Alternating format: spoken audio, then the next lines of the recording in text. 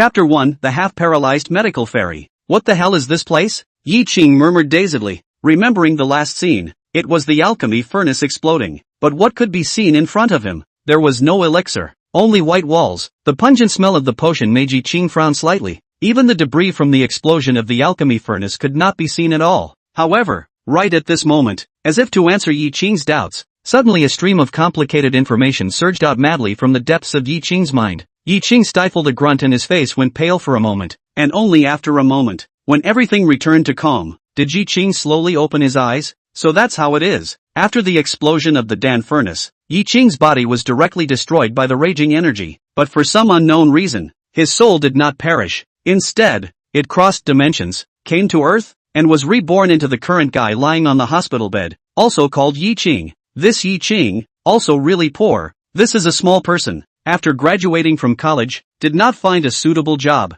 Coupled with this, Ye Qing is not much motivation. Simply went to the bar as a waiter. $1,000 a month wages. Scribbling, waiting for the existence of death. But already like this, God still refused to let him go. A car accident so that Ye Qing lower limbs paralyzed. Lying in the hospital. Until now, he has been in the hospital for almost a month. Paralyzed. Ye Qing was shocked. He was a medical immortal. If he was paralyzed, wouldn't that thing not work? Ye Qing's eyes instantly became deep, as if the stars of the ages were contained in his eyes. Pupil art, evil king's true eyes. Ye Qing's previous life's most proud immortal art, and realm has nothing to do with. By the soul is strong and decided. Although at this time Ye Qing lost all his cultivation, but the soul is still strong. Can use the evil king's true eye for this time. Ye Qing is definitely a good news. A few moments later, Ye Qing breathed a sigh of relief. Fortunately, the violent impact of the car accident made Ye Qing's leg bones compress to the lower body meridians. In layman's terms, it is the meridians blocked, but it was caused by the car accident at a later stage, which is more than simple for Ye Qing.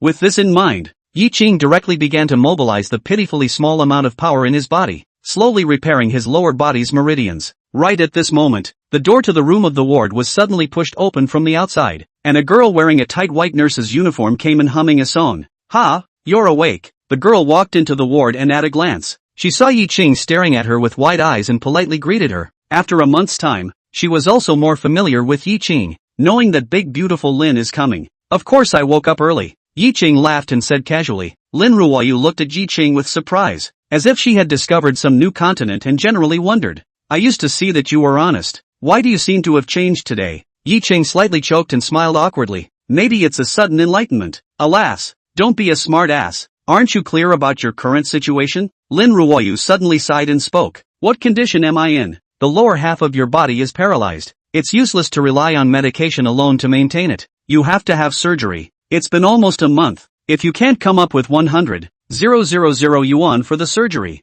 and you miss the optimal surgery period, you'll just can't be cured, right?" "It doesn't matter," Ye Qing said indifferently. "Are you giving up on yourself?" Lin Ruoyu glared, seemingly dissatisfied with Ye Qing's indifferent attitude. Ye Qing was laughing in his heart. He was talking to Lin Ruoyu while he was self-medicating, and now he was halfway there. By this time, two uninvited guests once again came to the ward, a man and a woman. The woman was born beautiful with an alluring figure. The man was dressed in a white suit, topped with a greasy hairstyle. Ye Qing frowned and coldly said, "Why are you here?" The girl, named Wang Yujiao, Ye Qing's girlfriend for 4 years in college, but just a day before Ye Qing was hospitalized in a car accident, they broke up. The reason was Xia Yu, a veritable rich second generation standing beside Wang Yujiao. "Why can't I come?" A trace of intolerance swept across Wang Yujiao's face, but it was eventually replaced by a cold smile. Counting the time, "It's been almost a month, right? What? The surgery hasn't started yet? That's not something you need to bother about,"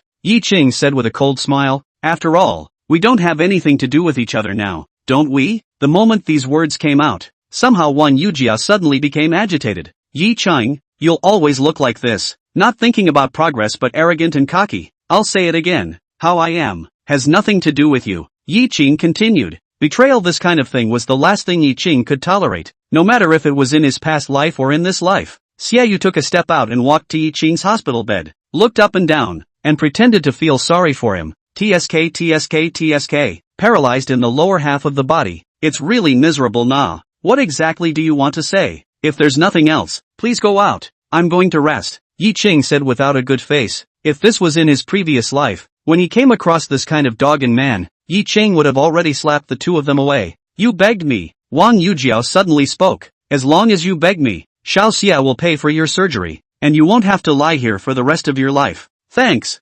No. Stubborn, Wang Yujiao growled, her complexion inexplicably slightly frantic. Are you angry with me? But ask yourself, what have you given me in your 4 years of college? $5 of hairpin? Or an old purse from a stall? Ye Qing violently twisted his head to look at Wang Yujiao. Once past events, one scene after another surfaced in his mind. Freshman year. You because of the family's poverty. You have to drop out of school to go home. It's me. I abandoned my studies. Go out to work part-time. All the money I earned to spend on your body. To pay for your schooling. You ask me what I've given you? Wang Yujiao color change. Originally beautiful face at this time looks a bit hideous. So what? What you gave me in 4 years of college is not as much as what Xie Xiao gave me in a day. Ye Qing suddenly narrowed his eyes and smiled. Spoke. What he gave you is money. What I gave you is the future. Bull asterisk asterisk asterisk asterisk future. How about you be realistic? Nah. You look down and see yourself. Graduated from college. Accomplished nothing. What I want you can't give me anything. And now you're paralyzed. If Xie Xiao doesn't pay for the surgery, you'll be lying in a hospital bed for the rest of your life. So you want me to beg you? Ye Qing said lazily.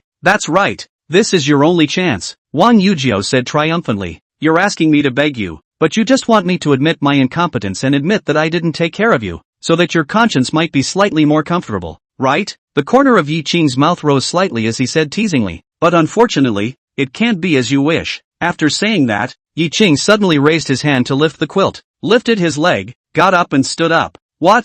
How is this? This possible? Wang Yujiao's face changed slightly in shock. Xia Yu was also shocked. Ye Qing didn't bother with Wang Yujiao anymore, but walked to Xia Yu's side, attached his ear and lowered his voice and said, Xia Xiao is it? Ask you a question. If a beautiful woman strips off her clothes and lies on the bed, and you realize that you are sexually impotent, isn't it a wimpy thing to do? With the evil king's true eyes, discovering this little problem in Xia Yu's body was not as easy as a slap in the face. Xia Yu's body shook violently. His eyes were huge, looking incredulously at Ye Qing, but Ye Qing had already turned around and walked towards the outside of the ward. Walking out 2 steps, Ye Qing stopped again, turned his head to look at Wang Yujiao, and said, one more piece of advice for Xie Xiao. A woman like this? I wouldn't even want to give her to me for nothing. After saying that, Ye Qing raised his foot again. Wait, Xia Yu exclaimed, what you just said. Said, you have a way? Xia Yu swore to the heavens that there was no second person who knew about this matter of his sexual impotence besides himself, but Ye Qing had seen through himself with a single glance. This Ye Qing was by no means as simple as Wang Yujiao said. Since I can tell, I naturally have a way. What method? Xia Yu said with an excited expression. Want to know? Oh, come beg me. Ye Qing didn't return his head and laughed loudly as he walked out of the room. Chapter 2, Patient or Doctor? Hey, wait for me. Lin Ruoyu panted as she caught up with Ye Qing and said with a shocked face. Yesterday, he was a paralyzed patient who was half paralyzed. How can he run so fast today? How did you do it? Ye Qing touched his nose. It was probably luck that it recovered on its own. Recovered by yourself? Is this really possible? Lin Ruoyu said half-heartedly. Of course it can. There is nothing strange under the sun. Ye Qing said smilingly, although Lin Ruoyu was still a little skeptical. But after all, I have seen with my own eyes. Yesterday Ye Qing's examination results are still deteriorating, but now it is even fit as a fiddle. It's a miracle. Right at this moment, a middle-aged doctor with his assistant brushed past the two. Director Wang. Lin Ruoyu hurriedly greeted, but that Director Wang didn't seem to be in the mood to respond at all. Ignoring Lin Ruoyu, turning his feet and hurriedly walking to the ward next to him, Lin Ruoyu skimmed his mouth, did not care, but turned his head to look at the ward, sighed and said, alas, it is really pathetic. The patient in the ward is an old grandfather, looks like a rich family. His condition, and you are the same, is also paralyzed in the lower half of the body, and the condition is still deteriorating. But it is said that the old grandfather have run all over the country's major hospitals, and also cannot check out anything. This way down. I am afraid that it is not the case. I am afraid that it is not the case, and it will be the case. Thing. If this goes on, I'm afraid that old grandpa won't live for long. Oh, rich people? Ye Qing's eyes brightened slightly. Lin Ruoyu nodded. It's rich, but unfortunately, even more money won't cure him. The two of them walked for a while longer. Lin Ruoyu left to go about her own business, while Ye Qing turned his head back with a turn of his feet. Inside a separate luxury ward, a heated argument was going on at the moment. A middle-aged man stood by the side of the hospital bed and loudly scolded. Director Wang, Our Tang family donates so much money to your hospital every year, and now you're telling me that there's nothing I can do about my family's old man's illness? Director Wang was sweating nervously. Although he was being chided, he didn't dare to feel any dissatisfaction at all. He could only nod his head and say, Mr. Tang, the old master's illness is indeed odd. Our hospital has checked everything that should be checked, but we really haven't found the cause of the illness. You mean my grandfather's illness is innate? A wonderful young girl beside the middle-aged man also couldn't help but frown. On the hospital bed, there was an old man lying. It could be seen that the old man had been tormented by the disease for a long time. His complexion looked quite haggard, but even so, that pair of eyes still contained a hidden essence. When he was young, he was afraid that he was also a great man. The old man sighed, said, this can't be blamed on you. The country's major hospitals have run through. No way. I'm afraid of this world. No one can cure my disease. Life should be right at this moment. A lazy voice sounded at the entrance of the ward. How about I come and try? Afterward, Ye Qing swaggered in, and was also wearing a hospital gown. Who are you? Director Wang was slightly stunned, and after looking at Ye Qing's hospital gown, he immediately frowned. Which ward are you a patient of? What are you running around for? Ye Qing ignored him and instead turned his head towards the old man and spoke. I heard that the old man is being tormented by the disease and is all out of options, so I came here to take a look. You know how to look at diseases? The old man felt amused and casually asked. A little bit, Ye Qing said modestly. The middle-aged man sneered and looked at Director Wang. This is your hospital's management system? In my opinion, it seems like it needs to be reorganized, right? Director Wang, who was on the side, turned white and looked at Ye Qing and said angrily, do you know who you're talking to? What kind of trouble are you causing? Get out of here. Ye Qing didn't take it personally and shrugged his shoulders and continued. Elder, I've already made it clear. I'm here to see you. The old man smiled and didn't say anything. Of course he didn't believe Ye Qing. Director Wang saw that Ye Qing didn't listen to the advice. He became even more anxious. If he incurred the displeasure of the Tang family because of this, he would have to eat his words. I'll say it one last time. If you don't go out, I'm going to call the police. Director Wang warned again. The middle-aged man also looked at Ye Qing with contempt and said, I've seen many crooks like you, but you picked the wrong person. Ye Qing frowned slightly, knowing that it wouldn't work if he didn't show some real skill, or else he would really be taken away by the police in a while. The old man was a soldier in his early years? Ye Qing said coldly. The old man was shaken and looked at Ye Qing in surprise, but then immediately regained his composure. This kind of thing can still be found out as long as someone with a mind to look into it. In a sense, it's not much of a secret. The corner of Ye Qing's mouth rose slightly as he continued. The old man suffered a gunshot wound some years ago. How many people know about this? The old man was shaken. His complexion suddenly became serious. Looking at Ye Qing with a grave expression, the middle-aged man angrily said, Nonsense, what the hell? Hurry up and give me Tianjian. The old man interrupted the middle-aged man with a soft shout and continued to stare at Ye Qing and asked, How did you know? Ye Qing smiled without saying anything, while the middle-aged man looked at the old man with a shocked expression. Could it be that the youth in front of him was telling the truth? But, he as the old man's son didn't even know? The old man seemed to understand something, turned his head to look at Director Wang and spoke. Director Wang, take your people out. Yes, Elder Tang, we're leaving now. Director Wang's face changed, and he hurriedly took his assistant and left in a grayish manner. Now that there are only people from my Tang family here, you can speak. Tang Lao looked at Ye Qing and continued. Ye Qing nodded his head and organized his words before speaking. Some years ago when Tang Lao was a soldier, he suffered a gunshot wound. The location was at the root of his thigh. Only for some unknown reason, Tang Lao didn't remove the bullet. He just scribbled and bandaged the wound. Is that correct? The old man's body had trembled slightly. Yes, Ye Qing was right. This matter, only a few old comrades back then knew about it. It was absolutely impossible for outsiders to know. Say on. The old man's voice trembled somewhat uncontrollably. Seeing the old man's reaction, Ye Qing also breathed a sigh of relief. It seems that he guessed correctly. Then let's get right to the point and talk about the condition. It's been more than 10 years. That bullet has been severely decayed, but the metal particles have not been discharged from the body. And over the years, the erosion of the blocked thigh meridians has led to a poor circulation of the blood,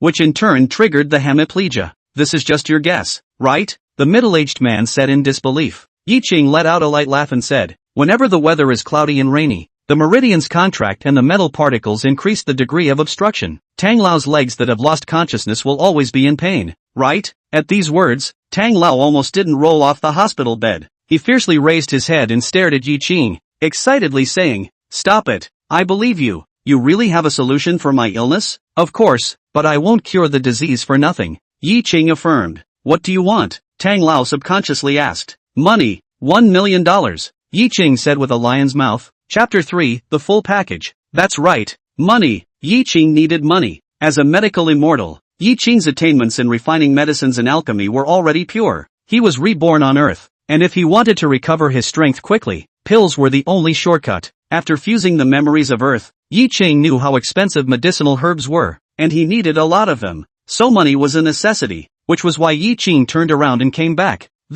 Tang Lao looked embarrassed. Are you sure? $1 million? Ye Qing frowned slightly and spoke. If it's too much, the price is still negotiable. No. $1 million is a drop in the bucket for my Tang family. Are you sure you only need $1 million? Tang Lao said in surprise. Such a marvelous figure only needed $1 million.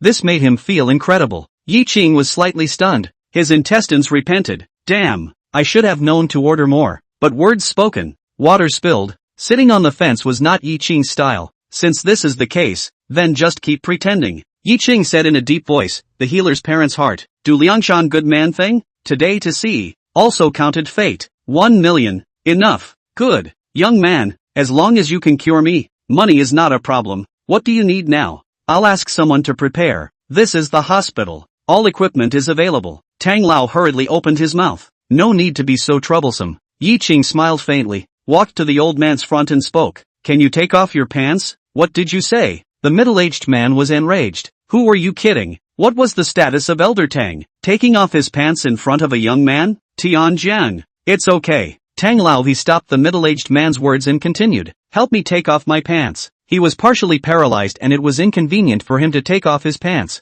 The middle-aged man originally had his suspicions, and now that he saw that Ye Qing was planning to use no instruments whatsoever, it even deepened the idea that Ye Qing was a fraud. But the old man had spoken and was adamant, so there was nothing he could do about it, and he could only unwillingly take Tang Lao's pants off. Seeing Tang Lao's exposed legs, Ye Qing also frowned slightly. The meridian blockage had been going on for too long. Tang Lao's legs had some muscle atrophy. The skin had even become a little blackened and necrotic. The condition was much more serious than what Ye Qing had imagined before. Some trouble. Ye Qing frowned and said, Tang Lao's illness could be cured, but to completely recover, he had to use his spiritual power to warm it up. But the spiritual power he could use right now was really pathetic. He couldn't do it for the time being. What?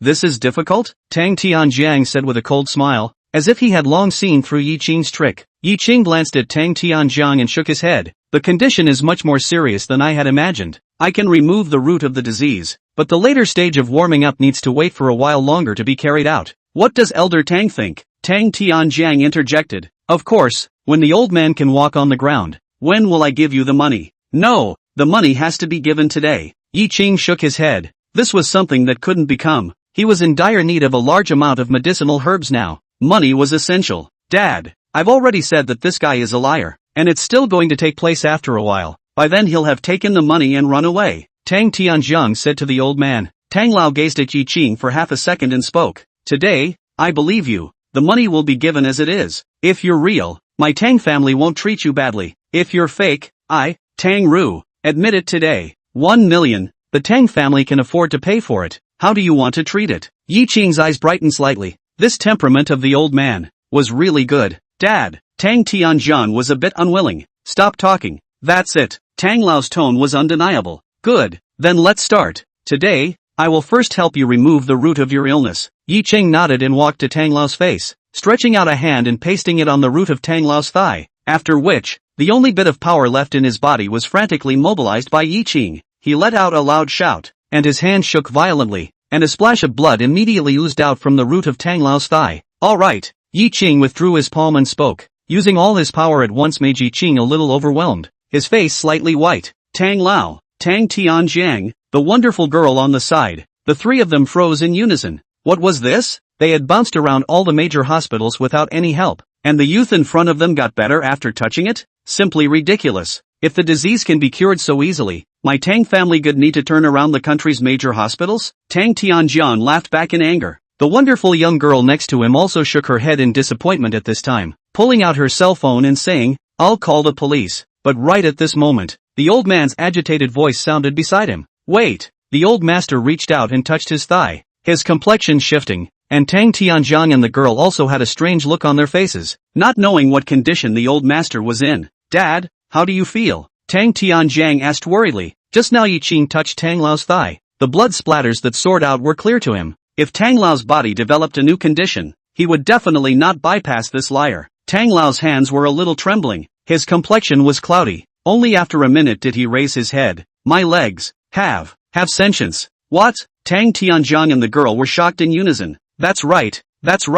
There's intuition, Tang Lao said excitedly, his eyes slightly reddening. 10 years. 10 whole years. It's been 10 years since I lost feeling in my legs, and today, I finally have feeling. Ye Qing saw that his maneuver was indeed correct. Then he spread his palms and said, I've sucked out all those metal particles. However, Tang Lao's legs meridians have been blocked for too long. In order to walk normally, it will take some time to recuperate. However, the root of the disease has already been removed, and the recovery is only a matter of time. And when I have the chance, I'll take another shot at it, to speed up the progress of Tang Lao's recovery. The three of them twisted their heads to look. In Ye Qing's palm, a layer of blood plasma, dots of small things emitting a metallic luster spread all over his palm. Gee man, the three people's faces changed, just by touching it. They actually sucked out the metal particles in it, the disease that had bounced around the country's major hospitals with no solution. The youth in front of them had only used 3 seconds. The old man Tang Ru. This is the canine son Tang Tianjiang,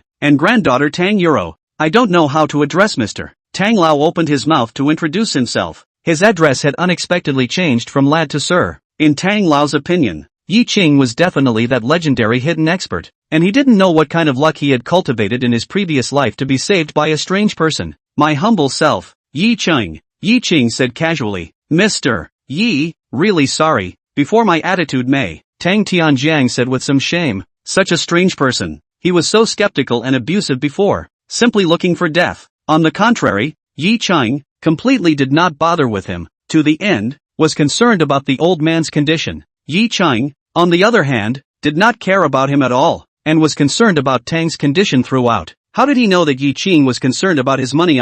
If he couldn't be cured, the money would be gone. There is no harm. As I said, the healer is a parent, and since I have the honor of seeing him today, I will give him a hand, Ye Qing said in an old-fashioned manner, pretending to be a full set. Tian General, quick, give the money to Mr. Yi, Tang Lao urged from the side. In this moment of time, the feeling in his legs was getting more and more real. After losing his intuition for 10 years, he suddenly regained a little bit of it, which made him feel as if he had regained his life. Tang Tianjiang fumbled on his body for a while, and said with some difficulty, that, Mr. Yi, there is 300,000 in this card. I didn't bring that much money with me when I went out today. How about this? I'll immediately ask someone to send it over. Mr. Yi just needs to wait a little bit. Only 300,000? Ye Qing was slightly stunned. This discount was also too harsh, right? But right now it seemed like it would be able to make do for a while. No need. 300,000 is enough. It's good to have this intention. If there is an opportunity in the future, then I will warm up Tang Lao's meridians and speed up his recovery. Ye Qing put the card into his pocket and spoke. Then thank you Mr. Yi. Tang Tianjiang, even liver blood, and seemed to suddenly think of something in general, hurriedly pulled out another card from his pocket. Mr. Yi, there is also this card. You and keep it. It was a hot gold-colored card, with no complicated patterns or words on it, only a simple word, Tang, although he didn't know what it was for, but since he had given it, it would be a waste not to have it. Ye Qing also took it and casually slipped it into his pocket. Seeing Ye Qing's couldn't care less expression, a few people's hearts were even more surprised. A high person is a high person. Jinghai City doesn't know how many famous families want to get such a gold card, but they can't get it at all. Ye Qing got it, but he doesn't care about it at all. Chapter 4 Sky High Protection Fee. Ye Qing had originally planned to go shopping for medicinal herbs, but after coming out of the hospital, it was getting late, so he gave up on that plan. After thinking about it, Ye Qing still decided to go back to the bar to have a look. After all, he still had a job there. Jinghai City is a city of the night. At this time, although it is late, but the life of the city of the night has just begun. The bar door is full of men and women. Ye Qing just came to the door. The security guard at the door stopped Ye Qing. Brother Wang, long time no see. Ye Qing greeted with a smile. Ye Qing, what the hell are you up to? Inexplicably disappeared for a month. The boss is furious. You'd better go to the boss's office to meet her now. Ye Qing was slightly stunned. A woman with a marvelous figure instantly appeared in his mind. Inside the office, Ye Qing casually stood in front of the desk and casually shouted, Sister Xia, you're looking for me? A luxurious to exaggerated leather seat was placed behind the desk. A beautiful woman with long lavender hair wearing a tight ultra-short skirt, as if a kitten was lazily nestled in the middle of the seat. Hearing Ye Qing's words before she slowly looked over, under the long eyelashes, there was a pair of sleepy eyes, a straight nose, a graceful eyebrow, and light red lips. This was the boss of the Green Harvest Bar. Xia He, it's good to be back. It's almost time. Change your clothes and go to work. Xia He nodded and said casually, to the Xiaha in front of him, Ye Qing's heart is still very respectful. Back then he graduated from university, no qualifications, no background, it doesn't matter, nothing, and just when he had nothing, it was Xiaha who took him in and gave him a job. I left for a month without a word. You're not going to fire me? Ye Qing hesitated for half a second, but still couldn't help but ask. Ye Qing didn't notify anyone about the car accident, but Xiaha didn't ask him where he went, and didn't blame him for leaving for a month without a word, as if nothing had happened, which made Ye Qing feel very strange. Fire you? Do you have somewhere else to go? Xia He asked rhetorically, casually lighting a fragrant cigarette, placing it on his lips and lightly inhaling it. Ye Qing looked up at Xia He and thought for a moment, before he shook his head. No. Ye Qing liked to see Xia He smoking, that lazy posture, lighting a fragrant spraying clouds, the whole body exudes an extreme seductive power. This was a woman that was enough to make all men go crazy for. If you don't have it, just continue to stay here. Xia He let out a light smile and continued, but if you didn't go to work for a month, you won't have your last month's paycheck.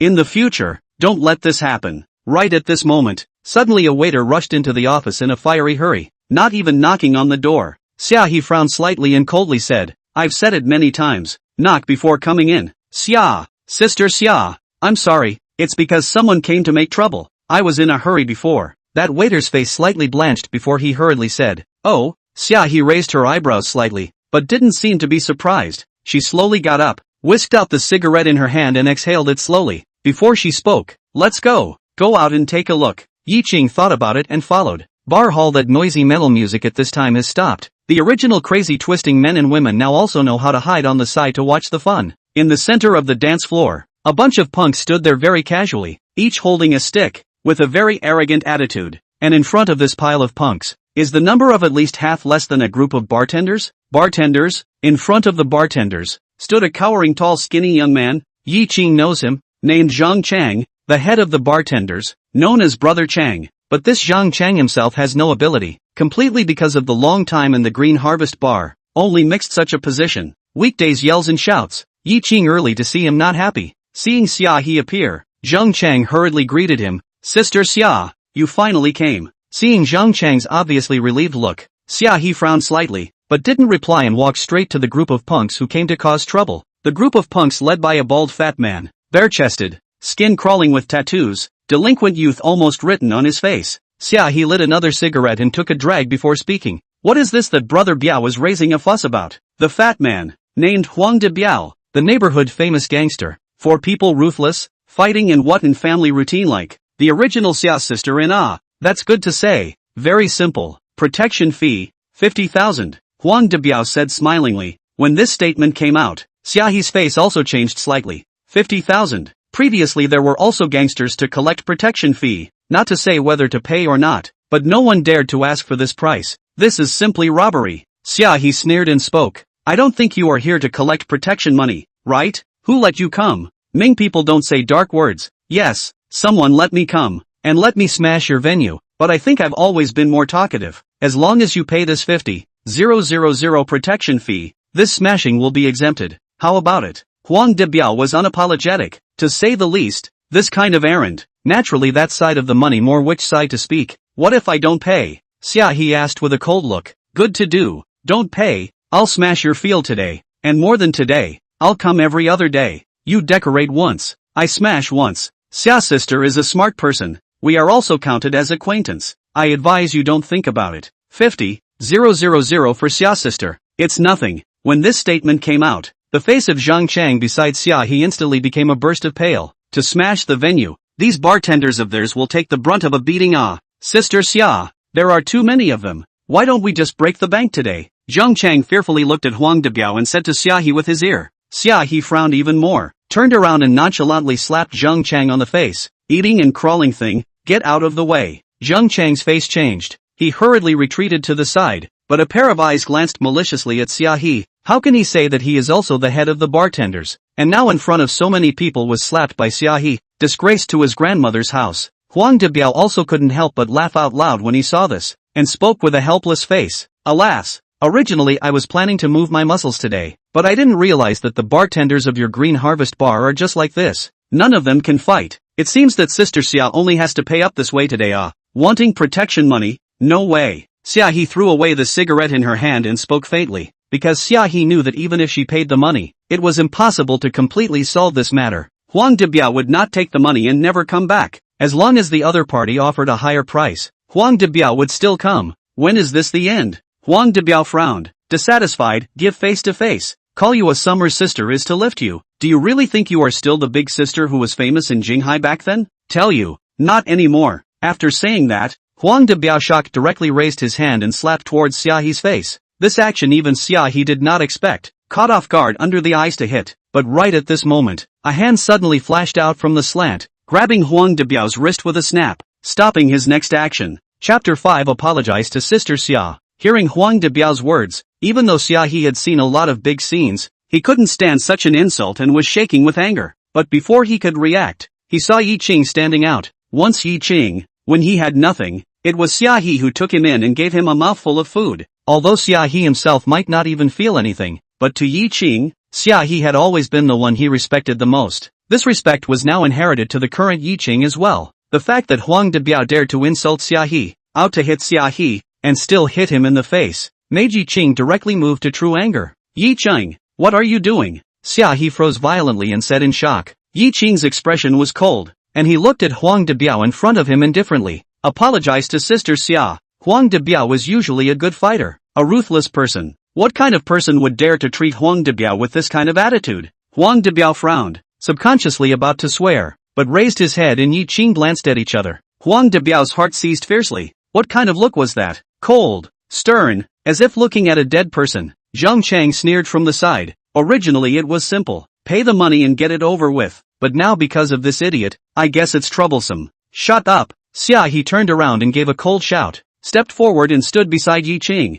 speaking. Ye Qing, let go, don't be impulsive. Ye Qing shrugged, and really let go of Huang Debiao's wrist, but the words remained the same, apologize to Sister Xia. Ha ha, Xiaohe, your men are not all goons, but unfortunately, the brains don't seem to be enough. Huang Debiao looked viciously at Ye Qing and waved his hand. Unload one of his legs and teach him how to talk to me in the future. After saying that, a few punks around Huang Debiao wailed and waved the sticks in their hands towards Ye Qing for the sake of performance. Ye Qing grabbed Xiaohe's arm and pushed it behind him, and spoke. Sister Xia, wait for me next to me for a while. Soon. In the next second, instead of retreating, Ye Qing advanced, bent his legs, bullied his way up, directly slammed into a guy's arms, shortened his body, and nimbly nudged his toes in a guy's armpit. The key point was attacked. The gangster let out a cry of pain. His arm immediately lost its strength. Even the stick in his hand couldn't hold it and fell down. Ye Qing smoothly grabbed the stick in his own hand, and backhandedly hit the other guy's small stomach with a stick.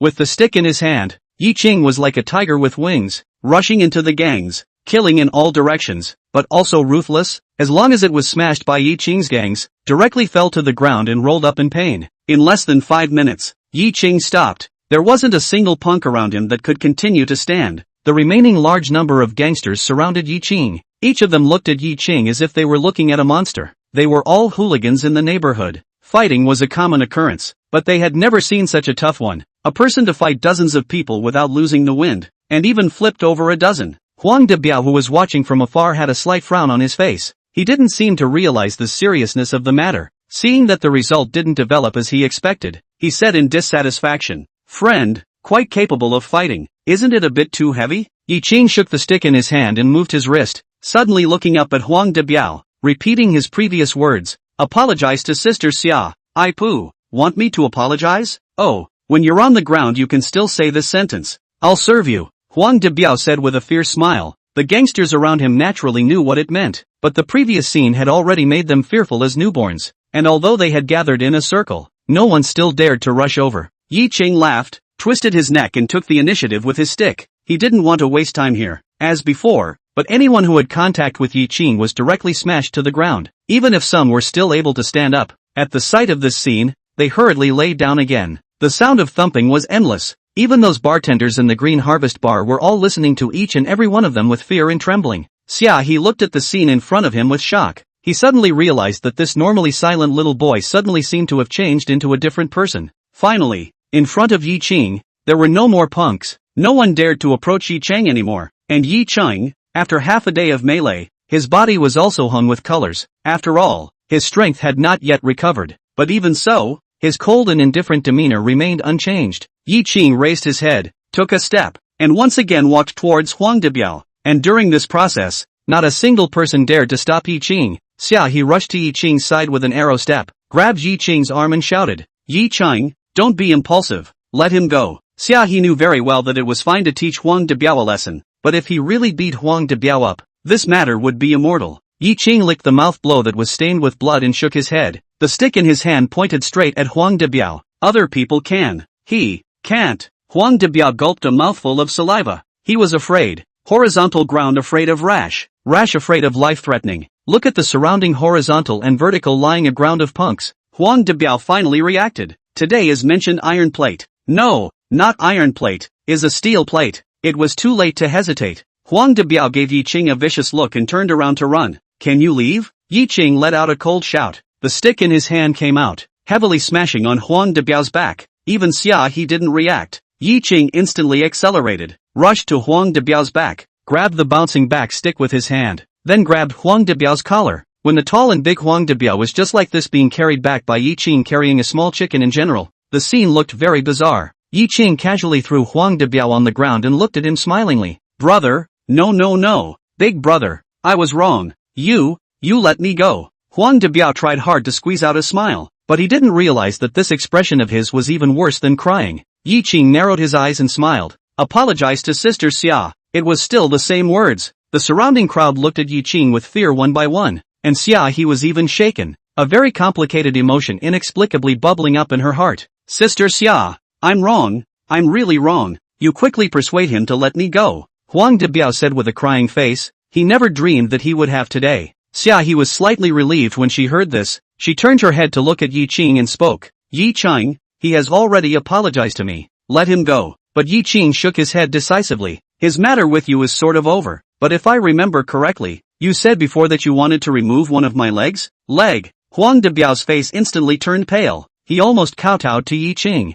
Big brother, it was Lei Gang who told me to come. It was all his idea. I'll tell you everything. I'll give you everything. Please spare me. Thanks for telling me that, but it's useless. After Ye Qing finished speaking, he raised the stick in his hand. Xia He's face changed drastically, lifting her feet and running towards Ye Qing. Ye Qing, don't! Click! The hand raised and the stick fell. Huang Debiao's right leg was directly smashed from the position of the knee, presenting a weird angle. Huang Debiao's face was as pale as a piece of paper. Pig-killing screams came out from his mouth. The Ye Qing standing in front of him now was no longer a human being, but a devil. Chapter 6 The Proper Little Bee. Huang Debiao was carried away by his own men, but the surrounding onlookers still hadn't come back to their senses. Sister Xia, this kid dared to break one of Huang Debiao's legs. Huang Debiao will definitely not stop. In my opinion, this kid is deliberately causing trouble for you, Zheng Chang said with a sneer as he walked to Xia He's side. He was the supervisor, but the limelight was stolen by Ye Qing, so Zheng Chang was naturally unhappy. Without saying a word,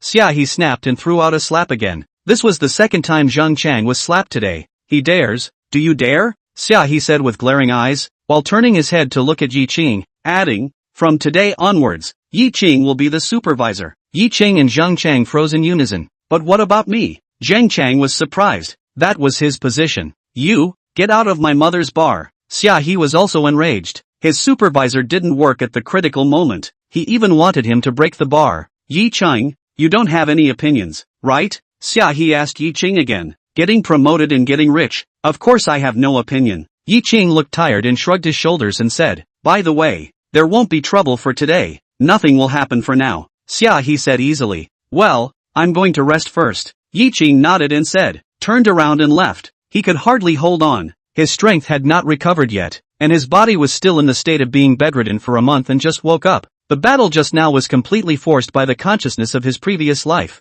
The uncontrolled outbursts were very damaging to his body. Ye Qing felt like he was floating when he walked. Right, when you go out, pay attention. That Lei Gang is a trouble. Looking at Ye Qing's obviously somewhat tired figure, Xia He added, Back in the office, in Xiaohe's mind, it wasn't the scene of the fight just now, but rather the words of Ye Qing that echoed back and forth. Apologize to Sister Xia. For the first time someone defended him like this. Ye Qing alone faced dozens of punks for her. Interesting little guy. It seems like I neglected you before. Xiaohe lit a cigarette, took a puff and murmured secretly. The next few days, Ye Qing lived quite comfortably. With the $300,000 given by Tang Lao, Ye Qing bought a lot of medicinal herbs, cultivated during the day, and spent the night at the bar. Even though he was promoted to a supervisor and didn't have to work, he still had to go to work, didn't he? The only thing that makes Ye Qing a little bitter is that the bar's dormitory is a group dormitory. Ye Qing refining medicine are sneaky to come, but still inevitably let the nearby several dormitories are permeated in a smell of Chinese herbs. Lying in front of the counter, slowly sipping wine, Ye Qing was a bit distressed. This is not the way to go on. We have to find an opportunity to move out. Now also have money. A change of residence should not be a big problem. Just at this moment, Ye Qing suddenly heard a clamor behind him. He couldn't help but twist his head to look, and he realized that it was someone making a scene. Ye Qing drank the wine in his cup in one go, before he lifted his foot and walked over. There was work to be done. 3 drunken guys with tattoos crawling all over their bodies were surrounding a girl on the dance floor with revealing clothes, full of profanity. Some bartenders went up to persuade them, and they were directly dry humped to the ground with a slap. Some of the bartenders in the vicinity hurriedly surrounded them. That girl, Ye Qing has some impression, named Su Mei, a very beautiful girl, is the atmosphere of the bar mediator, to beauty to drive the guests' spending power, commonly known as Little B. However, Ye Qing knew that this Su Mei was not some immodest girl, and it seemed to be a college student. The reason why she chose to do this line of work, maybe because life forced her to do so, but those things had nothing to do with Ye Qing. Why are a few big brothers in such a temper? Ye Qing smiled and went forward to ask. The bartenders saw that Ye Qing had appeared, and shouted in unison in greeting. Brother Ye, yo, it seems like you're still in charge. Come on, you judge. Brother came to your bar to play. He saw this chick and wanted to have some fun, but this chick wasn't allowed. Brother isn't too bad for money, right? The leader of an inch head full of wine breath said. Yes, no big brother, you are not bad money, but really sorry we this bar, no do that business girl, are decent people. Ye Qing nodded his head and said. As he spoke, Ye Qing walked to Su Mei's body, blocking Su Mei behind himself. I'm going to you. You're still a decent person. You still want to set up a house of cards after being a big brother? I still have my eyes on this chick today. Who dares to stop me? The inch head arrogantly shouted at Ye Qing. Su Mei was a bit scared and hid behind Ye Qing. Usually there were some customers who liked to molest them, but because of Xiaohe's cover, the general public didn't dare to make trouble here. Today these 3 guys were probably drunk and unforgiving. Seeing that Ye Qing didn't say anything, that inch head got even more complacent and said with a cold smile, What? Scared? Then I'll tell you an even scarier one. Know who my big brother is? Lei Gang from Empire Entertainment. Who? Ye Qing raised his eyebrows and asked. Lei Gang? What? You recognize? Before the inch head finished his words, he realized that he was kicked hard in the stomach. He was already drunk and unsteady on his feet, and now he was kicked by Ye Qing. He immediately fell over and knocked over the table behind him. The other 2 guys were confused and stood in place at a loss. Asterisk.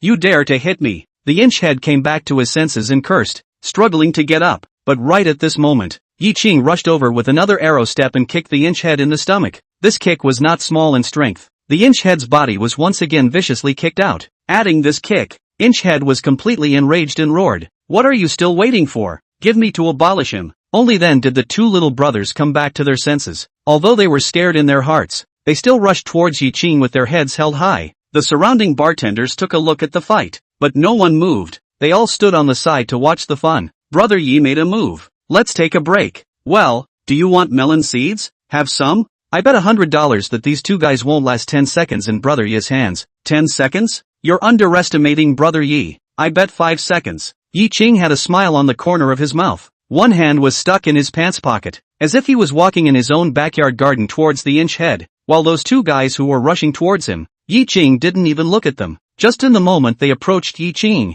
Ye Qing struck out 2 lightning-fast punches. The 2 men fell to the ground with a sound. Directly no movement. 1 second. The inch head sitting on the ground saw this. The alcohol was directly scared awake. Spoke with a bit of a big tongue up. What do you want to do? Ye Qing slowly squatted down, just looked at the inch head, and did not speak, maximizing to give the inch head a kind of psychological pressure. A minute, inch head to collapse, are about to cry out. Ye Qing only faintly asked, Lei just let you come? The inch head nodded his head like a chicken pecking rice. His intestines were repenting. Lei just gave him money. Let him come to cause trouble. The hell knows that Green Harvest Bar even has such a perverted a big brother in Without saying a word, he made a move. Very good. I won't hit you today. You'll pay for the damaged things in a while, as well as the girl's mental damages. A total of 5,000. Not even 1 point less. Understand? Ye Qing nodded and said, understood. The inch head hurriedly nodded. $5,000. It was already cheap. Also, go back and tell Lei Gang, come back to cause trouble again. Find some reliable people. If you can't, let him come over personally. Chapter 7 Be My Boyfriend. Just now the thing for Ye Qing is just a small episode. After finishing, and then continue to lie down in front of the counter to drink wine. Drink not drunk, but these slightly floating feeling let Ye Qing enjoy, as if drinking and drinking so ascended to the immortal. At this time, Ye Qing's phone suddenly rang. Ye Qing, slightly stunned, strangely took it out and looked at it. It was an unfamiliar number. Previously Ye Qing, character withdrawn and introverted. Also not many friends. The reason for having a cell phone is because of the need to contact with Wang Yujiao. Later Wang Yujiao with Xiaoyu. This cell phone never rang again. Was Ye Qing as a watch to see the time to use? After hesitating for a while, Ye Qing pressed the answer button. Brother Yi? On the other end of the phone was some coy voice, but Ye Qing still heard who it was the first time. Xiaoyu. Something wrong? Ye Qing sneered in his heart. Of course he knew why this bastard was looking for himself. Xiaoyu, sexual dysfunction. The problem was actually very simple, but with the current medical treatment, it wasn't simple. It would be a hell of a thing to cure. That, Ye brother before you said, my that, you know, Xiaoyu said with some difficulty. What that, what are you talking about? Ye Qing pretended to be puzzled and said, it is. Xiaoyu hesitated for a while, finally gritted his teeth and said, Brother Yi, honestly, I have been sick for a while. Brother Yi, you believe me? Wang Yujiao I didn't even touch. Ye Qing's face instantly grimaced, coldly said, I'll talk to you again. That woman and I don't have half a relationship. Whether you touch her or not doesn't matter to me. You don't have anything else, I'll hang up. Wait, Ye brother, is this way? You see, you said last time there is a way to help me to treat. I just think you would have time. Help me to take a look. The money and so on are good. Drop. Ye Qing directly hung up the point of the phone, joking, robbed the old man's girlfriend, but also in front of the old man to be pleased with the comer. Count on the old man to save you. Want to think beautiful. Just hung up the phone. Ye Qing felt a fragrant wind on the surface. A warm and soft body so lying on the counter beside Ye Qing. Surprisingly is Su charm. Honestly speaking, Su Mei's posture, absolutely is considered to be the best. Perfect posture, watery eyes like water. People like its name. All over the body is an extreme charm. Seeing that Ye Qing was staring at his own body, Su Mei did not have any inhibitions. Instead, she also held up her breasts in front of Ye Qing. Ye Qing coughed awkwardly and spoke. What are you doing here without going to work? I'll have to deduct your salary if you're lazy. You won't. Su Mei directly shook her head. Are you so sure? Ye Qing raised his eyebrows and asked with some amusement. Of course, I have a feeling that you and Zheng Chang are different. Su Mei cocked her head and said. Ye Qing skimmed his mouth and didn't reply. Nonsense. A medical fairy and a goon. Can they be the same? Comparing Ye Qing to Zheng Chang, that would be an insult to Ye Qing. Seeing that Ye Qing didn't say anything, Su Mei once again leaned towards Ye Qing's direction, sticking herself on Ye Qing's arm, staring at Ye Qing's side face just like that. 1 minute, Ye Qing was indifferent. 2 minutes, Ye Qing's expression got a little unnatural. 3 minutes, Ye Qing gulped. Ye Qing conceded defeat, shook his head with a bitter smile and asked, looking for me for something? Say it. If it's to say thank you there's no need. Self-siblings, it should be. Be my boyfriend? Su Mei said coldly. Ye Qing puffed out the wine in his mouth, coughed violently and looked at Su Mei dumbfounded. Su Mei aggrieved beeped and spoke. Look at you aggrieved. Just let you pretend to be my boyfriend. It turns out that today Su Mei has a class reunion. A few sisters will make fun of Su Mei with their boyfriends every time they get together, and there are a lot of people hitting on her. Su Mei is annoyed, so today she intends to borrow Ye Qing. So Ye Qing was slightly relieved, but we have so many handsome guys here. You just find them. You are a big beauty. This favor, they will definitely line up to come. No, although they are handsome, they are unreliable. Although you are ugly, you are capable. Su Mei shook her head and said naively. Ye Qing had a reluctant face. It's not very ugly alright, at most it's a little bit more popular. Ha ha, and you joke la. Really? Then it's a deal A moment I get off the morning shift to find you. Do not go After saying that, Su Mei then jumped and left, not giving Ye Qing the chance to answer at all. In that case, go just go. But after work, after Ye Qing's efforts, he finally borrowed transportation, a brand new,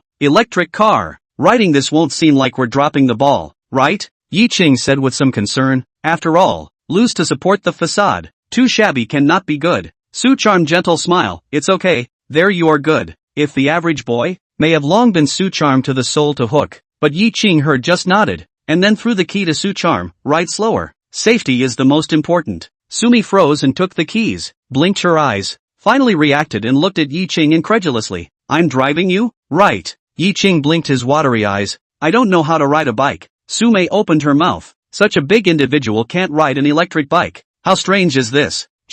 Her skills are actually not very good. The electric car is crooked. Finally, in the first 5 minutes before the impending tardiness, rushed to the destination, the Crown Plaza Hotel. Inside a private room in the banquet hall, everyone had basically arrived, just missing Sume and Ye Qing. When the two of them walked in, the entire private room fell silent. Every time Sumi appeared, she would cause such an effect. Only today, this effect was destined to be prolonged. Wow, Sumi, who is the little handsome guy beside you? The one who spoke was a girl who looked a little baby fat, with 2 tiny dimples on her face when she smiled. And what attracted the most attention had to be her breasts. Yu Xiaoyan. Sume glared at the girl. It wasn't a good idea to draw the battle to Ye Qing at this critical moment. Yu Xiaoyan was Sume's best BFF, spat out her tongue and looked at Sume with an innocent face. The others also had the same expression, waiting for Sume to introduce them. Okay, this is my boyfriend. His name is Ye Qing. Sume smiled and introduced. Ye Qing politely nodded his head, considered to have said hello.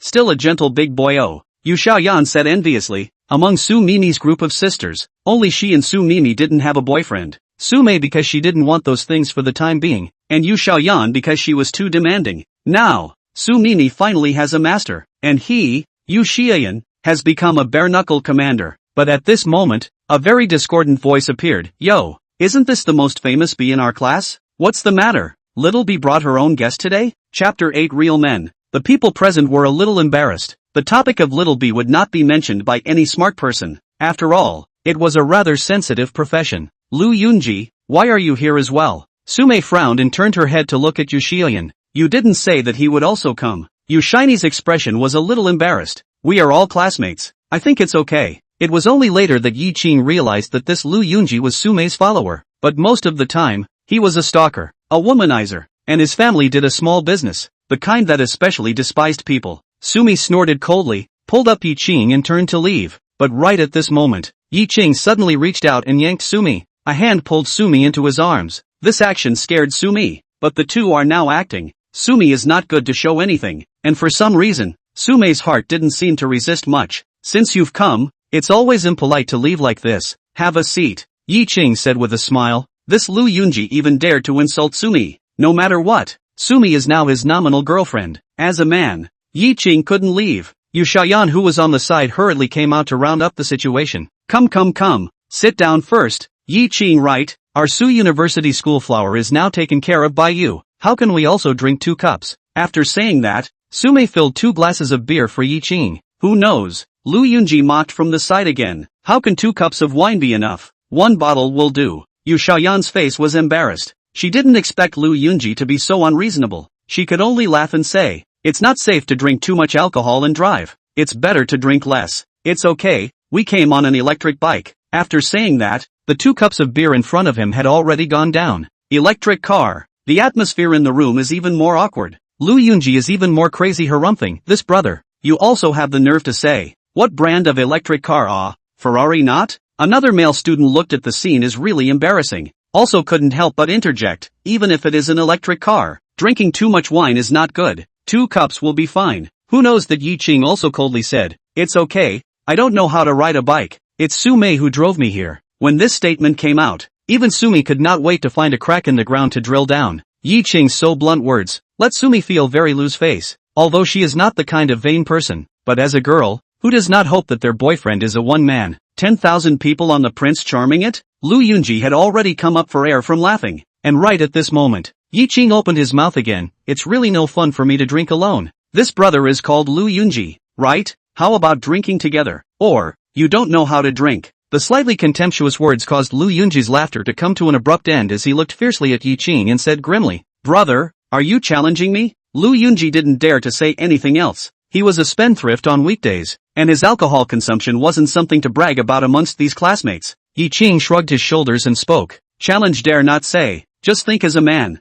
Drinking is a necessary skill. Fine. I'll drink with you. Lu Yunji sneered, opened his mouth and shouted. Waiter, bring a case of beer here. Wait. Ye Qing suddenly interrupted Lu Yunji. Since you want to drink, beer is no fun. How about white wine? After saying that, without waiting for Lu Yunji's reaction, he similarly shouted, Waiter, come a few bottles of erguotu. Erguotu, cheap, but the wine is strong. The average person can't really drink much, and Ye Qing directly asked for a few bottles. Lu Yunji's face was a bit ugly. Seeing Ye Qing so calmly asked for a few bottles of erguotu, he couldn't say anything. At this time saying no, that would be a big loss of face. This is not Lu Yunji's character. So at that moment, he could only grit his teeth and kept silent. But even so, in Lu Yunji's opinion, Ye Qing was only trying to save face. In terms of alcohol, Lu Yunji was really not afraid of Ye Qing. Soon, a few bottles of erguotu were sent over. The surrounding students were also interested at this time. Yu Xiaoyan was even looking at Ye Qing with a strange look, as if Su Mini's boyfriend wasn't that bad. Really okay? Su Mei, some worried, holding Ye Qing's arm, asked. Ye Qing reached out and patted Su Mei's hand,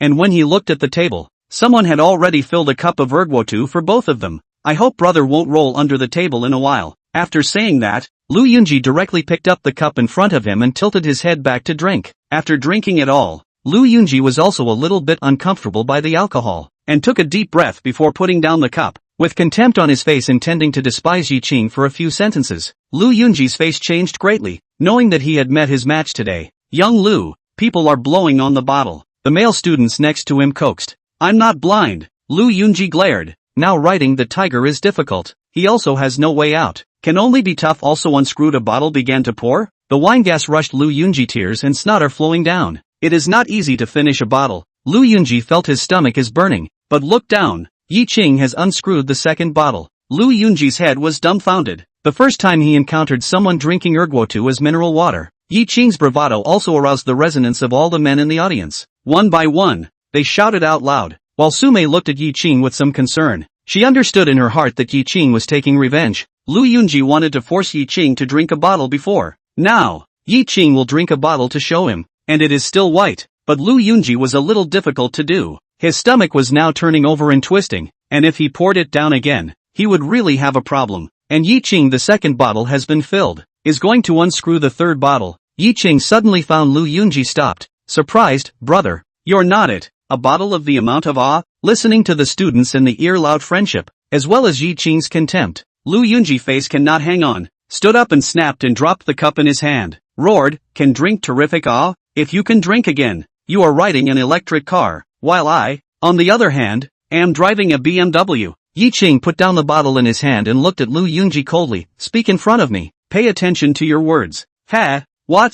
Not convinced? Ah? Find a million people riding the B and think you are great? Damn, tell you, Sucharm is also just the old man play left over. Heart enthroned to you, Lu Yunji shouted loudly, wanting to cover up his embarrassment of failing to spar just now. Who knows? Just as his words fell, Ye Qing dodged and stood up, and without mercy, he threw out a slap with a snap. Lu Yunji's head was confused, and when he twisted his head, his face was hot and painful, and there was an additional clear slap mark. Get your facts straight. Sumi is just not looking at goods like you. If I hear you dare to insult Sumi one more time, I'll knock your teeth out, Ye Qing said coldly. The scene transformed too quickly. When everyone was a bit unable to react, Ye Qing had already slapped Lu Yunji's face. Sumei's face changed slightly. She knew that Ye Qing could fight, but this Lu Yunji's family was a bit powerful. When the time came, she was afraid that it would not end well. I'm going to curse. Snap. Ye Qing interrupted Lu Yunji's words with another slap. This slap Ye Qing slightly used a bit of force. Lu Yunji's big incisor directly flew out. The male students present one by one Jirua shivered looking at the murderous Ye Qing. At this moment, they really recognized Su Mini's boyfriend. A hard man. You wait for me. My big brother happens to be here. You wait for death. The incisor teeth were knocked out. Lu Yunji was already furious, but he didn't dare to make a move with Ye Qing. He could only ruffle a harsh word, turned around and rushed out of the private room. Chapter 9, Portia driving for fun. After Lu Yunji left, Su Mei then hurriedly grabbed Ye Qing's arm and said, Ye Qing, are you alright? Who knows? But Ye Qing suddenly reached out and took Sumi's hand off his arm, then asked back, I said that before. It made you lose face? Sumi's heart was startled, looking up at Ye Qing's face. For some reason, Ye Qing was clearly still smiling, but within that smile, there was a slight indifference mixed in that was not there before. Sumi's heart suddenly ached, as if she had been stabbed hard by something. She opened her mouth but closed it again. Ye Qing was right. For a moment before, she did have that feeling of disgrace. In fact, Ye Qing didn't mean anything else. It was only because he inherited the memories of Ye Qing from before. He was more or less affected a little bit. Wang Yujia was in love with him for 4 years. In the end, it was because of the dislike of Ye Qing that she left. And just in the moment before, Ye Qing felt this in Sumei's body. Right at this moment, the door of the private room was suddenly pushed open vigorously. The person who walked in first was naturally Lu Yunji, but the person who came in behind Lu Yunji was the one that Ye Qing could not have imagined no matter what. This person was Wang Yujiao, sister-in-law. It's this guy. Lu Yunji proudly reached out and pointed at Ye Qing and said, while at the same time, he turned his head to Ye Qing and said, "Kid, my big brother has something going on right now. He'll come over in a while, so you're just waiting to die." Behind Wang Yujiao, there are a bunch of gangsters followed in. Xiaoyu usually loves to raise these idlers. Now they are being turned into Wang Yujiao's traitors. Ye Qing looked up at Wang Yujiao. A trace of coldness flashed in his eyes. Wang Yujiao was heavily made up. Her clothes were exposed, and her perfume was so strong that it was pungent. This woman was enough to make all men go crazy for her. But at this moment, Ye Qing didn't have half a feeling. Who did I think it was? It turned out to be Ye Qing. This trash, Wang Yujiao said with a smile. Lu Yunji was slightly stunned and looked at the two in surprise. Good, so these two people know each other, then it would be better to make a move. Ye Qing kept his mouth shut. He, who did not bother to answer, also did not have the need to open his mouth. A small bartender of a bar. Now you even dare to cause trouble. Why didn't I find you so accomplished before? Wang Yujiao continued to sneer, her face full of sarcasm. What did you say? Sumi glared. No matter what relationship Ye Qing had with her, if she dared to talk about Ye Qing like that, Sumi would not agree. Sumi, I'll handle it. Ye Qing reached out and blocked in front of Sumei, signaling that Sumei didn't care herself. Yo, new girlfriend 4 years in college, you saved money, part-time job outside. All the money of all the people was spent on me. But unfortunately, you were still dumped by me. And now where did you get the money from to support this little beauty? Wang Yujiao once again burst out a shocking news. Sumei was shaken, turning her head to look at the side of Ye Qing's face. But Sumei felt a burst of heartache. 4 years in college and finally dumped. Failure is nothing more than that,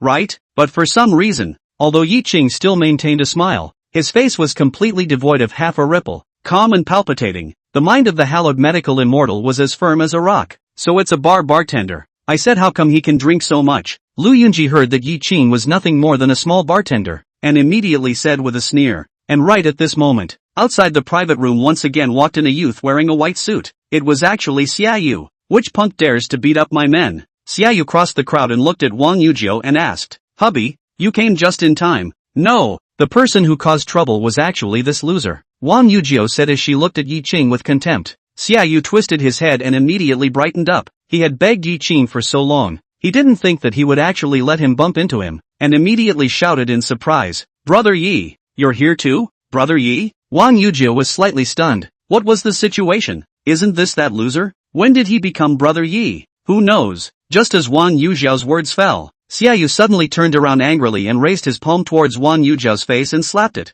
Asshole, how do you talk to Brother Yi? Snapping sound. Listening to the sound, this slap was not light. Xiaoyu's disease, as long as Ye Qing could cure it. If Ye Qing didn't make a move, Xiaoyu would always be an incomplete man, an unseemly waste. In order to please Ye Qing, Xiaoyu can give up Wang Yujiao at any time. Wang Yujiao and Lu Yunji were completely confused. Wang Yujiao was not clear about the situation, but Lu Yunji's face had already darkened. He was just a piece of Xiaoyu's renegade. But now, seeing Xiaoyu's attitude towards Ye Qing, he knew that he was in deep today. Young Xie, you beat me for this loser? He's just a loser. Wang Yujiao covered her face and panicked in fear. Xiaoyu sneered and spoke. If you dare to insult Brother Yi again, it won't be as simple as a slap. Xiaoyu sneered. I have followed you for so long. Didn't you follow me for money? What? You can't stand this bit of suffering now? Then you get out of here before it's too late. From today onwards, I, Xiaoyu, don't have half a relationship with you. Wang Yujiao was shaken, incredibly looking at Xiaoyu. Without Xiaoyu, she would be nothing. The life of a rich man was about to leave her again. No, she couldn't let this thing happen. She was afraid. Wang Yujiao suddenly turned her head to look at Ye Qing and spoke. Ye Qing, no, brother Ye, for the sake of our previous relationship, you let me off the hook, you spare me. I know I'm wrong, you let Xiaoyu not abandon me, I beg you. Seeing Wang Yujiao's appearance at this moment, with her heavy makeup and disheveled hair, Ye Qing did not have the slightest ripple in his heart. Ye Qing remained silent, a pair of eyes that were indifferent. No, it can't be like this. Ye Qing, you can't be like this. Wang Yujiao shouted frantically. Xiaoyu was afraid that Ye Qing would be upset, and gave a wink to the gangster beside him, and directly drove Wang Yujiao out. Only then did Xiaoyu turn to look at Ye Qing and spoke. Brother Ye, are you alright? The people in the room all felt a bit dazed. They could naturally see that this youth in white suit was Lu Yunji's so-called big brother. But now, this big brother was so respectful to Ye Qing. What exactly is the identity of this Ye Qing? A small bartender in a bar? How is that possible? Even if it killed them, they didn't believe it. It's nothing. This Lu Yunji is your man? Ye Qing glanced at Lu Yunji. In his eyes, a murderous aura boiled. Xiaoyu shivered in fear and immediately reacted, turning his head to angrily look at Lu Yunji. What's going on? Without saying a word, Lu Yunji flung himself on his knees, dryly, decisively, begging for forgiveness. It's my fault. It's me who has eyes and doesn't recognize MT. Tai. You shall. You spare me. Xiaoyu twisted his head to look at Ye Qing, waiting for Ye Qing to decide. Ye Qing lifted his foot towards Lu Yunji, step by step, as if stepping on Lu Yunji's heart-beating node. Ye, brother Ye, you. Lu Yunji looked at Ye Qing in fear. Those eyes, just one glance, as if piercing through the soul. Such a scary look. Ye Qing casually kicked Lu Yunji to the ground, then stepped on his chest, slightly lowered his head, and said in a cold voice, from now on, where I, Ye Qing, appear, you are not allowed to appear again, or else, I will see you once, and beat you once. Understand? Understood. Understood. Lu Yunji shouted hurriedly. Ye Qing was not in a good mood. If it wasn't for Su Mei being here, probably Lu Yunji would have already died. To Lu Yunji, this was already considered Ye Qing's mercy. Ye Qing turned his head and said to the frozen Sumi, Sumi, let's go. So long, don't lose the electric car. This world, it's a mess. Electric car? Xiaoyu, slightly stunned, hurriedly opened his mouth and said, Brother Ye, don't be anxious. This is good. My Porsche is right outside. Brother Ye, drive it to play. The crowd's mouths were almost able to hold eggs. Porsche, drive it for fun? No, can't drive. It's better to have an electric car. Ye Qing laughed, pulled up Su Mei, who was still in a bit of a trance, and crossed the crowd. Right, Brother Ye. You see what I called before. Xiaoyu of course will not be stupid to surrender his own disease here. I'll think about it. Ye Qing dropped a sentence and disappeared with Su Mei at the door. After leaving the hotel door,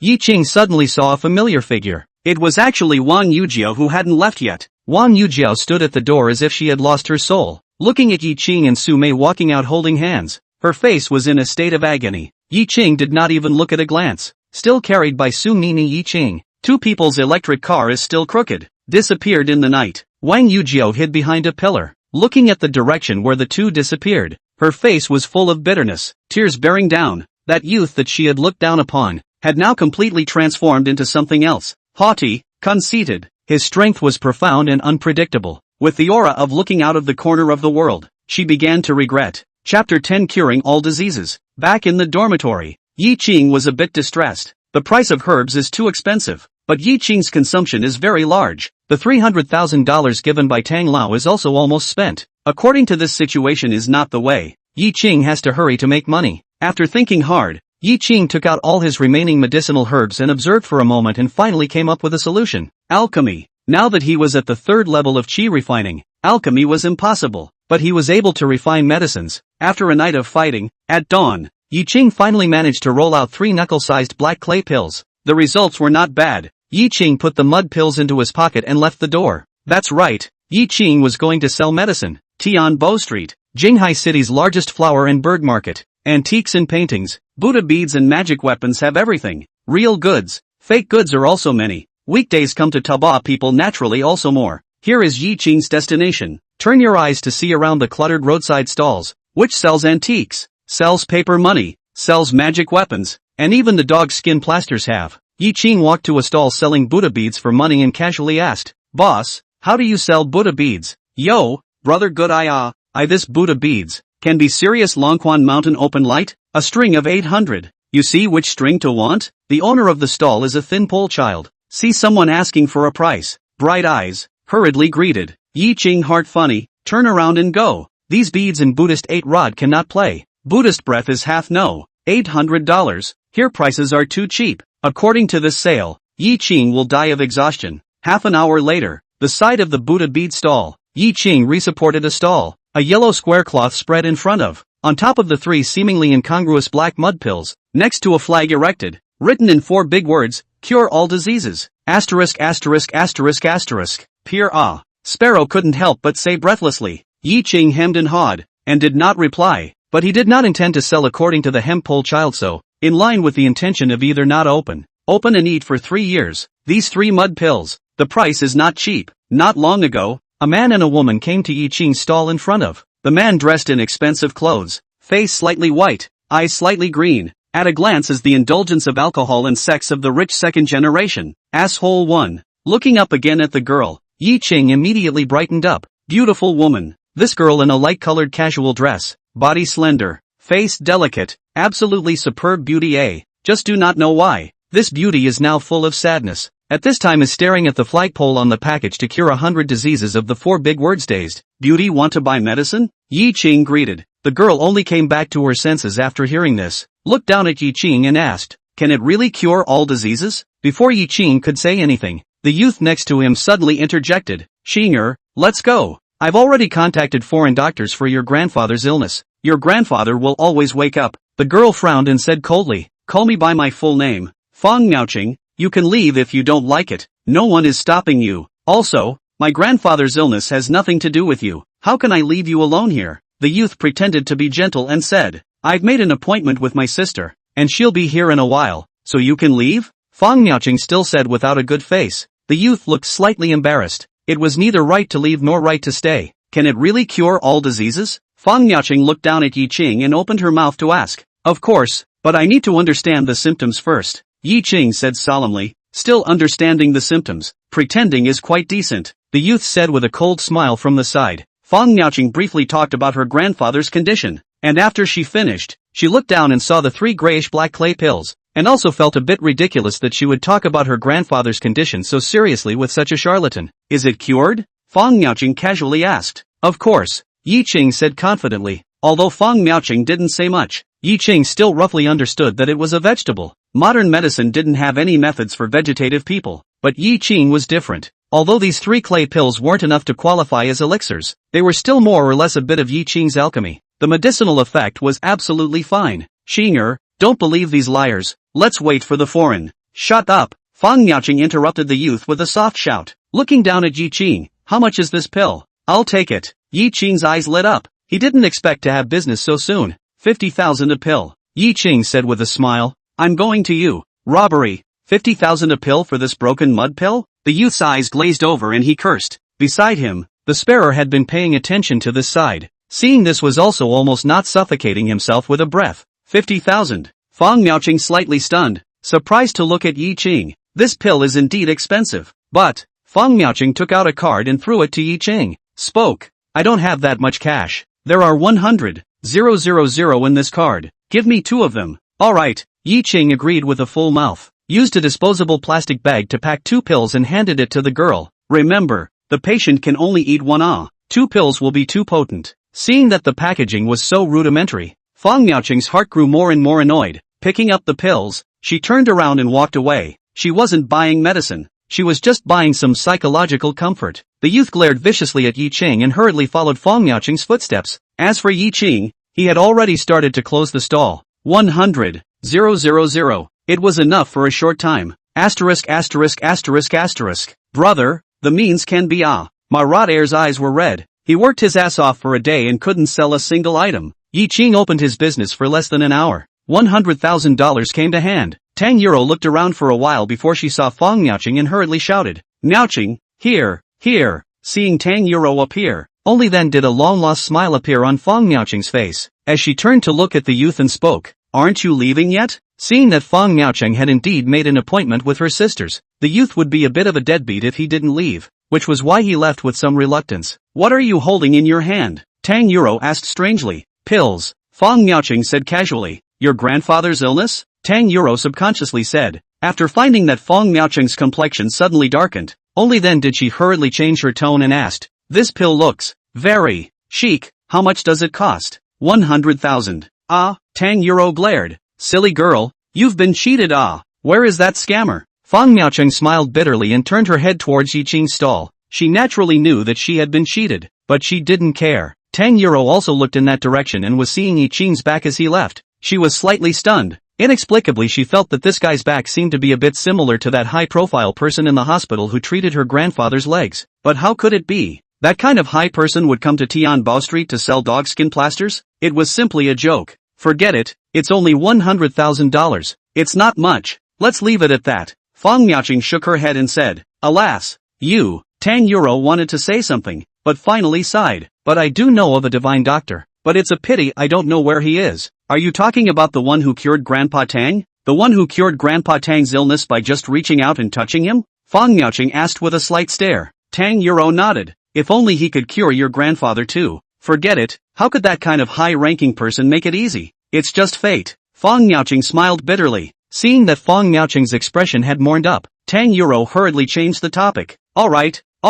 don't be unhappy, let's go. Since we're here, let's go to your house and take a look at Grandpa Feng. Chapter 11, The Wonderful Doctor. Returning to the vacation, the two girls saw at a glance several unfamiliar cars parked in front of the villa, and outside the door of Grandpa's room, a middle-aged man was anxiously beating around. "Dad, what are you doing?" Fang Miaocheng asked in surprise as she stepped forward and looked at the door of her grandfather's forbidden room, making a gesture to go in. "Miaocheng," the middle-aged man shouted and said, "Elder Mu is treating your grandfather. Don't disturb." Tang Yuro, who had greeted the middle-aged man on the side, heard this and couldn't help but murmur, "Surname Mu, Mu Yunzhong?" Fang Miaocheng suddenly let out a cry of surprise. Mu Yunzhong of the Mu family, known as the Wonderful Hand Divine Doctor. Elder Mu? The middle-aged man nodded seriously. "Yes, it's hard to invite. Don't disturb people, wait outside. Grandpa is saved." Fang Miaocheng cheered excitedly. "Don't be too happy too early. Old Man Mu said that the old man's illness is not optimistic.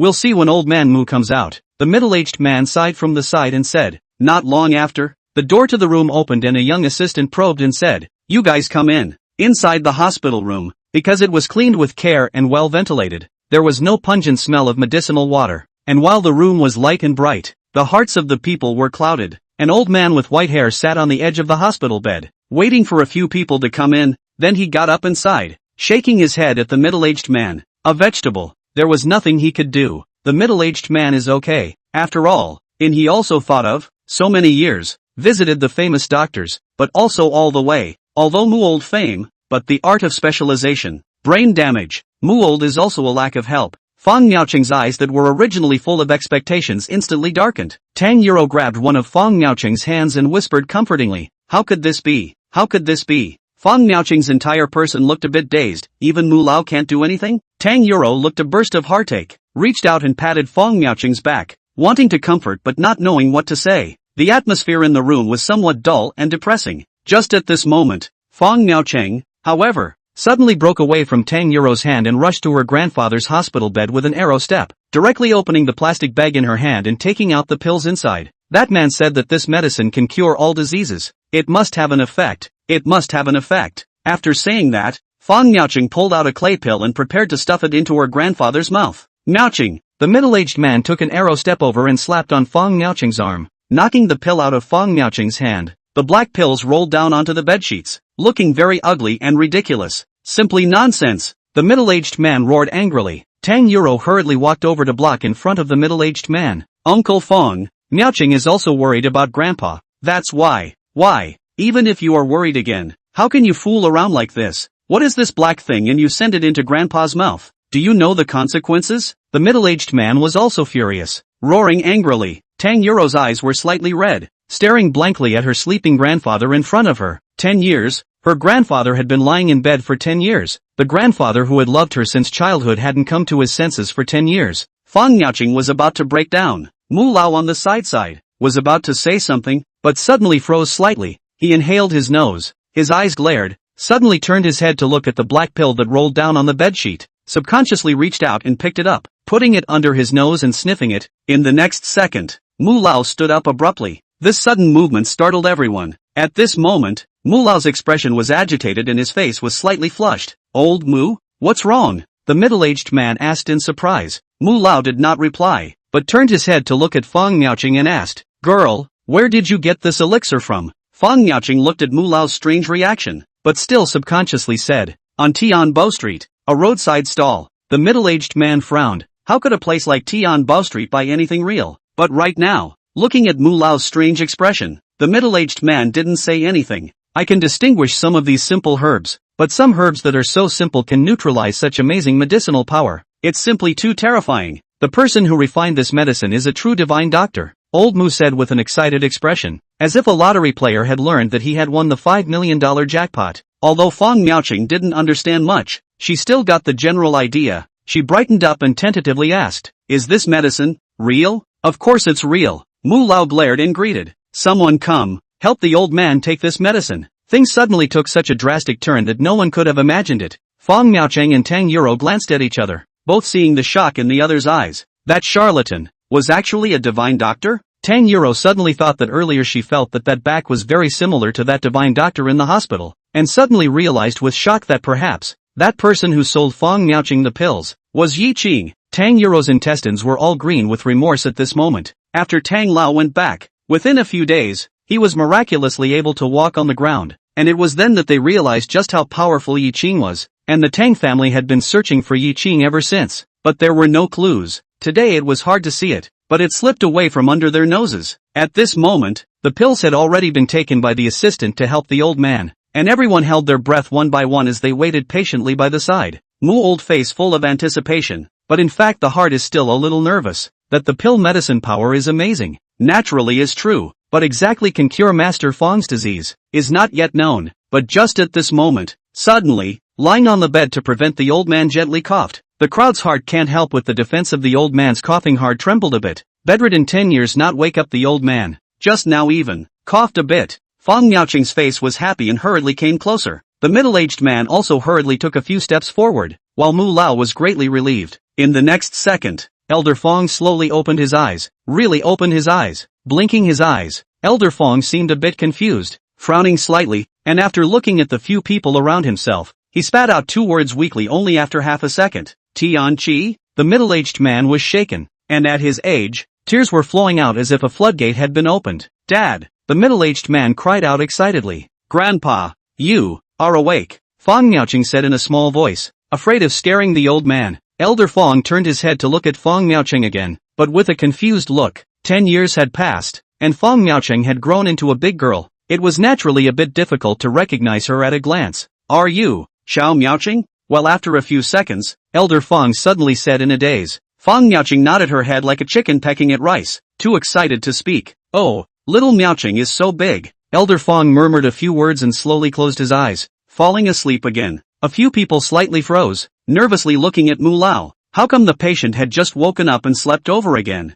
Mu Lao waved his hand and said, "Don't worry, Elder Fang is already fine. The next step is some conditioning process. It's been 10 years, Elder Fang's brain is still not active. Let Elder Fang rest for now." After hearing this, only then did a few people completely breathe a sigh of relief, while Mu Lao had his eyes staring straight at Fang Miaoqing's hand. If he wasn't mistaken, in the plastic bag, there was also a clay pill. Chapter 12 Alley Crisis. "That, girl, look, your grandfather's illness is now also good. That elixir in your hand, can you sell it to me?" Mu Lao swallowed his saliva and couldn't help but say. Fang Miaoqing, slightly stunned, hurriedly babyishly stuffed the elixir into her bosom, carefully guardedly looked at Mu Lao. "Such a magical thing, how can you say sell? And, the Fang family is not short of money at all. Of course it is impossible to sell." The middle-aged man also stood out, blocking in front of Fang Miaoqing, and laughed. "Old Mu is also tired today. Why don't we just leave it at that for today? Old Mu also take a good rest." Mu old man's face was a hard look. This heck directly gave an expulsion order. $10 million,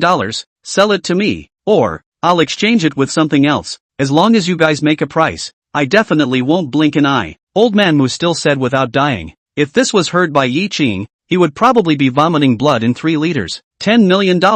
How many medicinal herbs would that have to buy, to be hobbled by him for 100,000, and they were still talking about the price of one. Mu old man joking. This pill is the daughter accidentally from the hands of a high person, is also considered fate. If sold, is not it offended the high person? 10,000 cannot. The middle-aged man continued to laugh. "Nonsense, of course it's not for sale. Mu Lao sighed deeply. It was right. This kind of treasure, if it was him, he wouldn't sell it either. However, Mu Lao was still undeterred. Turning his head towards Fang Miaoqing, he asked, "Did you meet that high-ranking person in Tianbao Street before? Can you inform old man of the specifics of his appearance?" It didn't matter if the medicine wasn't for sale. This didn't matter. Anyway, that high person had already left by the time Fang Miaoqing left, so Fang Miaoqing told Ye Qing's appearance characteristics one by one. Over 20 years old? Old Mu's eyes glared. No way. That high-ranking person is so young? Could it be that the pill wasn't made by him? Right at this moment, Tang Yuro on the side suddenly spoke up. It should be him, right? After attracting everyone's attention, Tang Yuro sighed and continued. He should be the same high person who cured my grandfather. You should all know about my grandfather's illness. After being touched by him, he's now able to walk on the ground. Oh, you know him? Mu Lao's eyes were almost glazed over. He was naturally clear about the Tang family's old illness, but after being touched by that high person, he was actually able to walk. Mu Lao hurriedly turned his head to look at Tang Yuro and asked. But to Mu Lao's some disappointment, Tang Yuro shook her head. That high man seems to be unwilling to let others know where he is, and I only know his name. Ye Qing. Elder Mu nodded, deeply impressed. That is, if he is a high person, he naturally has his own rules. Now it seems that this high person is afraid that he is intentionally waiting for you at Tianbao Street. He is not selling medicine, but he is purposely helping your Fang family. Fang Miaoqing slightly froze, seemed to think of something in general. Shocked, that's right, such a miraculous pill, but he sold it to me for 50,000 apiece, and at that time,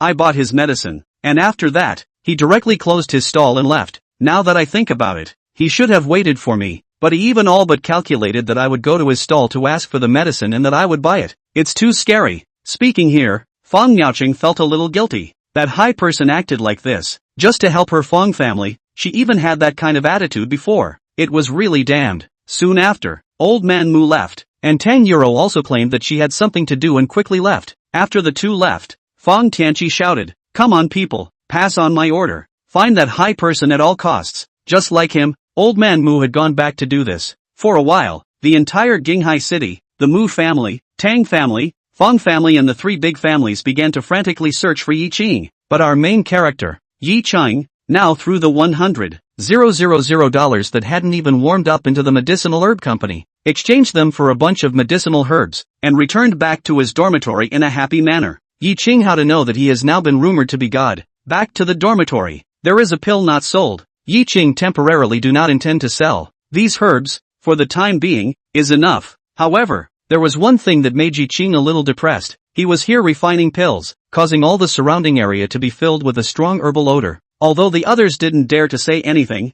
Ye Qing's heart felt a little bit overwhelmed. Going on like this is not a solution. Ye Qing murmured bitterly. Afterward, Ye Qing made an important decision. He would go out and rent a house. Anyway, now that he was going to have more than $10,000 on hand after buying herbs, renting a house would definitely be enough. After leaving the door, Ye Qing was planning to go directly to the real estate agent. Although the middle is a bit darker, but they have a lot of properties in their hands, and it's easier to find one that meets Ye Qing's conditions. And just when Ye Qing walked to a small alley, Ye Qing suddenly felt that something is not right up. This alley on weekdays, although there are few people coming and going, but today it is also too quiet. Ye Qing stopped his steps and looked up. At the entrance of the alley in front of him, two men in black walked over with a cold look. Ye Qing's heart moved. He twisted his head and looked behind him. The same two men in black. Ye Qing's heart laughed coldly. It seems to be blocked. He just didn't know what person instructed him to do so. What person told you guys to come? Ye Qing directly opened the door and asked. Dead people don't need to know. The man in black spoke indifferently. Surprisingly, he had come to kill himself. Ye Qing's eyes narrowed slightly. The corners of his mouth rose slightly as he spoke. But didn't the person who told you to come and block me tell you that 4 people are simply not enough? Is that so? The man in black let out a faint smile. Reaching into his pocket, a black pistol was taken out by him. 4 men in black. 4 pistols. The black holes of the guns were just pointed at Ye Qing. Ye Qing was slightly stunned. His brows immediately furrowed. Who on earth had sent these guys here? To the point where they were prepared to directly lay down a killer. Now do you still think that the 4 of us aren't enough? The man in black laughed. But in the next second, he realized that Ye Qing's figure had directly disappeared from sight. Big brother, be careful, a henchman warned loudly. He then realized that Ye Qing had already arrived in front of him without knowing when. So fast, without even thinking about it, he raised the gun in his hand and pulled the trigger at Ye Qing. With a pang of a gunshot, Ye Qing didn't fall to the ground in response. Instead, The man in black felt that someone had grabbed his wrist, and in the next second, with a pain in his wrist, the pistol disappeared from his hand. The other three people saw Ye Qing and the boss entangled together. They didn't dare to shoot. They could only grit their teeth and rushed over. Ye Qing laughed coldly in his heart. What he wanted was this effect. Waiting for a few people to rush over, the pistol in Ye Qing's hand was directly thrown out. Under the infusion of chi energy, it directly smashed on a guy's face. His nose was barely broken. In an instant, tears and nosebleeds were left all over his face. The other two guys were also quickly cleaned up by Ye Qing. Ye Qing was actually still a little nervous. If one person came to deal with him and shot from afar, Ye Qing's risk factor was much higher. Now that four people surrounded him, Ye Qing took advantage of this. For men in black, 3 were directly knocked out by Ye Qing. The only one left behind was the big brother of the 4, the one who had been conversing with Ye Qing. But this man was now also beaten by Ye Qing and sat on the ground fighting, unable to stand up. He could only look at Ye Qing with a face of fear. 4 people,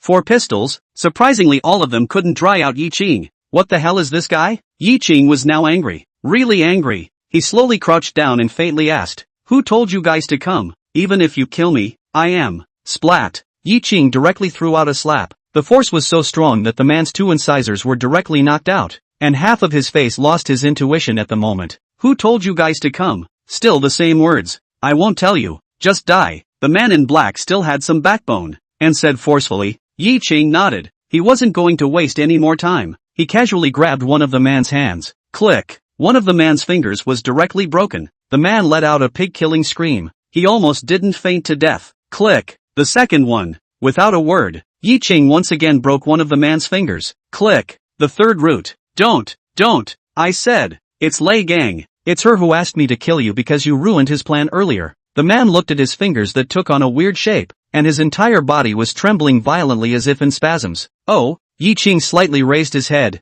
He had only beaten Huang de Biao back, and chased away those 2 guys who wanted to molest Sumi. But surprisingly, he had provoked Lei Gang's killing heart. Ye Qing made up his mind. It seems that he has to go back and ask Xia He about this Lei Gang's information. It's necessary to pay a visit to his door. Chapter 13 Attitude Problem. After solving a few black-clothed men, Ye Qing continued to the real estate agent with a normal demeanor. The matter of renting a house had to be settled as soon as possible. Otherwise it would be too inconvenient. "Mr. Wants to buy a house?" The one who received Ye Qing was a heavily made-up girl. The heavy perfume odor on her body made Ye Qing frown slightly. "No, want to rent a house." Ye Qing shook his head and said. The girl's face was obviously a little disappointed. If they rent a house, the commission they get their hands on is really pathetic. And looking at Ye Qing's dress, it doesn't look like a rich person. This kind of person tends to be the most troublesome, picking and choosing, not to mention that, after they are done with their work, it is also possible that they still don't rent it. And even if you rent, you won't make much money. The girl directly got up,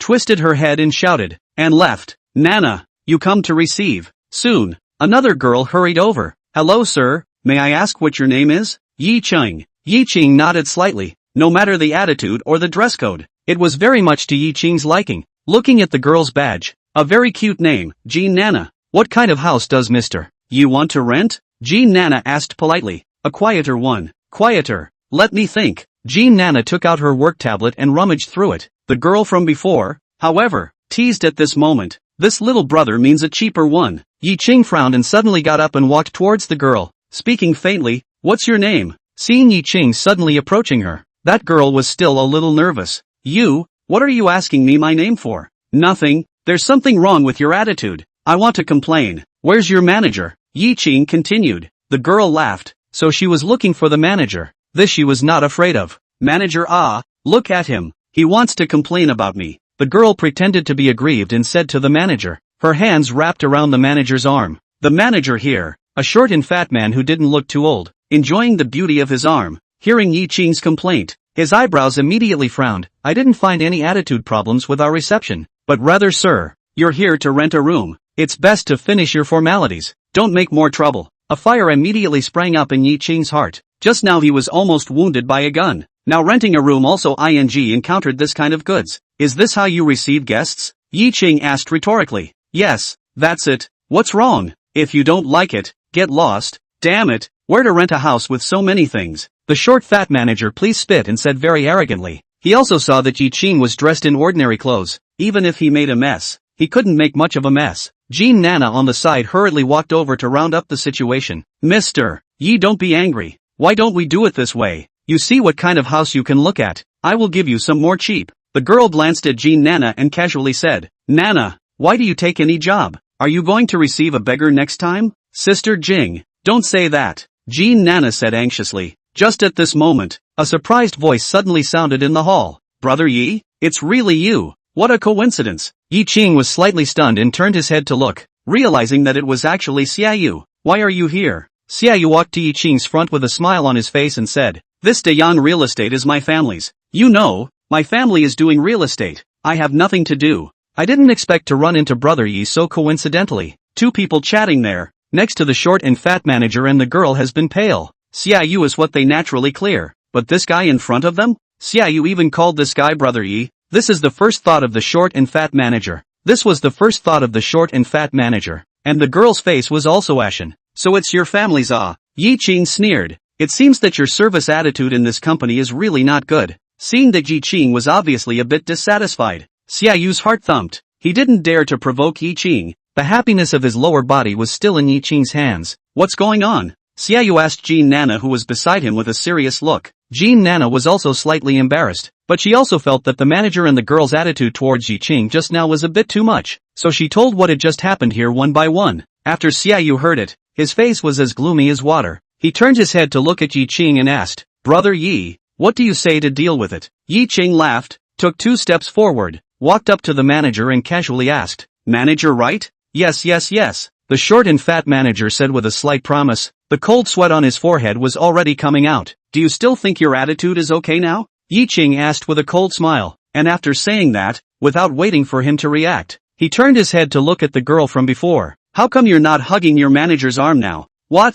He can't save you anymore? The girl's face turned white, looking at Ye Qing in fear. The person who could be treated so respectfully by Xiaoyu, his identity was not something she could even mess with. Ye Qing suddenly turned around, pulled over Jean Nana's wrist, pulled Jean Nana to his front and said to Xiaoyu, I think there is a problem with your staffing arrangement here. For example, it's the position of the manager. I think this girl called Jean Nana is perfectly fine. What do you think? Xiaoyu was slightly stunned and looked at Jean Nana in surprise, not expecting Ye Qing to defend this girl so much. Of course, since Brother Yi thinks it's fine, then it's naturally fine. Your name is Jean Nana, right? I will inform the personnel department of the position transfer in a while. Don't worry, Xiaoyu softly said to Jean Nana. Jean Nana's entire body was dumbfounded and is still in a bit of a trance. Happiness came too suddenly, right? This, manager, me, isn't it? Isn't it not very appropriate? Jean Nana said with some nervousness. After struggling for so long, anyone would like to be promoted, but now, just so suddenly popped up to the position of manager. She is still a bit unable to react. No, this is what you deserve. Ye Qing patted Jean Nana's hand and said, and Xiaoyu also said to the manager and the girl at the right time, claim this month's paycheck and get the hell out of here. Xiaoyu was also on fire, almost ruined his lower body happiness by these two jerks. That, Brother Yi, you see, it's really sorry. The first time I came to our company I gave you this kind of experience. I'm really sorry, Xiaoyu said with a smile. Ye Qing's heart was amused. Of course he knew why this Xiaoyu would have this attitude towards himself. At that moment, Ye Qing pulled out the clay pill left from the sale from his pocket, stuffed it into Xiaoyu's hand, and said to Xiaoyu with his ear, eat this, and it will guarantee your recovery. Xiaoyu was slightly stunned and looked down.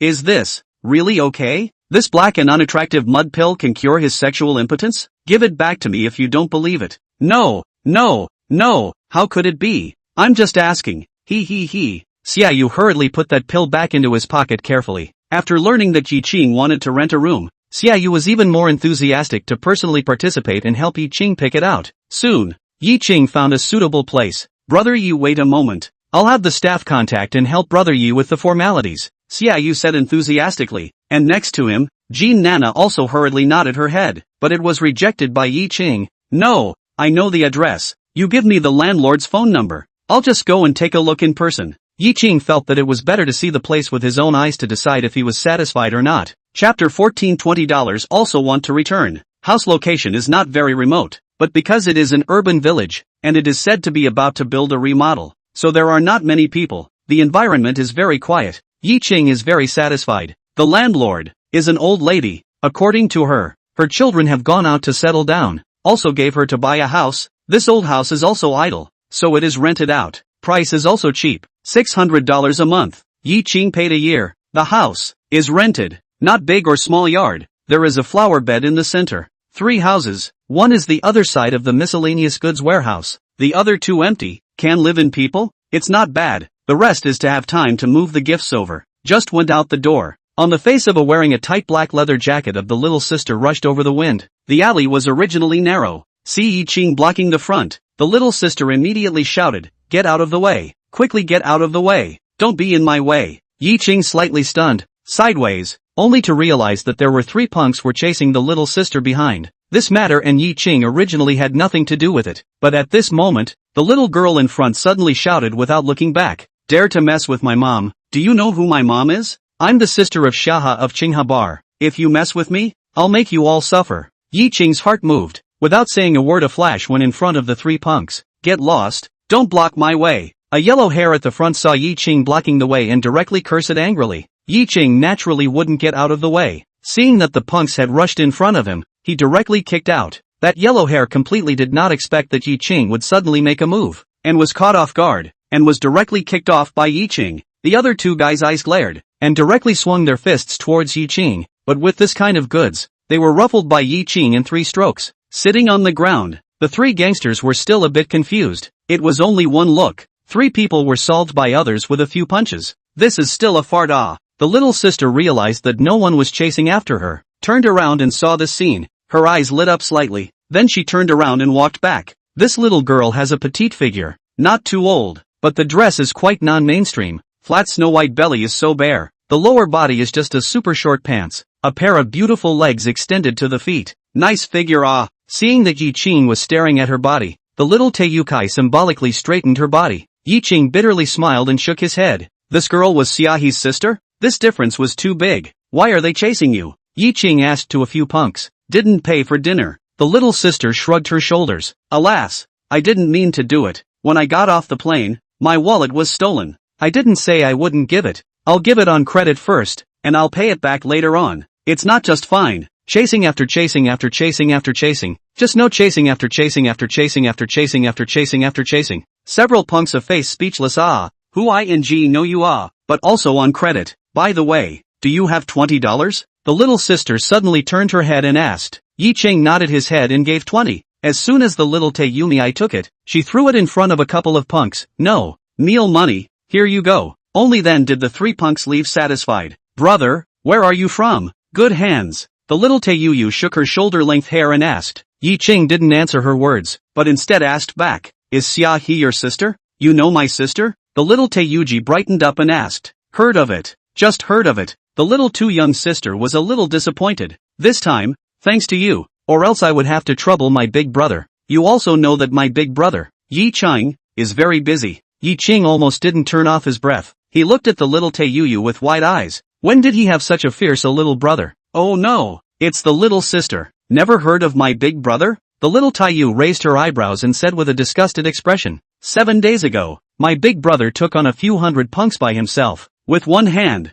and with his eyes closed, he ruffled all of them, while my big brother was intact. How about that? Awesome, right? Ye Qing mouth corners are twitching. Night. Awesome. Ye Qing all wanted to yell. Come on waiter, give this little too young girl another bottle of wine. She can still continue to blow. Forget it, I don't blame you. My big brother is a godly dragon. It's hard for ordinary people to see him. The little Taiyumi shook her head and said. Ye Qing sort of understood. This little too young sister seemed to have never seen herself at all, and did not know where she heard about the previous fight in the bar with Huang de Biao's group, and worshipped herself as an idol. But this rumor was also too outrageous. A hand, and closed her eyes. Right, just now took you $20. You come with me, I'll get you the money. That's not necessary. Ye Qing was a little embarrassed. $20 only. What, don't need it? The little sister glared. Am I, Xiaobai, the kind of person who borrows money and doesn't return it? It's just $20. It's actually okay. Ye Qing waved his hand and said. This little Taiyumi was really windy. No.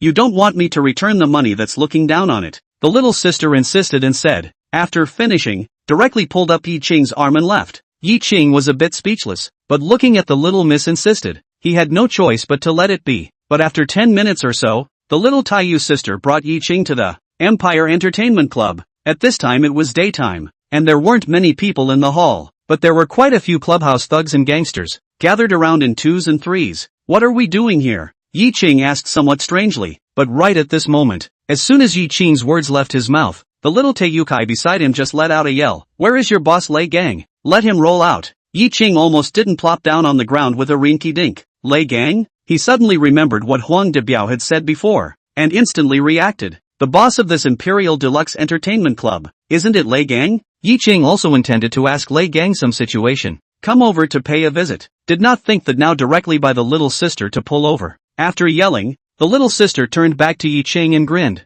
Don't worry, I'll collect the protection fee in a while, then I'll return you 20. Ye Qing was in a state of tears and laughter. I don't want this $20, okay? The surrounding gangster thugs heard Xia Xiaobai's words and immediately curiously gathered around. Yo, little sister, what are you doing here looking for our boss? A punk said with a smile, seeing that you have a good figure. How about coming over to accompany your brother to drink a couple of cups first? Ka! Xia Xiaobai kicked out directly, hitting the center of the punk's crotch. Ye Qing sweat hairs all over his body. Looking at that punk boiled a voice bout on the ground, full of pain. Ye Qing all feel his crotch a burst of cold, cannot help but clip the clamp legs. This little sister not only character tough, this shot is also very tough ah. Xia Xiaobai beamed and snorted coldly. Daring to talk to me like this is simply looking for death. Tell your boss. Last time he sent people to my sister's bar to cause trouble. Now I've come to get back for my sister. Tell him to get out. Your sister? Who is your sister? A man in the crowd was slightly stunned and asked. Xia He. Xia Xiaobai said triumphantly. The man's eyes lit up, carefully looked at Xia Xiaobai, waved his hand to let the surrounding punks disperse before he spoke. Come with me.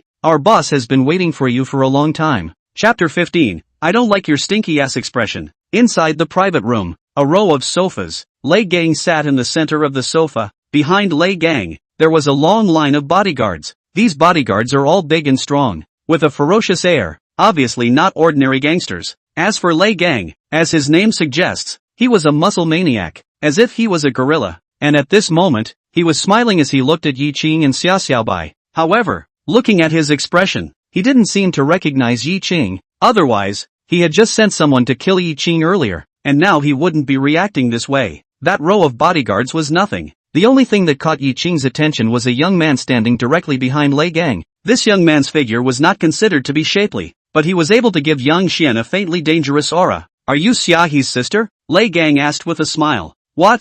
Scared? Xia Xiaobai said smugly. Ye Qing on the side was a bit helpless. Look at this gesture and appearance of others. Where is the expression of half a bit of fear? Scared? Lei Gang let out a giggle and looked Xia Xiaobai up and down before continuing to speak. Rather, I have never heard of Xia He having a sister. How did you emerge? I went abroad a long time ago, and now I happen to be back. And when I heard that you dared to find people to cause trouble at the Green Harvest Bar, I came to take a look. And, by the way, to make you make amends and apologize. Xia Xiaobai said thoughtfully. Ye Qing some headache. He also just started to not react to Xia Xiaobai in the end to do. Otherwise, so stupid to idiotic behavior. Ye Qing killed will not let this little girl over. Simply as a sheep into the tiger's mouth ah. To the end, no one was paying attention to Ye Qing. In their opinion, Ye Qing was at most a cheap little brother brought by Xia Xiaobai. I believe with you. Xia He will definitely compromise with me. Lei Gang smiled and beckoned, and immediately a few bodyguards walked over towards Xia Xiaobai. Xia Xiaobai's face changed slightly. Surprised? You're not afraid of me? Ye Qing was almost thunderstruck. You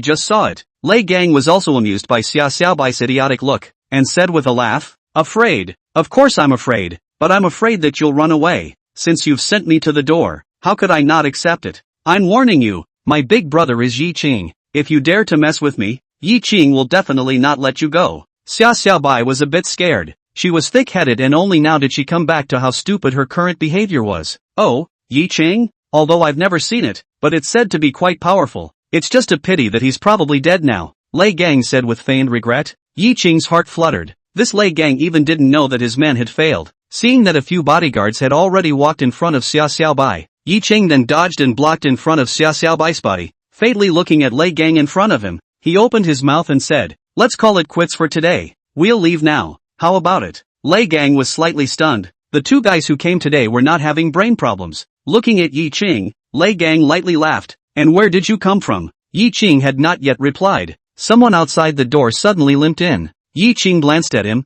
and with some dismay, he realized that this person was actually Huang Debiao. The leg that was broken by himself was still not good, and he was on crutches. walking with a limp. It looked very comical. Brother Lei, those 4 guys, failed. Huang Debiao opened his mouth with a slight frown. He also didn't expect that 4 people with 4 pistols couldn't even take Ye Qing. Just after saying that, Huang Debiao felt that someone was looking at him, so he subconsciously twisted his head to look. Ye Qing laughed and looked at Huang Debiao as well, and laughed. What a coincidence. We meet again. Huang Debiao froze in place, and in the next second, the cane in his hand was thrown out with a snap, and the whole person sat on the ground with his butt, and he was still continuously stomping his legs, rubbing in the direction of the corner, wanting to be as far away from Ye Qing as possible. Hearing Huang Debiao say that the assassination had failed, Lei Gang was originally a bit puzzled. How could it fail? But before he could get angry, he saw this behavior of Huang Debiao. Huang Debiao, what the hell have you seen? Lei Gang angrily scolded.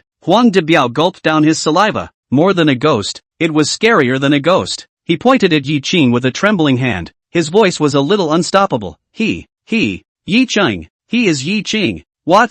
The crowd froze in unison. Xiaobai looked up at Ye Qing in surprise. His mouth grew whiter and whiter. It couldn't be such a coincidence, could it? Lei Gang's face snapped, turning his head to look at Ye Qing, who was smiling. You are Ye Qing? You really aren't dead. Ye Qing shrugged. Those 4 men of yours are just a little too useless. I'm not so bad that I'll die in their hands. Hearing that the person in front of him was Ye Qing, the sliver of bodyguards behind Lei Gang all surrounded him with a crash, while the skinny youth still stood behind Lei Gang with a cold expression. Lei Gang narrowed his eyes slightly and laughed. You still have a big life. I admit, you're getting out of my expectation. Unfortunately, your head doesn't seem to be too bright. To dare to barge in here single-handedly, you really don't know what to do. Ye Qing was still smiling, but in his heart, he was wailing. I damn well wouldn't have followed if I knew that the little Teiyukai was going to come here. Killing myself would not have been a good idea. Although Ye Qing was planning to pay a house call, but barging in like this brightly, that's something that a little cutie, only something that would be done.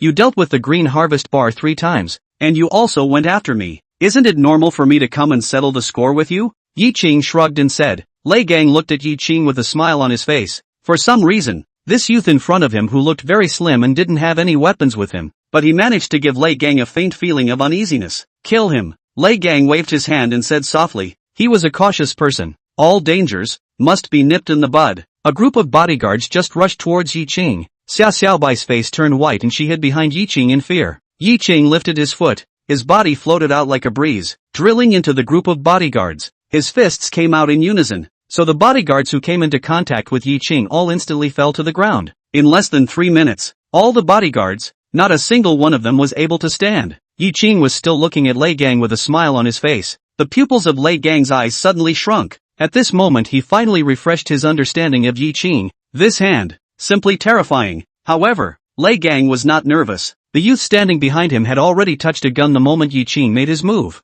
The black hole of the gun was pointed at Ye Qing. His expression remained cold, as if he was completely unconcerned about Ye Qing's stance. I admit that you are very strong. Strong beyond my imagination. But unfortunately, you are still going to die today. Shoot. Lei Gang lightly drank. The youth standing behind him sniffed and without saying a word, pulled the trigger at Ye Qing. Ye Qing's heart tightened. He was originally staring at the youth with his full attention. As long as he fired, Ye Qing could react in the first moment, and the chance of dodging was still high. But Xiaobai was hiding at Ye Qing's back. Ye Qing gritted his teeth, holding Xiaobai with one hand. His body shuddered at extreme speed. The bullet just grazed Ye Qing's shoulder and slid past, rubbing out a bloodstain. The youth was slightly stunned. He didn't expect Ye Qing to be able to dodge his own sure shot. The youth thought that what he relied on the most was his marksmanship, and because of that, he was carried around by Lei Gang, and he didn't know how much trouble he had solved for Lei Gang. But now, for the first time, he had encountered an opponent. There was no time to hesitate. The youth was immediately about to pull the trigger again. But how could Ye Qing give him a second chance to shoot? When he dodged the first shot, Ye Qing had already darted out and rushed in front of the youth with an arrow step,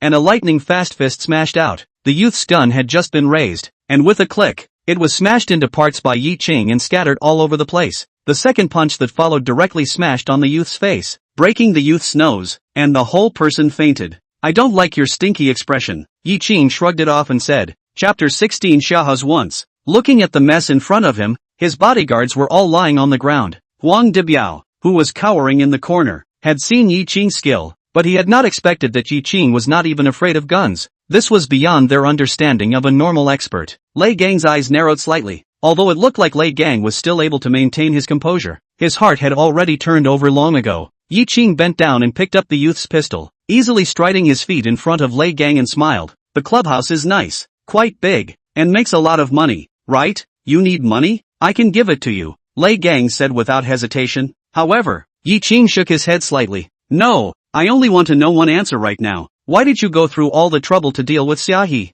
She stole my business. I naturally have to deal with her, Lei Gang said subconsciously. Ye Qing shook his head. This answer was very unsatisfactory to him. Without saying a word, he raised his pistol. Don't! Bang! One of Lei Gang's legs directly pierced through a small hole. Blood gurgled out. Lei Gang's face was a little twisted up at this moment. She's just a small bar. Your clubhouse's income for a day is estimated to catch up with her income for a month, right? If you still don't tell the truth, then you're wasting your life. Lei Gang's forehead was covered in sweat. He took a few violent breaths and said to Ye Qing in a pretense of calmness, Brother, aren't you going a bit overboard? Ye Qing bristled and raised his pistol again. Lei Gang's other leg was also wasted. He finally couldn't help it and let out a miserable scream. His hands covered the wound, but he couldn't stop the blood that was gurgling out. You have one more chance. Ye Qing aimed his gun at Lei Gang's head. Lei Gang's breathing came to a screeching halt. He didn't dare to utter a single breath. His head tilted back slightly as he exclaimed, He used to be a famous figure in Jinghai City. He suppressed me for many years.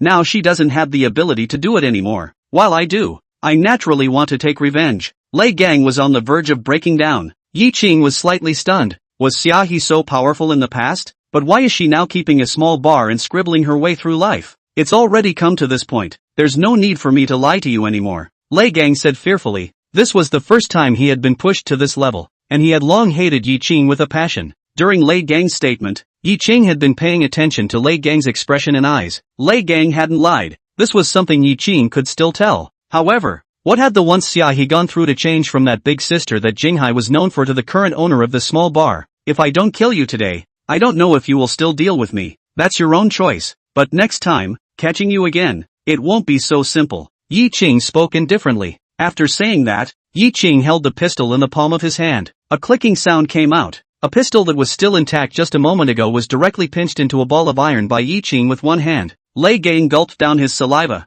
not daring to say anything. Turning back, Xiaobai was still staring at Ye Qing with a pair of eyes, full of adoration. No, big brother. Finished? Ye Qing sniffed and directly reached out and knocked on Xiaobai's head, saying viciously, now go back with me. Let your sisters see how arrogant you are. Xiaobai aggrievedly beamed and covered her head, before she reluctantly followed Ye Qing out the door. A long time after the two left, Lei just pulled out his cell phone with difficulty and dialed a number with a trembling hand. Big brother, can you go back to Jinghai for a trip? Something has happened. Green Harvest Bar. At this time, it was almost nightfall, and the business of the bar had started. Inside Xiaohe's office, she was looking at Ye Qing and Xiaobai in front of her with a frosty face. It's simply nonsense. Do you know what you've done today? Xiaohe glared at Xiaobai with a pair of eyes. Ye Qing was a little surprised. This was the first time he had seen Xiaohe really angry. Even when someone had smashed the store in the past, Xiaohe seemed to be indifferent. And now, involving Xiaobai's safety, she immediately lost her cool. It's not that nothing happened. Xiaobai also knew that she had made a mistake, and said in a wriggling manner, nothing happened? If it wasn't for Ye Qing today, you would. Xiaohe said here and didn't dare to say anymore. Xiaobai shrunk to Ye Qing's back, spat out her tongue at Xiaohe, and tugged on Ye Qing's clothes. Anyway, there is my big brother. It will be fine. Xiaohe looked at Ye Qing in surprise. When did you become her big brother? Ye Qing burst into a bitter smile and shrugged his shoulders. How would he know where he came up with such a little brother from? Also, why didn't you inform me when you came back from abroad? Xiaohe continued to ask. I wanted to give you a surprise. Surprise? Xiaohe glared. Are you sure it's not a surprise? Okay, sister, don't be angry. I know it's wrong. I won't in the future. I'll go out to play first. I just saw a lot of handsome guys. After saying that, Xiaobai ran away in a flash. She was really the age of crazy play. Ye Qing shook his head and also intended to leave. Ye Qing, wait a moment. Xiaohe's face didn't look too good. Her eyebrows were slightly wrinkled. She lit a cigarette and just looked at Ye Qing. Ye Qing was also looking at Xiaohe. He had always enjoyed watching Xiaohe smoke. There was a lazy feeling of extreme temptation. Lei Gang doesn't matter if you beat it, but that Lei Gang has a big brother, called Lei Tai. You made a very heavy strike this time. With Lei Gang's character, he will definitely go to notify Lei Tai. You'd better be careful. This Lei Tai is a character. Xia He took a deep breath and exhaled the smoke in his lungs. Only then did he open his mouth with some worry. Ye Qing nodded. No matter what, Xia He was also doing it for his good. If it was before, I wouldn't have been afraid of Lei Tai. But now, Ye Qing looked at Xia He curiously. What disappointed him was that when he said this, Xia He suddenly paused, and after half a second, sighed and continued. If Lei Tai really comes back to find you, you let him come to me. Sister Xia, what exactly happened to you before? Ye Qing really couldn't help but ask. The cigarette in Xia He's hand violently stuttered in midair, and her face also immediately turned ice cold. These things have nothing to do with you. You'd better put your curiosity away. Seeing that Xia He was obviously unwilling to mention the previous things, Ye Qing could only skim his lips and gave up for the time being. Looking at Ye Qing's departing back, Xia He was silent. Ye Qing was curious about Xia He. Xia He was equally curious about Ye Qing. Ye Qing's transformation was just too big. Today, he even single-handedly broke into Lei Gang's base camp, broke both of Lei Gang's legs, and retreated unharmed. This was not something that an ordinary person could do, but such an expert. Before that, he was working as a small bartender in his own bar. If not for the matter of Huang de Biao, maybe Ye Qing had still been hiding in the shadows. What kind of a person are you in the end? Xia He extinguished the cigarette in his hand and murmured, and in her beautiful eyes, there were a lot of different colors. Chapter 17, You Can't Beat Me. After renting the house, Ye Qing had sort of stabilized and progressed rapidly, soon reaching the 6th level of qi refining. On this day, Ye Qing got up early for morning exercise. There was a park nearby. Ye Qing would come here for morning exercise when he had nothing to do. The spiritual qi of the heavens and earth in the morning was the purest and thickest. Ye Qing naturally wouldn't let go of such a good opportunity. After finding a quiet place, Ye Qing just stared straight there. Practicing boxing was useless to Ye Qing. All Ye Qing wanted was to absorb the spiritual energy of the heavens and earth. Those flowery stands were just for show in Ye Qing's opinion. After being attacked a few times, Ye Qing deeply knew that his current strength was still too weak. If he encountered some assassinations and other situations, one carelessness could kill him. Therefore, Ye Qing must grow up as quickly as possible. Until he breaks through the qi refining and advances to the 1st grade, Ye Qing can be considered to have truly regained his identity as a cultivator. And at that time, Ye Qing's safety will also be able to obtain a greater guarantee. Not far away, an old man in tang suit with a white beard was assisted by a tall girl as he walked slowly. Not far behind the two of them, there was also a man in black trailing behind, quietly following behind. Although the old man is already old, but the eyes are hidden light, inch-long white hair combed meticulously. Looks like the spirit is not bad. And the girl, but also attracted the attention of many people around. Tall figure, wearing a light-colored tight sportswear, the slender body perfectly outlined, long ponytail in the back of the head aflutter. The girl was also pretty, and there was also a hint of heroic spirit between her eyebrows, which made her even more unique. Grandpa, why are you so excited today? Running to the morning exercise? The old man laughed and casually said, Hey, what morning exercise? Recently my body is not feeling well. I have to ask you to hold me up when I walk, and I'm really suffocating at home. The old man breathed in the fresh air, his eyes narrowed slightly, enjoying this feeling very much. Just at this moment, the old man seemed to suddenly discover something in general surprise to raise his head to look in front of him. Grandpa, what's wrong? The girl asked strangely. Li Lan, look at that person. The old man reached out and pointed to Ye Qing, who was not far away like a pole, and opened his mouth. Sun Li Lan twisted her head to look and was a bit puzzled. Grandpa is talking about that guy? What's wrong? The old man shook his head, looked carefully around him. Sun Li Lan was slightly stunned, and after looking carefully, she was suddenly shocked to realize that there was a thick layer of mist wrapped around Ye Qing, and because it wasn't very obvious, she hadn't even noticed it before. What is this? This is a very powerful cultivation technique. I've only heard others mention it, but I've never seen it before. I never thought that I would be able to meet such a high-level person today, the old man said excitedly. Che, what high person? I think Grandpa was wrong. This morning, the humidity is already very high, Sun Li Lan said in disbelief. The old man frowned slightly, sighed and said, You girl, is just competitive? Your grandfather although a big age, but this eyes are not bad. That youth, not simple I don't believe it, but since Grandpa said he's an expert, then this is good. I'll go and spar with him. Let's see if the military physical fist that our family has been practicing for generations is powerful, or he is. Sun Li Lan said unconvincingly. The old man looked at his granddaughter with a bitter smile. He knew that this girl was aggressive. If she didn't go to spar today, she would probably annoy herself for a month. So he didn't say anything at that moment, and was considered to have acquiesced. But even so, in order to prevent accidents from happening, the old man still twisted his head to the man in black behind him and gave a wink. The man quickly approached and sat down on a nearby bench. Looking in this direction, discovering that someone had walked straight to him, Ye Qing could only stop for the time being. Such a good time being wasted. Ye Qing's face looked a little impatient as he looked at the two men. What kind of expression do you have? Sun Lilan glared and said. Something's wrong? Ye Qing spoke indifferently. Lilan, don't be unreasonable. The old man stood out at the right time. Little brother, we also saw you practicing and were curious for a moment, so we came to take a look. It's really embarrassing to disturb you. Ye Qing's heart was slightly moved. This old man even knew that he was practicing? Could it be that? The evil king's true eyes instantly activated, looking towards the old man and Sun Lilan. While the old man was even trembling, he realized that Ye Qing's eyes instantly exploded with a burst of shocking aura. Under his gaze, the old man had a feeling that he was instantly seen through. After a few seconds, Ye Qing stopped and slightly shook his head a little disappointed. This old man had obviously practiced, but the realm was not even the first level of chi refining. At best, he had only practiced some of the art of strengthening his body. While Ye Qing, this action caused the girl's dissatisfaction. What do you mean by shaking your head? No one in sight. Do you really think you're good? Dare to spar with me? Ye Qing was slightly stunned, thinking, shaking my head is in your way too? Forget it, you're not my opponent. It wouldn't be good to hurt you. Ye Qing waved his hand and said casually, not even one level of chi refining. Isn't fighting me looking for death? Sun Lilan became even more angry. Without saying anything, she rushed out with an arrow step.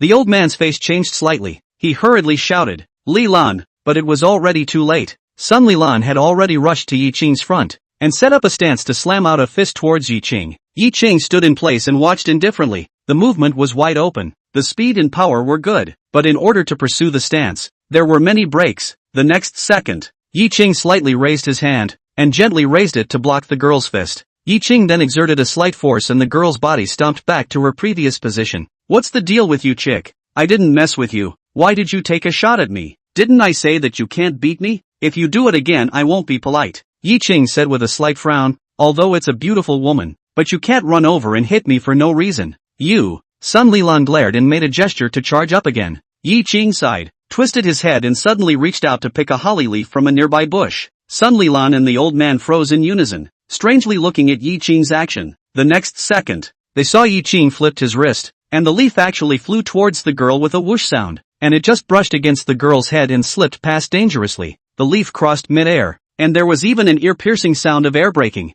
Ding! A dull crash came from behind. The girl blinked her eyes in shock, and the old man turned his head at the same time to look behind him. That holly leaf just nailed straight into the trunk of a small tree behind the two men. Originally the small tree was not very thick, only a small arm thick. Now by the leaf embedded, there is a kind of feel that it will be broken off at will. Still fighting? Ye Qing asked as he shook off his hand. Chapter 18, Shared Beauty. The black-clothed man on the bench in the distance was shocked when he saw the scene and directly rushed over, but he was stopped by the old man. Little young, don't be reckless. The old man stopped the man in black's action. His heart turned over. His body was trembling slightly from excitement. Divine technique, divine skill. The old man has spent his entire life in the military, but I never thought that I would be able to meet such a high-level person in my later years. Little brother, the old man apologizes to you for his granddaughter's recklessness before. The old man respectfully said to Ye Qing, such an expert. Not fighting with Sun Lilan just now was completely to protect Sun Lilan. However, this old man suddenly being so respectful made Ye Qing a little uncomfortable up.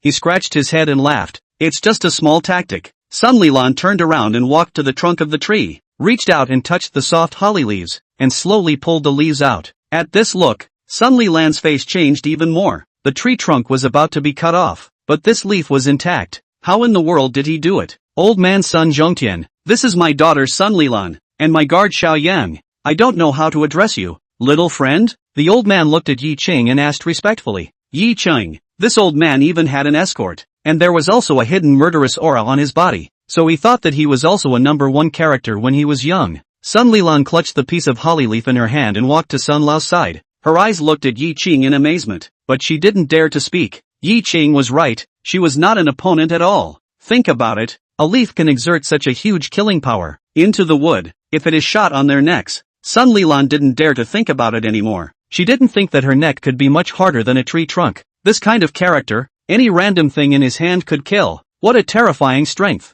Little friend has such strength at such a young age. Truly a hero is a young man, still unable to hold back the excitement in his heart. Elder son praised. After saying that, The old man coughed and a trace of pain surfaced on his face. Ye Qing raised an eyebrow and asked, "Is elder son a disease branded by the qi energy vibrating his heart and lungs?" The old man was slightly stunned. His eyes snapped into a burst of light. Looking at Ye Qing in surprise, "Little friend knows how to heal wounds?" "A little bit." Ye Qing's face was calm, but in his heart, he was already happy. When he observed with the evil king's true eye before Ye Qing had discovered this, and now he just happened to mention it. In these few days, his medicinal herbs had also run out, and he was worried about not having a place to get the money, and this old man sent it to his door. "Then does little friend have a way to cure it?" the old man said with a face full of hope. Ye Qing pretended to have a difficult look on his face, and only after half a second did he speak. "Yes, it can be done. However, it needs to be done with the help of something. I need to go back and prepare it." Of course,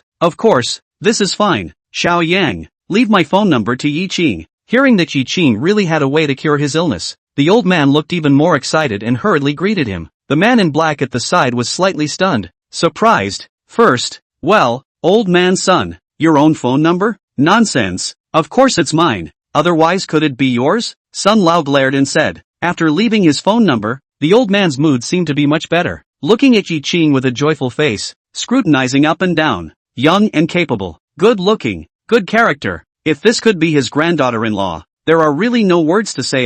Ye Qing was a little awkward by the old man's gaze, and hurriedly said, "In that case, I will leave first, and personally pay a visit some other day." Well, if you have something to do, just go and get busy. Right, you keep an eye on my granddaughter's phone number as well. You young people, it's easier to communicate. The old man seemed to suddenly think of something, generally opened his mouth and said, "Sima Zhaji's heart is known to everyone." Sun Lilan whines and looks at her grandfather, "Grandpa," but in the end, Sun Lilan still left the phone to Ye Qing. After all, to really say it, she didn't hate Ye Qing, and before to the opposite was not really belittling herself, but she was really too weak. Looking at Ye Qing's departing back, the man in black attached his ear to the old man's son said, "Move on, chief. Do you want me to send someone to check?" The old man was startled. "Check? You crazy?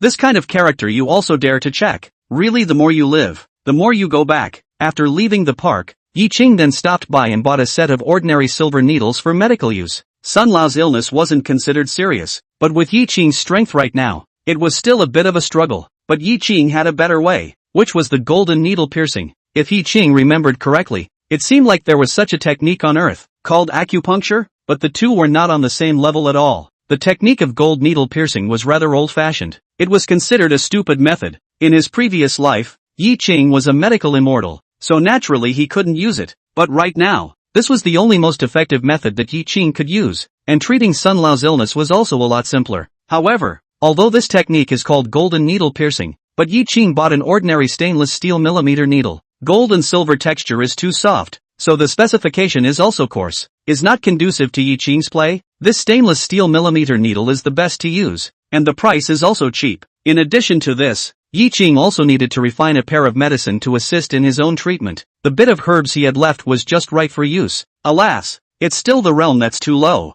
Otherwise, where would I need to go through so much trouble? Ye Qing said bitterly, but just after saying that, Ye Qing suddenly realized that he had made a very stupid mistake. Damn, just promised to cure the disease. This treatment fee has not been negotiated yet. Careless, too careless. Ye Qing couldn't help but slap his forehead. Returning to his residence, Ye Qing found a large pink suitcase sitting in front of his house, and a plainly dressed girl was sitting on the threshold of his house, her head resting between her knees as she dozed off. Ye Qing, slightly stunned, looked up, and did not go wrong? "This is my house, but what is the situation of this girl?" Ye Qing reached out and knocked on the girl's suitcase. The girl only then leisurely raised her head to look, blinked, confused, and did not wake up, seemingly wide-eyed. And Ye Qing, honestly speaking, the girl is still quite good-looking, considered a beauty, and there is no makeup. Keep a simple look. This point is most let Ye Qing appreciate. After half a ring, the girl finally came back to her senses and stood up with a startled cry, looking at Ye Qing with a face full of embarrassment. "What are you doing here?" Ye Qing asked strangely.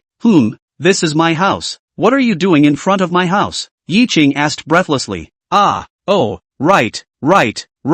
I am like this. I want to rent a house." The girl gathered her courage and swallowed her words to Ye Qing. Ye Qing blinked, and then, "Just want to ask if you still have an empty house here. Those small homes are too expensive. I want to share a rent." The girl's voice was getting smaller and smaller. Ye Qing instinctively want to refuse. After all, he rented a house here for the purpose of quiet. No one to disturb, but to have someone to share the rent, then it will be inconvenient a lot more. But look at the girl's dusty appearance, also carrying a large suitcase, Ye Qing and some heart, and if he refused the girl, she went to find someone else to share the rent, and ran into bad people. How to do? Ye Qing felt that there were not many people in the world who were as honorable as he was. Moreover, looking at the girl's simple, shy appearance, Ye Qing inexplicably remembered Wang Yujia when she first entered the university, and his heart was immediately moved with compassion. It's okay, there's an empty room in the courtyard. You can stay if you want to. However, the other room is mine. Without my permission, you can't go to my room.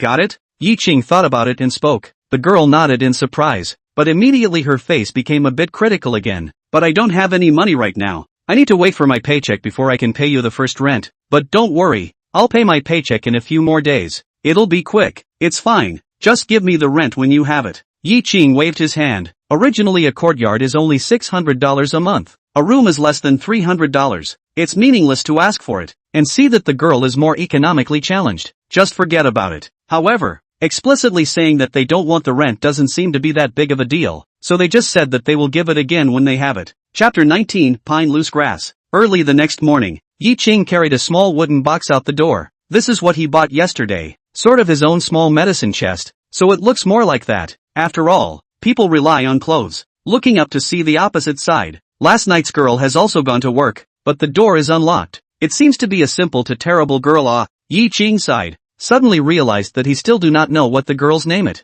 That pair of auxiliary medicine was also refined, and placed in a small box with the silver needles. Ye Qing went out, made a phone call, and quickly determined Sun Lao's address, so he directly took a taxi and rushed over. The location of the Sun family is in the center of the Jinghai and not very luxurious villa area. Ye Qing did not feel surprised at all. At that time Ye Qing felt, that Sun old man is not an ordinary person, and people still have guards. Came to the door of the Sun family. Ye Qing was shocked. A few camouflage military vehicles parked at the door. A long line of soldiers with loaded guns guarding the door. What is this situation? What exactly is this Sun family for? And just when Ye Qing was hesitating how he was going to go in, Xiao Yang, who had been waiting at the door for a long time, saw Ye Qing and hurriedly greeted him. Yesterday in the park, Ye Qing's methods were clear to him, and he admired Ye Qing a lot. Let's go in. The old master is waiting for you, Xiao Yang respectfully said to Ye Qing. After saying that, he also seemed to think of something and reminded, the eldest young master also came back today. You have to pay attention in a while. Ye Qing was slightly stunned.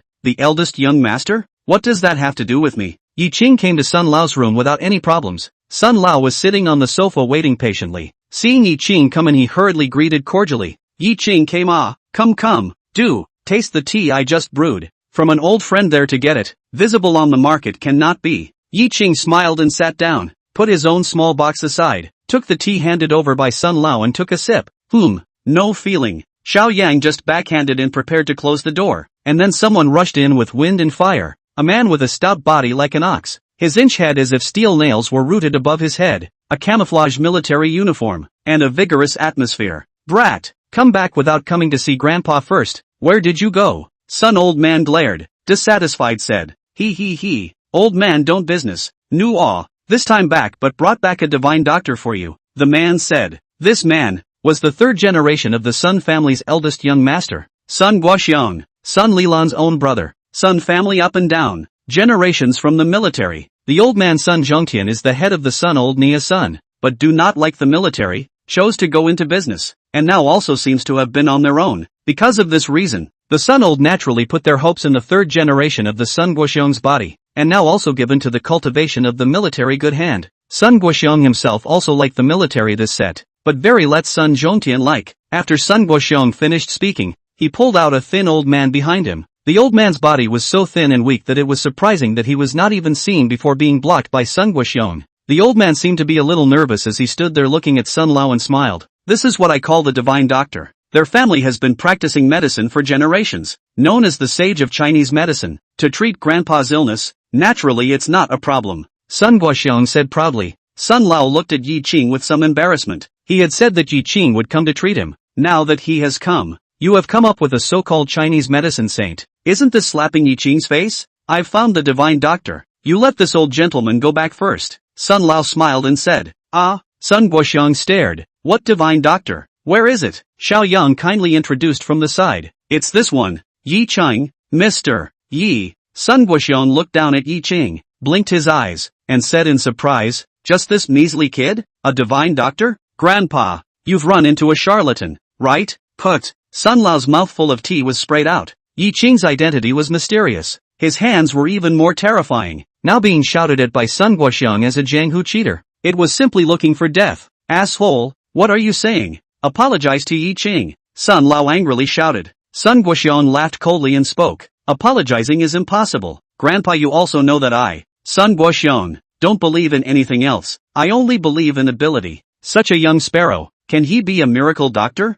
What a joke." Ye Qing was silent at the side, while that old Chinese doctor couldn't help but look at Ye Qing at this moment. This Sun Lao even gave himself up because of a young guy, which made the old Chinese doctor feel that his authority was being challenged. He looked down at Ye Qing's small medicine box and couldn't help but ask, "Little brother is also a Chinese medicine practitioner?" Ye Qing nodded. The treatment method he was using now was indeed quite similar to Chinese medicine. Hearing this, the old Chinese doctor's expression immediately became complacent. When it came to attainments in Chinese medicine, the old Chinese doctor was still very confident. He didn't believe that Ye Qing, a young lad of such a young age, could be higher than his own methods. The old Chinese doctor no longer paid attention to Ye Qing. Instead, he pulled out an object from his own medicine box and opened his mouth to say to Sun Lao, "Sun Lao, this is the blood ginseng that has been treasured by our family for a long time, and with this in place, I have a great certainty that I will be able to cure Sun Lao's illness." In the old man's hand, he was holding a ginseng-like thing, but it was bright red all over, as if it was condensed from fresh blood. Ye Qing casually glanced at it, and suddenly his eyes glared skittering round. He rose up boldly and rushed to the old Chinese doctor in an arrow step,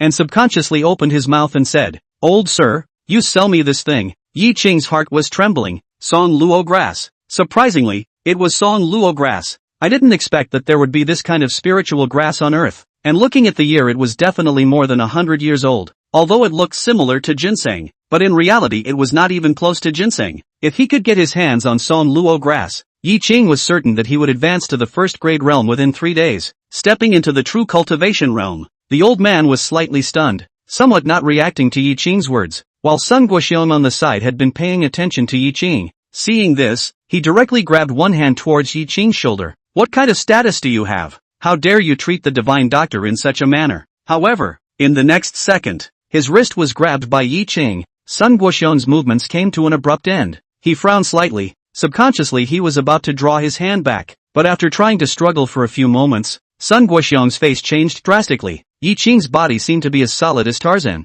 One hand seemed to be like an iron clamp. He couldn't even move a bit no matter what. Sun Guoxiong's face sank. He knew that he had looked away. However, this also equally aroused Sun Guoxiong's competitive spirit. He let out a cold snort. His other fist smashed towards Ye Qing in a smooth manner. Ye Qing frowned slightly. This bastard was really annoying. With a casual hand, before his fist could smash over, it was thrown out by one of Ye Qing's hands. The body as strong as an ox just flew out, smashing into the wall 10 meters away with a loud thud. The entire audience was shocked. The seemingly skinny Ye Qing, with one hand, didn't even look squarely at Sun Guoxiong, just casually flung his hand, and the 1'9" muscular man was just thrown out 10 meters. What kind of power is this? Sun Guoxiong lying on the ground for half a day did not come back to God. Such a hand, Sun Guoxiong has seen, but that is already a myth in the army. The youth in front of me, but so powerful. Sun Guoxiong's face was a burst of excitement, and with an arrow step, he rushed in front of Ye Qing.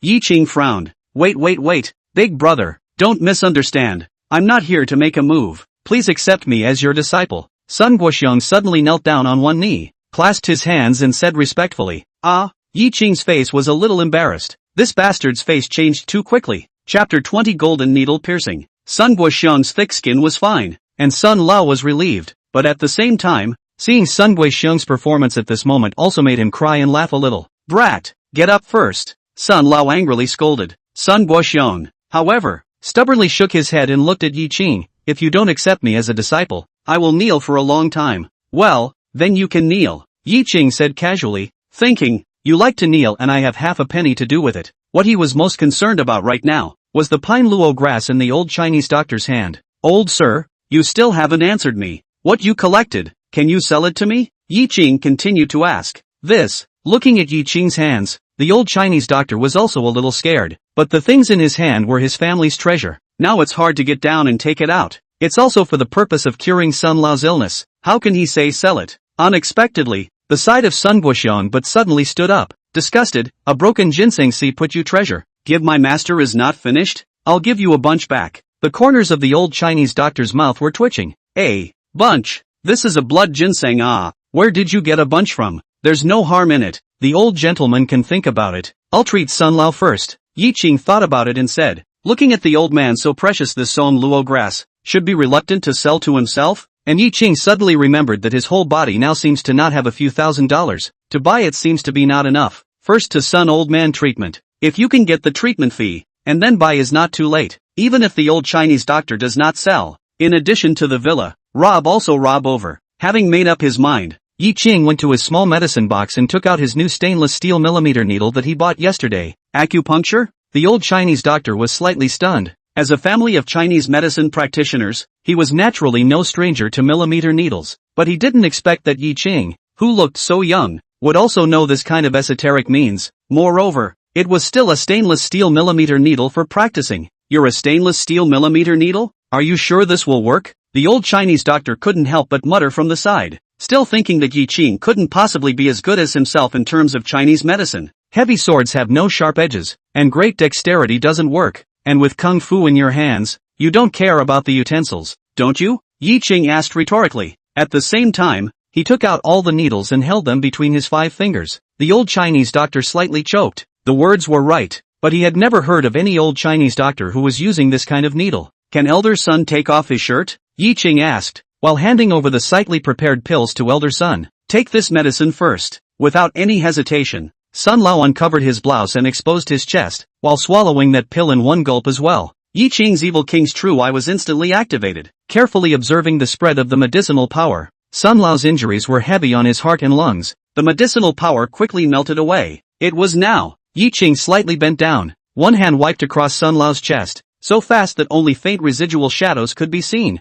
Wherever one hand passed, the millimeter needles held between the 5 fingers were also inserted one by one in a lightning-fast manner. In a few seconds' time, Ye Qing withdrew his palm. All the millimeter needles had unexpectedly been densely inserted in Sun Lao's chest. The old Chinese doctor's face changed drastically, and he said in shock, "Whisking needles. Surprisingly, it's whisk needles. Gosh, is this very powerful?" Sun Guoxiong couldn't help but ask. The old Chinese doctor swallowed his saliva and nodded. Whisking needle, a legendary technique. I also heard my grandfather talk about it. There are some divine doctors whose medical skills have reached the state of perfection. Then they will use this trick, stroking over with one hand and instantly laying down the needle. Fast, accurate and ruthless. And looking at the angle and position of this gentleman's needle. Yes, it really is a whisk needle, the old Chinese doctor said excitedly. Sun Guoxiong sniffed. Although he was a little hard of hearing, he still said with a smelly face, "That must be, you don't look at who my master is?" The old Chinese doctor had an embarrassed look on his face, thinking, it seems like they haven't agreed to be your master yet. After doing this, Ye Qing was also slightly relieved. Even in his previous life, Ye Qing hadn't used this most basic technique for a long time, so it was good that he wasn't rusty yet. The medicinal power was also fully dissolved at this moment. Ye Qing once again reached out. The evil king's true eyes observed the medicinal power in Sun Lao's body, constantly reaching out and skimming over the end of a millipede needle. Wherever he passed, a millipede needle just gently trembled. It looked like it was magical. Whisking needle. This is the whisking needle. The old Chinese doctor was about to cry out in excitement. Whisking needles, as the name suggests, one hand lightly whisks the end of the milligram needles, so that the milligram needles and the previous medicinal power to fully catalyze the efficacy of the medicine. The right remedy.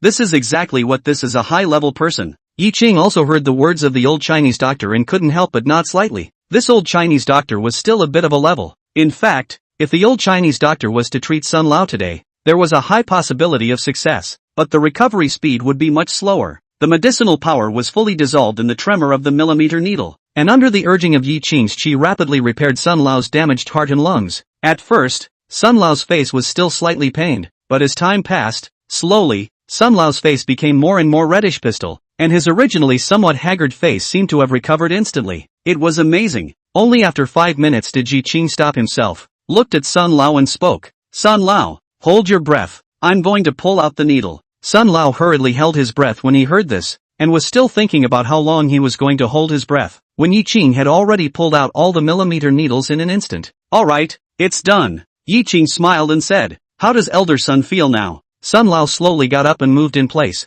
His eyes glowed for a moment and he exclaimed, "It's completely fine. Ha ha, Xiao Yang, come, first give me a pipe of big dry cigarettes. Damn, this period of time can suffocate old me." Xiao Yang looked a burst of embarrassment. Ear to Sun Lao said, "Chief, Mr. Yi is still there. You still don't smoke." Only then did Sun Lao realize that he had just gotten a little carried away, and hurriedly smiled awkwardly and said to Ye Qing, "Hey, I've made you laugh." Ye Qing smiled and didn't say anything, but in his heart, he was shouting furiously, "Money, you're cured. Where's my money? Bunny, come here, do you have money on you?" As if to confirm Ye Qing's thoughts, Sun Lao shouted to Sun Guoxiong. Ye Qing's heart was happy. It seemed that this Sun Lao was still quite on board. Unfortunately, Sun Guoxiong was shaking his head. "Grandpa, as you know, I never bring money when I go out." Sun Lao frowned slightly. Right at this moment, Sun Lilan, who had been watching outside the door for half a day, suddenly walked in, handing over a card to Ye Qing's hand. "Mr. Yi,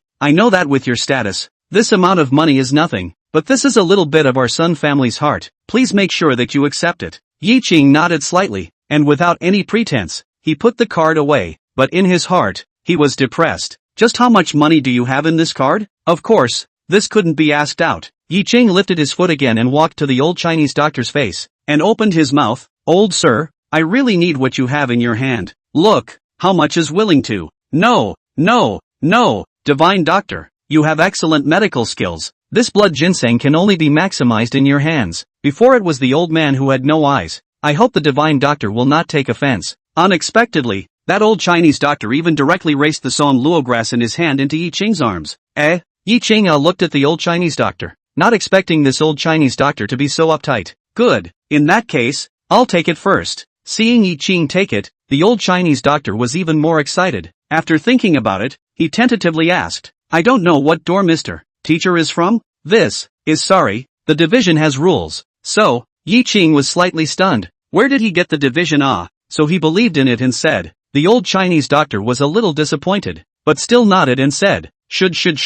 Famous sect, the rules cannot be broken." It was done. There was no need for Ye Qing to stay here. Thanking Sun Lao for his kindness to stay for dinner, Ye Qing left. Xiao Yang sent Ye Qing to the courtyard, but behind him, Sun Guoxiong chased after him, while shouting, Master! Ye Qing twisted his head to look. "Master, the food at home is not appetizing. How about this? How about I take Master outside to eat? I know a wine and food. That flavor is absolutely no problem. Good wine and meat. It's also considered as an apprentice me picking up for my master. It seems like I didn't promise to be your master, right?" Ye Qing said breathlessly. This Sun Guoxiong even relied on himself. "But I am sincerely worshipping my master." Sun Guoxiong's bull's eyes glared and said with a chest beat. Ye Qing thought about it, turned around and walked to a big tree in the yard that was hugged by two people, and opened his mouth. "You can be my disciple if you want to be. Your body strength and explosive power must pass, so you should practice this first." After saying that, Ye Qing slammed his fist out in a lightning-fast manner. With a click, Ye Qing's entire little arm just didn't enter into the hard trunk of the big tree, and then pulled it out.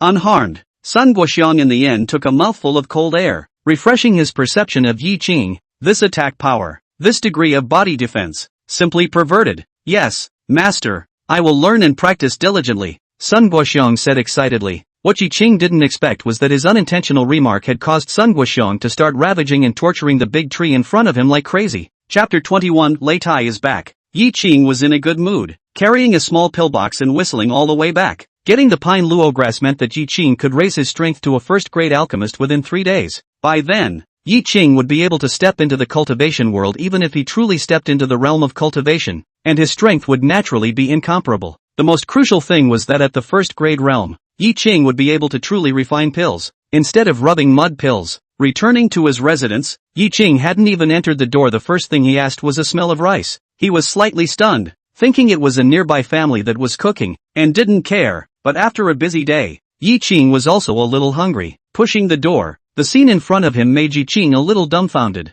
The original messy courtyard was gone, neat as new. Even the weeds were taken out, and the small flower bed in the center seemed to have been carefully repaired. And most importantly, under the big tree in the center of the courtyard, a small round table that looked a bit old was quietly placed there, with some steaming hot meals on it. The girl who shared the room with Ye Qing was standing timidly at one side, looking at Ye Qing somewhat nervously. "You cleaned this courtyard?" Ye Qing asked in surprise. The girl nodded nervously, then spoke. I counted that you're almost back, so I cooked. You eat together. Ye Qing's complexion was a little complicated. Looking up at the girl, after a tiring day, returning to the home that belonged to him, a gentle and virtuous girl made a good meal and waited for him. This was a life that Ye Qing had once very much desired, and to his surprise, it was realized in this kind of scene. I don't know if you've eaten. So, if you've eaten, it's okay, then next time. Seeing that Ye Qing stood still and didn't say anything, the girl seemed to be even more nervous.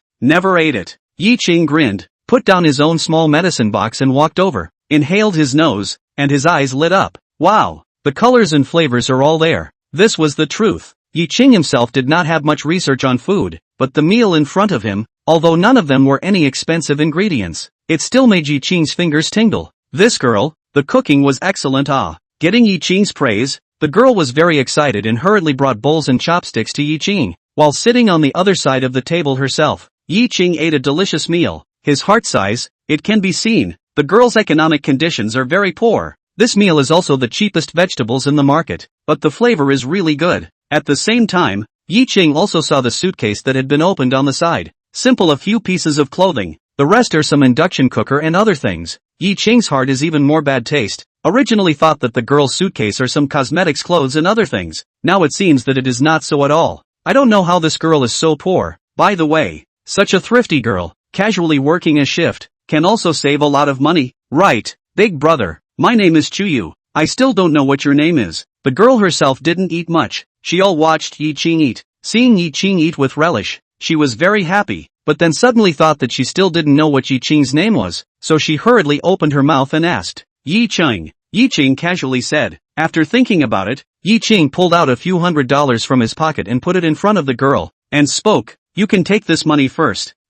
Chuyu exclaimed in shock and hurriedly said, No, my rent hasn't been paid yet. What are you giving me money for? Ye Qing blinked. This is considered the food fee I paid. For the next period of time, you can use this money to buy food. Just let me know when you run out. Your cooking is delicious. Really? The girl said excitedly. Ye Qing nodded seriously. Put down the chopsticks. Look at the time, is not early. Ye Qing still have to go to the bar, so he got up and said, That's it for now. Thank you for today. The yard cleaned up so well. I still have to work, so I'll go out first. Be careful on your own at night by yourself. You write down my phone number. Feel free to call me if there's anything wrong. Still have to work at night? The girl asked in surprise. He saw Ye Qing went out during the day. Thought he was going to work. Didn't think he had to go out at night. Well, part-time job.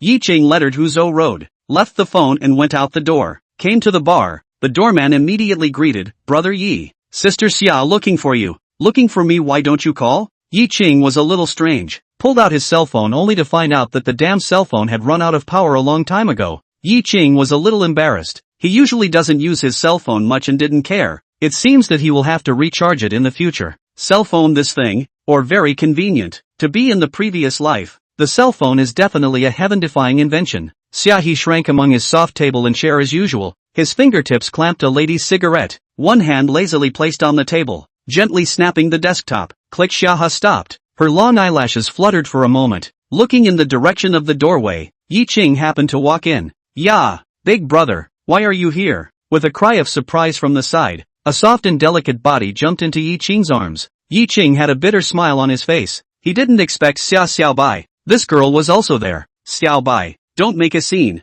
Xiao's words were still very effective. Xiao Bai spat out her tongue at Ye Qing before she returned to the sofa again, her legs resting on the armrests of the sofa, revealing a section of her bare calves as she flung them around, holding her cell phone in her hand as she went back to playing the game. Ye Qing softly looked at Xiao Bai. Having such a little sister surrounding herself, the feeling was actually still good. Sister Xia looking for me? Ye Qing twisted his head and asked. Lei Tai is back. Xia He raised her eyes to look at Ye Qing and said, Oh. Ye Qing nodded his head, but didn't have much of a reaction. Lei Tai, Lei Gang's older brother. Before Xia He said that after beating Lei Gang would most likely turn to Lei Tai for help. Now it seemed to be true. Looking at Ye Qing with a look of indifference, Xia He was a bit helpless. Sighed. Lei Tai, Lei Gang, two brothers, no father, no mother. For the only brother, Lei Tai has always been very protective. This time he came back. It is clear that he is rushing towards you. Ye Qing shrugged his shoulders, still with a disinterested expression. Come as you please. If he wants to come and mess with me, his brother is his downfall.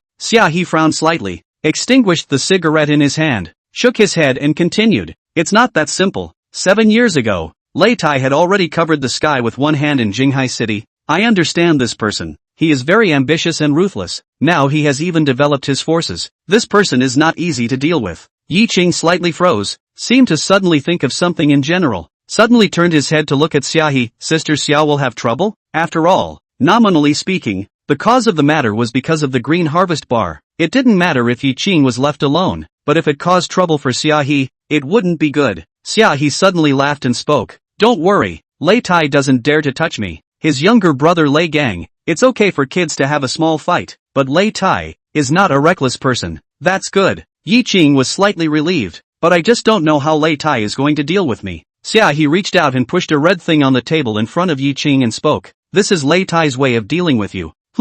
Ye Qing was surprised and picked it up and looked at it, even more so with an odd face. "This is an invitation?" "That's right, the invitation." Lei Tai came back on the same day to release the news, to organize a charity reception. Jinghai City has a face of the people are among the invitation. To Lei Tai's status position now, many big families also categorically will not be absent. Such a big scene. Lei Tai even also invited you. There is definitely something fishy, according to my opinion. Or do not go for the better. No, go, of course go. Someone invited for dinner, how can I not go? The corner of Ye Qing's mouth rose slightly. This Lei Tai, a bit interesting. A wine party? Then it would be good to go and join in the fun. He would like to see what means this Lei Tai has. Great, wine party. I'm going too. Xia Xiaobai, who had been silent for half a day beside him, suddenly got up, jumped up and ran to Ye Qing, cheering excitedly. Chapter 22, You want money? You have to take it off first. 3 days after the Hongmen banquet, Ye Qing went to set. But before that, the first thing that Ye Qing has to do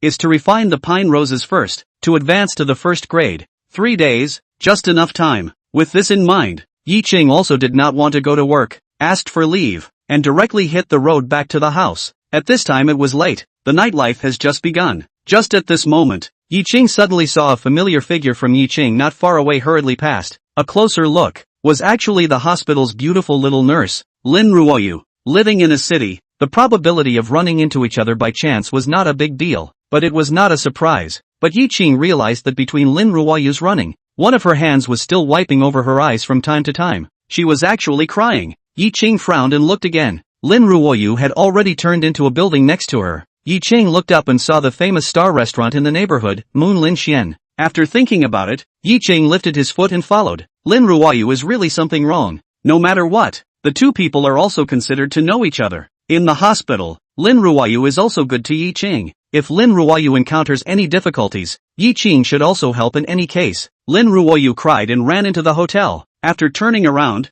she finally stopped in front of a VIP room. She took a deep breath, wiped the tears on her face, before knocking on the door and walked into the room. Ye Qing came to the door and was a little hesitant. If people were just dealing with personal matters, it wouldn't be good for him to barge in. Thinking about it, Ye Qing still took a seat on a chair on the side. At the same time, his power was pushed to the extreme, and he started eavesdropping. Ruoyu is here. A young man on the sofa who was drinking saw Lin Ruoyu come in and immediately brightened up, directly pushing the two girls snuggled up to his side away. Lin Ruoyu frowned slightly and raised her eyes to look. In addition to a few accompanying ladies in the private room, there was only Wang Jia. Come, Ruoyu, why are you standing? Sit, don't be polite. Seeing Lin Ruoyu still standing stupidly in place, the youth greeted again. Lin Ruoyu shook her head. No, I still have urgent matters. Wang Jia, I really need this money. Please lend it to me. I will definitely return it to you once I have saved enough money. Wang Jia laughed, narrowing his eyes at Lin Ruoyu. $100,000 is not a small amount. You know, although my father is the dean, but he doesn't make much money, and he controls me strictly. My pocket money is not much. Lin Ruoyu's heart even more disgusted. She is a nurse. The hospital, how black she is clearer than anyone else. And the dean is usually the most spoiled. Wang Jia. To say that Wang Jia does not have money, she really do not believe. If she didn't really not know any other rich friends, Lin Ruoyu would not come to Wang Jia no matter what. What exactly do you want before you are willing to lend it to me? Lin Ruoyu's expression cooled down and she opened her mouth to ask. When she was in the hospital, Wang Jia had been stalking her, but Lin Ruoyu had never let up. And now that she had something to beg Wang Jia in turn, she was instead being utilized by Wang Jia. Wang Jia drained the wine in the cup in one gulp. The corner of his mouth rose slightly. Looking at Lin Ruoyu, after such a long time, How do I want it to be? You won't be unclear. How about this? You accompany me for a couple of nights, and I'll lend you the money. Although Lin Ruoyu had long thought of this answer, but now that she really heard it, the resistance in her heart was even worse than imagined. I won't promise you, Lin Ruoyu said with an ironic face. Wang Jie shrugged. I'm just saying that. It doesn't matter if you don't agree. I'm not forcing you. You can leave any time. Lin Ruoyu's chest continued to rise and fall. Wang Jie was certain that she really had no other way to raise money, which is why he did this to her. But really, Lin Ruoyu really had no other way. Wang Jie calmly sat on the sofa, looking at Lin Ruoyu with a confident face. He knew that Lin Ruoyu could not wear out herself. Sure enough, it was only after a minute that Lin Ruoyu spoke with difficulty. Okay, I promise you, but you have to give me the money right now. I really need that money. Wang Jie nodded with satisfaction, but the expression on his face became even more sinister. Okay, since you promised, come on, take off your clothes. What? Lin Ruoyu was furious. Her teeth clenched and she stared at Wang Jie dead in the face. Wang Jie laughed out loud, looking at Lin Ruoyu triumphantly, shouting, otherwise, what makes you think I will give you money? Wanting money without paying something, where in the world is such a good thing? I'll be clear with you today. What I say, you do. If you don't, then I'm sorry. Please go out. I won't stop you. The decision is yours. Along with Wang Jie's words, Lin Ruoyu's face became whiter and whiter. Later on, her face was like ashes. Her eyes were covered with despair. She really had no way out. Under the eyes of everyone, Lin Ruoyu unzipped her jacket with a trembling hand, ready to take it off. But right at this moment, the door of the private room was kicked open by someone outside, and with a loud thud it was almost taken down just like that. Ye Qing walked in with an iron face, walked over to Lin Ruoyu's side, and reached out to put Lin Ruoyu's jacket back on in Lin Ruoyu's surprised gaze, and zipped it up with his own hands. During this process, Ye Qing's face was iron blue, his expression was cold, and he didn't say a word. He was furious. Ye Qing? How did you come? Lin Ruoyu froze. Wang Jie was also annoyed on the sofa. Damn, the best part was about to come, and was stirred up by this guy.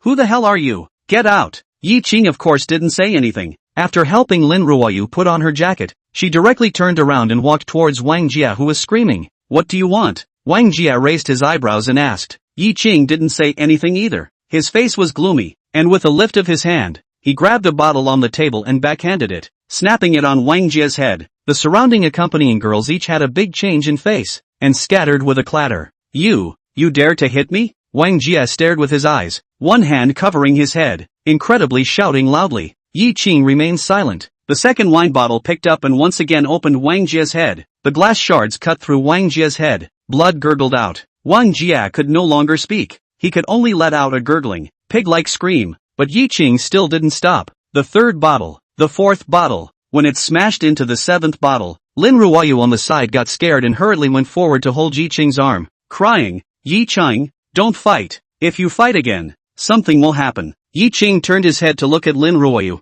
That crying pearly face makes Ye Qing a heartache. In the hospitalized for a month, Ye Qing also has a basic understanding of Lin Ruoyu's. The family's situation is not good, but she did not give up on herself, and worked hard to go to work, and take care of the patients with all her heart. But even so, every month only that poor little internship salary. A girl who had worked so hard to live and endured so much suffering. Why did she still have to suffer from this kind of asshole? Don't fight, Wang Jie said breathlessly. Blood blurred his eyes. He was really scared now. Ye Qing's expressionless face was that horrible in Wang Jie's eyes. Chapter 23, Supreme Gold Card. The chaos in the private room soon drew the attention of the outside world, and a circle of bystanders surrounded the entrance. Right at this moment, the doorway suddenly stirred and a man in a black suit came striding in from outside. Looking at the mess in front of him, he also couldn't help but frown slightly. Both of you, those who have come to Yulin Xian are guests, but if you are causing trouble here, please also get out. The man directly opened his mouth and said. Behind the man, a group of sturdy bodyguards gawked at him. He was the lobby manager of Yulin Xian.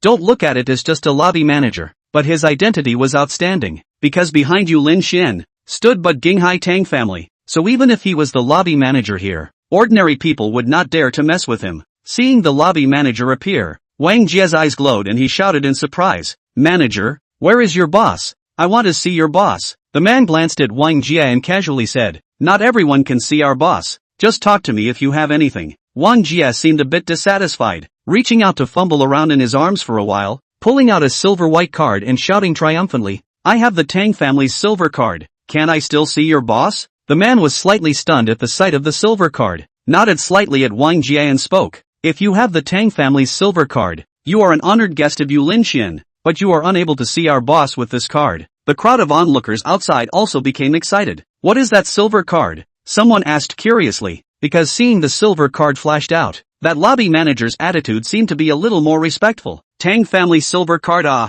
it is said that you only issue less than 100 a year. This young man actually has one in his hand. It seems that he is also a young master of a rich family. There is a lively scene to watch today. He had all flashed his silver card unexpectedly, could not even meet the boss of Moonlin Xian. Wang Jia was even more dissatisfied, but remembering the dean's advice to him not to mess with the people of Moonlin Xian no matter what, he resigned himself to the situation. But turning his head towards Ye Qing, Wang Jia became excited again. As an honored guest, I am now being attacked by this guy for no reason. How does that count? The man nodded and turned his head directly to Ye Qing and spoke. Sir, please leave this place and don't make things difficult for me. How had Lin Ruoyu ever seen this scene before? She was a little nervous and grabbed Ye Qing's sleeve, hugging Ye Qing's arm. Ye Qing raised his hand and patted on the back of Lin Ruoyu's hand, signaling her not to be nervous. While during this process, Ye Qing's line of sight had been placed on top of that silver card. This thing, it looked familiar, and Wang Jie also realized that Ye Qing had been focusing on his silver card, and became even more smug.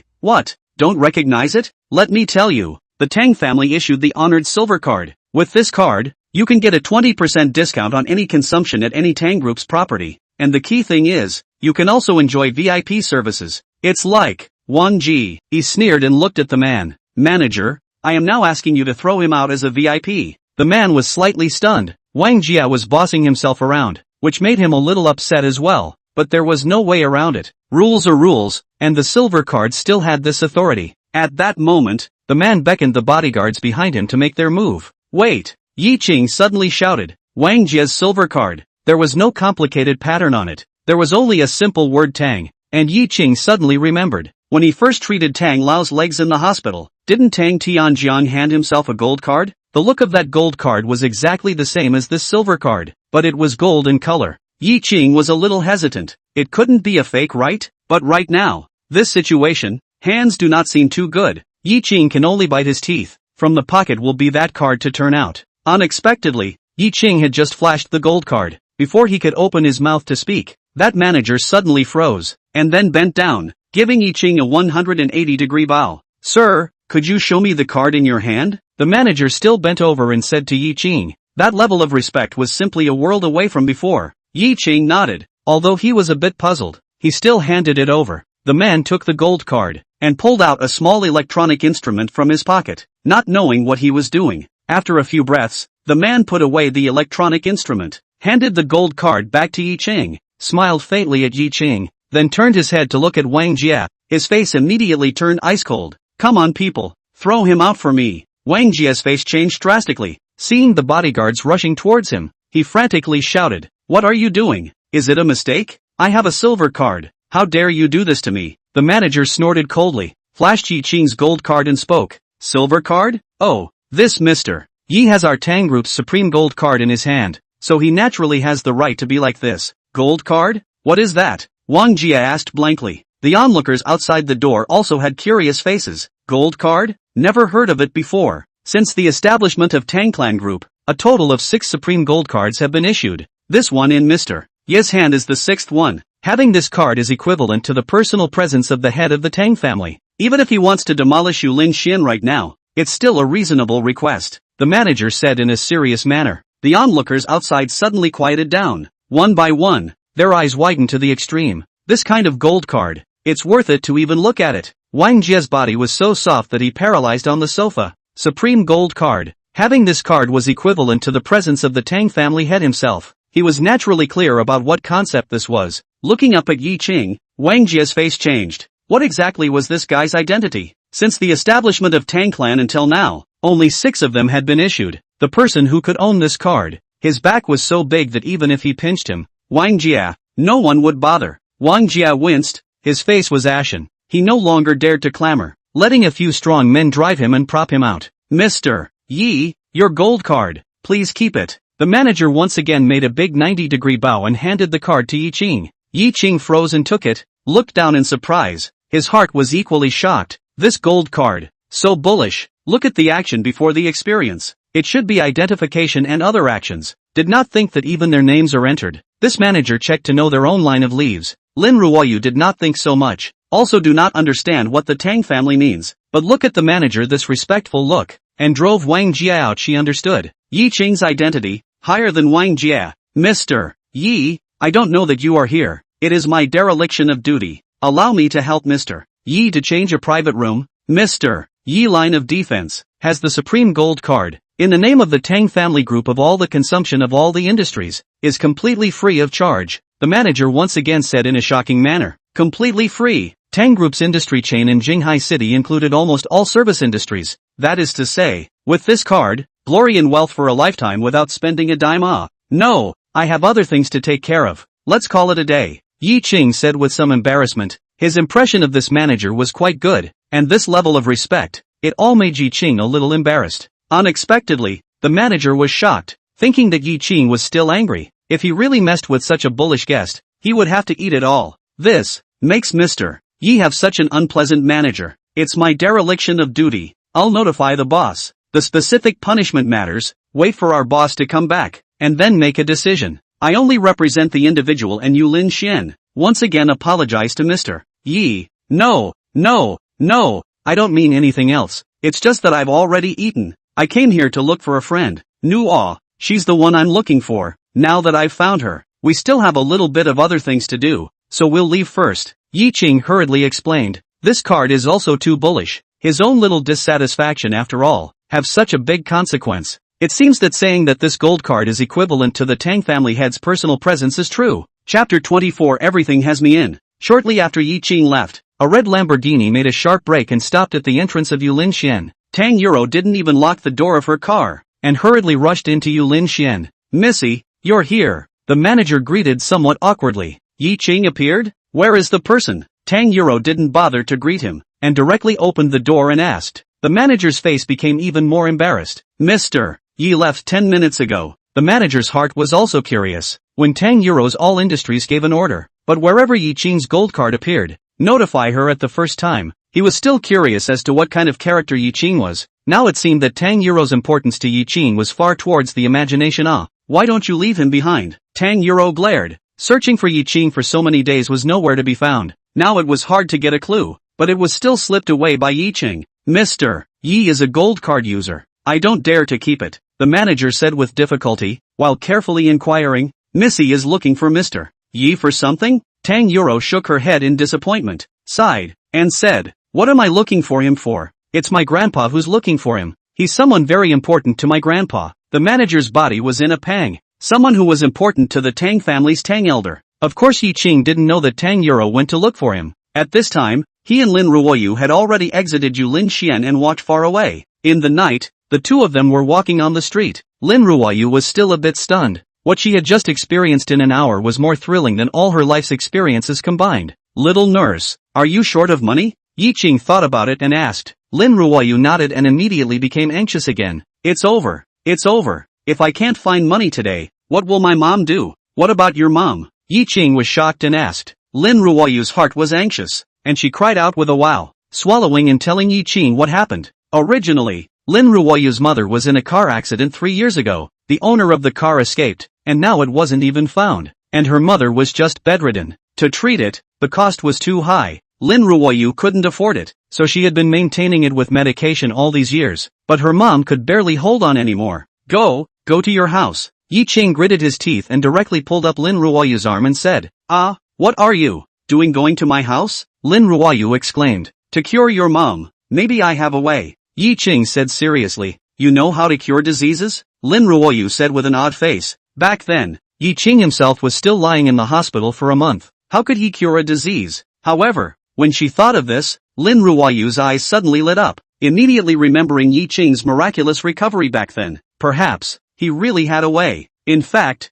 Ye Qing could give Lin Ruoyu money. After all, when he was in Sun's house, Sun Lilan also gave Ye Qing a card. But up to now Ye Qing had forgotten to check how much money was in the card, and there was no place to go to get so much money in this big night. If it was something else, Ye Qing could withdraw the money tomorrow, but now since he was sick, it would be a good thing. A generation of medical immortals, everything else is lacking, only not lacking medical skills. Lin Ruoyu's home wasn't far from here. But when he came to Lin Ruoyu's home, Ye Qing still frowned slightly. This was too simple. The most remote location in the middle of the city village. A bungalow that could obviously be considered a dangerous house. This was Lin Ruoyu's home. Ruoyu is back. When the neighbors saw Lin Ruoyu return, they all greeted her cordially. Yo, you even brought your boyfriend back. Lin Ruoyu's face was red, pulling up Ye Qing and rushed into the house. In the dark little house, Ye Qing saw Lin Ruoyu's mom. Her bones were as thin as a wood. After so many years of illness, his mom's body had reached its limit. Less than 10 square meters of small house, crowded with 2 single beds. Lin's mother in the side near the window. The other side of the crib is naturally Lin Ruoyu. Because of the old illness in the bed, there was still a pungent smell of decay in the house. This condition, Ye Qing couldn't have dreamed of it. The house is a bit simple. You don't mind. Lin Ruoyu originally wanted to greet Ye Qing and sit down, but there was really not much room to sit in the house. It's okay, I'll take a look at Mom Lin. Ye Qing waved his hand to show that he didn't mind, lifted his foot and walked over to Mama Lin's hospital bed. Lin's mother was weak and seemed to feel someone approaching. Opening her eyes to look and finding that it was actually a youth she didn't recognize, she seemed a bit confused. Mom, this is my friend from the hospital, the new doctor. He's here to give you a look. Lin Ruoyu hurriedly introduced, and added a sentence at the end. We're on good terms, and it doesn't cost anything for him to treat you. Ye Qing inexplicably felt his nose a bit sour. He sighed, smiled at Lin's mom, and launched the evil king's true eye without hesitation. A moment later, Ye Qing let out a long sigh of relief. Although Lin's mother's appearance looked like she had run out of gas, she was actually not sick. When the car accident happened, some parts of her body had already hemorrhaged internally, but because Lin Ruoyu didn't have the money to treat it, she had been dragging her feet. The injury slowly worsened, and some parts started to necrose, which was why Lin's mom's body was getting worse and worse. This was simple. Ye Qing's qi had the effect of nourishing the blood and flesh and warming the meridians. Making up his mind, Ye Qing then directly raised his hand and grabbed Lin mother's bony wrists. At the same time, he said to Lin Ruoyu, I might need a long time next, so be patient and wait for a while. Lin Ruoyu nodded seriously. No matter what Ye Qing was going to do, he supported Ye Qing. After all, she was already very grateful that Ye Qing could come and help her. Ye Qing slowly closed his eyes. The qi energy came out through his body, following Ye Qing's hand and transmitting into Lin's mother's body. Lin Ruoyu was a bit puzzled. If you want to say that it was healing, Ye Qing just grabbed her mom's wrist and didn't move. If you want to say that it wasn't healing, but Ye Qing's face was very grave and very odd. But just at this moment, Lin Ruoyu suddenly realized that from Ye Qing's body, it was emitting a light white light mist. At first Lin Ruoyu thought it was her own illusion, but slowly, that white light mist was getting brighter and brighter. The lighting in the room was already dim, and now it was even more clearly visible. Lin Ruoyu opened her mouth wide in surprise and looked at Ye Qing with a dumbfounded look. This scene was like a master on TV using internal energy to help others heal their wounds. Oh my god, Ye Qing was a martial arts master. Lin Ruoyu was shocked by this discovery of her own. She seemed to remember something and hurriedly got up and closed the door of the room. She couldn't be discovered by others. In Lin Ruoyu's opinion, martial arts masters were generally very mysterious. Half an hour later, Ye Qing slowly opened his eyes. There was a deep sleepiness in the depths of his eyes. If Ye Qing had reached the first grade realm now, naturally, he wouldn't need to exert so much effort. And now, to nourish the body of Lin's mother who had been bedridden for several years, the amount of qi consumed was not normally large, but fortunately Ye Qing persevered. All of Lin mom's necrotic flesh and blood came back to life, and her bones were also connected by Ye Qing. Lin mother slowly opened her eyes, twisted her head to look at the two of them and said in surprise, so comfortable, the body hasn't been this comfortable in a long time.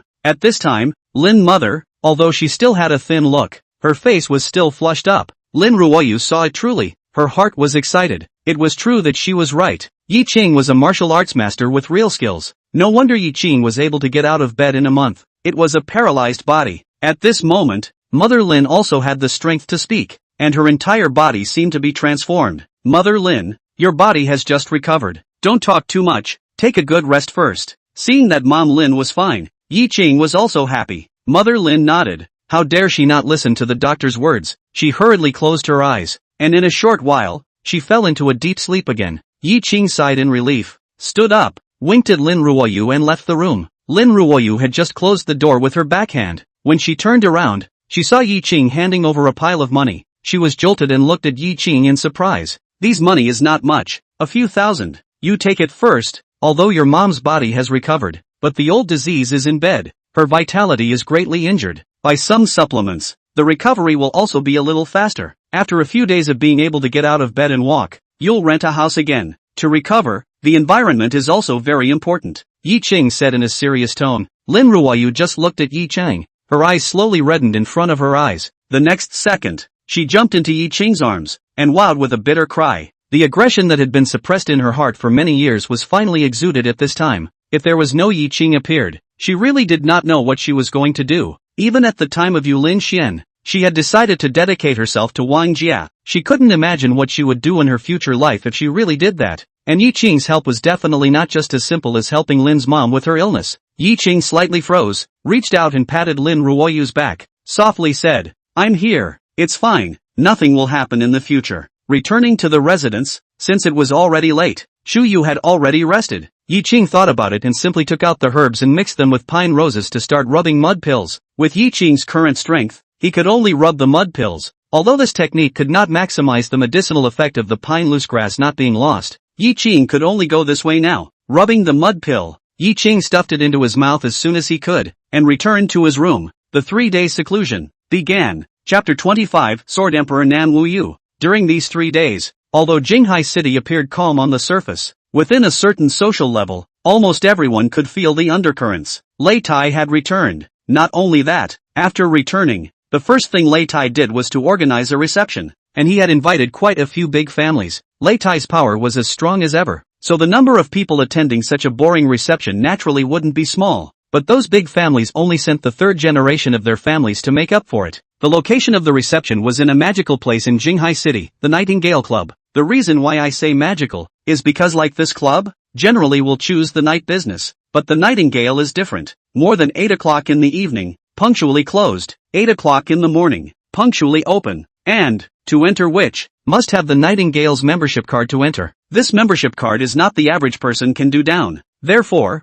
can come here to play. Also the vast majority of the Jinghai City's high society figures. But today, there was an exception. As long as one had Lei Tai's invitation, they could enter. Ye Qing walked on the street, constantly feeling the surging spiritual energy in his body. His heart was happy. The first grade realm, just reached. It was not in vain of his 3 days of seclusion. It seems that the medicinal effect of the pineapple grass is really magical. Today's trip, he may not be the focus, but since Lei Tai invited himself, he will definitely deal with himself. Just don't know what Lei Tai plans to do. Just when Ye Qing was rambling, an ear-splitting sound of brakes suddenly came from his ears. Ye Qing didn't even think about it. He dodged out of the way with a dodge. He frowned slightly and looked at a white sports car that had stopped in front of him with a sneer. If he was creating a car accident to kill himself, this Lei Tai was also too inadequate. The car door opened. A very clean-looking youth hurriedly got out of the car and walked to Ye Qing's front, first bowing before saying, "I'm really sorry. Are you alright?" As the saying goes,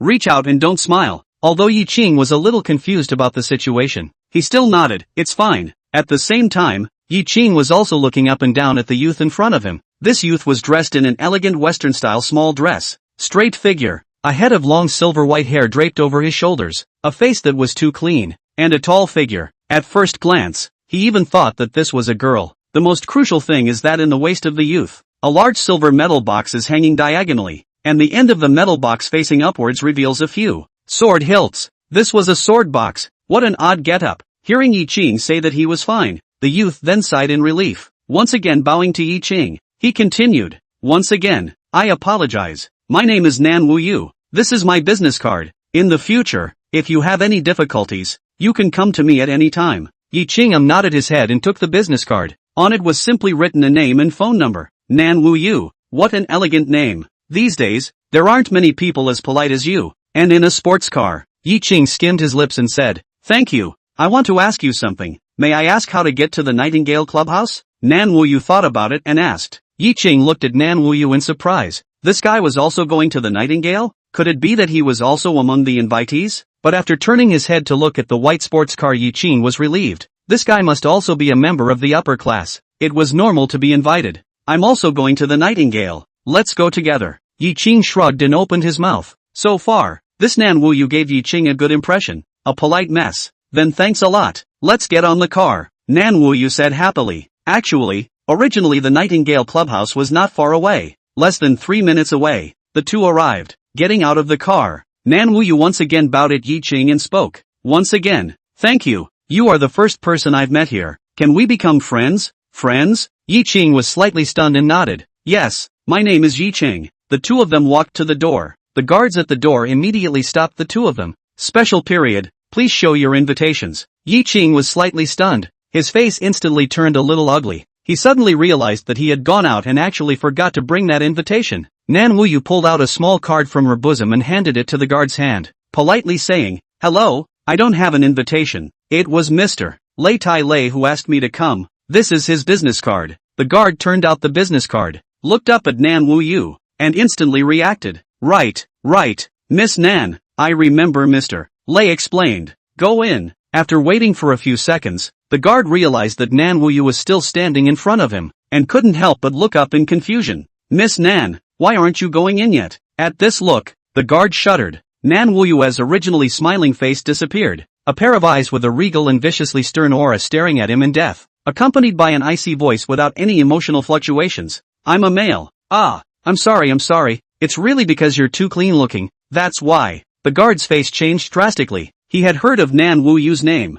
but he didn't realize that Nan Wuyu was actually a male. Nan Wuyu stopped talking and continued to raise his feet and walked in. Ye Qing hurriedly followed Nan Wuyu's footsteps behind him. He forgot to bring his invitation and could only sneak in like this. Hey, what are you doing? Where's the invitation sticker? The guard asked as he pulled Ye Qing. Forgot to bring it. Ye Qing said awkwardly. You're the 17th one to say you forgot it today. You don't even look at what place this is if you want to fish in troubled waters, the guard said with a sneer. Nan Wuyu's footsteps came to a screeching halt, slightly sidestepped her head and said coldly, You dare to embarrass my friend? Don't dare. The guard hurriedly stood up straight and said cautiously. Nan Wuyu turned her head to look at Ye Qing. Her complexion instantly softened. Let's go in. But Mr. Nan. The guard still wanted to say something. No, nothing. Nan Wuyu's eyes almost scared the guard to death. Where would he dare to have half an opinion? Ye Qing walked into the clubhouse, still feeling a little bewildered. This Nan Wuyu's attitude towards herself was too good. Why are you helping me? Ye Qing couldn't help but ask. Have you forgotten? We are friends. Nan Wuyu smiled faintly and said thoughtfully. Ye Qing was a bit helpless. This friend is also too worthless. And this guy didn't rely on the invitation to come in, but Lei Tai's business card. You're Lei Tai's person? Nan Wuyu shook her head. No, entrusted by someone to help Lei Tai kill someone. Kill who? Ye Qing was shocked in his heart. Don't know yet. Ye Qing, go play by yourself. I'll leave first. Nan Wuyu shook her head and said. The guard at the door was half awake, causing his companion next to him to burst into laughter. A rich second generation. Scaring you like this? What rich second generation? He's Sword Emperor Nan Wuyu, the guard said in shock. Is it very powerful? Of course it's powerful. Did you see the sword box on his waist? Yes, it's for pretending. These days, people still use swords? Lonely, legend has it that Nan Wuyu's sword box has 5 swords in it, one more powerful than the other, but up to now, it seems that only people have seen him use the third sword only. The 2 most powerful ones have yet to appear. Chapter 26, Duel of Life and Death. Although there was a sword box hanging diagonally from Nan Wuyu's waist, Ye Qing didn't feel any energy fluctuations from Nan Wuyu's body, so he didn't take it seriously, and just thought of it as a decoration. Anyway, this person, Nan Wuyu, was indeed quite strange. Right at this moment, a voice rang in Ye Qing's ears. You know Nan Wuyu? Ye Qing was surprised and twisted his head to look. He suddenly realized that Xia He and Xia Xiaobai were standing in front of him. Ye Qing was startled on the spot. Why are you guys here? Xia He shook the invitation in his hand. I'm also in the invitation. Of course I can come. And each invitation is limited to bring 2 people in. So I brought Xiaobai. Xia Xiaobai was holding a piece of cake and nibbling on it. When she heard this, she looked up at Ye Qing and raised her mouth and said to Ye Qing, Big brother, didn't you promise to bring me when you came? Going back on your word. Humph, eat your cake. Xia He said breathlessly, not knowing how little White became so dependent on Ye Qing, dying to follow. You also know Nan Wuyu? Ye Qing asked strangely. Sort of know. Sword Emperor Nan Wuyu. Very few people know him, but at a certain level, he is a very scary existence. And this person, how to say it, is a bit strange. Xia He thought about it and opened his mouth. Indeed quite strange. Ye Qing nodded with deep thought. But I only just met him and said a few words. The Nightingale Clubhouse had a large area, and this time, the venue was in the first floor hall, which was carefully arranged, with a table casually placed around it, piled high with all kinds of cakes, fruits, drinks and such things. From time to time, there were waiters carrying red wine shuttling through. Snap! Some paper flowers suddenly exploded in the sky above the hall, scattering down in a flurry. carrying some colorful ribbons, and the stereos everywhere began to drum and vibrate, delivering a clear and crisp voice that seemed like a nightingale. Ladies and gentlemen, I'm sorry to keep you waiting.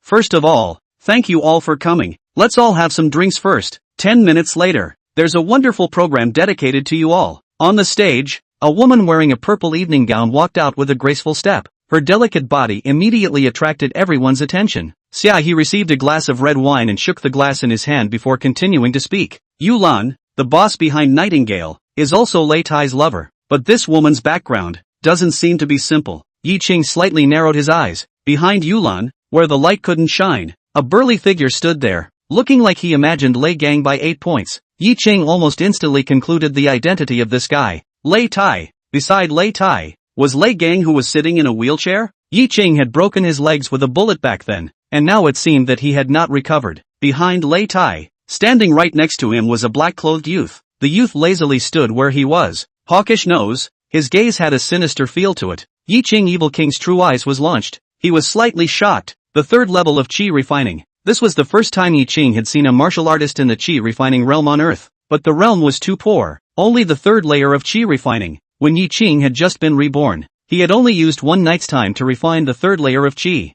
There was another person, hanging the sword box diagonally, one hand pressed on top of the hilt of the sword box, his body leaning on the front not far from Lei Tai, not saying a word. It was Nan Wu Yu. Big brother, I heard from the attendant. Ye Qing actually did come over, Lei Gang said excitedly. Let her die here when she comes, Lei Tai said smilingly. But why did you design such a setup to kill him? Would it be too troublesome? In my opinion, just find a few assassins to finish him off, Lei Gang asked with some confusion. Lei Tai shook his head and responded. What's the point of killing him quietly? To beat him to a dog in full view of everyone and then kill him. This feeling is the most wonderful. Lei Gang's heart burst, and he glanced at Lei Tai with some fear. This big brother, acting more and more crazy, but setting up this bureau today. Ye Qing is just a small episode, not enough to worry about. My purpose is to tell the entire Ginghai, I, Lei Tai, am back again. Lei Tai sneered, narrowed his eyes, and cut a few eyes fiercely on the delicate body of Yulan, who was speaking in front of him. Alright, I believe everyone has had almost enough fun. Now, the good show begins. Pixie Orchid looked around, cleared her throat, attracted everyone's attention, and opened her mouth once again. As soon as the words fell, in front of Yulan, a group of staff members used their fastest speed to quickly clear an empty space on the stage, and simply some equipment surrounded the empty space. So a simple ring just appeared. Today's good show, life and death duel. How? The corners of Yulan's mouth rose slightly as she opened her mouth to ask. The scene was instantly triggered, and bursts of cheers continued to ring out. Most of those who came today were rich kids, who had played with enough scented cars and beautiful women on weekdays, and had long since gotten tired of it. But this kind of life and death duel was something not often seen, and it immediately ignited the violence factor in their bodies. He frowned slightly, looked at Ye Qing and spoke. Something's not right. His target is me, Ye Qing said with a cold smile. Sure enough, after a short burst of atmosphere, Yulan spoke again. The rules are simple. 1-on-1, the loser withdraws, the winner stays and continues the duel, and for each win, $1 million is awarded. But, this duel, life and death regardless. Life and death regardless of the 4 words were Yulan aggravated tone read out. The atmosphere is once again high. Have to say, this woman in mobilizing the atmosphere is indeed very means. Next, let's welcome the first pair of warriors on the court. Snap, the lights instantly focused on the body of the man in black beside Lei Tai, accompanied by Yulan's crisp voice, the young expert under Mr. Lei Tai, Liang Xiaojie, it's up to you today. Remember, you don't need to kill him quickly, but you must let him die in pain, Lei Tai said to Liang Xiaojie in a low voice. In the warm applause, Liang Xiaojie lightly jumped and lightly landed on the ring. This hand also successfully attracted a lot of people's attention. Some nymphomaniac women even crazily screamed. A cocktail party instantly turned into an underground boxing match, and at the very next moment, the spotlight twisted again, and with a snap, it was fixed on Ye Qing's body,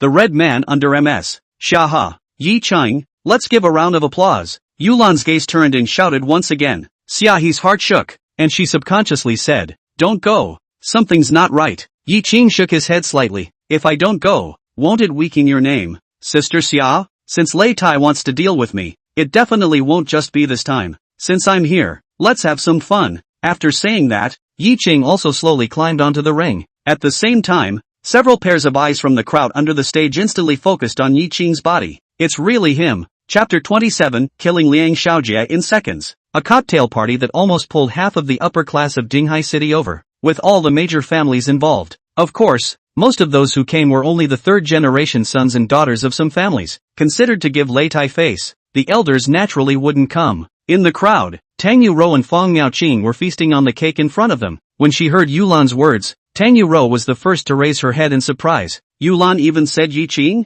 It was no wonder that Tang Yuro was so sensitive. During this period of time, Elder Tang was always chanting in Tang Yuro's ears. Tang Yuro was getting cocooned from listening to the two words Ye Qing. What are you looking at? Fang Miaoqing looked up suspiciously, and after a slight stare, she couldn't help but exclaim as well. It's actually him. On top of that, in the crowd, there were several pairs of eyes that were staring at Ye Qing dead on. A drinking party that seemed to be becoming more and more lively. Big brother, that guy is very capable of fighting. This Liang Xiaojie you brought, is he really capable? Lei Gang was a little worried. The impression Ye Qing gave him was just too deep. Just watch yourself. If Ye Qing can last 3 moves under Liang Xiaojie's hands, count me as a loser. Lei Tai said with a cold smile. To Liang Xiaojie, he seemed very confident. On the ring, Yulan had long since retired, leaving the empty field to Ye Qing and Liang Xiaojie. Ye Qing stood dangling, looking at Liang Xiaojie in front of him, while Liang Xiaojie looked at Ye Qing with his nostrils. That arrogant look made Ye Qing almost unable to resist going up and rewarding him with a few slaps before speaking. Hey, are you going to fight or not? Ye Qing asked in a depressed manner. This Liang Xiaojie stood there and didn't make a move. He was just so wide-eyed with himself. Could it be that Lei Tai's so-called desire to retaliate against himself was just to make himself feel bored? You seem to have forgotten that this duel is life and death. Are you in such a hurry to die? Liang Xiaojie said with a cold smile and a calm look. Ye Qing blinked. Are you sick? Ha! Liang Xiaojie was slightly stunned. His face sank. What did you say? I'm very busy. Are you playing or not? If you keep talking so much nonsense, I can go down. Ye Qing said casually, being so contemptuous. It didn't let Liang Xiaojie experience that sense of superiority that a strong person should have at all, and he was enraged. In the next second, Liang Xiaojie's legs slightly flexed, then violently straightened, and his body flashed as he rushed towards Ye Qing. The speed is not bad, but unfortunately, it's still too slow. Ye Qing nodded and commented, while slightly sidestepping his head to avoid Liang Xiaojie's palm strike. However, just a moment after Ye Qing had just dodged the other party's palm strike, the corner of Ye Qing's eye skimmed a flash of cold aura from within Liang Xiaojie's sleeve. Ye Qing secretly said it was bad, and immediately flew back to retreat, but it was still too late, and by the side of Ye Qing's ear, he was cut with a bloodstain. Sword in the sleeve? Oh, Lei Tai looking for someone is this kind of goods? Ye Qing touched the blood mark on his ear and spoke faintly. Seeing that Ye Qing had dodged his own attack as well as the sword in the sleeve, Liang Xiaojie seemed a bit surprised, but still spoke. There was no rule against using weapons, wasn't there? That's true. Then let's continue, Ye Qing said with a gloomy face. If it was a normal fight, Ye Qing might still let this bastard go, but now that this bastard dared to use such a despicable fight, then don't blame Ye Qing for being nonchalant. He despised this kind of person the most in his life. The sword in the sleeve failed to sneak attack and still retracted back into Liang Xiaojie's sleeve. No one in the crowd at the scene could even see it. Lei Tai's face was grave. Ye Qing's performance had surprised him a bit. Liang Xiaojie also launched a second attack at this time, the same as the first time. Liang Xiaojie once again close to the body. From the sword in the sleeve can be seen, this Liang Xiaojie is good at his close attack. Scurrying to the front of Ye Qing, Liang Xiaojie's body twisted. His right foot stomped on the ground, and smashed his fist to Ye Qing with all his might. At this time, only Ye Qing could see Liang Xiaojie's fist had already exuded a silky white aura. It seemed that Liang Xiaojie didn't hold back this time. The power of the third level of qi refining was completely utilized by him. Is that all the force you have? Ye Qing raised his hand to casually block the punch and shook his head. It's my turn next, right? Liang Xiaojie was slightly stunned. Ye Qing had blocked his full force strike so easily? How was this possible? In the next second, Ye Qing similarly blasted out with a punch. Of course, in order to not be so shocking, Ye Qing did not use spiritual energy. The qi energy through Ye Qing's fist directly smashed into Liang Xiaojie's shoulder. Liang Xiaojie's face changed drastically. This punch of Ye Qing, no matter whether it was the force or the tricky angle, as well as the speed, all exceeded Liang Xiaojie's expectations. He knew that he had still underestimated Ye Qing. When his shoulder was attacked, Liang Xiaojie's body immediately lost his balance and tilted towards one side. He subconsciously tried to maintain his balance, but how could Ye Qing give him a chance? A sideways turn flashed to Liang Xiaojie's back. At the same time, a hand clasped Liang Xiaojie's chin. If the people Lei Tai found are just this kind of goods, that's really disappointing, Ye Qing said lazily, and in the next second, Ye Qing's eyes suddenly became sharp. Ka-ching! A creepy sound rang out. Liang Xiaojie's neck was instantly broken by Ye Qing, and his body just collapsed straight onto the ring with a loud boom. And right at this moment, Liang Xiaojie's body had just ended up in the bottom. A blackish thing fell out from Liang Xiaojie's arms, and the most crucial thing was that Ye Qing could even feel the slightest fluctuation of spiritual energy from the top of this thing. Ye Qing hurriedly bent down and picked that thing up, but he didn't have time to look at it carefully now, and casually slipped it into his pocket. Lei Tai rose up with an open heart. His face was ugly as he looked in the direction of the ring. This Liang Xiaojie was an expert that he had spent a great deal of money to bring back, but now he was so easily solved by Ye Qing.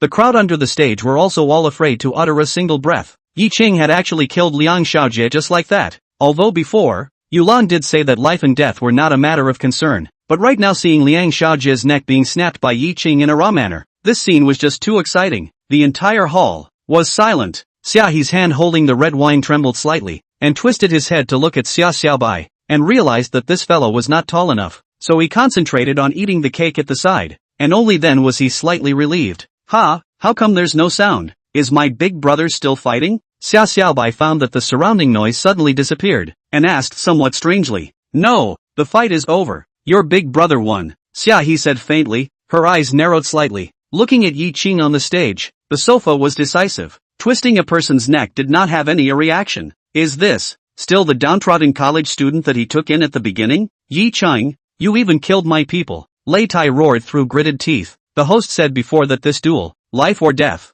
have you forgotten? Ye Qing said with a cold smile, it's also my fault. I didn't expect the people you found to be so weak. I thought that the experts under your Lei Tai were more or less capable, but it seems that I overestimated. Lei Tai's face became even more ugly. He originally didn't take Ye Qing too seriously today. In his opinion, as long as Liang Xiaojie stepped up, Ye Qing was absolutely dead. But now he suddenly realized that this was a terrifying opponent that was completely beyond his expectations. Nan Wuyu, kill him! Lei Tai suddenly shouted sternly. Nan Wuyu, who had been watching the battle from the side, nodded slightly at the words and flew a line, landing lightly on the ring, looking at Ye Qing with an expressionless face. Ye Qing frowned slightly. To this person, Nan Wuyu, Ye Qing's impression was not bad. If possible, he was not willing to fight with Nan Wuyu. Nan Wuyu pressed one hand on the sword case at his waist and looked at Ye Qing. Make your move. For some reason, the moment Nan Wuyu's right hand was placed on the sword box, Nan Wuyu's entire aura changed drastically in an instant, and the person who originally didn't have the slightest aura of power instantly made Ye Qing feel a hint of danger. You want to fight me? Aren't we friends? Ye Qing recalled Nan Wuyu's words from earlier and shrugged his shoulders and said.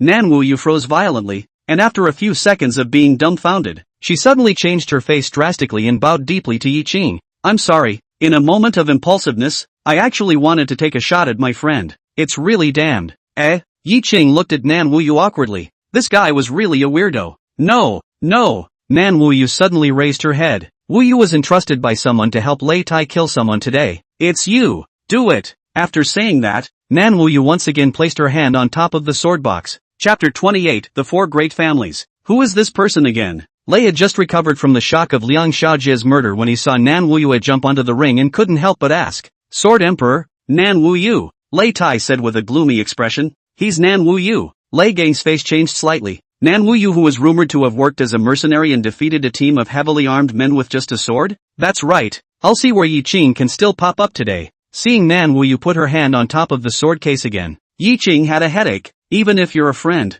do you still want to make a move? Nan Wuyu blinked her eyes, seemingly a bit confused, but after a moment, she still shook her head. Blunt sword number 1, for sparring purposes. Sharp blade number 2, cuts iron like mud. Nan Wuyu placed her hand on top of the third sword hilt. No. 3 air sword is Wuyu's favorite sword. Wuyu has an order to do so. She is not allowed to do so, but Wuyu has a rule that the no, 4 and no, 5 swords are not allowed to be used against a friend. So today, I'm going to use the no, 3 sword to fight you. After saying that, Nan Wuyu drew his third sword with a rubbing sound. It was a very thin sword with a blade that was only a finger's width, and it looked very odd, because this sword can emit sword chi, hence the name. Do it! Nan Wuyu finished his introduction, and without further ado, his body leaned forward and instantly darted out. The thin sword in his hand slashed down. Ye Qing was slightly stunned. He could clearly feel an invisible sword chi instantly condensed and sliced vertically towards himself, but the destructive power didn't seem to be very strong. This person, Nan Wuyu,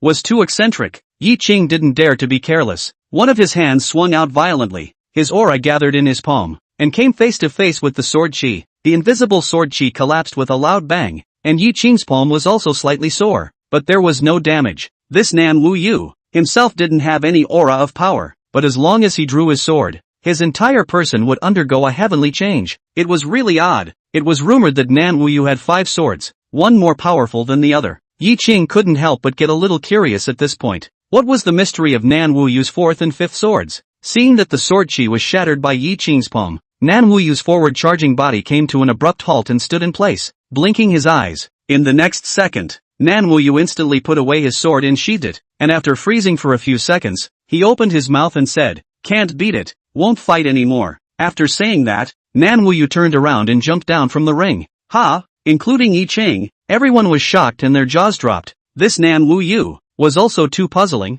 right? Nan Wu Yu, what are you doing? Have you forgotten your orders? Lei Tai shouted anxiously. Moonless isn't interested in orders. I only want to make friends, Nan Wu Yu said indifferently and returned to the corner, resuming his previous appearance. Lei Tai's face was hard to see. This was the first time Lei Tai felt so humiliated. He was obviously preparing to deal with Ye Qing, but at this moment, Ye Qing was intact, and the expert he had spent a lot of money to hire was also killed by Ye Qing. And after Nan Wu Yu and Ye Qing exchanged hands once, he even stopped fighting straight away. Lei Tai didn't dare to say anything. Nan Wu Yu would come only because that person owed Lei Tai a favor. Really speaking, Nan Wu Yu and Lei Tai, not a single penny of relationship. If he pissed off Nan Wu Yu, Lei Tai knew what would happen to him. Mr. Lei, if there is no more coming up to fight with me, I will leave. It's not early today. Ye Qing cried and laughed as he glanced at Nan Wu Yu and turned his eyes to Lei Tai. Can you leave? Lei Tai's voice was a bit hoarse, as if it was the hissing of a wild beast. A door at the back of the hall was violently pushed open,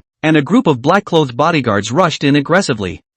Lei Tai, will kill you today. Who dares to obstruct? Lei Tai let out a loud laugh and looked at Ye Qing triumphantly. I admit that I underestimated you today, but the result is actually the same. Today, you must die. Lei Tai concluded that for the sake of a small person, although the other clans were not afraid of themselves, they were also not guilty of messing with them for the sake of a Ye Qing. Ye Qing was Xiaohe's person. He didn't dare to kill Xiaohe, but he wouldn't be afraid of Xiaohe all the same. Even if Xiaohe stood out, Ye Qing had to die today. Ye Qing frowned slightly. This Lei Tai was already a bit hysterical. Looking at that group of bodyguards, they were also well trained. To a large extent, they were from special forces. It seems that this Lei Tai is the same as what Xiaohe said. Nowadays, the power is really as good as it gets. Ye Qing was indifferent. Just fight. Ye Qing would not be afraid of these special forces. But just at this moment, an unexpected scene appeared. Tang Yuro crossed the crowd, walked up to Lei Tai, stood beside Ye Qing, smiled at Ye Qing, and opened her mouth. Mr. Yi has a favor in my family's old man. Lei Tai, what do you want? When this statement came out, the whole audience was shocked. Tang family Tang Yuro, who doesn't recognize the 3rd generation of children? But according to what Tang Yuro said, Mr. Ye Qing actually has a favor with the Tang family's Tang elder. Oh my god, what's going on here? Lei Tai was slightly stunned. His face was ugly for a while. He didn't expect Ye Qing to have a relationship with the Tang family. This could be a bit troublesome. Fang Yaoqing also walked up to Lei Tai and spoke. Mr. Yi, thanks for your hand last time. Now, the old master's body has recovered. He has been chanting to meet you. The crowd had been stunned silly. The Feng family also stood out. This was not enough. As Lei Tai's face became more and more ugly, Sun Lilan and Sun Guoxiong even walked up to Lei Tai as well. Sun Guoxiong's character was already rough. At this time, he couldn't help it even more. Ye Qing is my master. Lei Tai, if you dare to touch a hair on my master's head, believe it or not, tomorrow I will send the army down to dismantle your Nightingale clubhouse? Sun Lilan smiled at Ye Qing with some embarrassment. She was a little bitter. She shouldn't have brought Sun Guoxiong here today. Lei Gang's face completely changed. The Sun family. The Sun family military was very powerful. Messing with the Sun family, he wouldn't want to mix. Although he also didn't believe that Sun Guoxiong really dared to be so messy to send the army out to clean up after himself. But from this, he could see the relationship between the Sun family and Ye Qing. That wasn't all. A young man with golden glasses similarly walked up to the ring, smiled, and spoke. My name is Mu Beixing of the Mu family, and I have been ordered by the Mu family's old man to invite Mr. Yi to his residence. Lei Tai's body had begun to tremble, his heart furiously crying out, this Ye Qing? Who in the world is this Ye Qing? The 4 great families unexpectedly appeared at this time, supporting Ye Qing. Before Lei Tai had felt that no one dared to stop him. But now, it was a feeling of fiery pain on his face. Would he still dare to make a move? Nonsense. Of course he wouldn't dare. Under this kind of situation, the four great families supported Ye Qing. If he still dared to make a move, then it would really be too long for him to live. That's right, with Lei Tai's power nowadays, there was no need to be afraid of the other families. But the four great families were united together to protect Ye Qing, so he couldn't move. Ye Qing rubbed his nose, smiled at the few people around him and spoke. I didn't expect you all to be here today. Thinking about it, this reception, Lei Tai had invited a lot of clans, and naturally, the third-generation sons and daughters had come in a large number. The others Ye Qing had all met. Tang Yuro, the girl from the first time she treated Tang Lao's legs in the hospital. Fang Miaocheng, the girl who bought her own medicine at Tianbao Street. I didn't realize that Fang Miaocheng also had a family background behind her. As for Sun Guoxiong, Ye Qing was speechless. This guy really took himself as a master. As for Mu Beisheng, never heard of him. What about the Mu family? Here, it was estimated that only Fang Miaocheng and Tang Yuro knew the reason for this. Fang Miaocheng took Ye Qing's medicine back, and the person who was treating Fang Lao at that time was none other than the Mu family. Mu Yunzheng, who was known as the wonderful hand divine doctor. Thanks to the few people for their help today, but I have some other things to do today. I'll pay a visit some other day. Ye Qing said politely to the few people. Although Ye Qing wasn't afraid of these bodyguards of Lei Tai, but these few people appeared and were obviously supporting themselves. Ye Qing was still very grateful. A few people were quick to agree. Just like Mu Beisheng, the reason he came out was because the old man had explained that to Ye Qing, he could only show goodwill and not be an enemy. Just now, the three great families came out. There was no reason for him not to come out. It was just the right time to do a favor. This time, Ye Qing was leaving in a big way. Lei Tai stood in place. His face was suffocating red, but he didn't even dare to let out a fart. And just shortly after Ye Qing left, in the corner of the hall, a girl in red had set her eyes on him. Young lord, Liang Xiaojie is dead. We can leave Jinghai City. A middle-aged man respectfully said to the girl in red. No, I suddenly don't want to leave. Uncle Lai, help me investigate this Ye Qing. The more detailed the better, the girl said with a smile. Chapter 29 today is not what it used to be. The only good thing about Xia He and Xia Xiaobai coming to the reception today as well, is that Ye Qing doesn't have to take a taxi back. Xia He's car, not really expensive, an elegant Ford Fiesta, was just a little less spacious, and Ye Qing wasn't really tall, but there was still a faint feeling of suffocation sitting inside. Ye Qing, how do you know those big families? Xia He looked in the rearview mirror and opened his mouth to ask Ye Qing, who was sitting in the back seat of the car. Accidentally got to know them. Ye Qing said casually. It wasn't that Ye Qing didn't want to talk about it, but there were too many things that happened in this that couldn't be said in a few words. I was a bit worried about you before, but now it seems that my worries were completely redundant. I've never seen Lei Tai being pushed to this extent before. Xia He said with some amusement. Ye Qing slightly nodded his head, squinted his eyes and comfortably leaned back on the soft seat. As for Lei Tai, Ye Qing hadn't put much thought into it until now. Ye Qing inhaled his nose. The car was filled with a light fragrance. There was a kind of aroma that looked like a mixture of roses and lilies. Not as pungent as perfume, but it smelled very good. Ye Qing was a little surprised. It was body fragrance. He raised his eyes to look at Xia He in front of him, and then looked at Xia Xiaobai.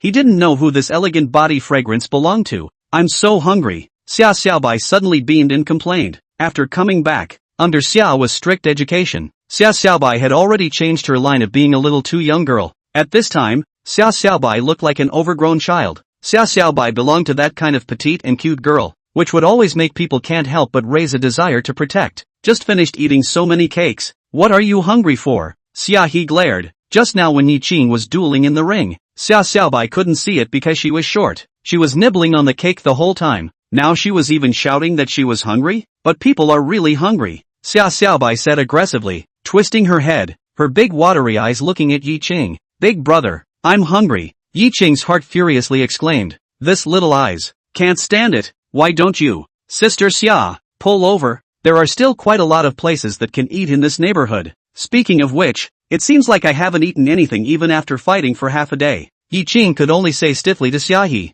Unexpectedly, Xia He was very decisive and directly pulled over. Xia Xiaobai let out a cheer and got out of the car. Night downtown. There are a lot of big stalls on the side of the road here. When he was in school, Ye Qing often ate in this area, but this night market has been in business for a long time, and under the survival of the fittest, the flavors are actually pretty much the same. Ye Qing casually found one that looked reasonably sized, and led the two inside. Xia He frowned slightly. Are we really eating here? With Xiaohe's status, she had never come to eat in this kind of place before. But it wasn't that Xiaohe felt that eating here was a drop in the bucket, but she was mindful of the hygiene issue. Don't worry about it, it tastes good, Ye Qing said with a reassuring expression. As for Xia Xiaobai, she didn't even have half a reaction. Anyway, for her, it was good to have food. As for where to eat, it actually didn't matter. The big stall also has the advantage that the food is served quickly. Ordered the food, waited for a while, then there will be a waiter with the food up. Ye Qing casually raised his eyes and looked at it, and then he was shocked and surprised.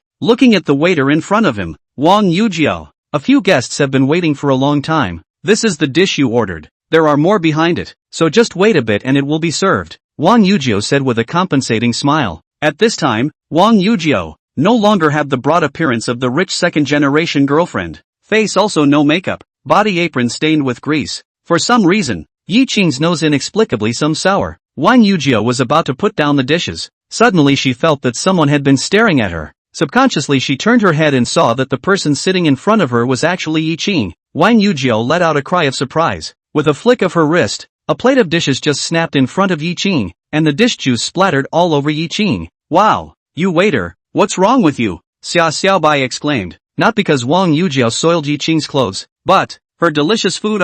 Wang Yujiao froze and looked at Ye Qing in front of her, only suddenly reacted after hearing Xia Xiaobai's words and hurriedly smiled with a smile. I'm sorry. I'll just reserve you guys a copy, but I've been waiting for so long. You, Xiaobai. Xiaohe opened her mouth to stop Xiaobai's words. She could feel that there was something wrong with Ye Qing. Hearing the commotion over here, the owner of the stall also came out, and seeing the scene in front of him, he was instantly enraged and directly cursed at Wang Yujiao. What's wrong with you? You can't even do this little thing right? It's only been a few days. How many mistakes have you made? Wang Yujiao's face slightly changed, once again nodded and said, I'm sorry boss, I know it's wrong, I won't do it next time. Next time? You still want to have a next time? The boss remained unforgiving and said. Ye Qing frowned slightly, seeing Wang Yujiao's appearance. Ye Qing's heart was inexplicably a bit blocked. He twisted his head to look at the boss. Enough, it's alright, grab the food. The boss compensated a smile at Ye Qing and spoke. This brother don't be angry. This waitress is new, not too good at her job. I'll teach her a lesson. After saying that, the boss turned his head to look at Wang Yujiao again and said grimly, didn't you hear what the guest said? Why don't you hurry up and serve the guests? If you make another mistake, you won't get your salary this month. Get the hell out of here. Wang Yujiao's face changed slightly, looking at the boss with some fear. I'm sorry boss, don't ever deduct my salary. I need this money. My rent hasn't been paid. Still ing bull with my old man. It seems that you really owe education. The boss roared, and a slap was deleted towards Wang Yujiao's face. Ye Qing stood up boldly from the chair. Without saying a word, a foot flew out, directly kicking that boss to fall to and out, knocking over a few tables, his body hanging all over the vegetable juice and debris. The boss froze and sat on the ground, not coming back to his senses for half a day. Wang Yujiao stood still in shock. Seeing the boss being beaten, she let out a cry of shock and was about to walk over, but was yanked by Ye Qing. Boss, are you alright? Wang Yujiao asked worriedly. Ye Qing had beaten the boss, although he had helped her temporarily, but with Ye Qing gone, this would still be blamed on her. Damn, I do see. You little, not satisfied with the way Lousy treated you these past few days. Looking for help, right? The boss shook and climbed up, cursing. Ye Qing frowned slightly and was about to raise his foot again to walk over, but was stopped by Wang Yujiao's backhand. Ye Qing, I'm begging you, go away. I'm grateful for you helping me, but, go away. Wang Yujiao cried and begged. Ye Qing was slightly stunned. His throat seemed to be blocked with a lead block. Xiaohe sighed and spoke. You helped her now and beat that boss, but if you leave, the one in bad luck is still her. You can't help her. Chapter 30, Gangsters and the Army. But now even if Ye Qing left, things can't be solved, because just as the boss stood up, the store's fellows had already swarmed out. This kind of big stall has an advantage. That is, the boss's fox and dog friends are especially many, and these people are mostly some of the neighborhood loitering punks, mixing well here, and occasionally can be exempted from a few orders, eat for nothing, naturally, also have to do things. If someone makes a mess, they will come forward to support the scene. Give me that kid's legs broken, and that little. Today I'm going to educate her properly. The boss patted the dish juice on his body and said with a fierce smile. Ye Qing didn't say a word, stopping his body to block in front of Wang Yujiao, coming over one, knocking over one, but all those who rushed in front of Ye Qing, without exception, were smashed to the ground by Ye Qing with a direct punch, and couldn't stand up. The store owner's face changed slightly, knowing that he had run into a tough fight today. He hurriedly took out his cell phone and dialed a phone number. Brother Hao, this is Fatty Lu. I have someone causing trouble here. Wang Yujiao lost her mind and looked at the back in front of her. The back that she once thought was so unproductive and so disgusted that she wanted to leave. But now Wang Yujiao wanted to hug him. Wang Yujiao smiled bitterly. She knew that she didn't have a chance anymore. The feelings that she once had been torn apart by her own hands. Soon, the punks in front of Ye Qing had already fallen a big half. The remaining few also stood cowering in the distance and didn't dare to come over. There was no way. Ye Qing was too capable of fighting. 2 black commercial cars stopped with a sharp break in front of the store. The one who led the way down was a fat man with a big belly, a face of horizontal meat, his body crawling with tattoos, and his face also had a knife scar. It looked very gruesome. Brother Hao, the store owner shouted in surprise. I didn't expect Brother Hao to be so fast. This is my lowly head. If someone makes trouble, that's ting on my Zhang Tianhao's head. Can it not be fast? Zhang Tianhao sneered and walked to the store owner. Immediately someone pulled a seat for Zhang Tianhao. Zhang Tianhao sat down with a big horse, and only then did he coldly look at Ye Qing. It's you kid who's causing trouble? After saying that, Zhang Tianhao also stared at Xiaohe and Xia Xiaobai seriously for a few moments. The 2 beauties, one ripe and exuding extreme temptation, and the other youthful and tender, had a different flavor. Zhang Tianhao was a bit puzzled. This brat is not blessed with a lot of lust nah. She is my friend. She works here as a waitress in your place, but was treated unfairly, so I naturally have to come out and say a few words. Ye Qing said indifferently. He didn't make a move. He was right. If he made a move now, even if he broke Zhang Tianhao's leg, it wouldn't make the other party fear him. Instead, he would intensify his actions against Wang Yujiao after he left. Is this what you call saying a few words? Zhang Tianhao looked at the punks lying all around him. His heart was also jolted. One person had knocked over so many punks and he was unharmed? He frowned slightly and spoke. Ye Qing, do you want me to call someone? Ye Qing shook his head. You can't call out for people. Today's matter, it has to be resolved peacefully. Peaceful resolution? Ha ha. Good I, Zhang Tianhao, have always been good at talking. Let's do it this way. You beat up so many of my men. Medical expenses, 100,000. Not too much, right? Of course, if you can't take it out, it's okay. I'm a bit interested in the 2 girls behind you. It's all negotiable. The moment these words came out, Ye Qing almost didn't hold back from rushing out, but in the end, he gritted his teeth and endured. After thinking about it, Ye Qing took out his own cell phone and started dialing. What? Calling someone? Fine. I'll wait for you here. See who you can call, but I'll remind you beforehand. The neighborhood here is all my Zhang Tianhao's territory. Even if the King of Heaven comes, he won't be able to save you.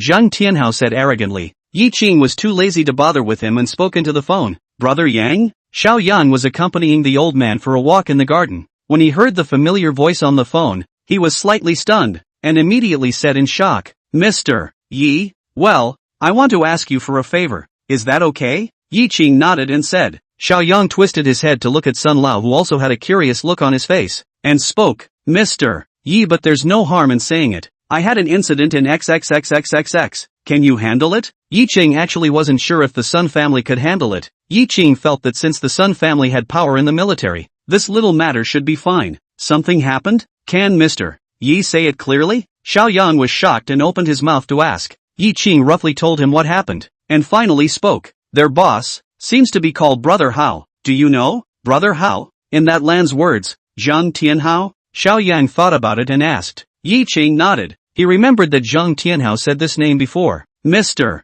Yi, wait for a moment. I will go over there. You tell Zhang Tianhao to tell that kid to wait for me. After Xiao Yang finished speaking, he hung up the phone. Sun Lao also almost understood what happened. Immediately blew his beard and glared. Dare to touch my old son's brother. Simply tired of living. Xiao Yang, greet the men. I'll go too. Xiao Yang was embarrassed. After his condition recovered, Sun Lao seemed to have regained his former pugnacity, and he didn't know if it was considered a good phenomenon. But in the end, Sun Lao still didn't follow under Xiao Yang's persuasion. After all, Sun Lao's identity was where he was. If he went, it would probably cause quite a commotion. Ye Qing hung up the phone, looked at Zhang Tianhao, organized his language and opened his mouth to crash out 3 words. You wait. Ha, well, I'll wait. I'd like to see who dares to meddle in this idle business today. Zhang Tianhao said with a calm demeanor. The land in this neighborhood was his. Zhang Tianhao was confident that in this land, he was the boss. Not long after, 3 or 2 military camouflage vehicles stopped at the entrance of the stall. The doors opened, a team of loaded soldiers rushed down. Without saying a word,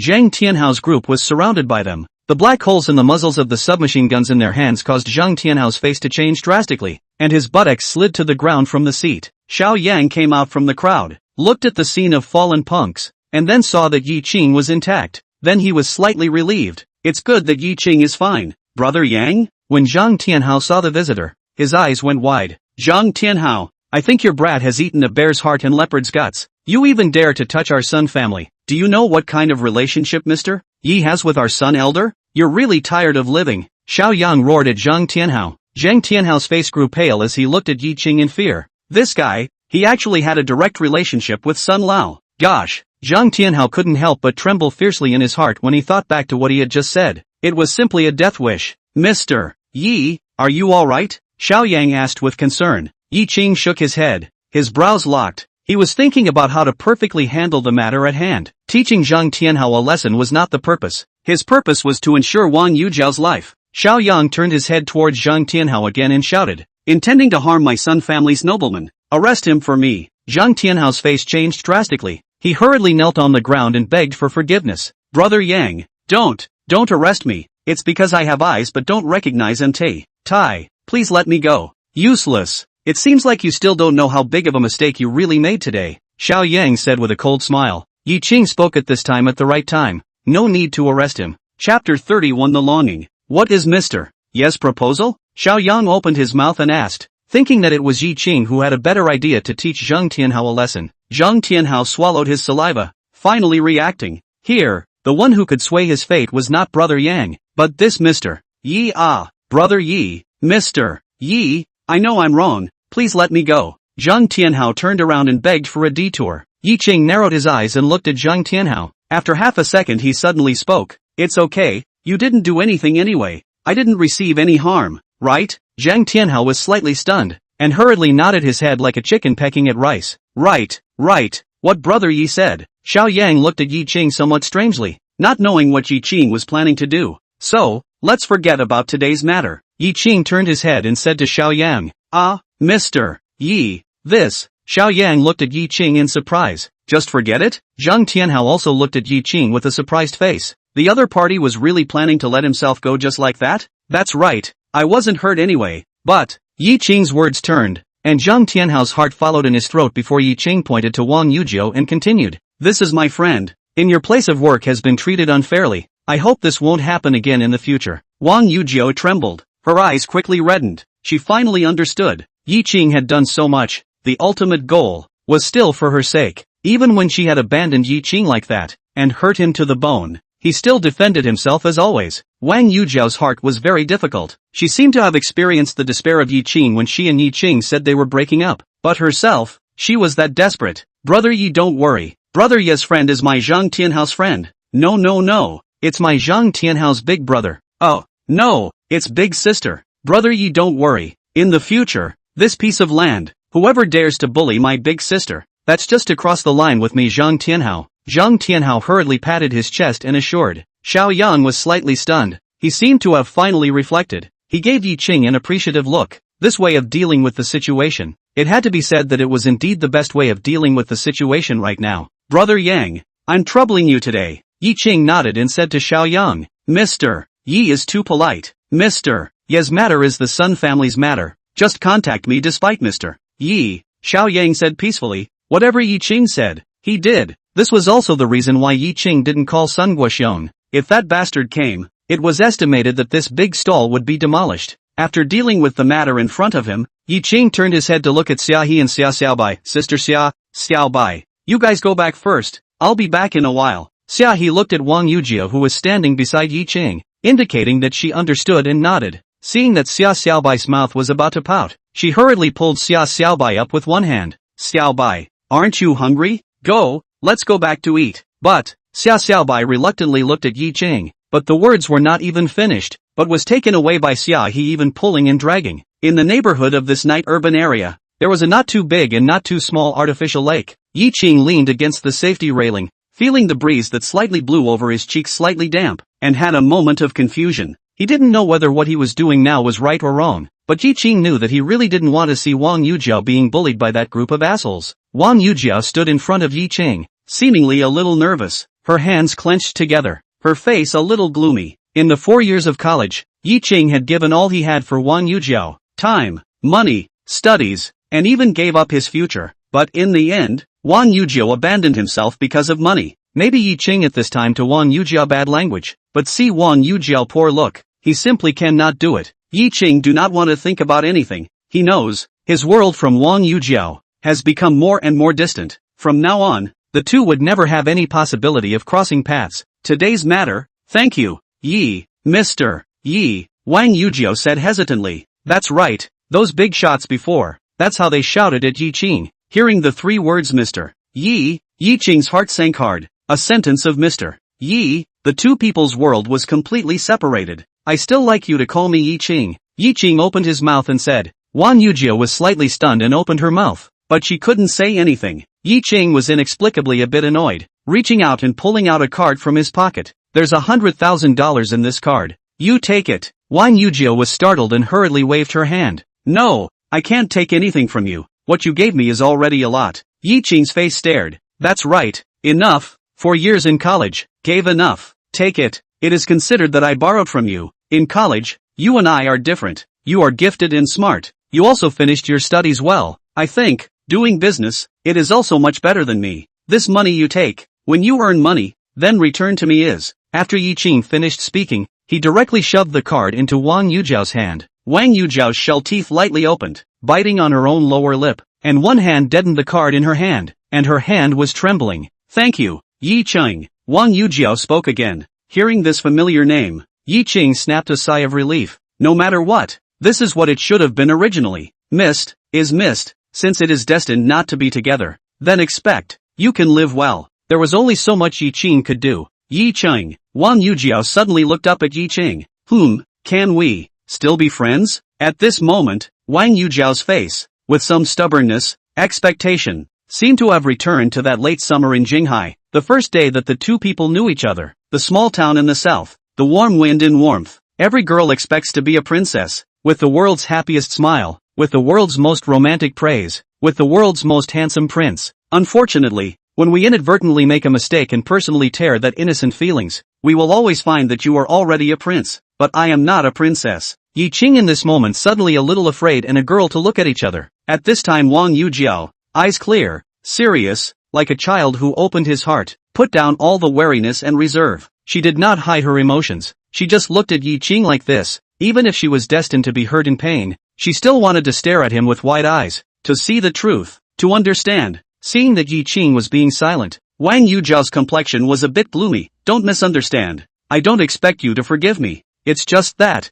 I still want to be friends with you. Is that okay? She was still stubbornly looking at Ye Qing, with a poignant smile on her face. Ye Qing's heart trembled. He sighed and nodded. Of course, we have always been friends. Wang Yujiao smiled sweetly. She didn't know when Ye Qing left, looking at the artificial lake in front of her eyes that was constantly rippling because of the breeze, just like Wang Yujiao's heart, tumbling and stirring. Once that big boy who was silent for 4 years in the university, now, has grown to such a point, he is calm, wise, courageous, and it seems that there is no longer a lack of beautiful women around him, and even those big shots have to be respectful to Ye Qing. Sure enough, the world of the two people has crossed over. There is no longer a point of origin, cannot go back to the beginning. Wang Yujiao also left the artificial lake, left the stall. Who does not know where she went? Perhaps for her world only really began above the artificial lake. I do not know when. The breeze has stopped. The lake surface gradually calmed down, smooth as a mirror. Chapter 32 Misunderstanding is a bit big. When he returned to the bar, Ye Qing didn't see Xia He and Xia Xiaobai. He didn't care. Anyway, Xia He was the boss. He could go wherever he wanted, and no one would care. As usual, Ye Qing plopped down in front of the counter and started drinking. The difference was that today Ye Qing's mood seemed to be a bit low, maybe because of Wang Yujiao. Brother Yi, I haven't seen you in the past few days. Where have you been? Fragrant wind pounced on her face. Sume intimate came up, reached out to hold Ye Qing's arm, and opened her mouth to ask. Today's Sume, as usual, tight red ultra-short skirt, low-cut dress, long black hair casually draped behind her head. Her whole body exudes the ultimate seductive power that makes Ye Qing's mouth dry. What? Haven't seen your boyfriend for a few days? Miss me? Ye Qing said with a teasing smile. Sumei's face was slightly red. Poverty? Before it was for you to pretend to be my boyfriend. You're still addicted, aren't you? Ye Qing laughed, helping someone to the end. Maybe next time you still need me. Sumei once again came closer to Ye Qing. Between words Ye Qing could even feel Sumei's warm nostrils. In fact, if you become my boyfriend, the conditions are barely passable. Oh, or brother Ye consider it? Sumei said with a smile, her eyes looking at Ye Qing's side face. That can forget it. Red-faced scourge do not know? Can't afford it. Ye Qing shrugged and said. Sumei's complexion had a moment of gloom and loss, but was immediately and skillfully covered up by her. Red face. Whoa. Is this considered to be complimenting me for being beautiful? Ye Qing suddenly twisted his head to look at Sumei, until Sumei who was looking at him was a bit uncomfortable. Then he said seriously, you have always been beautiful. Sumei sniffed slightly, shook her head and spoke. Okay, just want to tell you, last time you helped me, I don't seem to have thanked you much, so I'm going to ask you to dinner. When do you have time? Dinner? Ah, no fun. Ye Qing skimmed his mouth and said, then what do you want? Sumei glared and said with a beeped mouth. The corner of Ye Qing's mouth rose slightly. Actually, I think it's good to give my body in return. What do you think? Ye Qing. Sumei gritted her teeth and reached out to pinch Ye Qing's waist, but just now she did it and felt that this action seemed too intimate. The two of them didn't seem to have developed into that kind of relationship, and immediately retracted her hand like an electric shock.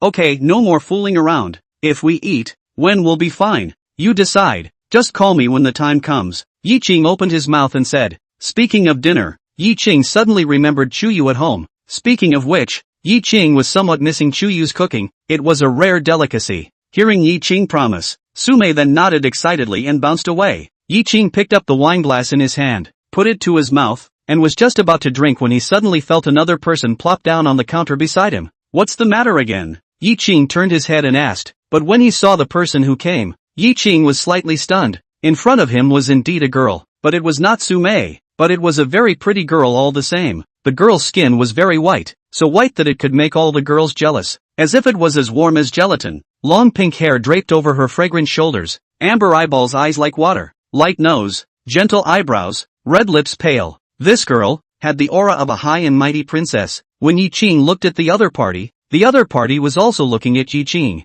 Green Harvest Bar. Most of the people who came here to play were young men and women. There were naturally not less beautiful women. Ye Qing was immune to all of them, although the girl in front of him was indeed very beautiful, and even among the countless beautiful women Ye Qing had seen, she was an existence that could be ranked. Smiling at the other party, Ye Qing turned his head to concentrate on starting to drink again. Ye Qing? The girl suddenly opened her mouth and called out. Aha! Ye Qing answered and continued to drink. After the bar battle, he had already made a name for himself, and for someone to recognize him, Ye Qing didn't feel surprised at all. Can you be my boyfriend? The girl said in a shocking voice. The wine in Ye Qing's mouth spewed out in one gulp. He was a bit confused and didn't understand. Ah, what did you say? Why such a big reaction? The girl beamed. I said to let you be my boyfriend. Ye Qing blinked and spoke blankly. Why? Because you're awesome. I like you, the girl said thoughtfully. Ye Qing suddenly rang back to the previous time when Sumei first came to look for her shield. Sumei also said the same thing, and was somewhat relieved. It seems that the reputation of this errand of his own has already spread out. Ah, it can be. Ye Qing shrugged and said, anyway, it was a shield. If he could help, Ye Qing would naturally help. However, this girl looked a bit strange. Hadn't seen her in the bar. Could it be new? Really? The girl looked at Ye Qing excitedly. It seems she also didn't expect Ye Qing to agree so quickly. By the way, my name is Yu Shuyao. You have to remember your girlfriend's name. Oh, Yu Shuyao. Yu's surname seems to be rare, but the name is very nice. Ye Qing nodded and sort of agreed. Ye Qing had already agreed. Yu Shuyao seemed to immediately become relaxed. She intimately came close to Ye Qing, almost to Ye Qing's nose. Liang Xiaojie was originally our target, but now it's been solved by you. Do you think I should thank you? Yu Shuyao suddenly opened her mouth and asked. Ye Qing's heart shook when he heard this. As if he thought of something, he violently twisted his head to look at Yu Shuyao. Before he had a faint strange feeling. Now this feeling was even stronger. The evil king's true eyes was instantly unleashed. The 8th level of qi refining. Yu Shuyao was a cultivator. Ye Qing's face changed slightly. Suddenly he thought of what happened before and hurriedly asked. Wasn't it Sumei who asked you to come to me? Sumei? Who is it? Don't recognize it. Yu Shuyao said blankly. Shock. Ye Qing's head was confused. Swallowed his saliva and tentatively asked. Then what you just said about male and female friends, is it true? Of course it's true. Why would I lie to you? Yu Shuyao said in a serious manner. Ye Qing's face was embarrassed for a while. This was a joke. What people said was true, and he had agreed to it so rashly that Ye Qing touched his nose and opened his mouth. Just now you said about the boyfriend thing. I think, isn't it better to let me reconsider? Yu Shuyao's eyes glared, and she said pitifully, you've only just gotten together, and you're going to abandon people? Is it because I'm too ugly? Yu Shuyao's big watery eyes just looked at Ye Qing. A layer of water mist quickly filled her eyes, with tears swirling inside. Ye Qing was startled and hurriedly waved his hand. No, no, no, I don't mean that. It's just, unexpectedly. Upon hearing Ye Qing say this, Yu Shuyao immediately smiled cheekily again. I knew you wouldn't be so heartless. After saying that, Yu Shuyao even turned around and left, leaving Ye Qing with a dashing and delicate back, but did not leave Ye Qing the chance to argue again. Ye Qing's mouth was open. This Yu Shuyao, joking right? However, a cultivator of the 8th level of qi refining, why would she find herself? Ye Qing felt a little strange. Chapter 33, Encountering Nan Wu Yu. In the next few days, Yu Shuyao never appeared again. Ye Qing gradually faded away, only thinking that it was that beautiful girl who was joking with herself. The entire Jinghai city seemed to have suddenly calmed down. Ye Qing also resumed to a 3 o'clock and one-line life, occasionally coming to the bar at night to work a shift. Most of the time during the day Ye Qing chose to cultivate at home to consolidate his realm. Those medicinal herbs, Ye Qing also did not go to buy again. The herb store are ordinary herbs. On the refining realm is still a little useful. Now Ye Qing is already a realm of the 1st grade. Naturally cannot be used. But where would one go to get some high-grade herbs? On this day, as usual, Ye Qing came to the neighborhood of the bar before nightfall. He was used to using the back door. Behind the bar was a large residential area interspersed with many shady alleys. Ye Qing walked into an alley for 2 minutes before he suddenly stopped in his tracks. Something wasn't right. He snapped his head up to look ahead, only to see 2 black-clothed men slowly approaching towards Ye Qing. Ye Qing looked back. It was also the same 2 black-clothed men, cutting off his retreat. This scene, déjà vu. However, with the help of the evil king's true eyes, Ye Qing still immediately discovered the difference. These 4 people were actually all martial artists at the 5th level of qi practicing, and not ordinary people. The 2 people in front of Ye Qing, one of them had a slightly shorter stature, while the other had a hawkish nose, and his thin and tall head looked as if he was a sparrow. You are Ye Qing? The hawk-hooked nose walked up to Ye Qing and spoke coldly. The 4 people quickly took their positions and surrounded Ye Qing. Something wrong? Ye Qing asked back. Did you kill Liang Xiaojie? The other party asked again. It was Liang Xiaojie again. Ye Qing frowned slightly and spoke. What? Looking at your stance, are you friends of that loser? Here to seek revenge on me? The hawkish nose, however, shook his head and said contemptuously. You're right about one thing, that is indeed a loser. However, on this loser's body, there's an item that's very important to us, so please hand him back to us. Hearing the other party's words, Ye Qing's mind suddenly remembered the scene when he killed Liang Xiaojie at the Nightingale Clubhouse that day. At that time, after killing Liang Xiaojie, an item fell out of Liang Xiaojie's arms. Ye Qing remembered that he had put that item into his pocket at that time, and if this hawkish nose hadn't come and reminded Ye Qing of it, Ye Qing would have almost forgotten about it. He wanted to take it out and take a look, but unfortunately Ye Qing had already changed his clothes, and that thing was now thrown at home. I don't know what you guys are talking about. I didn't take anything from Liang Xiaojie either. You guys got the wrong person. Ye Qing said casually, jokingly, something that is important to you guys. Then it's a treasure? Why would I give it back to you? Ye Qing remembered correctly. At that time on top of that thing, there was some slight fluctuation of spiritual energy. We went to the place where you killed Liang Xiaojie to look for it. That thing has disappeared. It must be on you. Hawkish Nose said with certainty. I'm sorry then, I really haven't seen anything. Ye Qing shrugged and said, Your Excellency, is this unwillingness to return it to us? Hawk Nose narrowed his eyes slightly, and the aura on his body slowly climbed up. Unfortunately, what he didn't know was that this bit of strength of his was really unbearable in Ye Qing's eyes. Ye Qing sighed slightly. The attitude of these guys was really annoying. That's right, that thing, I took it, and don't want to give it back to you guys. Satisfied? Is there anything else? Ye Qing said casually. Hawk Nose sneered. The other 3 also seemed to sense Hawk Nose's meaning, and quickly pulled back, before Hawk Nose opened his mouth and said, In that case, we'll just have to kill you and find that thing ourselves. Ye Qing laughed, still not half conscious, casually standing there, despising, wanting to kill me. That also depends on whether you guys have that ability. Ye Qing's words had just fallen. That Hawk Nose directly struck out, because the distance was very close. Hawk Nose directly smashed his fist towards Ye Qing's chest, and the short man beside him flew up and kicked towards Ye Qing's solar plexus. The 2 men behind him also looked for Ye Qing's back and attacked at the same time. The first strike was a killing move. and the four of them completely blocked Ye Qing's path of retreat. It seemed like they hadn't cooperated like this on a regular basis. If it was an ordinary martial artist, they might have been beaten up by them, and would have waited for death. But unfortunately, the one they encountered today was Ye Qing. Ye Qing's body leaned forward violently, and instead of retreating, he slammed into Eagle Hook Nose's arms. At the same time, one hand grabbed the foot that flew towards his temple, and with a vigorous fling, he directly threw the short youth behind himself. The two people behind him saw that their attacks were about to hit Ye Qing, but in the blink of an eye, Ye Qing disappeared, and the one who appeared in front of him was actually his own companion. The two people's faces changed drastically, and they hastily stopped their attacks in a hurry. Hawk Hook Nose was miserable, not to mention that his punch was empty. After being slammed into Ye Qing's arms, he was then given a knee bump by Ye Qing,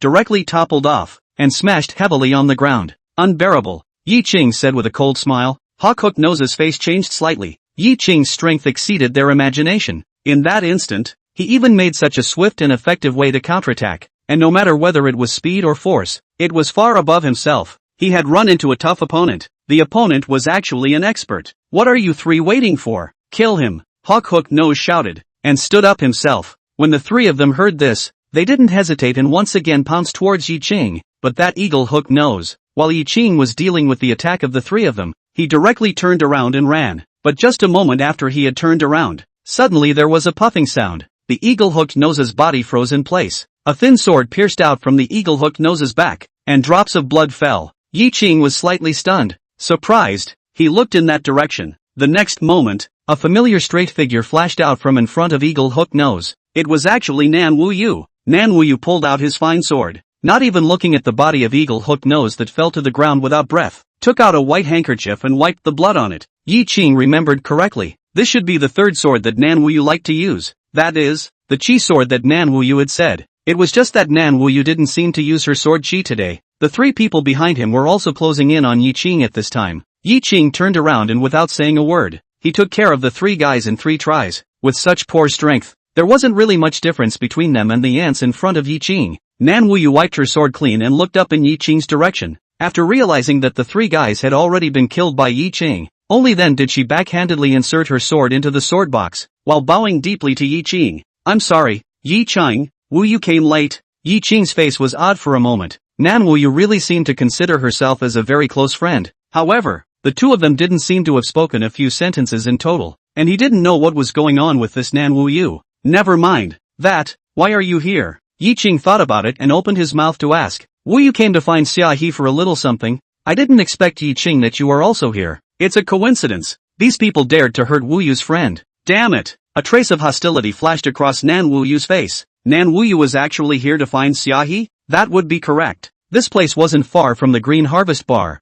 so it must have been because Nan Wuyu sensed the aura of a battle here, and that's why she rushed over. Chapter 34, Is a friend of a friend a friend? Nightingale Clubhouse. Since the last incident, Yulan closed the clubhouse, shut down and reorganized. After all, there was a human life in plain sight. Although in the upper-class society, even if there is a human life, no one will be idle to deal with it, but more or less still have to do something. Inside the luxurious private room, Lei Tai stood in the center of the hall with some fear, carefully looking at a man on the sofa in front of him. By his side stood Yulan, and as far as could be seen, Yulan's face didn't look too good either. The man sat there quietly, not saying a word, staring intently at the teacup in his hand. A henchman walked in from outside and looked at the man, only to continue after the man nodded slightly. Failed. All 4 people are dead. Oh, the man raised his eyes slightly. That Ye Qing, is he really that powerful? The henchman mused for half a second and shook his head as he spoke. 3 of them were killed by a powerful force blasting their hearts, but the other one was killed by a sword. I suspect it was Nan Wuyu. Nan Wuyu. The man's face sank. Why would he make a move against our people? When Lei Tai heard this, he hurriedly spoke. The ring at the reception before as well. That Nan Wuyu should be Ye Qing's friend. For this reason he even disobeyed my orders. Right now Nan Wuyu would come forward to help Ye Qing. It's not a very strange thing. The man narrowed his eyes slightly and took a sip of tea before continuing to say to his opponent, don't worry about Nan Wuyu for now. That's a crazy person. There's no need for us to make a move with him. There's other information? Speak on. There is. The Moon family's people are also in Jinghai, but they don't seem to be rushing towards that thing. The Yu family is in Jinghai City, this I know. They are after Liang Xiaojie. Now that Liang Xiaojie is dead, they should leave Jinghai. Don't worry about them, the man said casually, not taking the news seriously. However, the henchman shook his head, but according to our intelligence, the Yu family doesn't seem to have left Jinghai City. Moreover, it seems that Yu Shuyao even looked for Ye Qing once. The man snapped. Yu Shuyao? That genius scion of the Yu family? What is she looking for Ye Qing for? I don't know yet. Ye Qing is not a simple person. Our men only dare to follow her from afar, and in order to make sure that the other party doesn't find out, the ones used are ordinary people who don't dare to get close, the henchman said with some helplessness. Dealing with this kind of expert is troublesome. Using an expert, it is easy to be detected by the other party. Using ordinary people but not daring to get close, apart from their whereabouts, they can't find out anything. Oh, right, that Ye Qing's identity is the current supervisor of the Green Harvest Bar? Before it seems to be just a small bartender, and the owner of the Green Harvest Bar, Xia He, seems to be not simple. This matter, Lei Tai should be clear about it. The henchman looked at Lei Tai again, looking at his mouth and said, nonsense. Of course Lei Tai is clear. This trip back, it is because his younger brother Lei Gang gave him a call. The reason for this is still because Lei Gang just started to let Huang de Biao to look for trouble before triggering so much trouble behind. Xiaohao? Oh, it seems like it's been a while since I've heard this name. Remember, no matter what, don't mess with that woman. The man's face looked a little odd as he drained the tea in his cup in one gulp before speaking. This Ye Qing, it seems to be a little more troublesome than imagined. Green Harvest Bar. Ye Qing brought Nan Wuyu straight to Xia He's office. Normally, Xia He would be in her own office. Other than that, Ye Qing didn't seem to have seen Xia He go to any other place again. This woman seemed to have lost interest in everything. Xia He, long time no see. Nan Wuyu politely greeted. Xia He slightly opened her eyes and her long eyelashes fluttered for a moment before she asked in surprise, Nan Wuyu? Looking for me for something? Nan Wuyu nodded. 3 days later, there will be a special auction at the Golden Cauldron Auction House. You should know about it, right? Nu. Moonless has been entrusted with an item and hopes that you can consign it to consignment. Nan Wuyu said seriously. Oh, what thing? Xiaohao raised her eyebrows and spoke faintly. Nan Wuyu was slightly stunned, and shook her head decisively. I don't know, but the person who commissioned me told me, saying that when you hear this, you'll know what that thing is. Then you should go back and tell him that it's impossible for that thing to appear on the auction block, and that if he wants it, he should come and get it in person. Nan Wuyu blinked her eyes and suddenly drew out a broadsword with a rubbing sound. This was the first time Ye Qing had seen Nan Wuyu's first sword, a wide and thick sword with no blades on either side, as if it was a palm-wide steel plate. Was this Nan Wuyu's first sword? A blunt sword? This sudden action of drawing the sword startled Ye Qing, who dodged and blocked in front of Xia He. Nan Wuyu, what do you want to do? Xia He was also slightly stunned. This Nan Wuyu, joy and anger is not visible. Think of a place as an out. Now it will not be because they do not agree and directly intend to rob it? Nan Wuyu waved the blunt sword in his hand, calmly opened his mouth. Wuyu only for the completion of the task. If you want to promise, Wuyu will go. If you don't promise, Wuyu will force you to promise. Obviously killing words, but in Nan Wuyu's mouth, it was as if it was a common household occurrence. His expression was calm, completely unable to see the fluctuations in Nan Wuyu's heart. Or rather, this eccentric fellow did not have any mental activities at all. If you want to move her, go through me first. Ye Qing spoke indifferently, although Nan Wuyu's attitude towards him made even Ye Qing a little flattered. But right now, if Nan Wuyu wanted to hurt Xia He, Ye Qing would not agree no matter what. Nan Wuyu's eyes were confused for a moment, and after a few seconds, he suddenly froze slightly and looked at Ye Qing in surprise. Ye Qing, you're my friend. I can't take action against you. You are also my friend, and Xiaohai is also my friend. Since we are all friends, of course I won't let you hurt Xiaohai. Ye Qing thought about it and spoke. Nan Wuyu's eyes became even more confused. Standing in place, after thinking for half a second, Nan Wuyu suddenly flew back and sheathed her sword, bowed to Ye Qing, and spoke. Wuyu understands, since we are all friends, Wuyu can't make a move. Ms. Xia, please think about my request just now. Wuyu will leave now. After saying that, Nan Wuyu dissipated turned around and quickly left the office. It was really a thunderous weirdo. Ye Qing was slightly relieved. He knew that Nan Wuyu was weighing it up. According to Nan Wuyu's rules, to deal with his friend, he couldn't use the fourth and fifth swords, but if he used the first three swords, Nan Wuyu was sure that he couldn't beat Ye Qing. It was just that Ye Qing was now curious as to whether Nan Wuyu had given up on making a move because of this reason, or because of his friend. All in all, it was really a strange person. When did you get so close to Nan Wuyu? Xia he asked with an odd expression. Ye Qing burst into a bitter smile. How would he know? I also met Nan Wuyu at the reception that day. I don't know what this guy is up to. Did you guys know each other before? Xia he shook his head and spoke. Not really, no. This Nan Wuyu, once famous in Jinghai City to town one side, His strength is also very strong. The name of Sword Emperor is not blown out, but 3 years ago, he suddenly disappeared from Jinghai City. These 3 years, no one has seen him again, and now I don't know why he even came back again. Right, the special auction that Nan Wuyu said earlier. What does it mean? Ye Qing suddenly rang up Nan Wuyu's words just now and couldn't help but open his mouth to ask, but he wisely didn't ask Xia He what exactly was the thing Nan Wuyu was talking about. Xia He lit a fragrant, lightly opened her red lips and inhaled a mouthful, nestled her body lazily into the soft seat, before she narrowed her eyes and explained. The Golden Tripod Auction House will hold a special auction every 4 years. The things auctioned are not many, but each of them is a rare and precious item,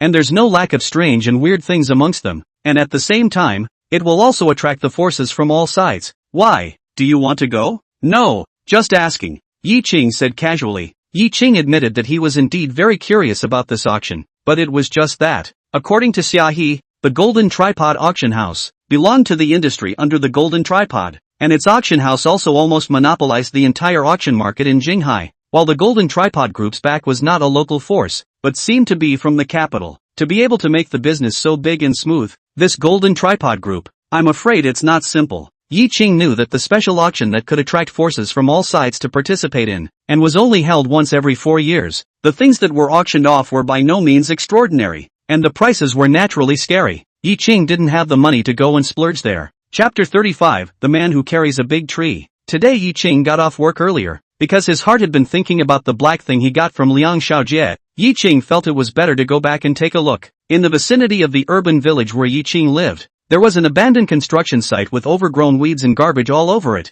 and in the past days, when Ye Qing field passed by here, he didn't feel anything. But today, when Ye Qing passed by a piece of weed, it seemed that because stray dogs and such things often passed by here, a piece of weed was lifted off, and a piece of black deadwood was exposed in front of Ye Qing. The deadwood was nothing, but Ye Qing felt the faint power of lightning from above this deadwood. Ye Qing's eyes lit up. The evil king's true eye was instantly launched. A few seconds later, Ye Qing surprised himself by squatting down, and came to the side of the deadwood, and after a closer look, it was true that this deadwood was indeed thunderstrike wood, lightning-struck wood. As the name suggests, is a tree that has been struck by lightning, but not all trees that have been struck by lightning are called lightning-struck wood. What is the species of this deadwood Ye Qing can no longer tell, but obviously, the original wood of this tree should be able to store lightning. This kind of deadwood that was struck by lightning and died, but does not decay all year round, it is called lightning-struck wood. Ye Qing tried to drag the deadwood out, and immediately felt some pity. Although this deadwood was long and similar to a utility pole,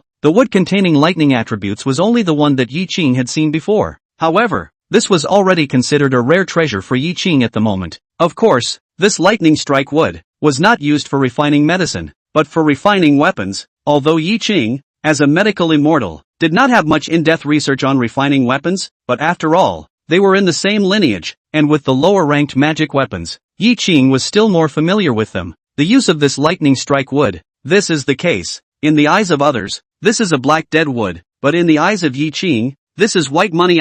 In order to ensure that all the lightning strike wood could be taken down, to be on the safe side, Ye Qing directly carried this pole-like deadwood directly on his shoulder, and just walked towards his home. With Ye Qing's current strength as a first-grade pharmacist, carrying the deadwood was effortless, but it was just too noticeable. The rate of return, how high. Good thing that this place is not far from Ye Qing's home, or else tomorrow's news headlines will probably see Ye Qing, a man, the middle of the night, carrying poles running all over the street. When he returned to his residence, it was already 10 o'clock in the evening. Before he came to the door, Ye Qing heard some slight quarrels coming from his own yard, which had Chuyu's voice, mixed with the man's voice. Ye Qing slightly froze, raised his eyes and looked. There was also an exaggerated motorcycle parked at the door. Biker party? Ye Qing's brows immediately furrowed. In the courtyard, Chuyu had originally made a good meal and waited for Ye Qing to come back for dinner, but Ye Qing didn't wait. But 3 straggling youths came. This house was originally mine. Now that you're living in my house, there's no reason not to pay something,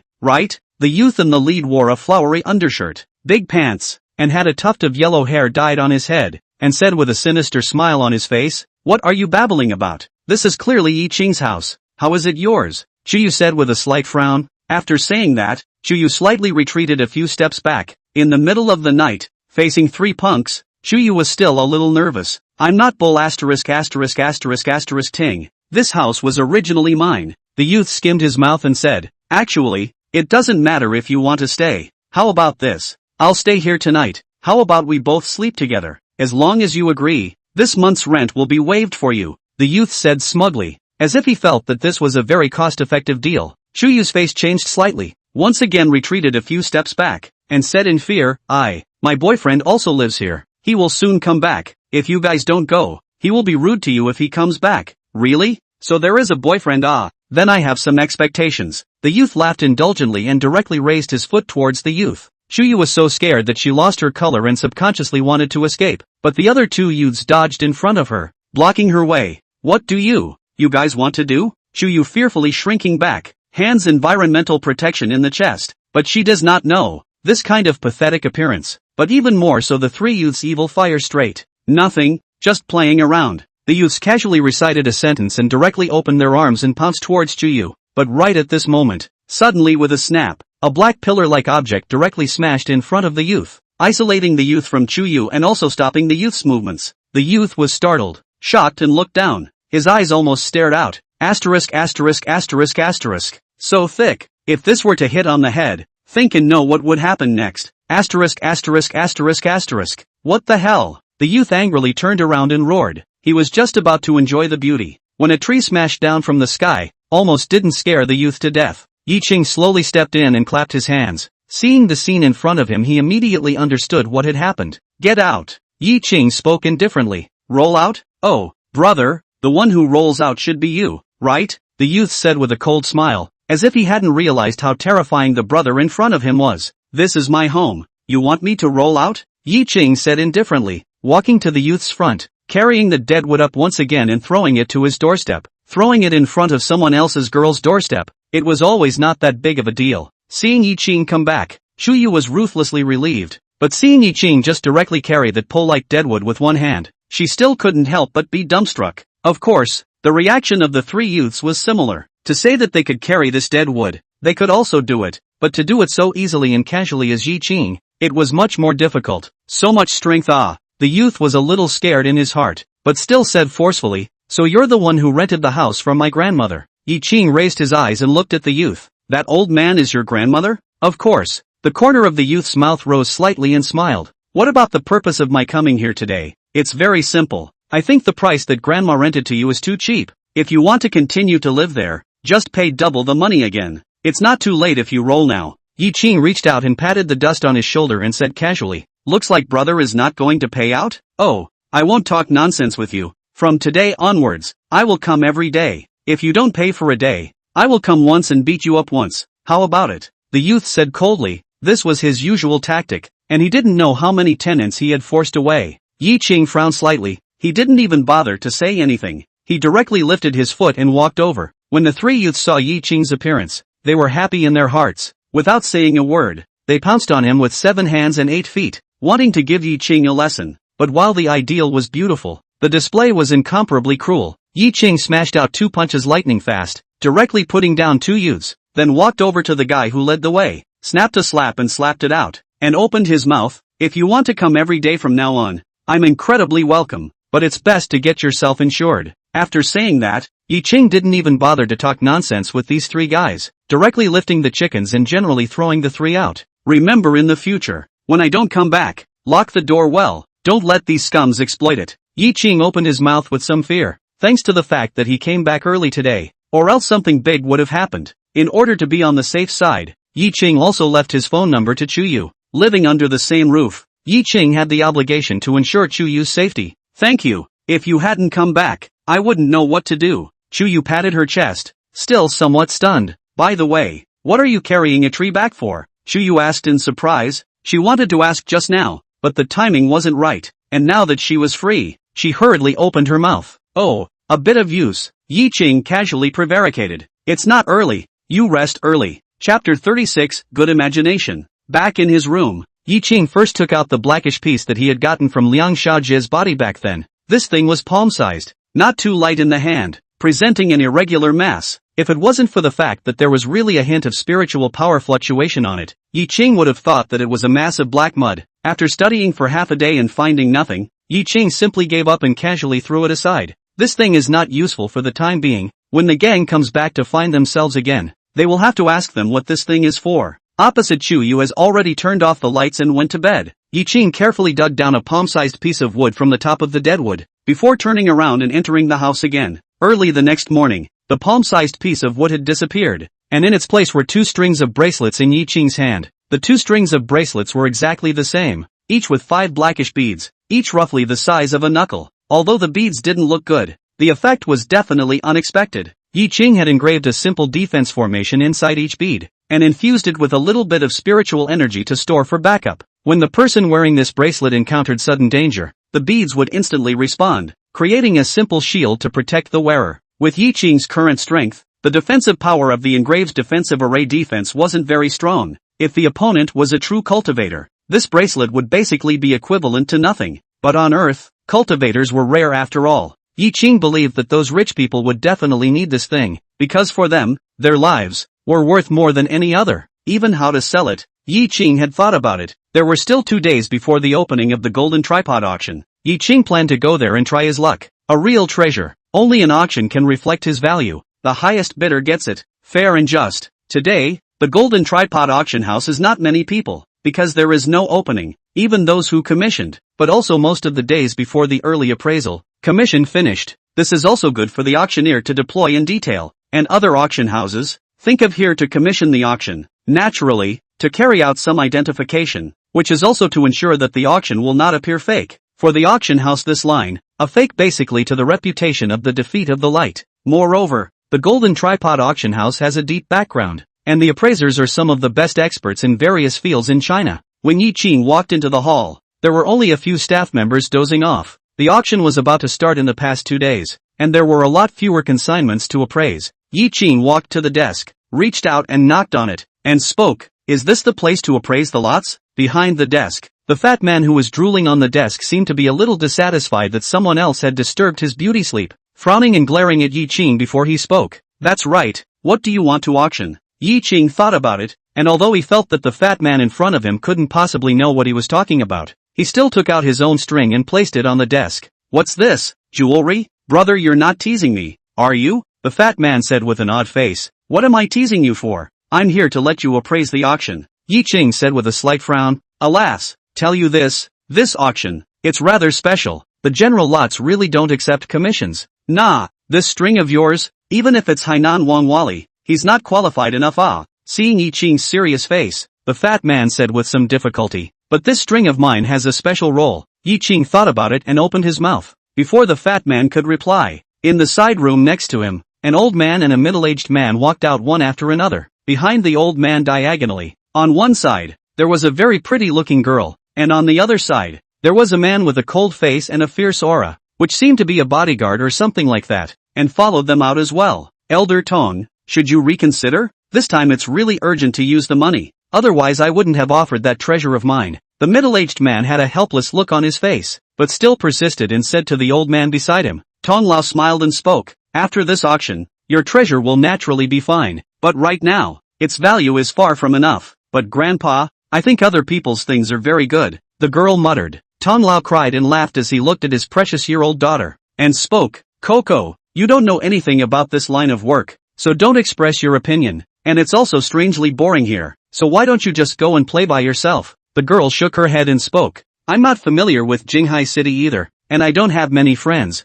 so I'd rather not. Tong Lao was about to go back to his room, when he suddenly saw Ye Qing standing in front of the counter, and in the spirit of politeness, he opened his mouth and asked, this little brother is also here to appraise the auction? Ye Qing's eyes lit up. This old man's identity at a glance was not comparable to that dozing fat man. His vision was naturally unique. At that moment, he hurriedly opened his mouth and said, yes, I'm going to auction off a string. Oh, strings of such things. This time it seems that no one has come to commission. Can you show me? The old man spoke. Ye Qing nodded and touched the string to the old man's face. Tong Lao did not pick it up with his hand. This was the rule. Otherwise if it fell and broke during the alternation, it would be impossible to tell. At the first glance, Tong Lao was disappointed and opened his mouth. Little brother, this thing of yours is the latest handicraft at first glance of its color, and even the threads used for stringing the beads are wool threads used for weaving sweaters. Are you messing with it? Tong Lao's face looked at Ye Qing oddly. Although there were quite a few people who tried to muddle through with fakes, but almost all of them were brushed off by Tong Lao's fiery eyes, like Ye Qing who used a brand new string to make a joke.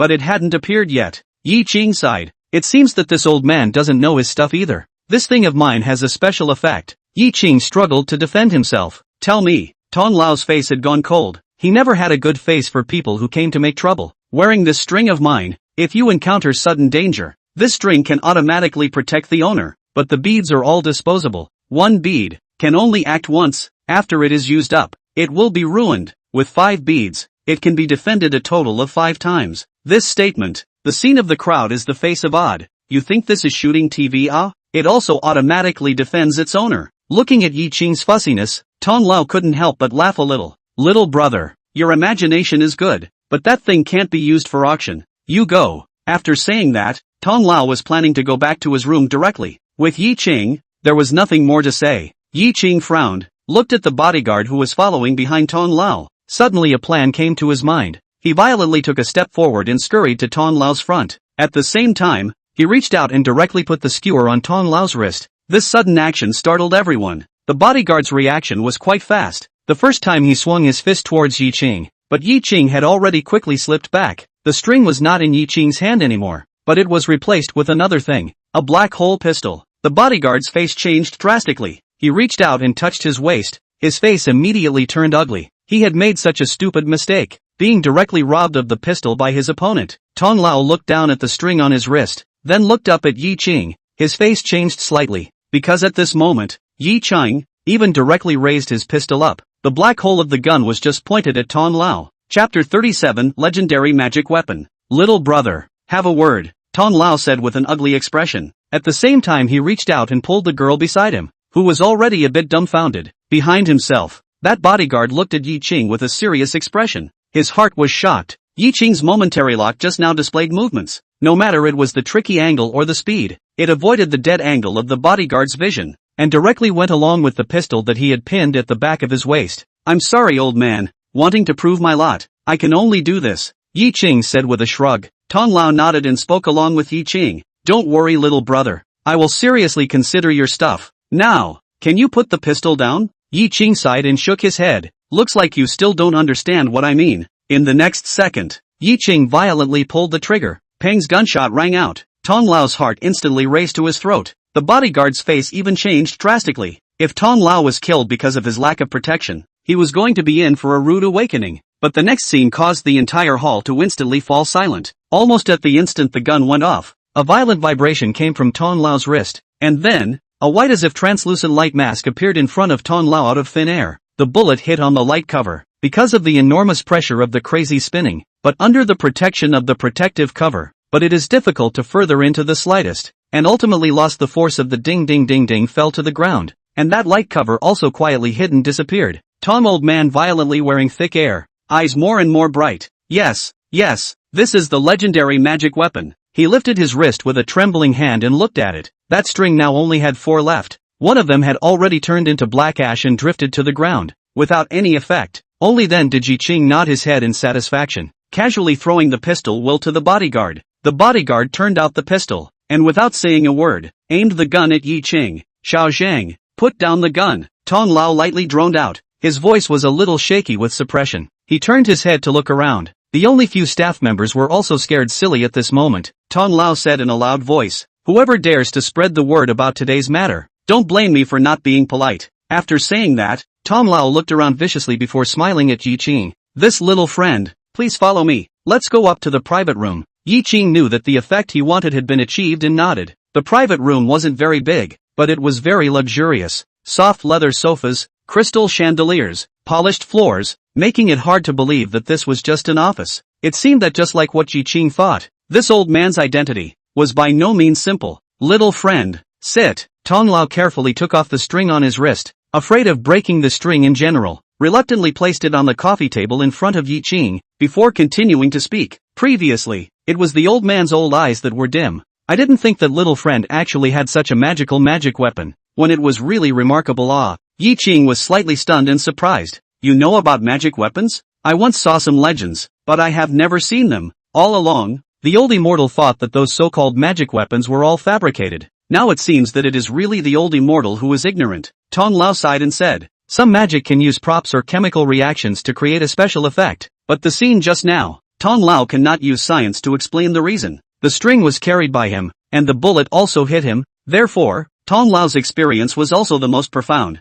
and he knew how magical things he had experienced in that moment. So, this string of mine can be sold now? Ye Qing thought about it and asked. Of course, Tong Lao agreed with his mouth full. 1 bead can block 1 bullet. 5 beads, that's 5 bullets, and for people of certain status, it can even be said to be 5 lives. This string, it's remarkable, Tong Lao said with full of joy, being able to see such a magical thing with his own eyes. It's really not a wasted trip, but it's just a bit of a pity that I destroyed one just now. Alas, it's also my fault, Tong Lao said with regret. It's okay, that's the only way. If we don't show the function of this bead, I think Tong Lao won't believe it no matter what. Ye Qing waved his hand, not minding, but such a perfect thing is now flawed. What a sin. Ye Qing thought about it, and dug around in his pocket, pulling out a string once again, and spoke. It's okay, there's a complete one here. This one can be auctioned as well, and the one that still has 4 left, I won't sell it. Tong Lao looked dumbfounded at the other string in Ye Qing's hand that looked exactly the same. His eyes went straight. Such a magical thing. There was also a string. That, can I take a closer look? Tong Lao said dumbfounded. Ye Qing nodded and casually threw the string on top of the coffee table, making a banging sound. Slow, slow, slow. Tong Lao's heart was in his throat, and he gave Ye Qing a somewhat reproachful look. Such a precious treasure, how could it be thrown around so casually? After carefully observing it, Tong Lao looked up at Ye Qing. No more problems. This little brother, please don't worry. This one complete string can definitely sell for a heavenly price. Is it worth that much? Ye Qing asked in surprise. Of course. Then I'll bring a few more back, Ye Qing said casually. Anyway, there was still a lot of lightning strike wood. If it was really that valuable, Ye Qing would be rich. Ye Qing's casual remark almost didn't scare Tong Lao to death. And bring over a few more? You were assembly line mass production, ah? Little friend, if you still have this kind of string, I suggest not selling it, or just this one this time. Elder Tong spoke after deep thought. Ye Qing was slightly stunned, but he still reacted and nodded. Things are more expensive than they are rare. This truth Ye Qing still understood. Things are good, but in large quantities, they will inevitably depreciate in value, and the loss would outweigh the gain. I will definitely arrange it as soon as possible. The auction will start the day after tomorrow. Little friend will come directly then. I will arrange a good VIP room for little friend. Tong Lao handed over a phone number to Ye Qing and spoke. Little friend will just directly call the old immortal when you come at that time. Ye Qing agreed with his mouth full. He also wanted to see what price this thing of his could fetch. Right, there's another question. Can those 4 beads of yours be removed and given to me one more? Tong Lao seemed to suddenly think of something as he opened his mouth.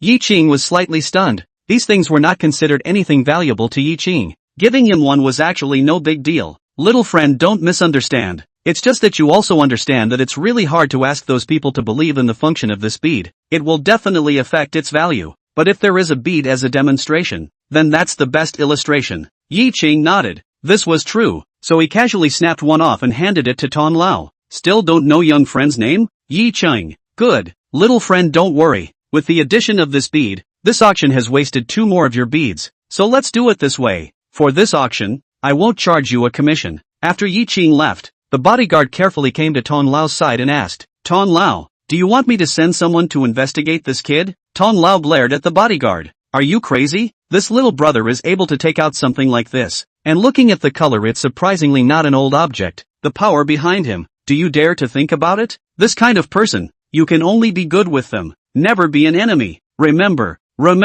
Chapter 38. A little embarrassed. It had been more than an hour since he left the auction house, and the dark cyan-colored sports car behind him followed Ye Qing all the way to Tianyi Park in the city center. During that time, he passed through 3 intersections, and after Ye Qing once again crossed the intersection at an extremely fast speed, he finally determined that the car was following him. Ye Qing slowed down. That sports car also slowed down. Ye Qing sped up. That sports car also hurriedly sped up and followed him in a fart. Ye Qing was a bit speechless. It was normal for someone to follow them, but driving a sports car to follow them, this was a bit odd. Ye Qing frowned slightly, so he stood still, turned around, and sat on his butt on the ground. Wanting to get rid of this sports car was simple, but what Ye Qing was curious about was what kind of person was so odd to drive a sports car to follow him. Seeing Ye Qing stop, the sports car also hurriedly stopped, still maintaining a distance from Ye Qing, and the two of them were frozen like this. But Ye Qing suddenly realized that he made a very stupid mistake. He just sat on the ground. Hard ground, cackling buttocks not to mention.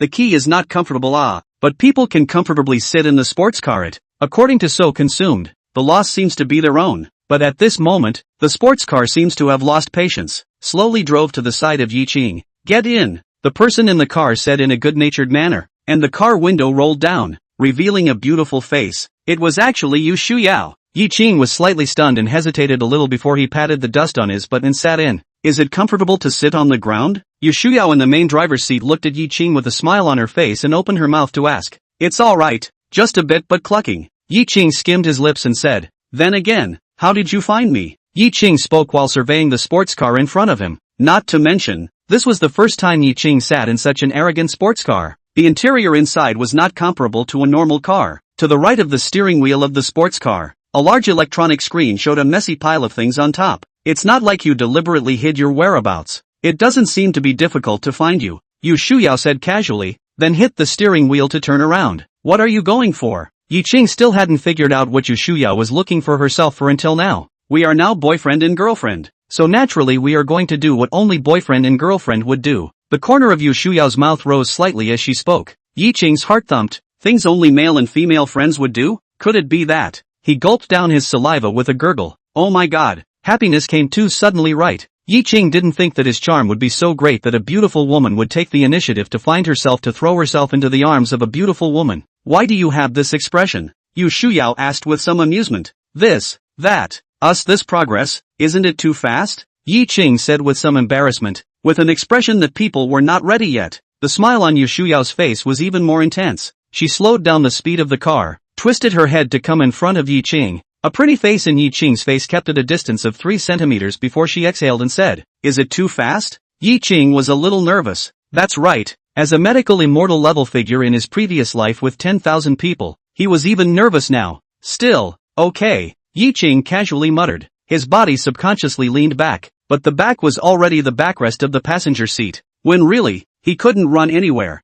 Good thing about Yu Shuyao had already sat back at this time. After all, she was still driving. After all, it's rare to go shopping on the street once. You're my boyfriend now, going shopping on the street. There's nothing very strange about it, right? Ha? Ye Qing slightly froze. Shopping? Yeah, what did you expect? Yu Shuyao said thoughtfully. Ah ha ha ha. No, shopping, it's quite good. Ye Qing laughed awkwardly, but suddenly reacted to one of the most basic things. Hey, Yu Shuyao right? I seem to have said this male and female friend thing with you last time. It's a misunderstanding. Before Ye Qing could finish his words, he saw Yu Shuyao turning her head to look at herself. Her big watery eyes were covered with aggression, and it looked like the beads of tears were about to fall out. Ye Qing's words came to an abrupt end. He sighed deeply and gritted his teeth. It's fine, go shopping. Damn it, completely defenseless. I'm thirsty. I need to drink water. Stop the car and let me go buy water. Ye Qing suddenly opened his mouth. He now kind of regretted getting on the bus.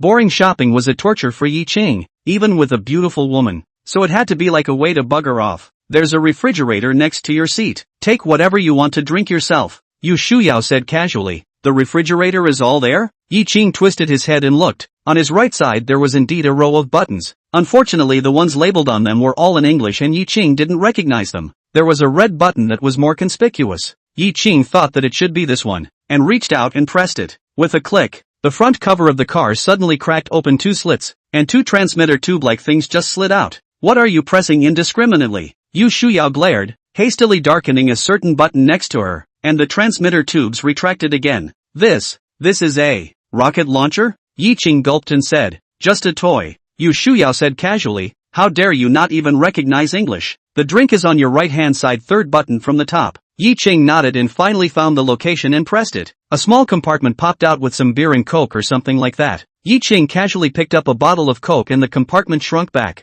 But it's really advanced. Ye Qing had the balls to praise, especially the rocket launcher just now. It was simply a sci-fi movie. To be able to afford this kind of car, this Yu Shuyao's identity, was not simple. Taking a sip of cola, Ye Qing suddenly noticed that there was a car behind that seemed to have been following behind the two. Not that Ye Qing was more alert, but the car that was following was a bright white Lamborghini. It was just too conspicuous. It seems like someone is following you, Ye Qing said casually. It's okay, that's my fiancé. Yu Shuyao looked sideways at the rearview mirror and said casually. Put. The cola in Ye Qing's mouth almost didn't spurt out in one gulp, but even so, it still choked Ye Qing and almost took a breath. Fiancé? Ye Qing said incredulously with wide eyes. What a joke. he was now sitting on Yu Shuyao's rip, with someone else's fiancée chasing after him behind him. Ye Qing's face was odd. Suddenly he had the feeling of being caught in bed. Why such a big reaction? Shouldn't I react so loudly? Our two families have been friends for generations. When he and I were not yet born,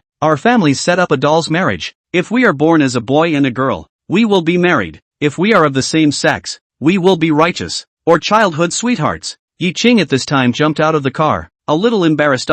Then you don't like him? Ye Qing thought about it and asked. He is very good. All aspects are very good, but if there is someone who has grown up with you since childhood, playing and messing around all together, you will still feel that he is very good, but in the end, it can only be a friend. Do you understand? Ye Qing was a bit unsure of how to reply, but what Yu Shuyao said was right. The reasoning he also understood. Growing up together since childhood, it's more of an affectionate thing instead. Chapter 39 The feeling of catching an adulterer in bed. Honestly speaking, Yu Shuyao was really beautiful. It was a kind of beauty that only belonged to a princess, a noble beauty that stood high above the rest, whereas Ye Qing was nothing more than a small bar supervisor. Before Ye Qing had been wondering why Yu Shuyao would find herself and had to be her girlfriend. There was a possibility that it was because Ye Qing had easily killed Liang Xiaojie. Strictly speaking, Ye Qing still thought that only her own strength could hold her. Other than that, Ye Qing didn't think that he could be worthy of Yu Shuyao, at least for now. This was the case. It wasn't that Ye Qing intentionally belittled himself. It was really because Yu Shuyao,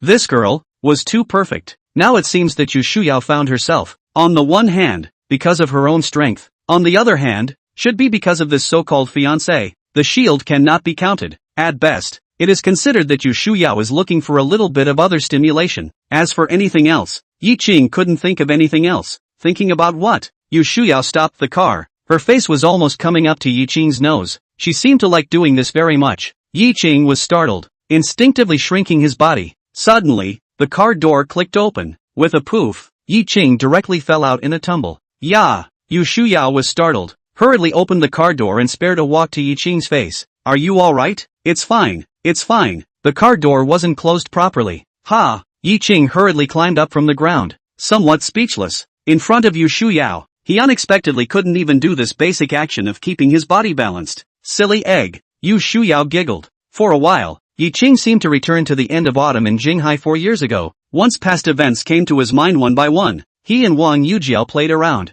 Every day was happy to go to school together. Leisure time, Ye Qing went out to work to earn money. 4 years of college, although it was a hard life, but it was very fulfilling. Dusk on the playground. The sun reflects Wang Yujiao absolutely beautiful with a light fluffy side face. That is the former Ye Qing's most beautiful memories. And now, but also be forever left in the end of the autumn of that Jinghai. Memories are always beautiful, perhaps lost to no cherish. No matter how current events change, the memories of the past have not changed. There will always be a good feeling, reminding us that we once had a. Unfortunately, a white sports car suddenly rushed out, interrupting Ye Qing's memories. The driver's door opened. Just like many movies countless times appeared in the footage. A handsome tall man with a smile on his face out of the limousine. Around the girls as if rehearsal invited a good general. In unison, open mouth popped out of a dragged out of the 8-minute pitch of the word. Wow. The man in front of him had white skin, so white that even the girls were simply not as good as he was. Wearing a lacy white shirt worth a lot of money, with a sunny smile, and a pair of good-looking amber eyes were sizing up Ye Qing beside Yu Shuyao with a little bit of anger in his eyes. The man was handsome, very handsome indeed, as if he was a movie star, attracting the majority of the girls' gazes as soon as he appeared. He lifted his foot and walked to the two of them, once again seriously sizing up Ye Qing before speaking. Shuyao, you actually chose this kid? Ye Qing was not happy at that moment. What do you mean by this kid? It sounded as if he was a delinquent youth coming out from down the ravine. Gu Zili, you actually followed me to Jinghai. Yu Shuyao faintly spoke. Aren't I worried about you? Speaking to Yu Shuyao, Gu Zili immediately became softer. This softness, again, caused the surrounding group of flamboyant girls to drool in unison. Ye Qing couldn't help but nod slightly. He had to say that Yu Shuyao's fiancé was really excellent to the point of explosion. There's no need for you to worry about me. My boyfriend will protect me. Oh yeah, I forgot to introduce you. My boyfriend, Ye Qing. As Yu Shuyao said, she reached out and took Ye Qing's arm in an intimate manner. Ye Qing burst into a bitter smile. It seems like he ended up being reduced to a shield in the end. Gu Zili violently turned his head to look at Ye Qing. Glaring, his aura instantly climbed to the peak. The murderous aura in his eyes seemed to shoot towards Ye Qing as if it was a channel of electricity. Ye Qing, right? Very well. From now on, you are my enemy. After saying that, Gu Zili turned around indignantly, and the white sports car left without the slightest hesitation. Ye Qing was helpless for a while. Somehow he had made another enemy, and it was still a rich second generation. It seems that there will be trouble in the future. Let's go shopping. Yu Shuyao let out a cheer, pulled up Ye Qing and left. The painful shopping began. Ye Qing had always known that shopping with girls was a very painful thing. The reason was simple. Usually, the boys were just a bag carrying presents, but Ye Qing had never taken it seriously. It was just a handbag. How heavy could it be? But after half an hour, Ye Qing was defeated. He realized that he had made a very stupid mistake. Yu Shuyao loved shopping and had money. This meant that she couldn't control her innate desire to shop at all. So half an hour later, Yu Shuyao joyfully went on a shopping spree in front of him, while in his wake, he was followed by a mobile shelf. Yes, the mobile shelf, already completely unable to see Ye Qing's person, completely piled up by a variety of shopping bags. Only the remaining phase 2 legs can prove that there is a person inside. Ye Qing was now having some difficulty seeing the road. Hey, my Miss Moon, we've also bought almost everything. How about this today? Inside the shopping bag, such a sentence was squeezed out without a head. Yu Shuyao slightly froze, strangely twisted her head to look. After a slight stare, she giggled again. She only focused on shopping. She forgot to turn around and look at Ye Qing, and now that she suddenly saw it, it was only then that she realized that Ye Qing was already so miserable. Just focusing on shopping. I'm really sorry. Yu Shuyao spoke with a smile on her face. It was a good thing that Yu Shuyao finally gave up shopping decisively. Although these shopping bags weren't heavy, they were too much of an obstruction to the line of sight. The places on Ye Qing's entire body where he could hang the shopping bags were already all bursting at the seams. Putting all the shopping bags into the car, Ye Qing was completely relieved. However, just after turning around, he saw that Yu Shuyao was looking in a direction with a grave face. Ye Qing subconsciously raised his eyes and looked over, and was slightly stunned. There was a black sedan parked there, and while Ye Qing was looking at the sedan, the door of the sedan opened and 4 people walked down. Ye Qing's evil king true eye was instantly activated. His heart was slightly shocked. These 4 people, the middle-aged man at the front, was at the 9th level of chi refining. The other 3 youths were all at the 6th level of chi refining. The middle-aged man lifted his feet and walked over in the direction of the 2, eventually stopping not far away and spoke. Yu Shuyao, right? It turned out that he was rushing towards Yu Shuyao. Yu Shuyao was at the 8th level of chi refining. This middle-aged man was already at the 9th level of chi refining, plus the 3 youths. If there was no Ye Qing today, Yu Shuyao's situation would be dangerous. Something is wrong? Yu Shuyao said with a slight frown. I didn't expect Miss Yu to be so beautiful. It's a bit of a shame to die, but I'm sorry that I was entrusted with a favor. The middle-aged man smiled, beckoned and said. The 3 youths behind him immediately stepped forward and slowly approached towards Yu Shuyao. Treating me as if I don't exist? Ye Qing could not agree. Hell, let me be the heir. Chapter 40, The First Gift. Minding your own business, you must also die. The middle-aged man said with a sinister look, but since you've seen it, you're also destined not to live today. Is that so? Ye Qing laughed and took 2 steps forward, suddenly holding Yu Shuyao's hand. Yu Shuyao was slightly stunned. Subconsciously she was about to retract her palm, but right at this moment, she suddenly felt a cold sensation coming from her wrist. Looking down, she was seeing Ye Qing putting an odd string on her wrist. The reason why that string was said to be odd was because there were only 3 beads on it, and it looked empty. Don't take it off. Ye Qing lowered his voice and said, 1 at the 9th level of chi practicing and 3 at the 6th level of chi refining. It had to be said that it was a bit tricky. If he dealt with the middle-aged man at the 9th level of chi cultivation alone, Ye Qing would have no problem, but those 3 guys at the 6th level of chi refining would give him a great hold. In order to avoid Yu Shuyao from getting hurt, Ye Qing directly put the remaining 3 beads on Yu Shuyao's wrist just in case. However, Ye Qing seemed to have forgotten that Yu Shuyao herself was already at the 8th level of chi refining, so it wasn't like she didn't have the ability to defend herself. Hearing Ye Qing's words, Yu Shuyao nodded seriously, even though the string looked odd, but after all, it was the first thing that Ye Qing had given to himself. Come on, don't waste time. If you want to show your love, go to hell and show it. The middle-aged man once again lifted his foot and walked over, collecting his hand and not knowing when he already had an extra dagger that was glowing with a cold aura. And those 3 youths at the 6th level of chi refining also quickly presented an encircling trend towards the 2. The battle was imminent. Ye Qing's eyes narrowed slightly, and without saying anything, he took the initiative to meet the middle-aged man. Seeing the speed that Ye Qing suddenly displayed, the middle-aged man seemed a little surprised. The speed isn't bad. I just don't know how the kung fu was under his hands. Ye Qing charged forward while keeping an eye on Yu Shuyao behind him. Those 3 youths were charging towards Yu Shuyao, but unfortunately, Yu Shuyao herself was at the 8th level of chi refining. and she directly kicked one of the youths out in a single glance. Ye Qing was slightly relieved and came back to his senses. The cold dagger in front of him unexpectedly came directly to Ye Qing's face. "Did no one ever tell you to be serious when fighting?" The middle-aged man sneered. His movements suddenly sped up. The dagger wiped towards Ye Qing's neck, and the moment he struck, it was a killing move. It seemed that this middle-aged man also knew the strength of Yu Shuyao, and wanted to resolve the youth in the way in front of him as quickly as possible before resolving Yu Shuyao. But what he didn't know was that compared to Yu Shuyao, Ye Qing was the most terrifying. The strength of a first-grade pill refiner was no joke. Ye Qing suddenly raised his hand, snapped his hand up, and grabbed the middle-aged man's wrist with an open hand. Then chi energy burst out from the palm of his hand, and the middle-aged man immediately let out a cry of pain. The dagger in his hand couldn't be held, and it was directly snatched away by Ye Qing. The middle-aged man's face changed. He did not expect Ye Qing to have such great strength, snatching his dagger in a single glance. In his heart, he said that it was not good. He decisively stopped his figure and flew back. The mission was secondary. Saving his life was the main thing. The corner of Ye Qing's mouth rose slightly. It seemed that Ye Qing himself had somewhat underestimated himself. A first-grade alchemist. Although it was only a realm gap with the 9th level of chi cultivation, the power used was worlds apart, and the power was naturally incomparable. "Can you walk?" Seeing the middle-aged man flying back and retreating,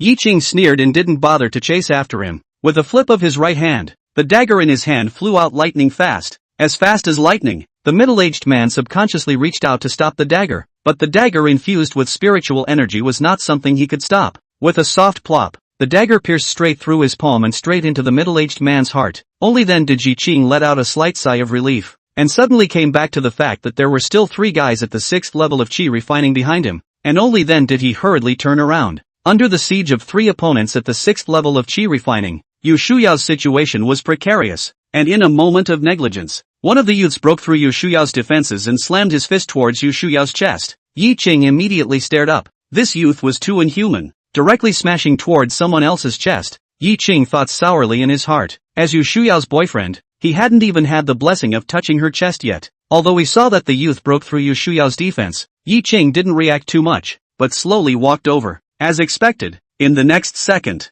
a white light suddenly shot out from Yu Shuyao's wrist, which immediately unfolded the moment it appeared, forming a protective barrier wrapping Yu Shuyao's body in it. That youth was a bit pathetic. Seeing that his fist was about to hit Yu Shuyao's chest, this white light came out. Caught off guard, the youth slammed a circle on it. Yu Shuyao looked at the scene in front of her with an astonished expression. She was somewhat unable to return to her senses. The youth was blocked by the barrier from the attack. The white defense barrier shattered because it couldn't withstand the attack, while the youth was directly lifted off by the tremendous force of the recoil. The direction, but it was Ye Qing's direction. Ye Qing casually flew out with a kick, kicking the youth who flew in front of him, before he took an arrow step to arrive in front of Yu Shuyao, and in 3 tries, he solved the other 2 guys. Yu Shuyao seemed to have not come back to her senses. Looking down at the string on her wrist, one of the beads had shattered when the white light appeared just now, turning into black ash and disappearing, and now there were only 2 left. "Are you alright?" Ye Qing asked with concern. Yu Shuyao shook her head and suddenly looked up at Ye Qing and lifted her wrist.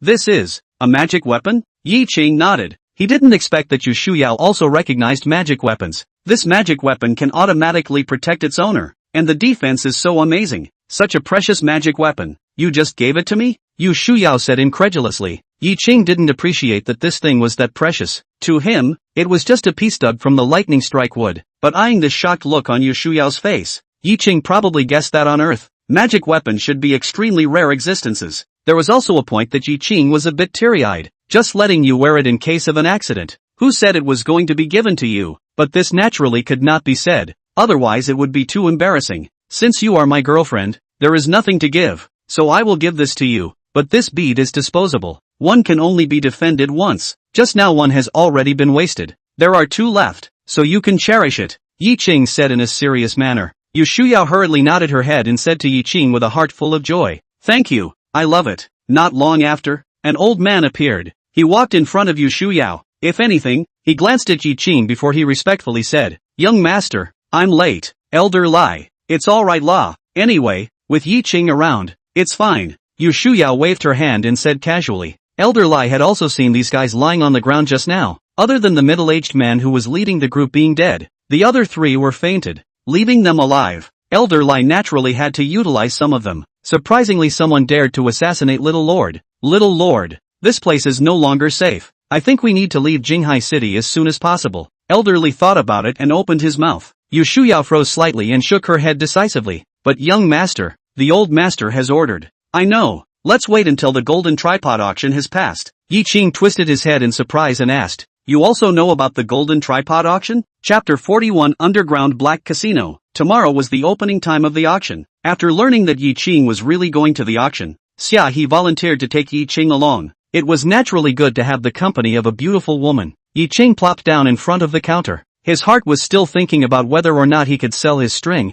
It would be embarrassing if he couldn't sell it for a good price. Right at this moment, Xia Xiaobai suddenly did a thief-like look to Ye Qing's ear. Whispered, Ye Qing brother, have money? Lend me some. Xiaobai, why do you need money? Ye Qing rummaged through his pockets, but there were still a few $100, and casually handed it to Xia Xiaobai. Oops, not enough. Xia Xiaobai squirmed and said. Ye Qing slightly froze, then how much do you want? Xia Xiaobai looked around carefully before he lowered his voice and said, 100,000. Ah, 100,000. Ye Qing was shocked. To him, 100,000 was nothing. However, Xia Xiaobai was only a 17 or 18-year-old girl. What did she need so much money for? Shoo, Xia Xiaobai was shocked. Keep your voice down. I'll be dead if my sister hears me. Ye Qing looked serious and spoke. Then tell me what you want so much money for. If you don't tell me clearly, I will take you to see your sister now. Don't tell my sister. Xia Xiaobai cried and said. I'm just borrowing you for a while. I'll return it to you when I win their money at night and come back.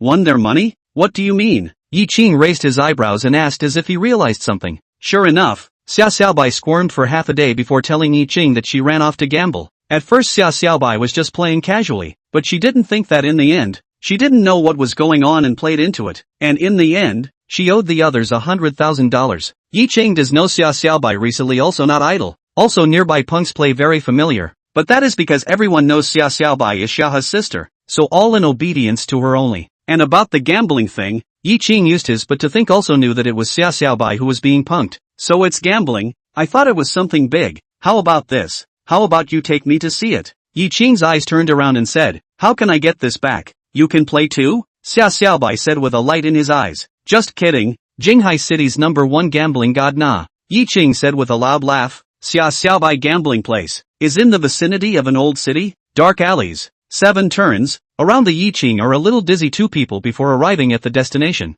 Looks like this is an abandoned warehouse. There are a few punks at the door chatting and farting. See Ye Qing and Xia Xiaobai walk over. One of the punks hurriedly came over. Sister Xiaobai, how is it? Did you bring the money? We must kill him today, the gangster said eagerly. Brought it, and there's a lot of it. Ye Qing interjected. The punk froze slightly and looked Ye Qing up and down before wondering. And this is? Oh right, I forgot to introduce you. Big brother, this is my henchman Yang Zai. Yang Zai, this is my big brother Ye Qing. Xia Xiaobai hurriedly introduced. At the same time added to Ye Qing. Last time it was Yang Zai who brought me here to play. At first I earned a lot, but then it was just too much bad luck. Alas, today I must win back. Sister Bai, let's not mention those things. Since we're here, let's go in and play. The gangster known as Yang Zai hurriedly interrupted Xia Xiaobai's words and looked up at Ye Qing before speaking. Ye Qing didn't have much of a reaction on his face, but in his heart, he knew like a mirror. This one called Yang Zai definitely had a ghost. Looked in front of the gleeful Xia Xiaobai.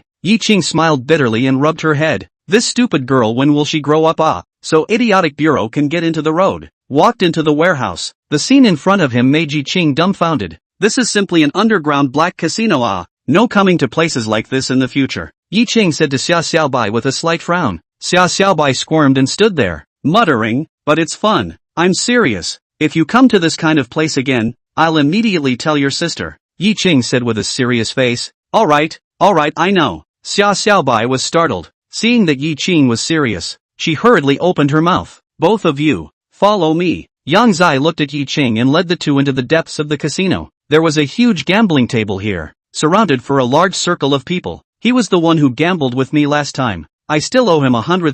Xia Xiaobai came to Ye Qing's ear and spoke, reaching out to point at a man sitting behind the gambling table. The man had a sardonic smile on his face, and was yelling at the people around him to place bets, as if he had also discovered Xia Xiaobai, and shouted with a bright light in front of his eyes. Sister Xiaobai, coming so soon? Do you want to play again? She's a little kid. What's the point? Let me play with you. Before Xia Xiaobai could open her mouth, Ye Qing interjected first. At once, the eyes of everyone around were on Ye Qing. and some even immediately vacated their seats. Ye Qing and Xia Xiaobai sat across from the man. What's the name of the brother? The man said smilingly. It's just gambling. Do I need to know the name? Ye Qing said indifferently. The man frowned slightly, but didn't show anything, smiled and continued. That's true. What does brother want to play? Anything. Then let's have something simple. How about dice? Can. The man sniffed, and immediately had someone bring over a dice clock, put 3 dice in, and spread it out with one hand. Brother, place your bets. Ye Qing nodded and carefully looked at the countertop,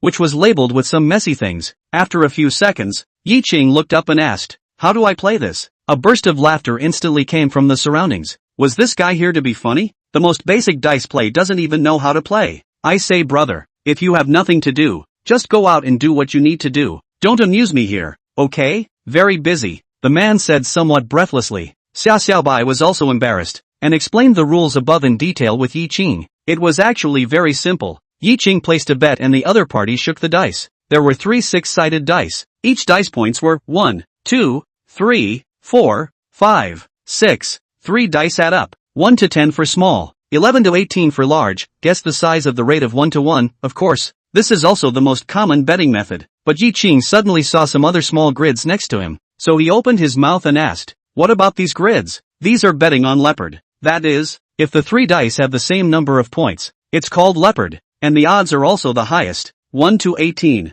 Xia Xiaobai patiently explained. She also didn't expect Ye Qing to even know this most basic rule. Xia Xiaobai had a vague feeling of foreboding. Alright then, it's quite fun. Let's just play. Ye Qing opened his mouth, indicating that he already understood the rules. The man's mouth burst into a cold smile. Since such an ingrate had come today, there was no reason not to slaughter him, only that he didn't know that Ye Qing had already used the evil king's true eyes to look at it as early as when he had entered the arena. The inside of those 3 dice clearly contained lead blocks. Since you want to play, brother, please place your bets, the man said smilingly. Ye Qing nodded and cheerfully slapped a $100 bill in one of the small compartments. Okay, then let's start with a $100 one and press a leopard. Chapter 42. Afraid you can't afford to play. Ah, Xia Xiaobai looked at Ye Qing in surprise. Leopard is 3 dice with the same number of points. Ye Qing blinked. I know, but do you know how small the probability of a leopard is? Xia Xiaobai wanted to cry. Finished. Not only can't pay back the money today, he may also have to bet here. It's not that it pays out a lot. Ye Qing hemmed and hawed, decisively putting $100 in one of the grids.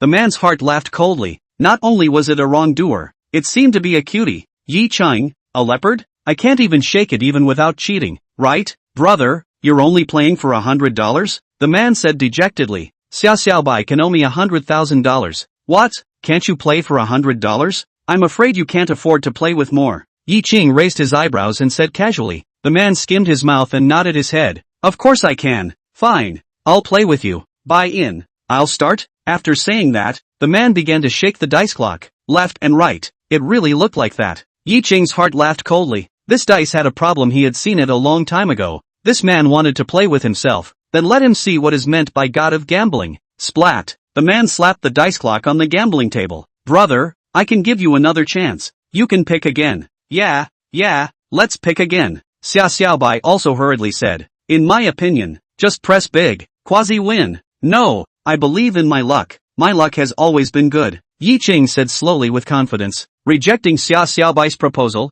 reaching out and tapping on the tabletop. Open it. Yes? Then let me see this brother's good luck. The man smiled and lifted the dice clock with one hand. In the next second, everyone froze. In the dice clock, 3 dice were lying quietly inside. The 3 red dots were exceptionally piercing. It's really a leopard. Xia Xiaobai let out an exclamation of surprise, excitedly hugging Ye Qing, and in the process, gave Ye Qing a hard kiss on his face. The surrounding onlookers also exploded. This luck was too good. The man's face was ugly. He looked up at Ye Qing, who was still smiling. His heart was puzzled. Was this really luck? He had been in the casino for so long. He knew exactly how small the chances of a leopard were. Otherwise it wouldn't have been possible for the odds to be so high. But now, it was surprising that a leopard really came out. Yeah, it seems like my luck is indeed very good. In that case, are you going to compensate me 18,000? Ye Qing narrowed his eyes and smiled. Speaking, the man's face was ugly, but he still nodded. 1018 was nothing to him. Counting 1018 and placing it in front of Ye Qing, I hope you can always be this lucky.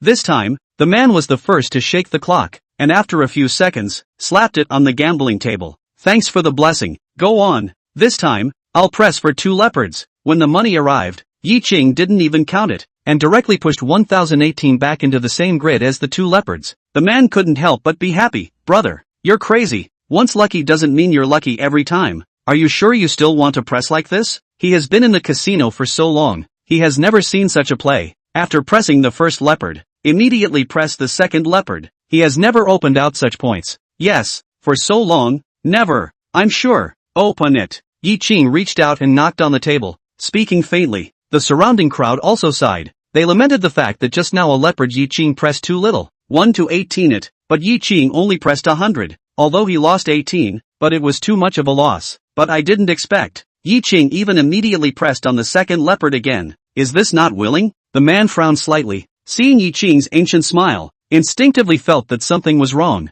but this time he was very sure that he had used his means. Everything else could be out. Just the 2 leopards was impossible. Open. The man bellowed softly and lifted the dice clock. 3 dice. 3 deuces neatly lined up as if mocking the man's ignorance. The surroundings exploded. If it was luck to shake out a leopard the first time, then what was the second time? Moreover, this time Ye Qing had pressed 18,000. How much is that going to pay out? Wait, don't get excited. I'll do the math. Xiaobai exclaimed, at the same time breaking her fingers and started counting, obviously telling others to take it easy. But she herself was already excited and about to jump up. Ye Qing laughed. Don't count it. $32,400. Don't bother with the change. Give me 30,000. The man gulped and gulped. Surprisingly, he really opened up 2 leopards. What's going on here? This dice is filled with lead blocks. He has been doing this business for a long time. This dice he can shake out the number he wants with his eyes closed. But now, it doesn't work at all. Okay, I admit it. Brother's luck is indeed good. The man gritted his teeth and ordered $30,000.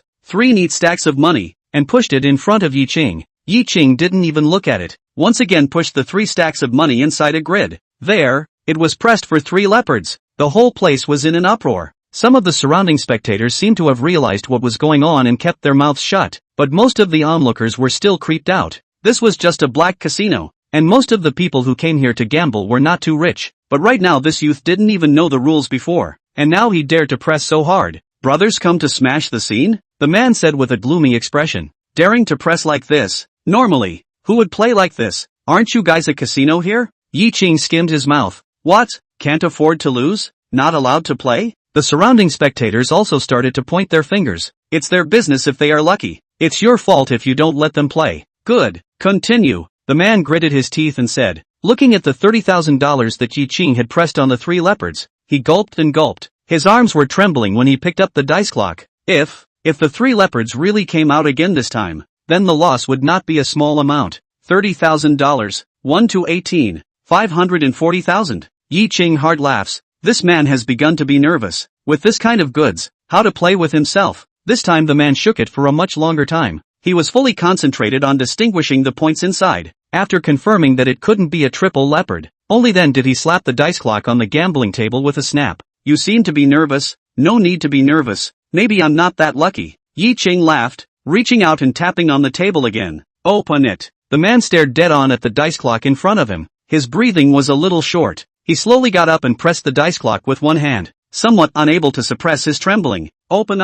It can't be that you don't dare to open it, right? The surrounding good people couldn't help but coax. The man glared at the surrounding spectators, and only then slowly lifted the dice clock. His movements were very careful, afraid that he would accidentally touch the dice and change the points. But the scene in front of him made the youth's face change greatly. 3 dice, 3 threes, 3 leopards. Chapter 43 Rules of the Casino. Wow, it's really 3 leopards. Xiaobai jumped up with a cry of surprise, shouting with joy. Xiaobai felt excited, but the surrounding spectators were not little cuties. They now also saw that in this, there was definitely a ghost. No matter how lucky a person was, they could never be so heaven-defying. I've always been good at math. 540,000. Didn't miscalculate, right? Ye Qing smiled faintly and opened his mouth to ask. The man rose up with an open heart. He was trembling. His face twisted as he looked at Ye Qing. You're cheating. Ye Qing laughed coldly and opened his mouth. From beginning to end, it was you who was shaking the dice. I didn't even touch it. May I ask, how am I cheating? The man's color engine changed. Ye Qing was right. From beginning to end, Ye Qing didn't even touch the dice. How would he cheat? The surrounding spectators were also confused. They stood right behind Ye Qing. From beginning to end, not to mention touching the dice. Ye Qing didn't even move. You. The man was panting heavily. His face was a bit unaffordable. $30,000. He could afford to lose. 54,000. He could afford to lose. But in just 10 minutes such a huge loss. He could not afford it. Xiaobai contemptuously asked. Hey.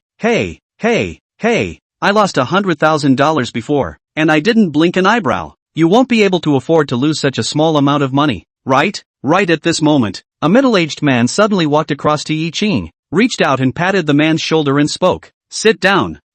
Sit down. The man hurriedly shut up and sat down. The middle-aged man smiled at Ye Qing and said, this gentleman is indeed lucky. After saying that, the middle-aged man's men immediately brought over a tray with stacks of banknotes on it. The surrounding spectators all had red eyes. This was white money, and this was what people won with $100. The man sat there with some fear, as if he had lost his soul. He finally realized what Ye Qing had said at the beginning. $100 is enough. More than that for fear you can't afford to play. Yeah, $100 he couldn't even afford to play right now. This gentleman, this is the money you won. You count it, the middle-aged man said with a smile. No need, I haven't played enough. Continue. Ye Qing shook his head, reached out and pushed, and spoke. This time, I'll press. 4 leopards. The middle-aged man's eyebrows immediately frowned. Sir, everything in moderation. Today you made money. Your friend owes 100,000. I don't want it. We write it off. Let's all make peace and make money. How about it? What? Can't play? Ye Qing was not like to let them off so easily, smiled faintly and opened his mouth. Even if Xiaobai was stupid enough to realize that something was wrong at this time, because if he continued to play, 54,000 to 18, that would be 9,722,000, close to 10 million. Good, sir, since you want to play, then let's continue to play. The middle-aged man looked at Ye Qing with a gloomy expression, and gave a wink to his men. Ye Qing saw it but didn't care at all, nodding his head and saying, well, go on, how about this? He can't afford to play anymore. I'll play with you, how about it? The middle-aged man said with a faint smile. Ye Qing casually shrugged. Both are fine. The middle-aged man nodded and picked up the dice bell. The way he shook the dice bell and the amplitude was much more skillful than the man just now. Even if an ordinary expert knew how to listen to the dice, he would be greatly disturbed. But what he didn't know was that Ye Qing simply didn't even listen. When the shaking was done, the evil king's true eye took a look and then reached out. Under the vibration of the qi energy, whatever it takes, for the first time, Ye Qing realized that he actually had the potential to be a god of gamblers. Slap. The dice clock was once again slapped on the gambling table. The middle-aged man made a please posture. Ye Qing reached out and thumped. I have pressed well. 4 leopard well. Open it. The man slightly stunned. Just a moment ago he had a strange feeling, but not too sure. A slight frown. The man decisively took away the dice clock. As expected. 4 leopards. The surrounding spectators were all a bit numb. Instead, they only felt abnormal when other points appeared. Looks like my luck is not normal. Ye Qing let out a loud laugh. More than $9 million. This was a huge sum of money. Just don't know if these guys could afford to shell out this amount of money? The middle-aged man's complexion twisted up as he raised his eyes to Ye Qing, finally realizing that he had run into a true gambling expert today. What? Can't afford to pay? Ye Qing smiled and said, how about this then? I'll give you a chance. 9,722,000 right. Don't bother with the change. Let's make it 9 million. Go ahead and press. 5 leopards. The middle-aged man's face became even more ugly. 9 million. If it really shook out 5 leopards. 1 to 18. 162 million. Crazy. Really crazy. This could be the biggest bet ever involved in this underground casino. The middle-aged man snorted coldly and suddenly said in a cold voice, clear the court. The surrounding onlookers were all changed in color. Now it definitely seems to be right. Although they don't know what method Ye Qing used in the end, but Tai Chang was cheating. In order to not let themselves be implicated, these onlookers hurriedly fled in a panic. It didn't take long. There was no one around the gambling table, replaced by a group of casino thugs. The number of these fighters is about 20 to 30. A fierce and vicious. Dare to open an underground casino here. Under the hand can not have some power? Xiaobai was a bit scared and shrunk to Ye Qing's side. Her hands embraced Ye Qing's arms. Big brother, what should we do? Ye Qing patted Xiaobai's hand and spoke. What does this mean? The middle-aged man let out a cold snort, took a deep breath and protruded it slowly before he spoke. Although I don't know exactly what means this brother used to play, but it's obviously cheating, and for the gamblers who cheat, we casinos naturally have our casino's rules. The corners of Ye Qing's mouth rose slightly as he smiled. What rules? It's very simple. Either you tell me the method you just used, or else, I'll break both of your legs. And the little sister beside you might have to be loved and pampered by these cute thugs of ours," the middle-aged man said arrogantly. The group of thugs behind him also laughed out loud, their eyes glowing as they looked at Xia Xiaobai. Ye Qing's complexion instantly turned grim. He stood up, reached out and took one of the dice. Both fingers slightly exerted force. With a snap, the dice was crushed. Ye Qing casually threw the remaining small lead piece on the gambling table. "Is this the rule of your casino?" The middle-aged man nodded without surprise. "That's right, it's always been like this. But brother, you don't seem to understand the form. Right now, you're in no position to make conditions with me, you know?" Ye Qing stood up and spoke. "So it's because you can't afford to play. It doesn't matter. Let's do it this way. That $500,000 for me to load up. I'm leaving, let's stop here today." Chapter 44. I changed my mind. The middle-aged man laughed. "Brother, maybe what I just said is not very clear. Then well, I will say one more side. What about the money? You can't take a single penny. Moreover, I also want to break one of your legs as a punishment for your cheating." "Which I did you see me cheating?" Ye Qing cocked his head and said. The middle-aged man frowned. Truly speaking, he didn't see how Ye Qing cheated. The dice did have problems, but that was for the middle-aged man, and from beginning to end Ye Qing never touched the dice. However, in the middle-aged man's opinion, Ye Qing cheating was already on the cards. 4 leopards in a row, and in a row. 1, 2, 3, 4, these kind of chances. It couldn't happen. That has nothing to do with me. All I know is that now you're going to break a leg, the middle-aged man said and gave a wink to his men.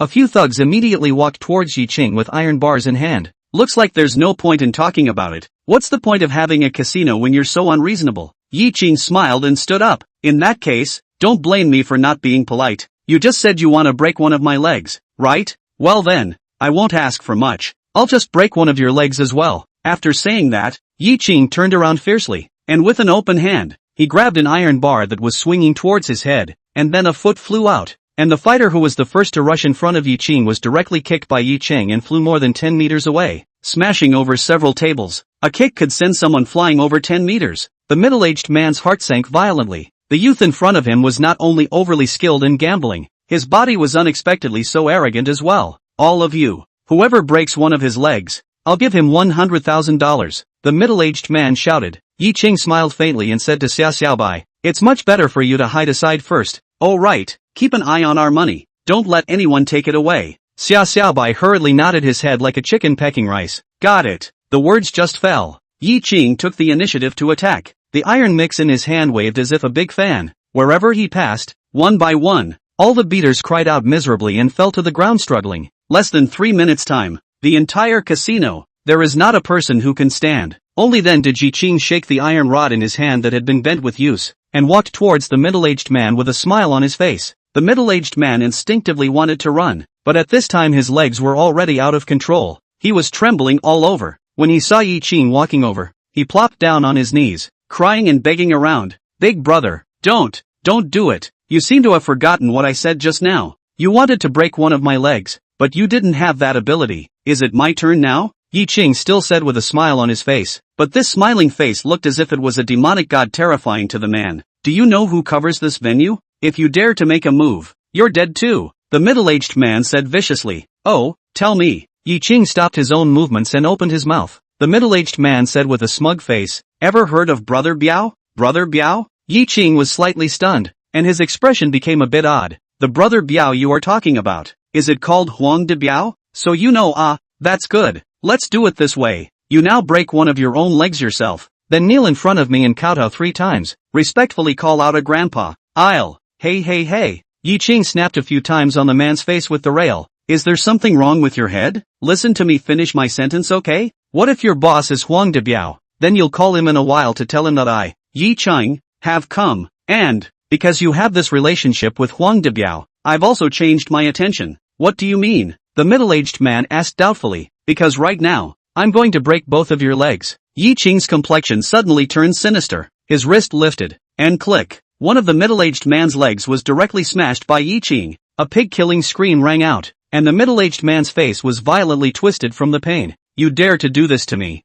I won't let you go. Huang de Biao said this to me before, but unfortunately, it's not much use because I broke his legs as well." After saying that, Ye Qing raised his hand again, and the middle-aged man's other leg was also ruined like that. Only then did Ye Qing get up, clapped his hands, and looked towards Xia Xiaobai. but he realized that Xia Xiaobai had already packed up the money in a small sack at some point. Loaded it up? Ye Qing asked with amusement. Loaded. Xia Xiaobai patted the bulging little sack and said contentedly, then let's go. Out of the factory. Ye Qing was slightly stunned. Outside was densely packed with a large number of onlookers. It seemed that they should have been driven out by the love scene just now. However, these guys were all good people. In order to watch the fun, they were obviously unwilling to leave. Seeing Ye Qing and Xia Xiaobai come out in one piece, the crowd all snapped, then applauded in unison. They had been pitched quite a lot of money within this casino, and now that they saw the casino being cleaned up, of course they were relieved. Folks, listen to me, the fighters inside all have no fighting ability now,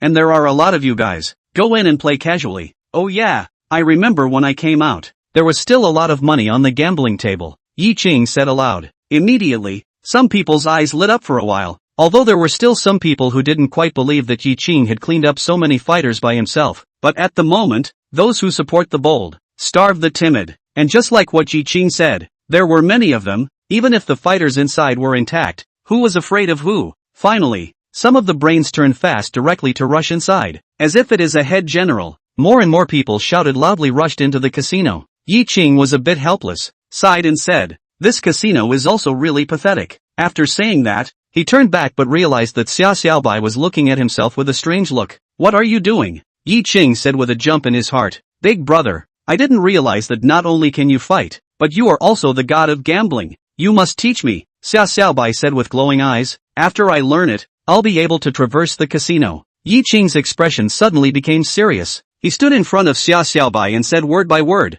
Xia Xiaobai, listen to me clearly, I'm not joking with you right now. Today is an exception. You owed people. I'm coming back to get back at them, but they themselves are cheating, so forget it. But, if from now on I know that you still enter a place like this, I, Ye Qing, will draw a line with you from now on. Do you understand what I mean? Xia Xiaobai was startled. He had never seen Ye Qing talking to her so seriously. Xia Xiaobai's eyes immediately turned red, and with her beaming mouth she looked like she was about to cry. Ye Qing couldn't bear it, but for Xia Xiaobai's consideration as a little girl, he still gritted his teeth and said, it's useless to look like this. I'm only asking if you understand what I'm saying? Xia Xiaobai's aggrieved beads of tears almost fell, but still nodded seriously. Big brother, don't do this to me. I am afraid. Ye Qing's forcefully pretended up aura instantly fell apart. He let out a long sigh and opened his mouth. I'm also doing this for your own good. A girl's family? What's the point of running away to a place like this? And those what messed up brothers of yours? They are harming you. Silly girl. Ye Qing dotingly rubbed Xia Xiaobai's head. Big brother, will you carry me on your back? The two of them walked forward for a while. Xia Xiaobai suddenly opened her mouth. This money is so heavy. Carry what? Walk by yourself. Ye Qing said in a bad mood. Making a mistake and still wanting someone to carry it. There is no heavenly reason. But really tired. You carry me. I help you carry the money is not good. Xia Xiaobai said of course. Ye Qing stopped walking and turned his head to look at Xia Xiaobai. I'm carrying you. You're carrying the money? Isn't that weight still on me? Brother Ye Qing, you're the best. Carry me on your back. Xia Xiaobai used a pampering tactic. So, on the empty street, Ye Qing was carrying Xia Xiaobai. Xia Xiaobai was carrying the bulging small sack. Under the streetlight, the silhouettes of the two people were drawn long. Chapter 45, You Don't Have a Chance. That money, Ye Qing and Xia Xiaobai split it in half. In Xia Xiaobai's words, although the money was won back by Ye Qing, but the person who saw it had a share of it, so naturally it should be split 50-50. More than 200,000. Ye Qing all threw in his room, also lazy to go to the bank. Sometimes cash is also a little useful. And last time in the Sun family Sun Lilan gave that bank card Ye Qing also went to check. Inside the whole million, gave Wan Yujiao 100,000, and now there are 900,000. Ye Qing now do not go to buy those medicinal herbs, so not much use of money, put it there no matter. Today is the opening day of that special auction. Ye Qing is thinking about his string cannot sell price. Early out the door, the Golden Tripod Auction House. Legend has it that behind it there are forces in the capital in control. Even if it is some of the big families in Jinghai City,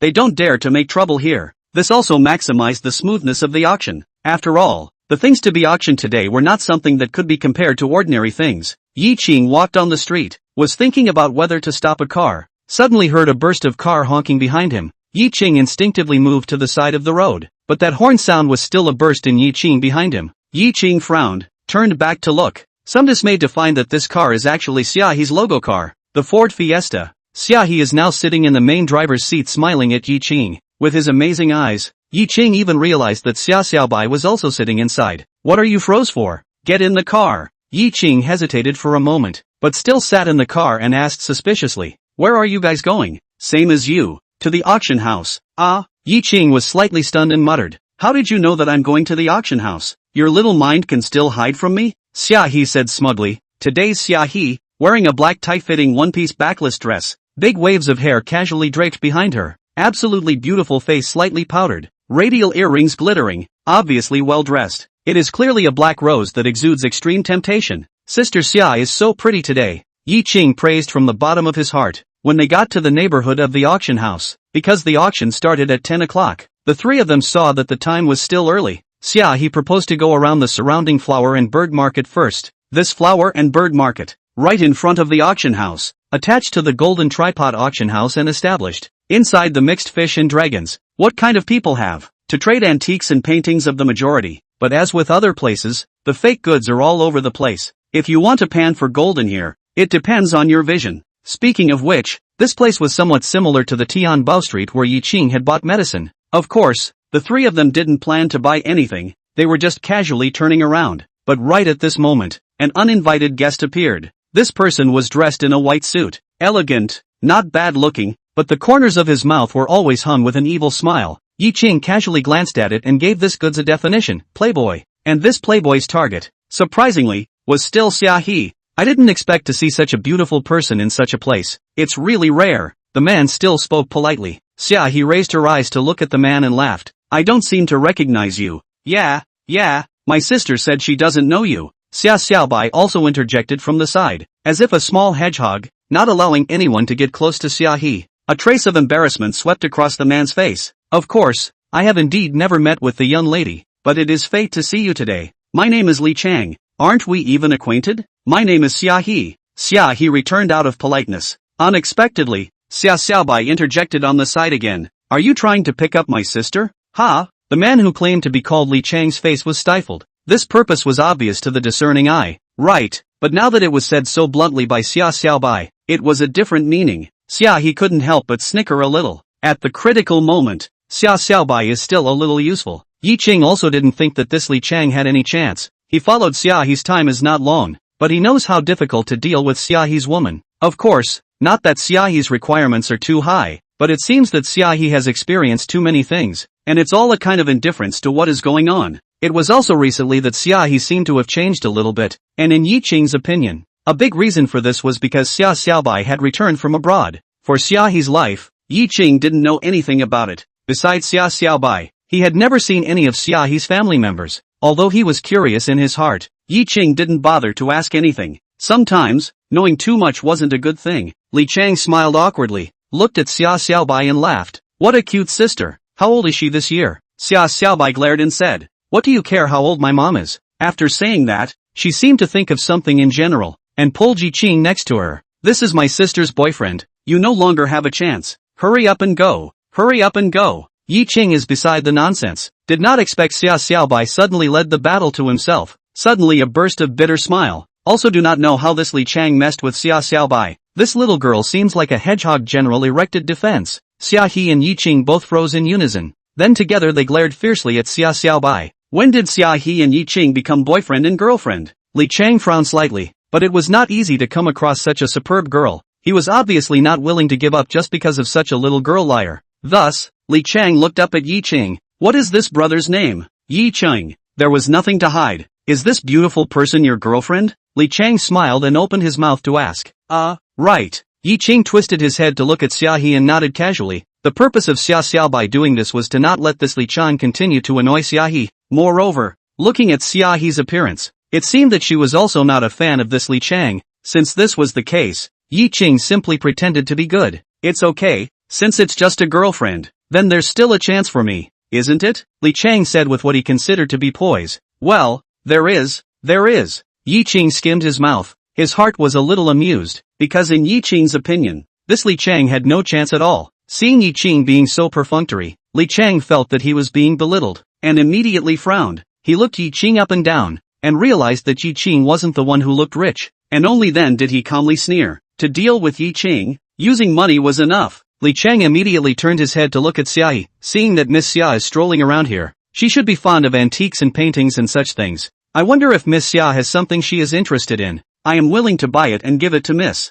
Xia. He shook his head, was about to open his mouth. Xia Xiaobai again jumped ahead and said, "Won't we buy it ourselves? You think you're the only one with money? Let me tell you, my big brother is the one who's really rich. A few $1,000,000 up and down every minute. Stare you to death." Xia Xiaobai obviously remembered yesterday's casino incident. $100 of capital. Minutes to soar to 10 million. Chapter 46, there is a Qianquan inside. Li Chang was also puzzled. He stared at Xia Xiaobai carefully for a few seconds, but he could not remember where he had provoked this little ancestor at all. No need. What we like, we'll buy it ourselves. Xia he smiled and politely refused. This is still Xia. He is in a good mood today. If she is in a bad mood, it is estimated that directly a roll word will pop out. Xia Xiaobai found the opportunity to hurriedly interject again. Right, my big brother. No, my brother-in-law will buy it for my sister, so you don't have to worry about it. Ye Qing rubbed his nose. It seems that today this matter really needs to be done by himself. Ye Qing looked around, and suddenly turned the corner and walked to a stall to look at it.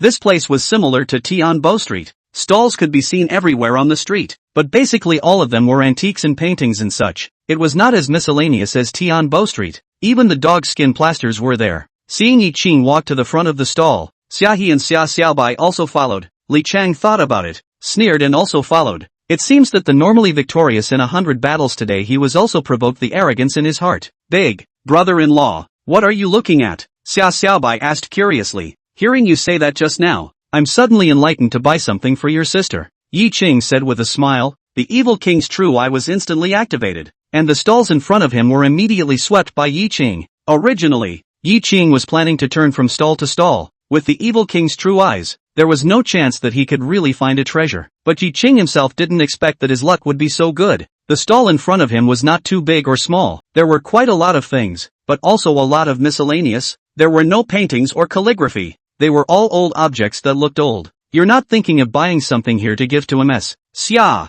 are you? With all due respect, it's a bit too shabby. Li Chang sneered sarcastically. From what Ye Qing was wearing, he decided that if he were to compare his financial strength, Ye Qing would not be able to catch up with himself even if he beat his horse, and he would definitely win today. Gifts are light. You think I'll like something that's expensive? Xia He frowned slightly, seemed to be a bit annoyed. According to Li Chang's words, was she, Xia He, a gold-digging woman? Right, as long as it's something my brother-in-law gave to my sister. My sister likes it. Xia Xiaobai were willing to let go of the good opportunity in front of her, hurriedly added. Li Chang was startled and hurriedly spoke. No, I don't mean that. The stall owner looked at Ye Qing looking seriously and knew that business was coming. Hurriedly said with a smile on his face, this little brother has a good eye. The things I have here, they are all genuine old objects. Bring them back for collection or auction. It can be a profitable business. Ye Qing glanced at the stall owner and thought, you think I'm stupid. However, Ye Qing still reached out and pointed at a string of Buddha beads and asked, how do you sell this?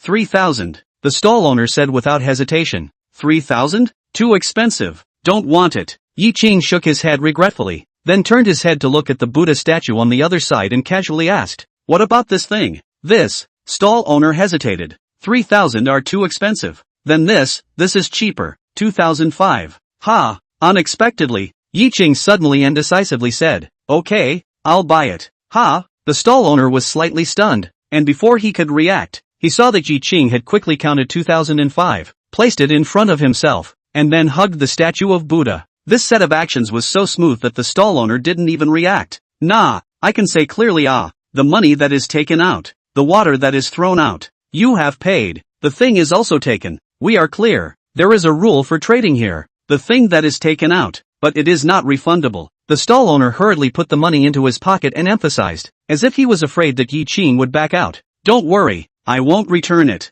Ye Qing said with a smile, jokingly. He had looked at this Buddha statue with the evil king's true eye for half a day. There was something very fishy in it. Looking at this Buddha statue again, 50 centimeters high, the whole body was bronze in color. It really looked like an old object. Xia He was also slightly stunned, somewhat surprised why Ye Qing did this, although he also felt that Ye Qing was fooled. But with Ye Qing's character, it seems like he wouldn't do something so impulsive, right? What a big golden Buddha. Xia Xiaobai said with a wooden stool mouth. Li Chang let out a giggle. This brother, You're not expecting to buy the real thing for over $2,000, are you? Maybe it's the real thing? Ye Qing said casually. Right at this moment, the crowd suddenly walked out of a middle-aged man. The man was dressed in a Zhongshan suit, imposing, walked in front of Ye Qing, casually glanced at, opened his mouth. Young man, in the future, or be careful a little good. This line, the water is deep, the ancient Buddha in your hand, obviously ready to do the old crowd of chimney wood carving Buddha, but the process is not in place. Turn to do the ancient bronze Buddha, incongruous, even if it's a craft, is also not worth the money. It is a handicraft, it is also not worth the price. Ye Qing sniffed and secretly nodded. Only a single glance can see this thing. This middle-aged man is a bit of a skill. Ye Qing is also into the hand only to find that this ancient Buddha is actually wooden. Ha ha, what did I say, brother?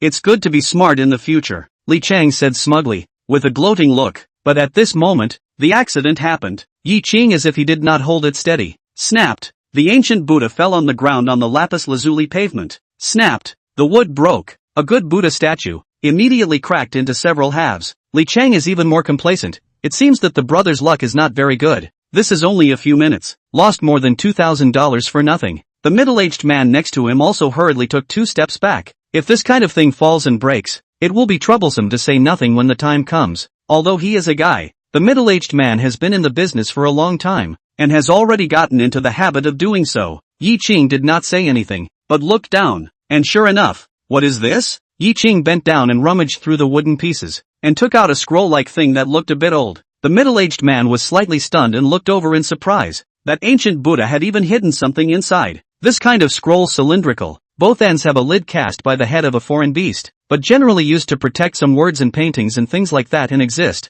Itself does not have too high a value. The middle-aged man seems to remember something, generally amazed. Little friend, quickly open it to see. Ye Qing sniffed in with a boing. He unscrewed one end of the lid, his right hand poured out, and a calligraphy and painting just fell out. There really is something, the middle-aged man said in surprise. Ye Qing was curious in his heart. He spread the word painting out and looked at it. A picture of 100 flowers. Ye Qing couldn't read it either, but the inscription Ye Qing could still read it. Wang Shiji. Wang Shiji's calligraphy and painting survived in the world is not much. In recent years, with the enhancement of the calligraphy and painting market, the price is also rising. This is still priced. Most collectors are in the hands of the pressure. If this painting is true, then Ye Qing will earn a lot. The middle-aged man looked excited and spoke. Surprisingly, it is still Wang Shiji's inscription. However, I myself am not very deep in the study of calligraphy and painting. Little friend, you might as well go to the front auction house to appraise it. The surrounding onlookers also had a slight change in color.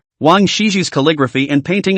Ye Qing nodded. This was also Ye Qing's intention, although Ye Qing was able to see through this thing. But in the end, Ye Qing could not tell if it was real or fake. Li Chang frowned and sneered. Joke, can a fake be real inside? While Xia He was looking at Ye Qing with a thoughtful expression. She had felt strange about Ye Qing's reaction before, and now it seemed that there was indeed something odd. But if it was before Ye Qing had discovered that there was something odd in it, how did he see it? Xia He remembered very clearly. Ye Qing had never even touched that Buddha statue before he paid. Right at this moment, a figure in the crowd that Ye Qing was somewhat familiar with crossed over and heaved out, opening his mouth to say, "Little friend, how about I come and take a look for you?" Chapter 47, Woe is me. Listening to the voice was a bit familiar. Ye Qing raised his eyes and looked, and suddenly realized that it was actually Tong Lao who had helped him firm up the string before, and behind Tong Lao, there was still that bodyguard from last time. Ye Qing, I didn't expect you to come so early. Why didn't you call me? Tong Lao asked smilingly. It's not time yet.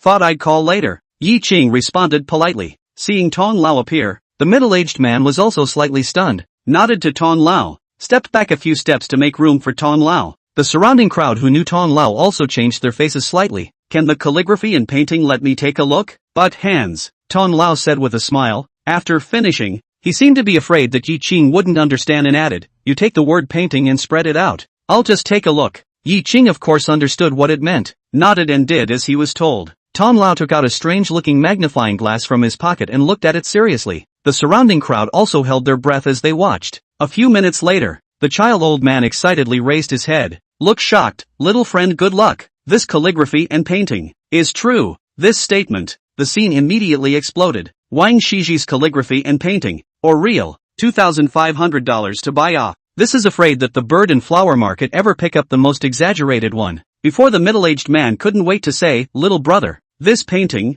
I bought 1 million. I immediately let someone transfer to you. I say old Zhang Ah, you're not mistaken. Wang Shiji's calligraphy and painting. You only offer 1 million? In the crowd, a big-bellied businessman-like middle-aged man walked out, seemingly recognizing the middle-aged man from before. This calligraphy and painting. I'll offer 1.5 million. When the stall behind saw this, his head was confused, his eyes went black, and he fainted. More than $1 million being their own $2,500 to Hokum. The key was that he had specifically emphasized at the end that they would not owe each other once the transaction was completed. Li Chang was also slightly changed face. The jealousy in his heart made his face look a little twisted and ugly. He sneered and ridiculed. An old man and a young man clearly know each other. Plan to cheat you little cuties. Do you believe this? With these words, the bodyguard behind Tong Lao, without saying a word, went up and hit Li Chang with a big mouth, dumbfounding him. The middle-aged man next to him couldn't help but open his mouth. Young man, in the future, it's best to speak through your brain. Be careful of the trouble that comes out of your mouth. The Tong Lao standing in front of you is the chief appraiser of the Golden Tripod Auction House.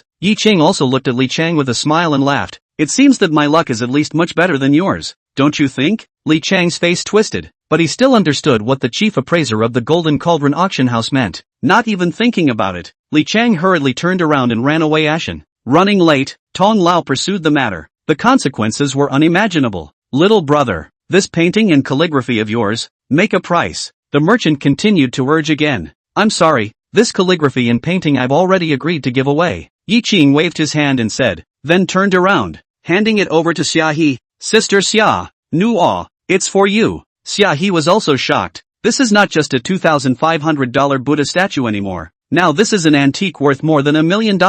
This I can't have. Xia He hastily waved his hand and said. The crowd beside him even exclaimed in unison. Such a precious thing, said to give it away? Rich and capricious Tong Lao was also smilingly looking at Ye Qing. Others looking at Ye Qing might think that Ye Qing was just an ordinary person. But right now only Tong Lao knew that Ye Qing's identity was absolutely extraordinary. This kind of calligraphy and painting was definitely considered a treasure to ordinary people. But to Ye Qing, it didn't seem to be important. It was just a casual gift. Sister Xia, just take it. You've taken care of me for so long. You should, Ye Qing said sincerely. But Xia He was also a stubborn nature, and said whatever she wanted. Xia Xiaobai looked left and right, and socketed. Sister, brother-in-law also means well. Just, take it. Shut up. The corner of Ye Qing's mouth rose slightly, suddenly looking at Xia Xiaobai. No, Xiaobai, it's for you. Xia Xiaobai slightly stunned, suddenly a burst of shock, reached out the result. A serious said, brother-in-law rest assured,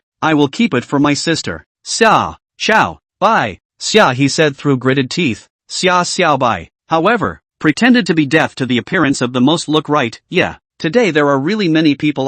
The weather is also good. Xia Xiaobai's cute appearance amused the surrounding crowd, also boomed with bursts of laughter. Tong Lao looked at the several people smilingly and opened his mouth. The time is almost up. The three of you please follow me. I'll let someone arrange a private room for you. Xia he was slightly shocked when he heard this. This Golden Tripod Auction House's private room was not something that ordinary people could enjoy. This Tong Lao even took the initiative to arrange it for Ye Qing. Then thank you Elder Tong. Ye Qing didn't doubt it and nodded his head to thank him. This was Ye Qing's first time to enter the auction house. Once he entered it, the golden splendor shook Ye Qing a little dizzy. In the middle of the hall were rows and rows of neat and luxurious tables and chairs, and there were some alcoholic beverages on the tables in front. The tall platform at the very front was naturally the auction showcase, and in the second floor of the surrounding circle, there is a separate partitioned private room, but there is a thick curtain to cover, and the glass is still the kind of single-sided glass, so the inside can see the outside. The outside cannot see the inside. The waiters inside were also a sight for Ye Qing. The colorful beauty of the young girls and body are all excellent. Appearance is also 1 in 100. The most critical is that they are also wearing exposed bikinis one by one, but it is considered to be a scenic line. In line with the purpose of not see white not see, Ye Qing all the way to the eyes have not been idle. Xia Xiaobai beeped his mouth and said, Sister, a big beauty is standing in front of you. You still look at other people's beauty. Xia he was embarrassed for a while, reached out and knocked Xia Xiaobai's little head, and spoke. It was just acting before, and you're still coming on strong. It's not like there's no such thing as fake theater, and besides, I think you guys are a good match, Xia Xiaobai muttered. When these attendants saw that Ye Qing and his group were brought over by Elder Tong himself, they all looked surprised. Then they threw winks at Ye Qing. If they could be looked at by this kind of big shot, they could really eat and drink without worrying about their life in the future. Alright, This is your private room. It's also closer to the big screen in front, so you can see it a little bit more clearly. If you need anything, just inform me directly. Tong Lao brought the three of them to the private room while instructing. After thanking him, Tong Lao led the people to leave. And in the private room, only Ye Qing, Xia He, and Xia Xiaobai were left. This private room, said big not big, said small not small, but the environment is very well arranged. The internal force decoration is luxurious. Air conditioning is on. The temperature is just right. There are also some snacks and things like that. This can be responded to Xia Xiaobai's appetite, and immediately open to eat. When did you recognize this Tong Lao again? Xia He couldn't help but ask strangely. Accidentally recognized. Ha! Ye Qing touched his nose and opened his mouth. Xia He blinked her eyes. In Ye Qing's body, it seemed like there would always be things that she couldn't finish discovering. Right at this moment, the door of the private room was once again pushed open. A let Ye Qing feel somewhat familiar girl walked in, and the girl was dressed in a simple casual clothes. Pink face, the style was similar to Xia Xiaobai, belonging to the cute type. Mr. Yi, my name is Tong Coco. Grandpa asked me to come here, because you are coming over for the first time. Grandpa asked me to explain to you some of the details in the auction, the girl said as she owed Ye Qing. Hearing this, Ye Qing suddenly realized that this Tong Cuckoo, wasn't it the same girl who followed Tong Lao when he was appraising the strings? Chapter 48. If you share the same stench, you can call yourself a confidant. Tong Coco's sudden appearance made Ye Qing a little unexpected, but since Tong Lao was able to make such an arrangement, it was naturally for Ye Qing's benefit. Tong Lao could see that it was the first time for Ye Qing to come to this kind of auction house, so in order to let Ye Qing understand the rules of it, he found someone to explain it to Ye Qing, but no one expected that this person explaining it to Ye Qing was actually Tong Lao's own granddaughter. I'm thankful for Elder Tong's arrangement, but we don't need it here, right? Ye Qing said after thinking about it. After all, for Ye Qing, the reason why he was here was to see what price he could sell his string for on one hand, and on the other hand, it was purely to watch the fun. Since he didn't intend to auction anything, there was no need for a lecture. However, just as Ye Qing's words fell, Xia Xiaobai rushed out, arriving in front of Tong Coco with an arrow step, pulling over Tong Coco's wrist, and spoke. Of course it's good yes, it must be explained. Saying that, Xia Xiaobai but pulled Tong Coco to the pile of snacks in front of him, seemingly wanting to share with Tong Coco. With an embarrassed face, Tong Coco twisted her head to look at Ye Qing, and after realizing that Ye Qing had already acquiesced, she was slightly relieved. Ye Qing looked at Xia Xiaobai with an odd face. Before to that Li Chang, Xia Xiaobai was disliking him as soon as they met, as if human Li Chang had invited her to mess with her, and to the child Coco in front of her. Xia Xiaobai is also the first time to see, but this attitude, but the sky is the difference. Ye Qing inexplicably recalled a sentence, called, the odor is similar to be called confidant. Shaking his head with a bitter smile, Ye Qing looked up to the hall outside. At this time with the passage of time, the hall has been one after another people continue to come in. Just now also empty hall at this time even has been overcrowded. It seems that the fame and popularity of this special auction is much more impressive than what Ye Qing had imagined. The rules were actually very simple. At the very top of the hall's booth, there was a huge fluorescent screen. The detailed drawings of the lots as well as some simple information would be displayed on it. That was convenient for the guests in the back rows to take a closer look. And in front of every seat in the hall, there was something similar to a calculator called a bidder. Ye Qing realized that the private room he was in also had the same thing. Ye Qing looked up to the opposite side. There were a total of more than a dozen of such private rooms like the one he was staying in right now. And naturally, all of them were filled with bigwigs who had a big name in Jinghai City. But outside of this, Ye Qing also found that in the direction closest to the booth, there are actually 3 more private rooms that look bigger. What kind of specifics inside Ye Qing can't see, but this area is obviously a more advanced private room. What's going on with those 3 private rooms? Ye Qing couldn't help but turn his head to look at Tong Coco and asked curiously. What made Ye Qing a little disappointed was that Tong Coco also shook her head. I don't know much about this place. After all, it's not our Tong family behind the auction house. I only know that those 3 private rooms have existed since the establishment of the auction house. And every time a special auction starts, there will be people inside. But most of the time, they don't take part in the bidding. And I don't know their identities either. Ye Qing's heart was shocked. Even the Tong family didn't know who the people in those 3 private rooms were? They came every time, but most of the time they didn't participate in the bidding, which meant that the things here, they couldn't see. And right at this moment, Xia He, who had been silent on the side, suddenly spoke up. They're not the local forces of Jinghai City. It's best not to mess with them if you don't have to. Ye Qing slightly froze, turned his head to look at Xia He. Xia He's identity had always been a mystery. After the previous times, Ye Qing basically had a number in his heart. Although up to now he still didn't know Xiaohe's true identity, but thought that it would definitely not be simple.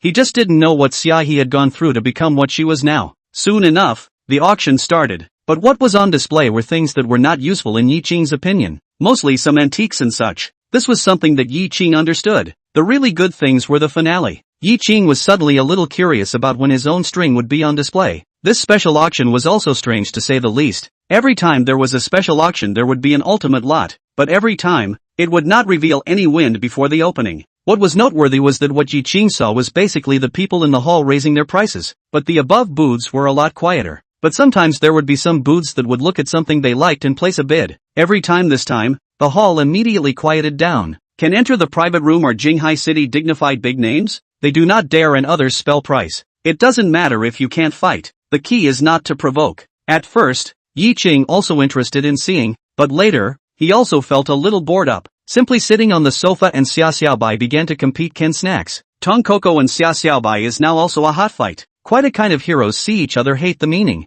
And Xiaohe, from beginning to end, are as if a lazy cat general nestled inside the sofa, from time to time to light a cigarette. She seems to like this posture. Ye Qing also liked to see Xiaohe this posture. Elegant, soft, exudes a kind of lazy extreme beauty. Right at this moment, inside the hall outside, an old voice suddenly rang out. Alright, this auction has also proceeded to the most crucial moment, which is the appearance of the finale item. Grandpa? Tong Coco was slightly stunned and surprised. Ye Qing was also shocked. This voice, it was Tong Lao. But this auction is a bit special this time, because our finale items, this time, are two. One of them is non-trivial. So again, old man will personally preside over it. I hope you all don't mind. Tong Lao smilingly continued. The crowd under the stage as well as the various private rooms were mobilized at this time. This time the finale item, surprisingly, was 2 pieces, and Tong Lao even personally came out to host it. In the end, what is it? Xiaohe also seemed to have gotten interested. Even Xia Xiaobai ran to the floor-to-ceiling window to look at it.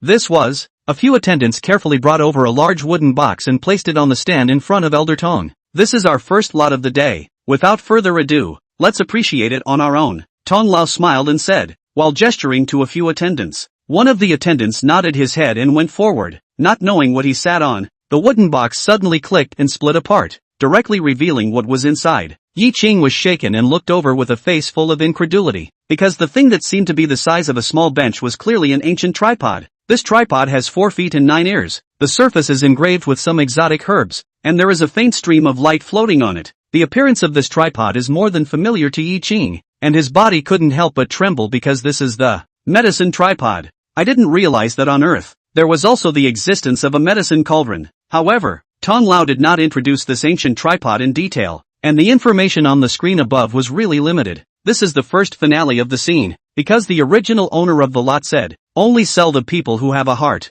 so I will not do more introduction. This tripod name, Kill Life. The minimum bid is arbitrary. Everyone start bidding. Chapter 49, Killing Life Ancient Cauldron. Ye Qing's eyes lit up. Killing Life? Good name. Sure enough, when it was the turn of the finale item, the big shots in the various private rooms couldn't sit still and started bidding. Private room number 4, bidding $2 million. Tong Lao looked at the bidder and opened his mouth. As soon as he exited, the bid soared to $2 million.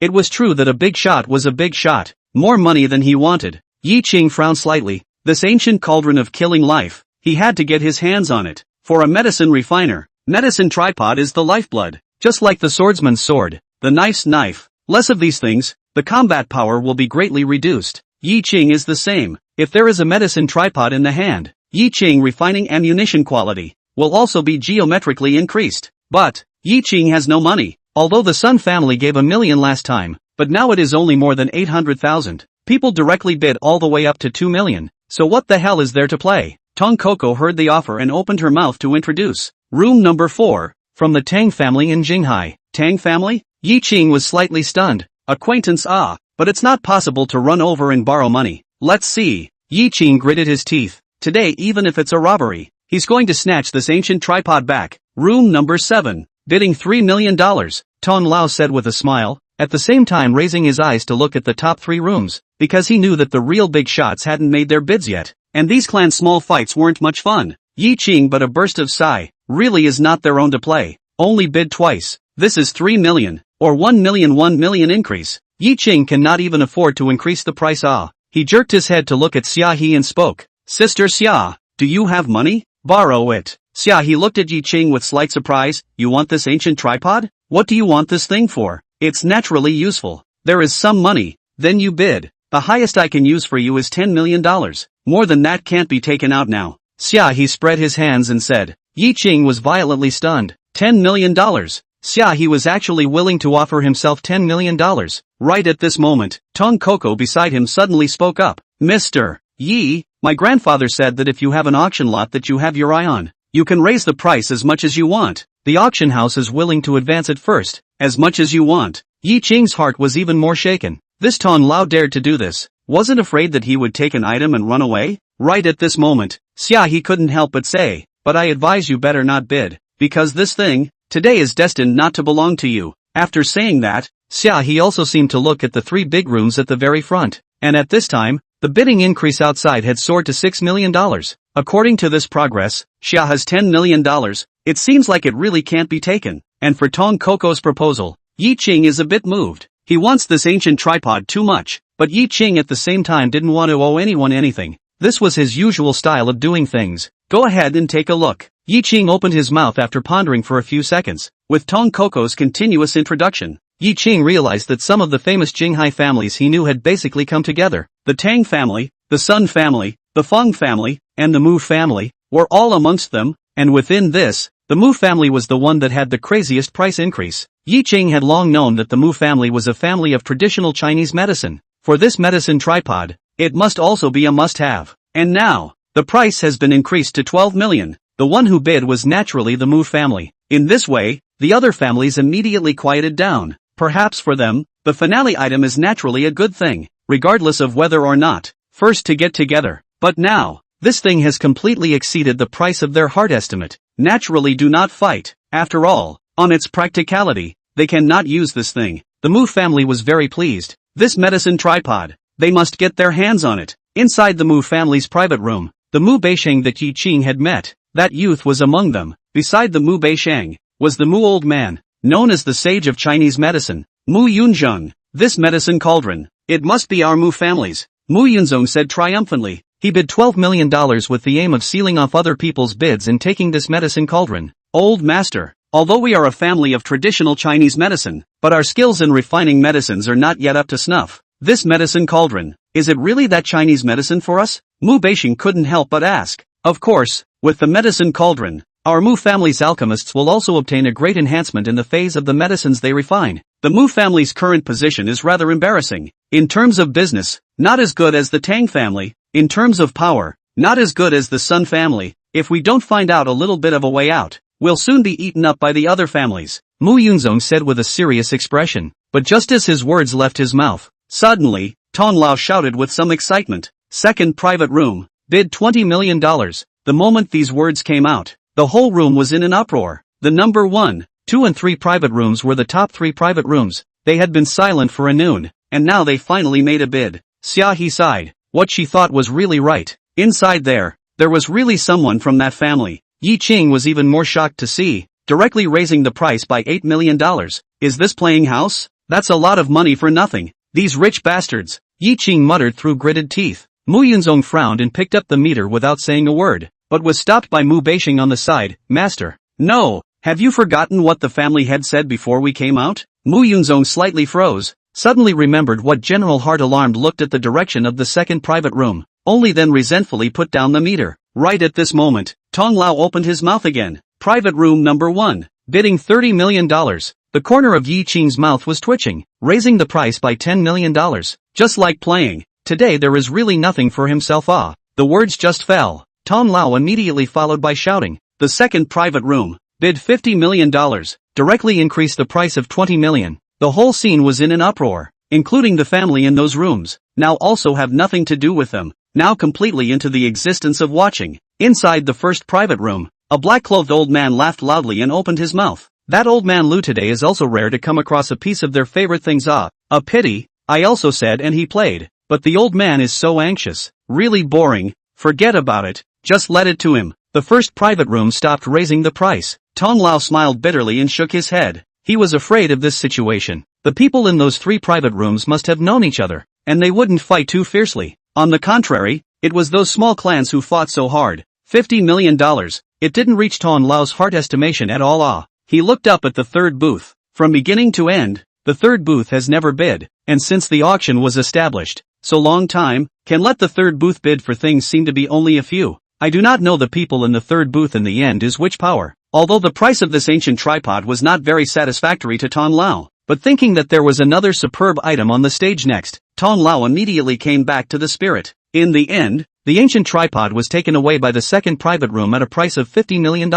Ye Qing was watching a burst of red eyes. The heart silently wrote down the second private room. The ancient tripod. Must get his hands on it. Chapter 50, Shoot at Me. After a short silence, the auction continued. This time, even Tong Lao was a bit agitated. Although that ancient tripod was famous, it was only more precious to certain families. To others, it was at most an antique. Everyone be quiet. Tong Lao cleared his throat and attracted everyone's attention before continuing to speak. The next item to appear is the last finale lot of the show. After saying that, Tong Lao rubbed his palms together. This last lot. He was also a little excited. He had been an appraiser for a lifetime, and had never seen a real magic weapon. Hearing that it was the last sub-axis lot, everyone was excited. The hall was quiet. Everyone was staring at the entrance of a revealing female waitress. It wasn't because of how good the waitress's body was or how great her looks were, but because in the waitress's hands, she was carrying a tray. The tray was covered with a black square cloth, and Tong Lao winked at the waitress, but didn't let the waitress leave, instead letting her wait on the sidelines. Only after this did Tong Lao take a deep breath and exhale it slowly, unveiling the square step with a trembling hand, and above the big screen, a close-up shot of a string of hands also appeared. But, this is, a string? What kind of wood? Surprisingly placed in the final finale lot. It looks very ordinary. It can't be a mistake, right? For a while, there were many different opinions. After all, the string looked a little too ordinary. Xia he originally had a great interest in the last lot as well, but seeing this he also shook his head with some disappointment. So it's just a string? I don't see any characteristics. Tong Coco, who had been standing beside Ye Qing and explaining to him, twisted her head to look at Ye Qing. She was a little strange. It seemed that Ye Qing's friends didn't know that this string was commissioned by Ye Qing for auction. And there is also a little strange is that on the big screen, in addition to this string, originally there should be some simple information introduction, such as the age, characteristics, selling points and so on, but at this time on the big screen, in addition to close-up shots of the string, there is no longer anything. Tong Lao looked around. After realizing that everyone had an unbelievable expression, he nodded slightly. This reaction, in his expectation, Ye Qing then secretly sighed at the means of Tong Lao. If he didn't individually hand over a bead to Tong Lao to experiment with, it would be difficult for this lot to fetch a high price. After all, there is no proof by word of mouth. I think everyone may have some doubts in their hearts. As the final finale item of the special auction, why is it an item that looks so ordinary? Tong Lao said smilingly. Above the big screen was originally going to write some simple information, but helplessly, I really can't think of words how to express the magic of this item. But fortunately the gentleman who commissioned this lot, gifted me a separate bead, counting it as a demonstration, so we all will know it once we take a look at it. After saying that, Tong Lao pulled out a scented bag from his pocket, and then carefully pulled out a bead from it that looked exactly the same as the one on the string. Tong Lao's heart was dripping blood. Such an expensive and magical thing. To destroy it by doing a demonstration now is really an outrage. But right now, it seems like this is the only way. Inside the third private room, Yu Shuyao, who was already a bit drowsy, suddenly woke up the moment she saw the string. Her eyes glowed for a while and she rose up, incredibly looking at the big screen above. That's right, the string above was exactly the same as the one she was wearing on her wrist right now. However, there were only 2 beads left on the string on her wrist now, having used up one of them the last time someone assassinated her. The middle-aged butler beside Yu Shuyao saw that Yu Shuyao looked strange and couldn't help but ask, "Young lord, what's wrong?" Yu Shuyao shook her head and did not say anything, but Ye Qing's appearance surfaced in her mind. Could it be that this string was also commissioned by Ye Qing for the auction? On the stage, Elder Tong briefly said a few words, then he grasped the bead tightly in his hand. At the same time, he pulled out a black pistol from his pocket and handed it over to the attendant next to him. Seeing the pistol, everyone was shocked, and they didn't know what Tong Lao was going to do. The attendant was also not informed of anything before, and now that she saw Tong Lao suddenly stuff a pistol in her hand, she was also startled. Tong Lao, what are you doing? Tong Lao took 2 steps back, pointed to his chest, and spoke, "Shoot at me." Ha! The waiter was so scared that he almost fell to the ground. The many guests under the stage also changed their faces, not knowing what Tong Lao was doing. The attendant was trembling, looking at Tong Lao incredulously. She knew too well what Tong Lao's status was. Where would she have the guts to charge Tong Lao and shoot him? This is an order. Shoot, Tong Lao said with a slight frown, but although the words say so, Tong Lao's heart is actually also very nervous. Last time, although he has seen the power of the beads, but who knows whether the beads will not make mistakes. If the time did not play a role, he can be a complete joke. The waiter's face was ugly, not knowing what to do. Don't worry about it, since I let you shoot, I have certainty that you won't get hurt. Moreover, I have already explained beforehand, even if I get hurt, it won't be blamed on you. Shoot. Tong Lao's voice eased down and spoke again. The waiter is now a little difficult to ride the tiger, but look at the child old man, a calm look. Should not be no reason to do stupid things. Things should have a protective measure. In the waiter's opinion, the child old man's clothes under the likely to have a piece of the legendary gold silk armor or something like that able to defend against the bullet shot. The waiter slowly raised his pistol. The black hole of the muzzle was pointed at the boy's old man. Ye Qing secretly nodded in his heart. He had to say. Ye Qing also did not expect that the cover-up that Tong Lao said was actually done with himself. This boldness was not something that ordinary people could do. Seeing the black hole of the gun aimed at himself, Tong Lao's heart couldn't help but thump. His nervous breathing was out of rhythm. He spread his palm flat on his chest. Close-up camera immediately followed. Above the big screen, Tong Lao's palm, the gray beads look as if the spotlight clown. Inside the third private room, the middle-aged steward also couldn't help but shout in surprise. What the hell is this Tong Lao up to? Watch on, you'll soon find out, Yu Shuyao said with a smile on the corner of her mouth. Right now in the auction house, other than Tong Lao and Ye Qing, Yu Shuyao was probably the only one who knew the ability of this bead. It was definitely a miracle. Other than that, the guests present, all the major rooms, including the number 1 and number 2 rooms, all had a shocked expression, not knowing what medicine was being sold in Tong Lao's gourd. Quickly shoot. Seeing that the waiter was still hesitating, Tong Lao couldn't help but frown slightly and urged. Only then did the attendant shudder, gritted his teeth, and pulled the trigger. Chapter 51 The Billionaire. The bang of a gunshot was exceptionally shocking under the effect of the loudspeaker, and the entire hall seemed to vibrate slightly. Everyone held their breath as they looked at Tong Lao on the stage, and even some of the less courageous women directly covered their eyes. But next, the scene that happened in front of them made everyone suck in a breath of cold air. Under the eyes of all the people, in front of the child old man, lightning light burst out of a white light fog. This layer of light fog once appeared, immediately condensed into a layer of semi-transparent protective film blocked in front of the child old man. The bullet was fixed in mid-air, high-speed rotation, but no matter how can not go forward again in the slightest. A bullet, so magically stopped in front of the child old man. A few seconds later, finally lack of strength, when the sound fell on the floor, the layer of light fog to complete the task of blocking, but also quietly dissipated in the air, and above the big screen, the bead in the old man's hand, as if it was instantly drained of water, slowly gray scorched black, and finally thumped into a puddle of black powder along the old man's fingers and sprinkled down. The whole audience stood up, staring at the tray of the string. A seemingly ordinary beads can produce such a magical effect? This is the legendary magic weapon. Of course, just now that bead is only used to do the demonstration. And the tray, the string above, there are 5 intact beads. The people inside the 3 large rooms were also shocked, incredibly looking at the scene in front of them, their eyes burning. Seeing that the beads really produced an effect, Tong Lao also ruthlessly breathed a sigh of relief, although he had already seen the power of the beads before. But at the moment, he still couldn't help but tremble, and the excitement in his heart was almost impossible to express in words. Good, so powerful. Xia Xiaobai opened her mouth in a flowery manner. The role of this bead had already exceeded her knowledge of science. Even Xia He also had a rare look of surprise. Ye Qing but rarely saw Xia He move because of anything. I believe everyone has seen the power of this bead. The one just now is just for cover. Right now, on this string, there are still 5 intact beads, although a bead can only work once, but there can be 5 here. The ones here today are not ordinary people. I think they should understand the key to this, right? Tong Lao said smilingly. The corner of Ye Qing's mouth rose slightly. It was a good point. All the people here today are big shots, even those guests in the hall. They are all either rich or noble. Since they are rich, they tend to value their own lives very highly. And this string, in a sense, but can save life 5 times the artifact. Without further ado, the bidding begins. Starting price, $5 million. Tong Lao looked at the crowd's reaction with satisfaction, before speaking faintly. 5 million, just a starting price. The emphasis is on participation. Tong Lao knows this business too well. $10 million. The Tang family made a bid, and the first bid was $10 million. But no one present would think that $10 million was the limit. Sure enough, right after that, the Sun family also made a move. $20 million.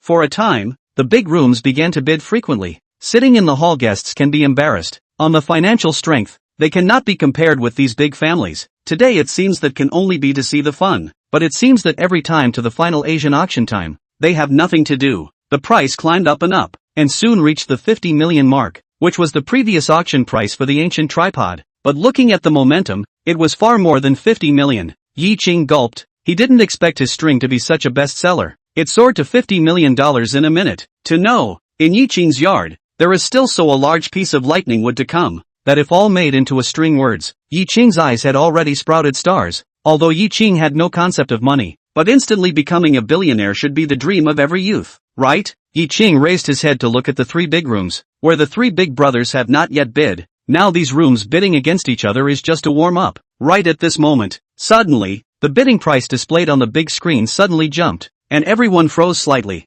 staring dumbfounded at the string of zeros. Tong Lao swallowed his saliva. The corner of his mouth flashed a smile. Said aloud, the second private room, bid 100 million. The entire room was in an uproar. This second private room even directly soared the price from 50 million to 100 million. This time, immediately brushed most of the families down. Although certain families have deep pockets, 100 million can be taken out, but the family industry will definitely be affected. Non-trivial. And the first private room is not willing to be lonely. Immediately after the price increase of 10 million to 110 million high price, inside the number 2 private room, a tang-suited old man sneered and opened his mouth. What my Lu family sees, there is really no one who dares to grab it with me. No one. The second private room, bidding $150 million.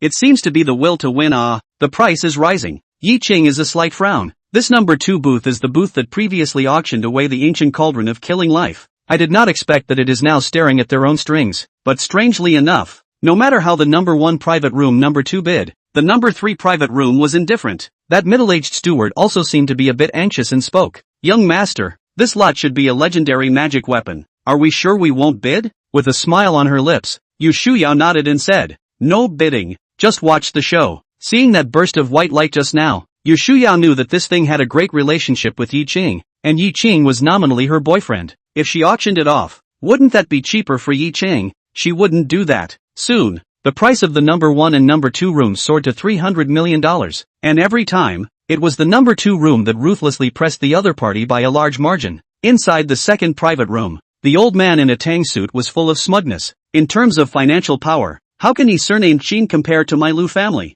Beside the old man in the tang suit, sat a handsome young man. Heard here, couldn't help but open his mouth. Grandpa, the price of 300 million. Our side is also a little tight. If we force the auction, the family industry may be greatly affected. Don't worry about it, it's not in the way. We are all strained. That surname Qin's estimated pants are thrown in it. Ha ha. The old man in the tang suit laughed loudly and opened his mouth. And in the no. 1 private room. The black-clothed old man has long been stormy, this surnamed Lu. Thanks to the old man just let the ancient tripod to him. He is so to me. Black-clothed old man some fire. But no matter what, this 300 million price, he cannot follow again. This treasure, also can only watch the second private room to take away. Tong Lao look at the price war almost quiet down. The heart also has an idea. 300 million price. He has been very satisfied. This is also considered a record high in recent years of the auction house. But let the old man some curiosity is. The third room since the beginning has never bid. Is not even this string cannot see? And in the child old ready to drop the hammer.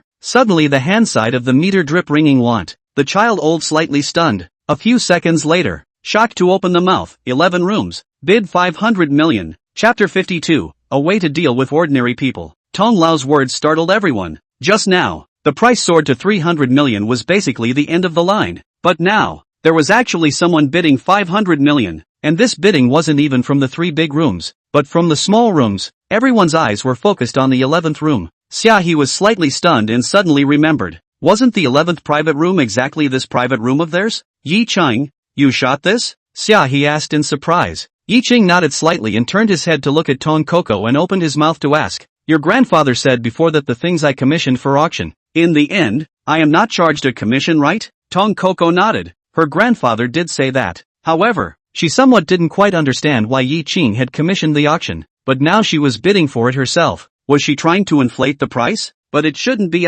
300 million has basically come to a head. he directly added 200 million. This posture, clearly want to shoot down the string of hands. Ye Qing breathed a sigh of relief. His heart was more confident. In that case, no matter how much he bid anyway, in the end, it was not a hair of loss, not a hair of profit. Xia He, who was on the side, was even more surprised. That string or you commissioned the auction. Xia He finally understood why Elderton was so nice to Ye Qing, and even arranged a separate private room. That's right, the second private room took the ancient tripod I wanted. How could I possibly let them have the string again? Ye Qing said with a naive smile at the corner of his mouth. Xia He narrowed his eyes slightly and laughed after a few seconds. So you want to trade the string for the ancient tripod? Ye Qing looked back at Xia He in surprise, as if he didn't expect her to be able to notice his intentions so quickly. Although right now the value of the string seemed to be much higher than the ancient cauldron, but to Ye Qing, that string was the trash. The medicine cauldron's role to Ye Qing was much more important and must be taken. Although it's a bit inappropriate to say this, I advise you that it's best not to mess with the people in the second private room. Xia He said with a complicated expression. I didn't want to mess with them, I just wanted to switch it up a bit. I think they should know how to make trade-offs. Ye Qing laughed. Inside the second private room, the old man in the tang suit rose up with an open heart, slamming his palm hard on the table, his eyes staring dead in the direction of the 11th private room below, the corners of his mouth twitching. Who is the person in this 11th private room? Dare to rob something with my Lu family? The handsome young man at the side also looked grave. I'll send someone to find out. The old man in the tang suit gasped a few mouthfuls of rough air and violently picked up the price counter. The youth hurriedly spoke. Grandpa, the price of 300 million is already a burden for us. 500 million. We can't afford to play with it. No matter, this magic weapon is not trivial. Even if the industry shrinks, we must take it down. The tang-suited old man insisted to, while pressing the meter again. But even then, he only increased the price by 100 million. The old man in tang looked embarrassed as he announced the new price. Of course he knew who the person in the 11th room was, and he was also a bit confused as to why Ye Qing himself had commissioned the auction item, but he himself had to shoot it down. In doing so the guests were also a bit unbelievable. There was a small booth that dared to bid against the second booth, and it was still a price of 500 million. This was not something that an ordinary family could support. Ye Qing laughed, casually picked up the meter. The second private room did not know that Ye Qing is the client of the string. On the bidding, the second private room did not have the slightest chance. The meter once again ticked. Tong Lao picked it up and looked at it, gulped, and said aloud with a serious look, the 11th private room, bidding, $1 billion.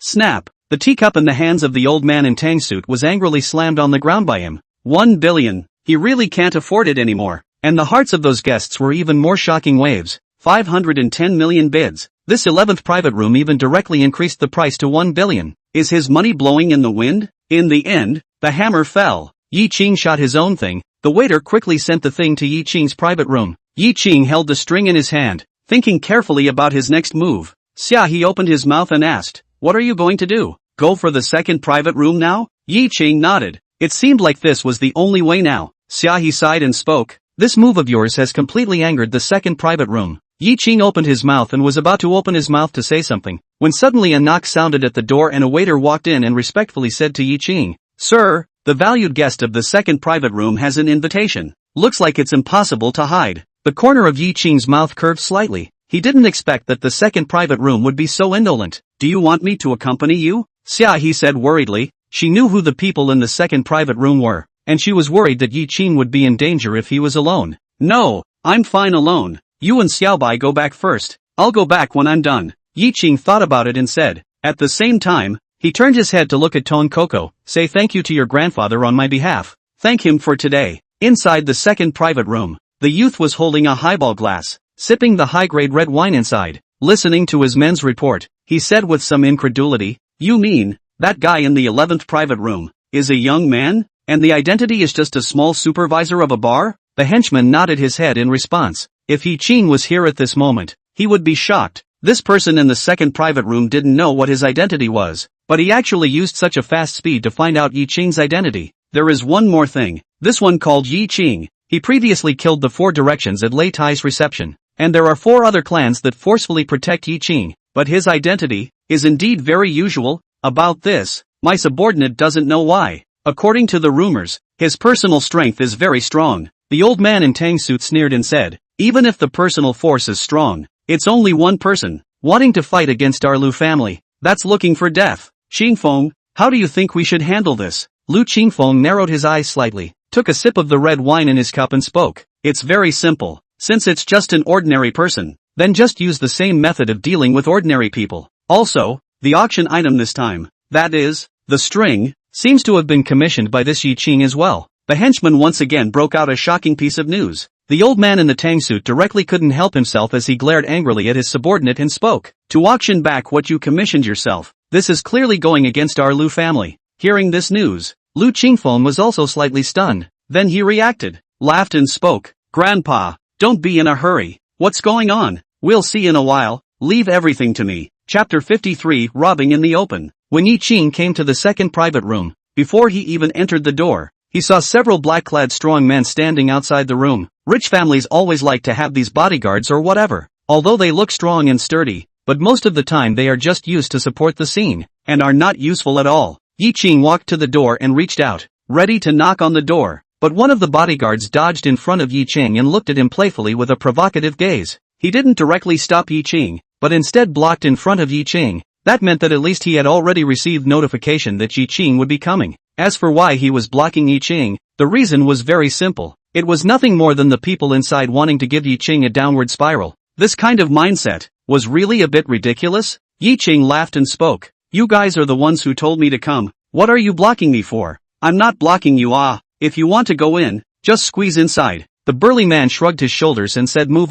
The other bodyguards on the side also burst into laughter. Ye Qing nodded solemnly. I see. I didn't expect you guys to have this kind of argument. It's me who is ignorant. After saying that, Ye Qing really squeezed towards the big man's side. That bodyguard was slightly stunned and let out a cold smile. His tower-like body was motionless as he waited for Ye Qing's action. In the next second, Ye Qing's shoulder had already pushed against the other party's side. Ye Qing's internal chi burst out, with a slight force. With a loud snap, that bodyguard's body was directly sent flying by Ye Qing, ruthlessly hitting the wall on one side, sending out a loud thud. I'm really sorry. I didn't expect you to be so weak. I haven't even used it yet. How come you flew out? Ye Qing spoke with feigned surprise. The other few bodyguards saw this also froze in place one by one. When they reacted, they immediately swarmed up to surround Ye Qing inside, staring viciously at Ye Qing, but no one made a move. Just kidding. Just now Ye Qing's action they saw very clearly. People just shoulder gently bump. Their side of the bodyguard was directly knocked away.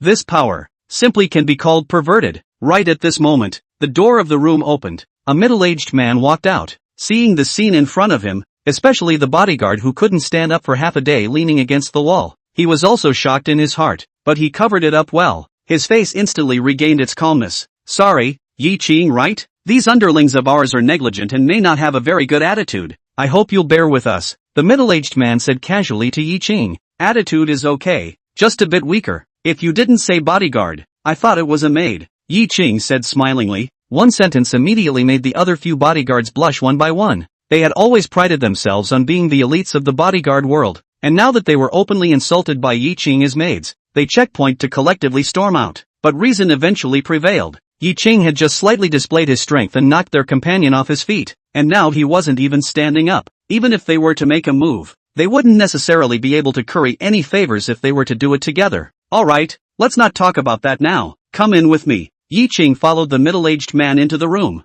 This room was much more upscale than Ye Qing's previous private room. The area was also much larger. Inside the bathroom, mahogany furniture, wine cabinet, everything. In the location of the private room near the hall, like the other small private rooms, there was also a floor-to-ceiling window. The light curtains were casually draped. The light in the room did not appear to be so bright, but it was not quite gray, very soft. In front of the floor-to-ceiling window, there were a few sofas, one of which had a handsome young man sitting on it, while on the other was an old man in a tang suit. While Ye Qing was sizing up the other, these two were also scrutinizing Ye Qing. There was nothing noteworthy about these two people, but a man behind the youth caught Ye Qing's attention. This man was dressed in a suit. His body wasn't very strong and he wasn't very tall. He looked like an ordinary man that could be seen anywhere on the street. But Ye Qing realized that this man actually had the realm of the 8th level of chi refining. When Ye Qing looked at the man also seemed to glance at Ye Qing in a desperate manner, but then immediately turned his head back, seemingly without the slightest interest in Ye Qing.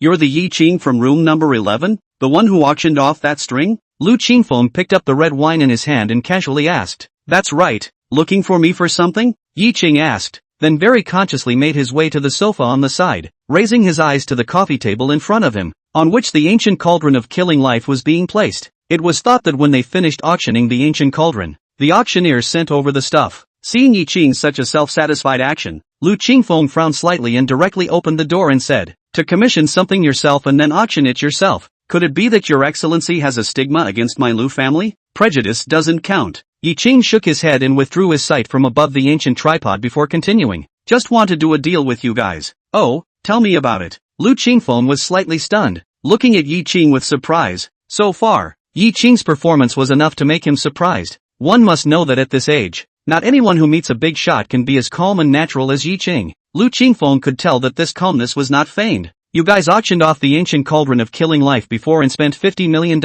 This string, you guys were planning to spend $300 million. Oh no, it's $500 million to auction it off before, right?" Ye Qing asked. Lu Qingfeng nodded. "Say on, then it's very simple. How about we make an exchange? The string, which I'll put here, goes to you guys, and this ancient tripod goes to me." Ye Qing pulled out the string from his pocket, casually placed it on the coffee table and opened his mouth. Lu Qingfeng suddenly froze. This was something he hadn't thought about at all. For them, the role of the string was much greater than the ancient tripod. But this ancient tripod, the auction back was to honor the people over there. If the people over there were happy, only then would they be able to have smooth sailing for the Lu family. Therefore, this ancient tripod cannot be exchanged. Not a bad deal, but unfortunately, this ancient tripod is of great use to us and cannot be exchanged. Lu Qingfeng shook his head and said indifferently. Ye Qing frowned slightly. He thought that the other party would refuse, but he did not expect such a dry refusal. "How about this? The ancient cauldron is still ours. The string, you also stay. Then, you can leave." Lu Qingfeng suddenly opened his mouth and filled a cup of wine for himself, smilingly looking at Ye Qing. The short man behind him also took a few steps out, looking at Ye Qing indifferently. Ye Qing was slightly stunned, but in his heart, he was relieved. Ye Qing was thinking before that if the other party didn't exchange it, he could only rob it with his hands, but it wasn't very good to rob it the hard way after all. But he didn't expect. Ye Qing hadn't even started to rob, but the other party had already done it first. In this way, it gave Ye Qing a reason to snatch the ancient tripod over in an honorable manner. Seeing that Ye Qing didn't say anything, the expression on Lu Qingfeng's face became even more smug. "I'm not asking you to think about it. I'm just informing you. There's nothing else to do, so you can leave. Oh yeah, remember my name. My name is Lu Qingfeng." "Good." Ye Qing got up and nodded his head expressionlessly in response, then turned around and left. This was an auction house. Making a move here was definitely not a wise decision. To rob, there was no rush for a moment. Chapter 54, Taking Back What's Yours. After Ye Qing finished speaking, he got up and left with a decisiveness that was a bit unbelievable. He just agreed so easily? The old man in tang suit said in surprise, watching Ye Qing's back disappear in front of the entrance of the private room. He still felt a little unbelievable. Lu Qingfeng's eyes narrowed slightly as he drank the wine in his cup and spoke. "Do you think it's strange? There has never been anything that our Lu family wants to get that we can't get, and we've done this kind of thing more than once. But this fellow, it seems like he won't give up so easily." The middle-aged steward beside Lu Qingfeng said worriedly. Lu Qingfeng pondered for a few seconds and suddenly turned his head to the short man behind him and asked, "What do you think?" The man thought for a moment and said truthfully, "He's been here for less than 20 minutes. His posture hasn't changed, and his position, one of the easiest to make a counterattack, is not like being restrained, but more like being cautious, with a deep mind and a strong sense of wariness. At least it's a smart person." Lu Qingfeng nodded. "Forget it, don't mention him, it's just a small supervisor, can't turn over any waves. But someone who can commission an auction for something like this doesn't seem like an ordinary person."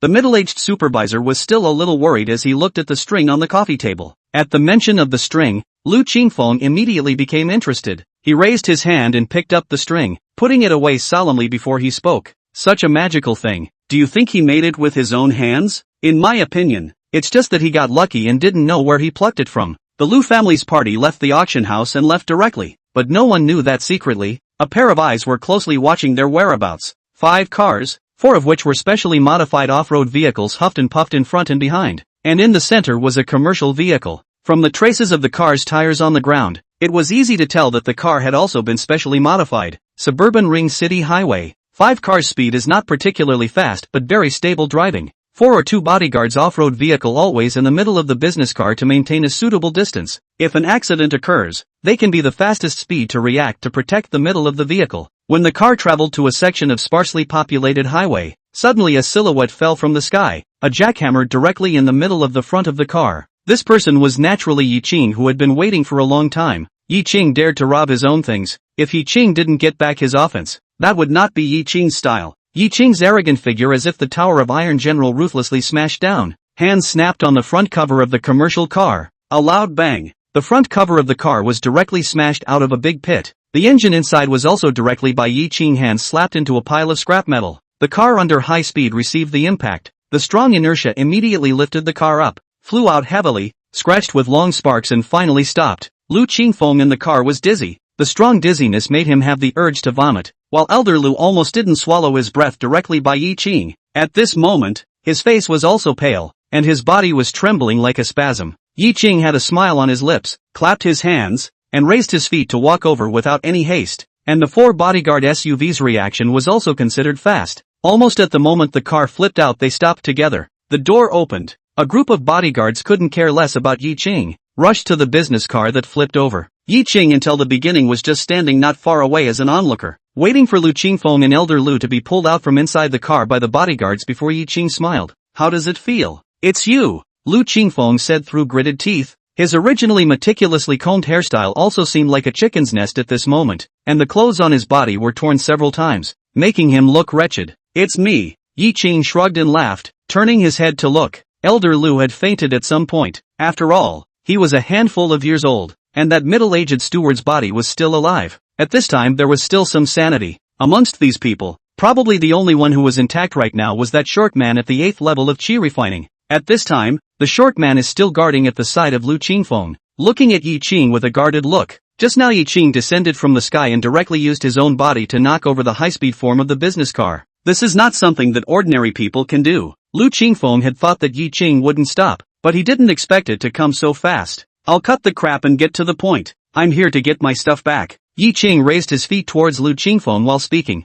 Lu Qingfeng let out a cold smile and looked towards Ye Qing. The corner of his mouth hooked. "There's nothing wrong with wanting to get your things back, but are you sure you have the strength to get your things back?" After saying that, without hesitation, Lu Qingfeng droned to the group of bodyguards around him. "Kill him." Lu Qingfeng looked hideous. Those who knew him knew that at this moment, Lu Qingfeng was already in a state of violent anger. The surrounding bodyguards heard the order and without hesitation, they all pulled out pistols from their waists. A dozen or so people, a dozen or so pistols. The black holes of the guns were aimed at Ye Qing, as if they would turn Ye Qing into a hornet's nest at any moment. "Now do you still think you can get your things back?" Lu Qingfeng said with a loud laugh, sweeping away the previous gloom. Being able to see his opponent die in front of him in such a cowardly manner, Lu Qingfeng had always enjoyed this feeling. "It seems like it's a bit difficult, but I want to try." As soon as Ye Qing's words fell, Lu Qingfeng also spoke. "Shoot!" Bang! When the first shot rang out, Ye Qing's figure had already disappeared in place, dragging a long residual shadow. Ye Qing rushed towards the group of bodyguards without retreating.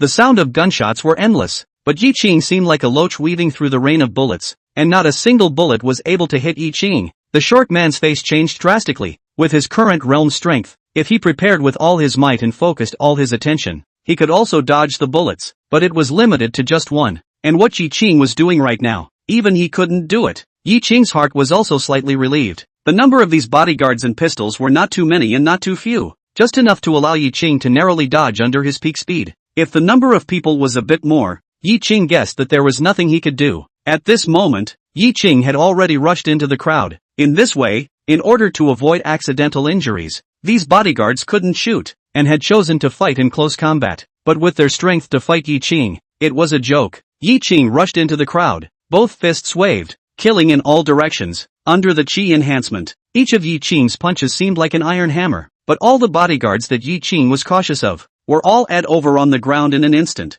and never had the strength to get up again. In a short period of 5 minutes, Ye Qing stopped, and on the highway, a group of bodyguards were all lying on the ground. Chapter 55, both of them, a dozen or so tall bodyguards, all of them were now lying on the ground. They were rolling around in pain and howling miserably, but none of them were able to stand up, and even some of them had fainted to death when Ye Qing didn't have control over the force. Ye Qing smiled as he stood there, not even breathing heavily, as if he had just done nothing more than an insignificant thing. "Now, do you think I'm qualified?" Ye Qing said with a smile, but that smile looked as if a devil in Lu Qing's eyes. The information that his men had gotten from before had mentioned that Ye Qing's personal combat power was very strong, but he had never imagined that Ye Qing's combat power would be so powerful to such an extent no matter what. It could be called perverted. A dozen or so burly as an ox bodyguards, each equipped with a gun, were actually unable to defeat Ye Qing with his bare hands. Oh my god, what is this guy's identity in the end? Lu Qingfeng looked unsightly. He couldn't even speak anymore, while the short man behind him stood out at this moment.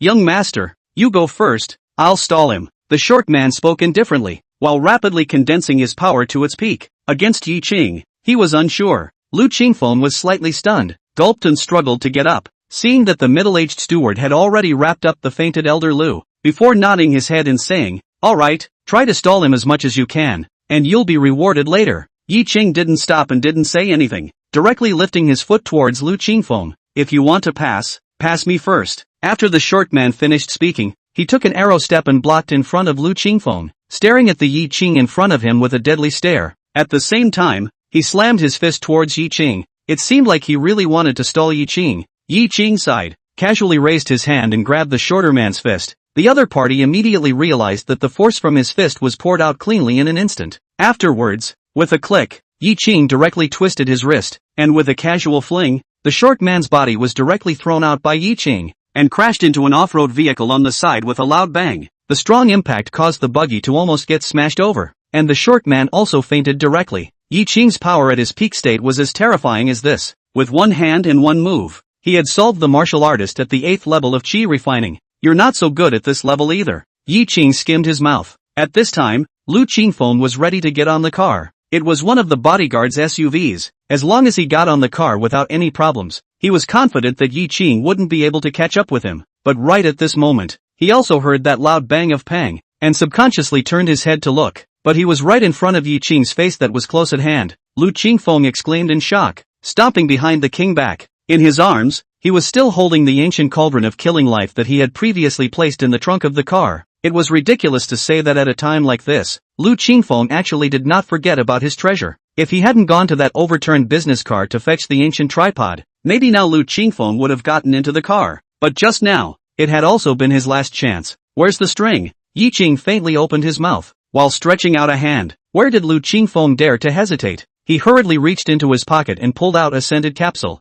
handing it over to Ye Qing's hand. Ye Qing didn't even look at it before putting the scented capsule into his pocket. The string inside. Ye Qing Evil King's true. I could feel the scent as soon as he swept it. It couldn't be faked. I things have given you. You let me go. It was my fault before.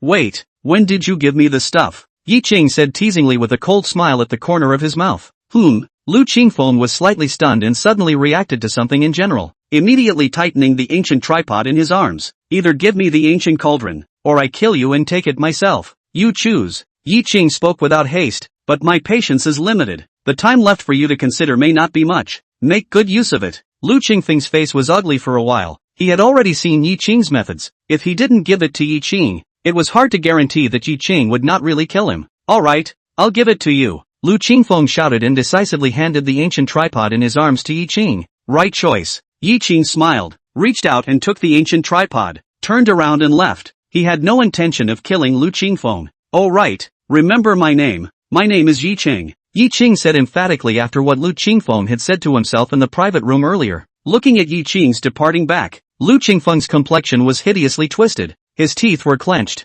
His body was trembling violently. Humiliation and anger made Lu Qingfeng almost go crazy. Lu Qingfeng looked up to the sky and let out a roar. "Kill! I must kill you! Ye Qing, young master, what now?" The middle-aged steward looked at Lu Qingfeng with some fear. It had been a long time since he had seen someone who could push Lu Qingfeng to such an extent. Lu Qingfeng twisted his head to look at the still unconscious elder Lu. "Go back first." Ye Qing knew that Lu Qingfeng would surely hate him to the bone, but didn't care in the slightest. He was alone. If Lu Qingfeng was going to come against him, he would just take it all, taking the ancient tripod back to his own residence. At this time the sky is still early. Zhuyu is still not back. After thinking about it, Ye Qing put the ancient tripod in his room, then took the piece of lightning strike wood that was casually thrown outside by Ye Qing and brought it to the house. Kidding aside, it was more or less wrong to have such a valuable thing outside in the sun and wind. The Dan furnace was also available, and Ye Qing had now reached the first grade realm, and was considered to be able to refine some real pills. But what made Ye Qing a bit distressed was that the medicinal ingredients he needed were not available. The medicinal herbs needed to refine a true elixir were not something that could be compared to those ordinary medicinal herbs sold by the caddy in the herb store. Where to go to take care of the herbs? Ye Qing was a little bitter. He had only seen one pine rose's grass enough for his requirements up to now, but last time it was also used up by Ye Qing because he wanted to advance. Now Ye Qing was empty of a dan furnace, but no matching herbs. This made Ye Qing a little toothy, thinking about the momentary glory of his previous life. When did he ever worry about medicinal herbs? Anyone? A voice suddenly came from outside the door. Ye Qing quizzically turned his head to look, and was seeing a youth probing his head towards the inside. Something wrong? Ye Qing asked casually. The youth sniffed before walking into the courtyard, looked around and said with a puzzled face, "That, I want to ask, does Chuyu live here?" Hearing the other party mention Chuyu, only then did Ye Qing take a serious look at the youth in front of him. This youth was lean and the clothes on his body were deliberately dressed as a gangster. Ye Qing's brows immediately furrowed. "You're looking for Chuyu for something? She really lives here?" The youth's eyes lit up. "Great. Then where is she?" "You haven't answered my words." Ye Qing spoke indifferently. In Ye Qing's opinion, this was a punk staring at Chuyu. The youth seemed to notice Ye Qing's hostility, immediately reacted after a slight freeze, and spoke with a slap on the head. Right. Sorry. I forgot to introduce myself. My name is Chu Chen. I'm Chuyu's younger brother. Is my sister not here? Chapter 56. Maybe I can help you. Chu Chen? Or Chuyu's younger brother? Ye Qing raised his eyes and looked carefully for a few moments. The two of them really did have a few similarities in their appearance, and only then did Ye Qing relax his guard. "She's not off duty yet," Ye Qing said casually, counting the time and continued. "But it's almost time. You wait here for her." Chu Chen nodded, looked Ye Qing up and down, and asked, "Are you, brother-in-law, HM?" Ye Qing was slightly stunned. "Do you all live here?" Chu Chen continued to ask. "Yes." "Wow, you guys really live together," Chu Chen exclaimed. "Wrong, we're just sharing a room. Your sister and I, we're just friends," Ye Qing explained. He didn't want this bastard to misunderstand anything. Chu Chen, however, did not take it seriously and said, "Hey no, ordinary friends, but just temporary, right?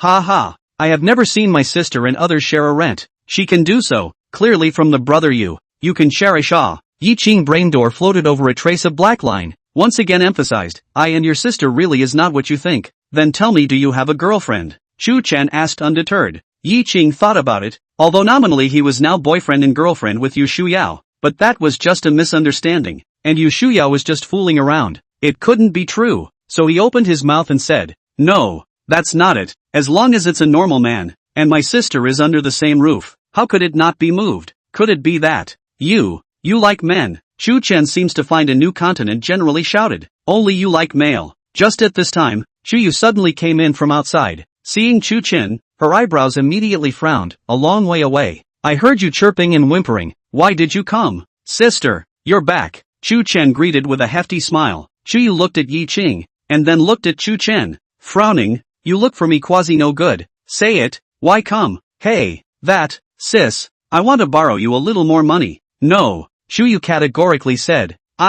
Sister, why so petty? I'm not pay back. When I become our club's hall master, that can be big brother level. You that a little money, sooner or later back to you law." Chuyu laughed, opened, "I'll give you a calculation. Not counting the one that I went to school to manage your food expenses, you borrowed me a total of more than 70,000. What do you take back?" "Social big brother."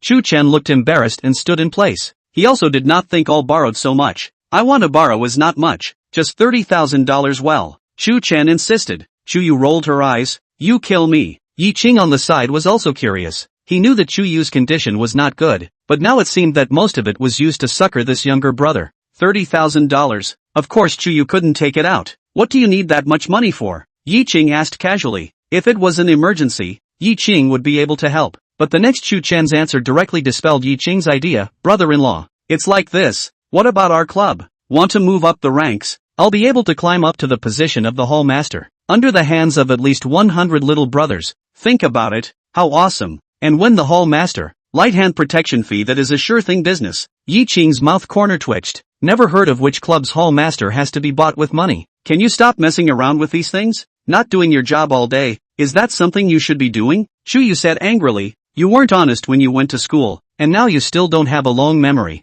Those people are cheating you out of your money. It won't be another 30, 000 short and I'll be a hallmaster. You'll know the truth by then. Chu Chen shook his head and said with a determined look. It seemed that he was quite poisoned. Nowadays, these youngsters, graduated from school, stepped into the society, received the influence of the Gojiao series of movies. In their head all day long is to become a big brother in society. To ask them to work pragmatically, that is not even think about it. Seeing that Chu Yu still looked angry, Chu Chen looked at Ye Qing with some embarrassment. Brother-in-law, you help me persuade my sister. When I'm developed, if my brother-in-law is in trouble, my little brother will stick his knife in both sides. What brother-in-law? Chu Yu was slightly stunned and asked in confusion. That, misunderstanding, ha. Ye Qing touched his nose and said, then suddenly looked at Chu Chen, without your sister, maybe I can give you a hand. Ha. Chu Chen slightly froze, his eyes brightened up, and he excitedly said, really? If I can say it, it's naturally true. However, I'm going to go with you, Ye Qing said after some thought. Chu Yu on the side anxiously said, Ye Qing, why are you also following him blindly? He's just fooling around and being cheated. Don't worry about it, leave it to me. Ye Qing confidently smiled at Chu Yu, then pulled Chu Chen and went out. Brother-in-law, you really want to go with me? Chu Chen asked with some surprise. Well, when I see your big brother, I'll personally give him money and you'll be promoted. Ye Qing casually prevaricated. As soon as the promotion was mentioned, Chu Chen immediately had the spirit, nodding his head like a chicken pecking rice, then straddling his second-hand motorcycle, all the way to the dust with black smoke. In the end, Chu Chen brought Ye Qing to stop at the entrance of a bar. The scale of the bar looked good, but entering inside made Ye Qing's brows immediately wrinkle. In terms of area, this bar was about the same size as Xiaohe's bar, but inside it was pandemonium, cigarettes mixed with the rushing alcohol fumes, causing Ye Qing to immediately feel like he was going to vomit. Brother Chen. The few gangsters passing by greeted Chu Chen. Chu Chen seemed to be very proud. This is our hall. I'm new to the hall for a short time, but I'm mixing pretty well. Ye Qing's heart laughed. It seemed that this one really wasn't a general brainwashed. Just a short while after the two left, a few of the gangsters were talking, but it's just a too little cutie. He really thinks he's a big brother. Just bear with it. When Brother Yang has drained this kid, then it's not too late to teach him a lesson. Deep inside the bar was a long corridor, and at the end of the corridor was a staircase leading to the second floor. According to Chu Chen, the first floor of this bar was for business, while the second floor was a private place, and the big brother Chu Chen worshipped was up there, known as Brother Yang. Brother Yang has a face in this area, basically covered. Brother-in-law, you have any difficulties in the future, you can come to me. Chu Chen patted his chest and said, bringing Ye Qing to the second floor. Take a look. Ye Qing said casually. There were still some punks on patrol and such. Seeing Chu Chen and Ye Qing, they didn't ask too many questions, greeted them and let them go. Inside a luxurious suite on the second floor, Ye Qing met the young brother in Chu Chen's mouth. Chapter 57 Big Brother Becomes a Dog. Brother Yang, full name Wang Yang, was also a famous gangster in the neighborhood, but Ye Qing had never heard of it as all. Chu Chen is here.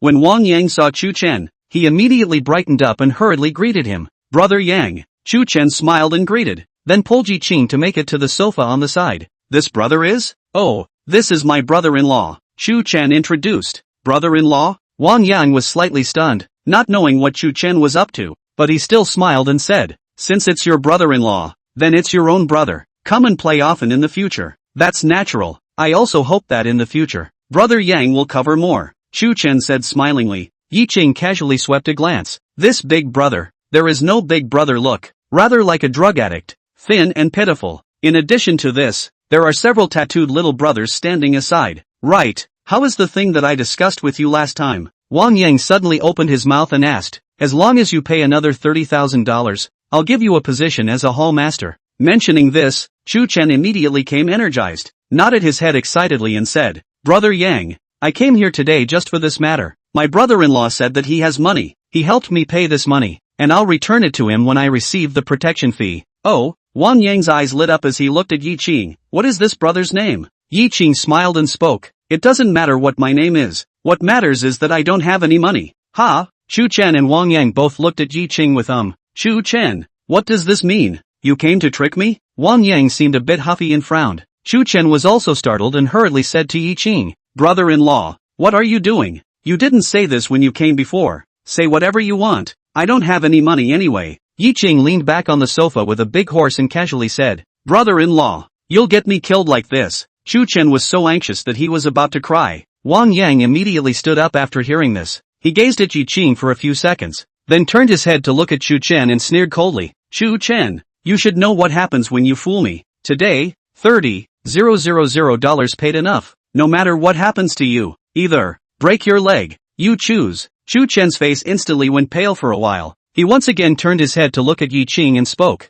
Brother-in-law, no matter what, you help me pay the money first. I'll pay you back when I've had enough of the protection money. Really, don't fool me like this, it'll kill someone. Ye Qing ignored Chu Chen, but looked up at Wang Yang and asked, how much did you charge him in total? More than 70,000. Why? Wang Yang said casually without any doubt. More than 70,000. Ye Qing nodded slightly. It seemed like Chu Chen had handed over all the money he borrowed from his sister. Before Ye Qing wondered why she lived that tight. It is reasonable to say that a girl so tight, now this society, casually good a post salary is also enough for Chu Yu to spend. Now it seems that it is entirely because she has Chu Chen, this stupid brother. Nothing, return all the money you took from Chu Chen now, and I'll pretend that today's matter hasn't happened. Ye Qing's complexion had gone cold. Wang Yang hadn't said anything yet, but Chu Chen was in a hurry. Brother-in-law, you can't take it back. I still have to be the hall master. Snap. Chu Chen's words hadn't finished yet. It was directly interrupted by Ye Qing's slap. Chu Chen was a little confused, looked up at Ye Qing. Those eyes full of murderous aura made Chu Chen's heart tremble fiercely. Thinking about how hard Chu Yu lived, the money that was not easy to earn was all spoiled by this stupid brother to these punks who were also stupid. Ye Qing had the urge to strangle him, a slap thrown out. Chu Chen also honest. He was a little afraid to look at Ye Qing. Ye Qing's eyes just now let him now feel cold. Wang Yang laughed out loud and said, brother, this is one of the funniest jokes I've heard today. Can you say it again? Yes, return the money you took from Chu Chen now in its entirety. Ye Qing said coldly, and added at the end, I'm only going to say it twice, you better not make me repeat it a third time. Oh, interesting, unfortunately, I still didn't hear it. Now, please say it a third time, Wang Yang said unhurriedly, and the few punks around him were also looking at Ye Qing with unfavorable expressions. Ye Qing nodded and directly lifted his foot towards Wang Yang. He knew that in this situation, it was useless to say more. The only way to solve the problem was to use his fists. A few punks saw this. Where could they allow Ye Qing to act recklessly? They pounced towards Ye Qing in unison. Ye Qing did not fear to face. A fist smashed in the chest of a gangster. The gangster let out a cry of pain. The whole person just flew out more than 10 meters, before heavily smashed on the side of the liquor cabinet. With a loud bang, the wine cabinet was smashed over, and the wine was scattered all over the place. A few other gangsters looked at the scene in front of them dumbfounded. A punch can send people flying more than 10 meters. What concept is this? In the moment they were stunned. Ye Qing had already walked in front of Wang Yang. Wang Yang looked at the murderous Ye Qing in front of him with some fear. His voice trembled a little and said, you, what do you want to do? Ye Qing did not speak, directly reached out and grabbed Wang Yang's hair, then vigorously pressed down, directly slapping Wang Yang's head on the glass coffee table in front of him. Ye Qing with anger shot. The force was naturally not small. With a loud bang, that coffee table was directly split into pieces. Wang Yang's head was also a bloody mess. It looked creepy. Such a ruthless tactic made the crowd present all change their faces. Chu Chen was also a little scared, although he had always believed in the set of the kooks on weekdays. But now that he had seen Ye Qing's thunderous means with his own eyes, as well as Wang Yang's bloody head, Chu Chen's heart was filled with a burst of fear. A gangster closest to the door saw this and knew that he had hit a hard spot today, and rushed out without saying a word. Ye Qing noticed but didn't stop it. He would beat up as many of these jerks that came today. This is the big brother you worship? Ye Qing teasingly looked at Chu Chen and asked, while lifting Wang Yang's head up. Zhang Chang's mouth was foaming with blood. His speech was a little slurred, and he looked miserable. Chu Chen stammered, half unable to speak. In the past, in Chu Chen's concept, Wang Yang had always been a ruthless social big brother, but now he was casually put together by Ye Qing as a dog. Ye Qing lifted Wang Yang's head in front of himself and said with his ear, do you still want to hear me say it a third time now? No, no more, no more. Wang Yang's voice was a bit hoarse, and his entire body was still in a state of confusion. Very well, then return the money. Ye Qing nodded and said in a serious manner, but right at this moment, a thunderous voice rang out from outside the door. Damn, who dares to cause trouble in my territory? Chapter 58, Big Brothers, Big Brothers, Big Brother. Hearing this voice, Ye Qing was also slightly stunned, and then, a heavy smile appeared at the corner of his mouth, because this voice was actually Huang Debiao's voice. Huang Debiao was also annoyed. This sub is also considered to be under his hand. It has been a long time since he came. In the past few days, one of the legs that was broken by Ye Qing happened to be almost recovered, so he came to take a look. But I did not expect to just open to hear someone in their own field trouble. If he does not care, in the future Wang Yang how to obediently pay him? Entering the door, Huang Debiao saw Wang Yang who was being carried by Ye Qing at a glance, and he was also startled. But at this time, Ye Qing's back was facing him. He didn't see Ye Qing's appearance. He just felt that the other party's back seemed somewhat familiar. But Huang Debiao didn't take it seriously. After seeing that Ye Qing was just a person, he was relieved in his heart. No matter how hard the point is, it's just a person who dares to come and make trouble. Do you think you're Ye Qing? Brother, a little heavy-handed,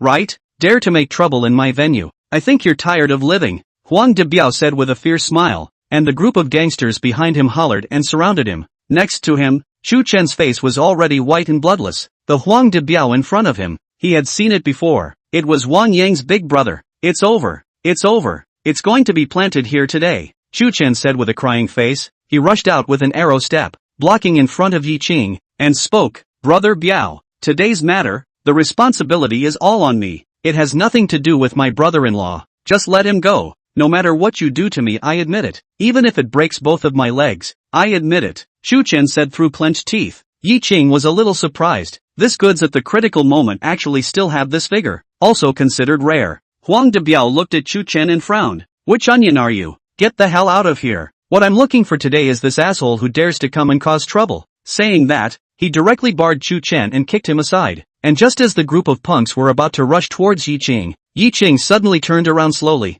a smile on his face, a warm breeze and warmth, and said in a fluttering voice, Huang Debiao, long time no see. Hearing this somewhat familiar voice, and then seeing that face that appeared in his nightmares every night, Huang Debiao actually involuntarily screamed. Those gangsters were startled. They were surprised to look at Huang Debiao. What is a good scream? New way? To scare each other? Right. Yes. It must be like this. Ye Qing. No. Ye brother. Huang Debiao's face instantly became ugly. Without saying a word, he plopped down and kowtowed a few times to Ye Qing before speaking. Today's matter really has nothing to do with me. I'm also completely unaware of it. Get up and speak. Ye Qing casually threw the dead dog like Wang Yang to the side of the sofa and spoke. But how could Huang Debiao dare to get up? One of his legs had just recovered, and now that he saw Ye Qing it seemed to hurt again. I said get up and talk. Didn't you understand? Ye Qing said with a slight frown. With a swish, Huang Debiao scurried up. Yo, that leg has recovered well. It can even jump.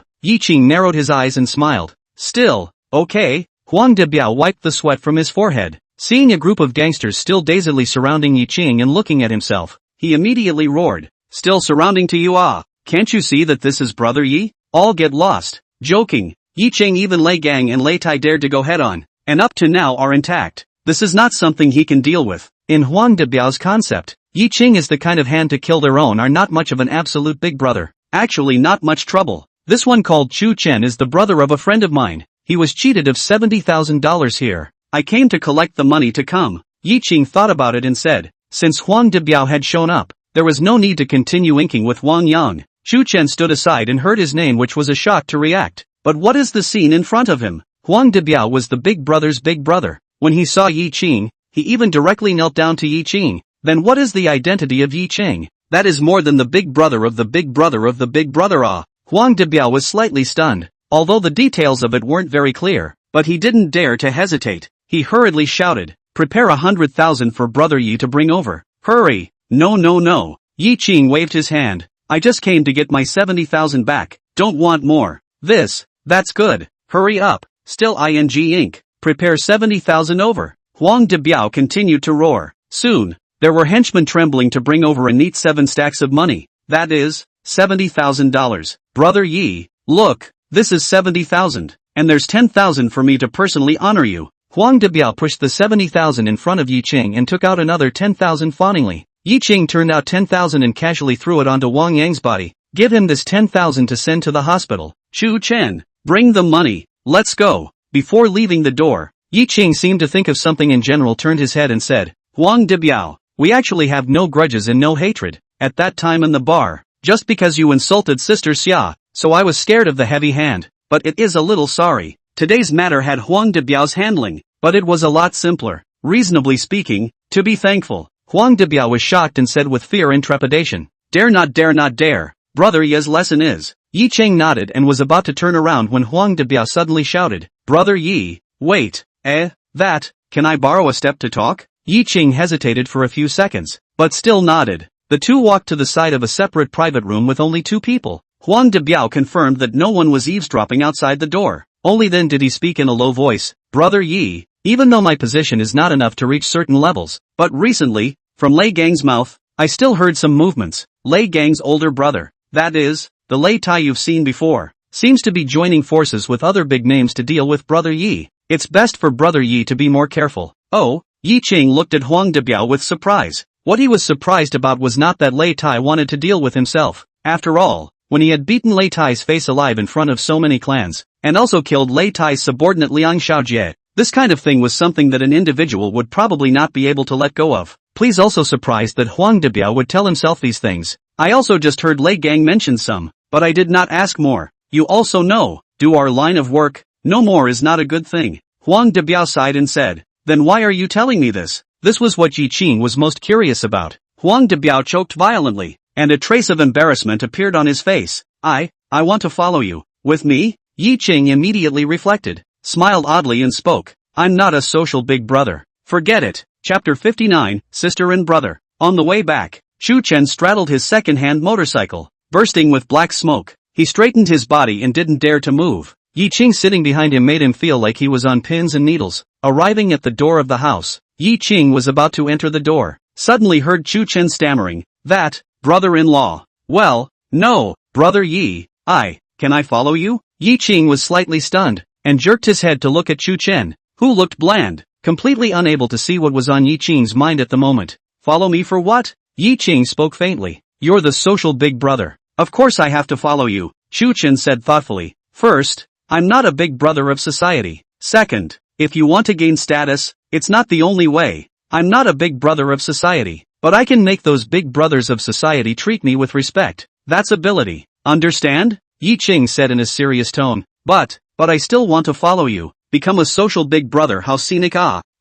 His words have not finished. Suddenly was Ye Qing grabbed the front lapel. Shu Chen was shocked, surprised to look at Ye Qing. Ye Qing did not say anything, directly dragged Shu Chen to the courtyard. At this time it was late, but Shu Yu did not rest. She was worried about Ye Qing and Shu Chen. Seeing the two men come in, Shu Yu was relieved, but seeing the two men like this, she was still shocked. Ye Qing, Shu Chen, what are you doing? Ye Qing didn't answer Chu Yu's words, dragging Shu Chen to the table with several plates of Chu Yu's fried dishes on it. Look at what your sister eats every day. Green vegetables, radish, not even a bit of oil stars. How about you? Good wine and meat every day. Have you thought about your sister's feelings? Ye Qing yelled at Shu Chen. Shu Chen was stunned by Ye Qing's yelling. Looking down, he was also surprised, looking at several plates of dishes, but using the cheapest dishes in the market right now. Sis, didn't you say you're living a good life? Shu Chen Aaron said. His throat seemed to be clogged with something in general. Good, Ye Qing sneered. In today's society, how much income can a job bring your sister? The money that she saves up every day. All of them were hobbled by you to those scum. When your sister first came here to rent an apartment, she couldn't even afford to pay a few $100s of rent a month. Do you know that? Saying this, Ye Qing even couldn't help but to throw another slap. In fact, treating this kind of goods, if it wasn't for the fact that he was Chu Yu's younger brother, Ye Qing would have kicked him away long ago. Where would he still talk nonsense with him? Shu Chen opened his mouth, his heart trembling. Chu Yu sat where she was a little embarrassed. Indeed, the meal in front of her was indeed a little sketchy. However, what Ye Qing said was also true. She only had this one brother. Her parents died early. She didn't care who cared. You intermittently from your sister here took $70,000. But you know this $70,000 need your sister how hard to earn back? Don't you have any feelings at all? Those bastards are cheating you. Ye Qing continued to roar, and certain things that were suppressed in his heart were vented by Ye Qing without restraint. Shu Chen's eyes moistened. He took 2 steps forward, handed over the package in his hand to Chu Yu's hand, and then with a plop, he knelt down. Shu Chen, what are you doing? Chu Yu was startled and hurriedly tried to prop Shu Chen up. Sister, don't mind me, just let me kneel. For so many years, it's all because I'm too willful. I didn't estimate your feelings at all. It's my fault. Shu Chen said with a crying face. Shu Yu didn't know what to say, but she was still very happy that Shu Chen could behave like this now. There's a saying called the return of the prodigal son. You're still young now. There's still a long road behind you. We'll just start over. Shu Yu reached out and touched Shu Chen's head. You will always be my favorite brother. These words caused Shu Chen to no longer be able to hold back a wow and burst into tears. A big man, just so bluntly cried out. His heart was incomparably remorseful. Ye Qing continued to speak beside him. Also, I'm not a social big brother, and I definitely won't let you follow me, but if I know you're fooling around with those people again, I'll break your legs. Is that clear? Chu Chen hurriedly nodded. Brother-in-law. I know, I won't dare anymore. What brother-in-law? What are you talking blindly about? Chu Yu shouted strangely. Aren't you guys boyfriend and girlfriend? Chu Chen was slightly stunned and asked in surprise. Of course not. Ye Qing jumped the gun and said with a speechless face. Chu Yu's complexion was lost for a moment, but returned to normal in an instant. Alright, not to talk about those things, what did you give me this package for? Puzzled, Chu Yu opened it and looked at it, and was shocked. Where did you get so much money from? It's the money I gave to those punks before. Today brother-in-law brought me here to get this money back. Sis, I'll give him back to you. Chu Chen thought about it and said. Chu Yu looked at Ye Qing in amazement. Ye Qing had actually brought Chu Chen to break into the other party's territory and even asked for the money back. And they didn't make things difficult for you? Chu Yu asked strangely. No. Chu Chen shook his head. Mentioning this, he immediately became excited. Sister, you don't know how powerful brother-in-law is. At that time, that big brother. Speaking here, Chu Chen suddenly saw Ye Qing's eyes that faintly looked at himself, and immediately his heart snapped, awkwardly scratched his head, and said, Sis doesn't let me say it. I won't say it. Anyway, in short, brother-in-law is very powerful just right. Come on, this title of brother-in-law, it was kind of called smooth, it was hard to change it over. Ye Qing waved his hand. Forget it, just let him be. Ye Qing, thanks for today. Chu Yu said to Ye Qing with a smile,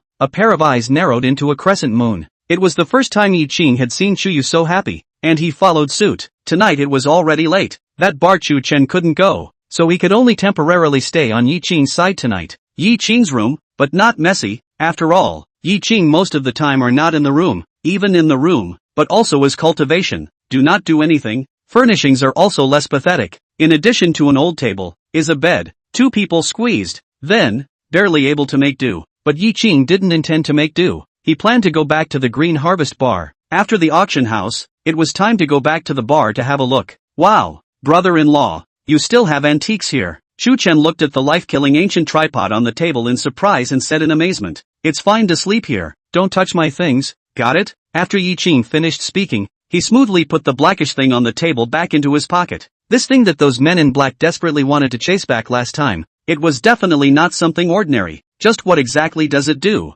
Ye Qing hadn't researched it yet. Okay. Chu Chen hurriedly agreed. In Chu Chen's mind, Ye Qing was a big brother that even Jiang Hu big brother had to kneel down when he saw him. It was his Chu Chen's idol, and he listened to Ye Qing's words. Chapter 63 Little Tales. Seeing Ye Qing return, the bartenders and security guards in the bar greeted each other. Although Ye Qing is now a supervisor, but unlike Zhang Chang at the time, Ye Qing is kind and gentle to everyone. Not the slightest bit of shelf. People are not bad. Ye Qing didn't even ask. Went straight to Xia He's office. If no surprise, Xia He must be in the office. In Ye Qing's memory, it seems that except for the office, Xia He has never been to other places. Sister Xia, still not resting. Ye Qing knocked on the door and pushed in after getting permission, casually asking, have you ever seen me rest so early? Xia He skimmed her mouth and said. After saying that, Xia He subconsciously picked up the cigarette case and habitually took one in his mouth. But before he had the chance to light it, he was snatched by Ye Qing, who grabbed the lighter, and at the same time,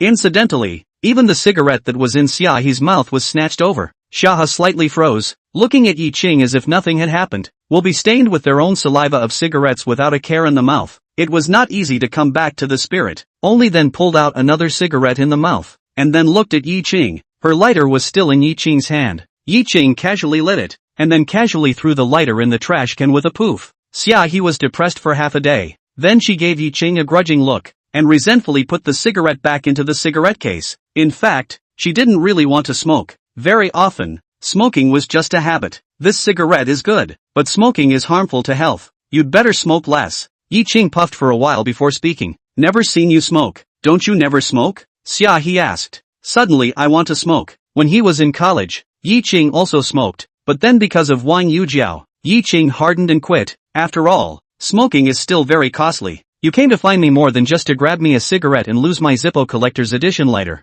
Xia He casually asked. Ye Qing, slightly stunned, surprised, looked down at the trash can. He also did not expect that lighter so precious. There's really something to consult with Sister Xia. Say it. Ye Qing thought for a moment and extinguished the cigarette in his hand before asking. Sister Xia has been in Jinghai City for so long, Have you ever heard of where there are good medicinal herbs? Herbs? What do you want those for? Xia He asked oddly. Naturally there is a use for it. Does Sister Xia know? Xia He lazily wisped the messy hair in front of her forehead, thought for a moment and opened her mouth. There really is such a place, but it's been a long time since I've been there. I don't know if I still remember the road. Oh, what place? Ye Qing's eyes lit up. He was out of ideas, so he wanted to ask Xia He if he knew such a place. In Ye Qing's opinion, Xia He was also considered a reigning figure in Jinghai City back then, so maybe there would be clues too. Xia He glanced at Ye Qing and spoke. That's a medicine garden, but it's late today. Tomorrow I'll drive you there. That place, ordinary people can't get in.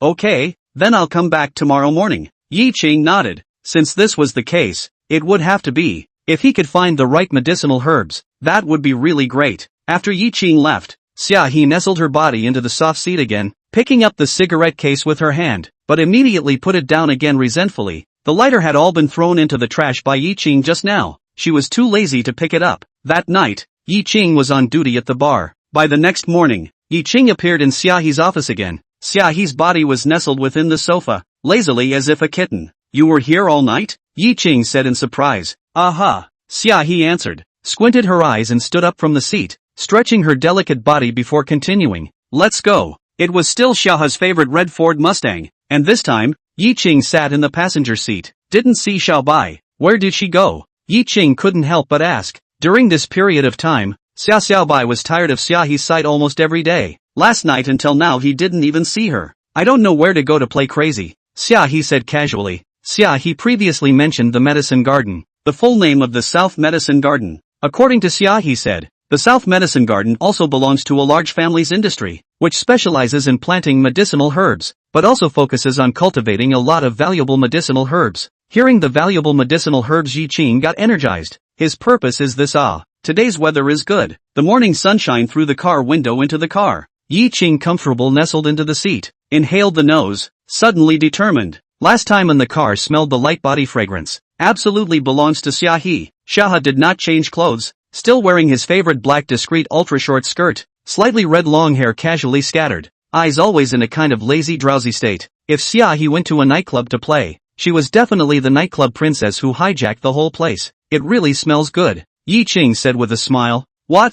Xia He asked casually. Body fragrance. Sister Xia's body fragrance. Nowadays these days, there aren't many girls with body fragrance, Ye Qing said with a hefty smile. Xia He body burst, face slightly red, but did not say. Ye Qing or the first time to see Xia He blush. The original this no matter what happens to what are not shocked by the girl, there is also a shy side. Actually this is the real you. Very pretty, Ye Qing said seriously. Xiaohe still didn't say anything, but her heart was still a little joyful. There is a saying, called 1,000 where a horse's ass does not wear. Even if it is Xiaohe, also enjoys the feeling of other people's compliments. Of course, this compliments must be the person Xiaohe trusts. If it was an outsider, who dared to molest Xia He like this, Xia He would have already smacked his big mouth over. Right at this moment, Ye Qing suddenly saw a black commercial car sneaking around in the rearview mirror. Xia He's speed was not fast, but after that commercial car quickly approached, it did not overtake, but slowed down to hang behind Xia He's car. Ye Qing's eyes narrowed slightly and sneered. Could it be Lei Tai's people? I didn't expect that Huang Debiao had just warned himself and this attack came so quickly. 5 minutes later, the black commercial vehicles had increased to 3, and by the looks of it, it also seemed like these were the only 3. Sister Xia, there are a few tails behind us. The car drove for a few more minutes and got onto the main road. Ye Qing suddenly shouted. Yes? Xia He slightly froze, subconsciously said, then twisted her head to look at the rearview mirror. Sure enough, 3 black commercial cars were dead center in the back. Xia He frowned slightly. I'll lose them. No, since people have come to the door, it doesn't seem polite not to entertain them. Ye Qing shook his head. Is it necessary? Xia He said with a slight frown. Don't you want to know who sent these people? Xia He thought about it and stopped the car, turning his head and said, do you need my help? It's going to be alright. They seem to have come prepared. No need. 5 minutes. Be back soon. You wait for me in front. Ye Qing smiled, refused Xia He's offer and opened the car door. Chapter 61 Southern Medicine Garden. Getting out of the car and turning into the bushes by the roadside. Ye Qing's figure was like electricity. His figure instantly disappeared. On the other side of the corner of the highway, Ye Qing stuck his hands in his pants pockets and lazily stood in the center of the main road. Big brother, there's a guy in front of us blocking the road. It seems like he's still our mission target. In the black business car at the head, someone reminded. Ha, that's just right. Crashed through. The commercial car was very fast, completely charging towards Ye Qing with a desperate stance. But just a second before the collision, Ye Qing's body twisted strangely and managed to dodge the other party's impact. In the moment when the car and Ye Qing brushed against each other, Ye Qing suddenly swung out a straight punch lightning fast. The glass of the driver's seat instantly crumbled, and one of Ye Qing's hands probed in, grabbing the lapel of the black-clothed man in the driver's seat, and directly pulling him out. That's not all. When the man in black hadn't come back to his senses, Ye Qing swung his one hand vigorously, as if dunking him into the windshield of the second commercial vehicle. This series of actions are flowing.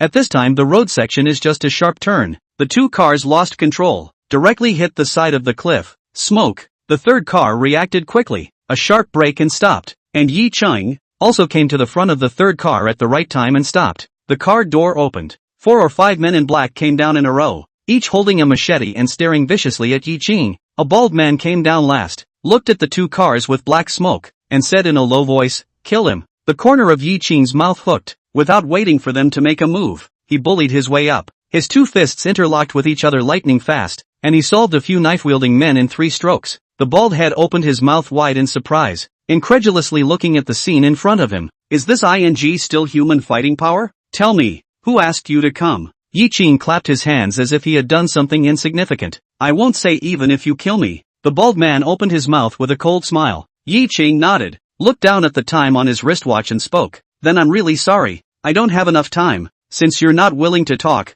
then go to hell. The time he guaranteed with Xiaohe was 5 minutes, and at this moment it was more than 3 minutes past. After saying that, Ye Qing instantly bullied his way up and directly cut off the other party's windpipe with a palm blade, then turned around and left. I'm back. Ye Qing pulled open the passenger's exit door and sat in with one butt, looked at his wristwatch and said prettily, exactly 4 minutes and 50 seconds. There's still a 10-second surplus. Shortly after the two left, an explosion rang out, and the 3 commercial vehicles had been transformed into 3 huge fireballs. On a hill that Ye Qing didn't notice, a man looked at the cars that had turned into 3 fireballs and dialed a phone with a gloomy expression. Failed. On the other end of the phone was a sorrowful voice. Of course it will fail. With these 3-legged cats, naturally they can't deal with Ye Qing. Go on. Follow the plan. Yes. The man nodded respectfully and hung up the phone. Regarding the southern medicine garden, Xiaohe didn't know much about it either. She just knew such a place. Looking at Ye Qing's question, she said it. In Jinghai City, it seems like there is only such a medicine garden.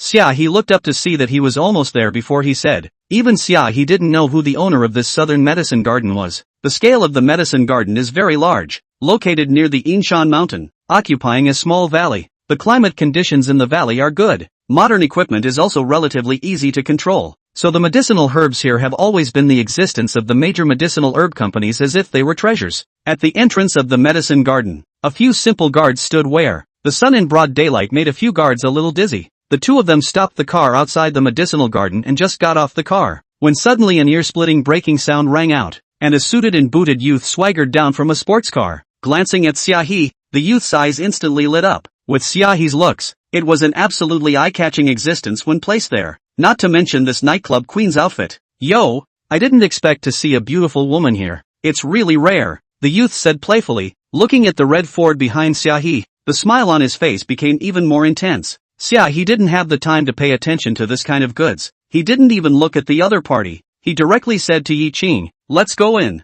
Let's see if there are any medicinal herbs that you need. The youth sneered and murmured, playing innocent with me? Well then, I'll see how long you can pretend. When he entered the medicinal garden, he was greeted by an old man who was busy with a hoe in a few nearby medicinal fields, and seemed to notice someone coming in, which made him look up. Ye Qing was slightly stunned, seemed to notice something in general, twisted his head to look at the old man. This old man was dressed in a gray uniform, a worker's dress, seemed to be really hoeing, with a kind smile on his face. The reason why he noticed this old man, because Ye Qing suddenly noticed that the old man in front of him even had the cultivation of the 5th layer of qi refining. Although this kind of cultivation was nothing, as long as one was able to step into the qi refining stage, he was definitely not an ordinary person, and it was even more unlikely that he would be reduced to being a worker weeding in a medicinal field. Dare I ask, old sir, is this a place where medicinal herbs are sold? Ye Qing thought about it and casually asked. Xiaohe was a bit strange. In the center of the medicinal field, there was a piece of building, where it should be the management area of the medicinal garden.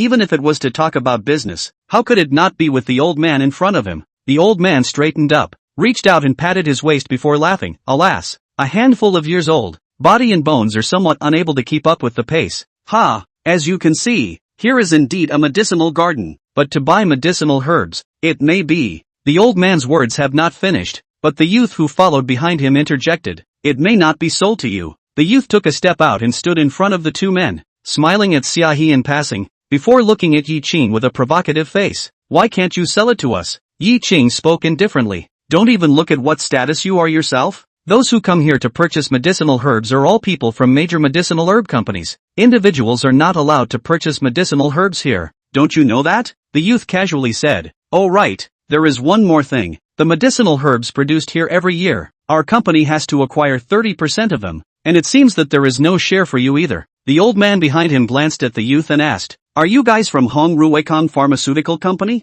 Of course, the chairman of Hongruekong is my father, the youth said proudly. In the pharmaceutical industry, Hongruekong was a marvelous existence, especially in Jinghai City, almost dominating the entire pharmaceutical industry in Jinghai. This youth did have proud capital. Unfortunately, Ye Qing and Xiaohe were both characters who were completely ignorant of this area, and did not have any reaction when they heard the youth's words. Even if it's someone from Hongruekong, he can't give the word in place of our medicinal garden, right? Individuals coming to acquire medicinal herbs. If the conditions are right, it's also possible, the old man said smilingly. Chapter 62, is there anything else? Unexpectedly, the youth sniffed but turned his head to look angrily at the old man. When is it your turn to interrupt when this young master speaks? Our company has been acquiring herbs here for such a long time. What rules can I not know? The youth seemed a bit annoyed that this old man dared to ruin his plans. The old man was slightly stunned, his brows immediately furrowed, but he did not reply. Instead he turned his head towards Ye Qing and spoke.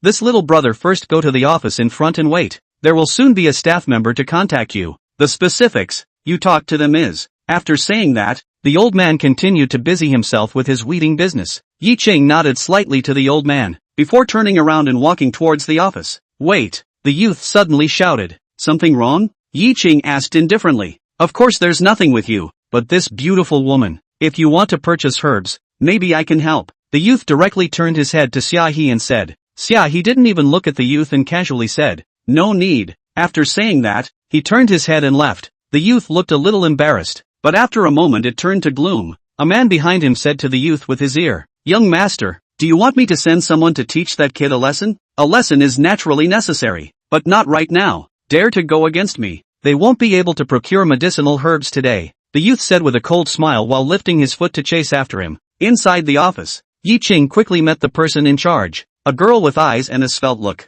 Wang Jingjing was also in a hurry to run over. The old master had just personally explained that this guest had to be received properly. She didn't dare to be negligent. I'm sorry sir, I'll keep you waiting. My name is Wang Jingjing. Just tell me what herbs you need. Wang Jingjing said apologetically. No harm. We are here to buy herbs. What herbs do you have here? Ye Qing smiled and asked right to the point. If herbs, there are a lot of them. They are all over the medicinal fields outside. I don't know which kind of herbs do you need. Sir? Wang Jingjing reached out and held her eyes and asked. Ye Qing shook his head. Those are just the most common herbs. They are useless. I need better herbs. Do you have any? Right at this moment, a sound of laughter rang out from outside the door. Joke, as long as it's someone in this industry, who doesn't know that the South Medicine Garden's herbs are the best? Looking at the whole country, I'm afraid there aren't a few medicinal gardens that can compare to it. How much better herbs do you need? Wang Jingjing was slightly stunned and looked at the youth who walked in with surprise. Cheng Xiao, why are you here too? Haven't been here for a long time.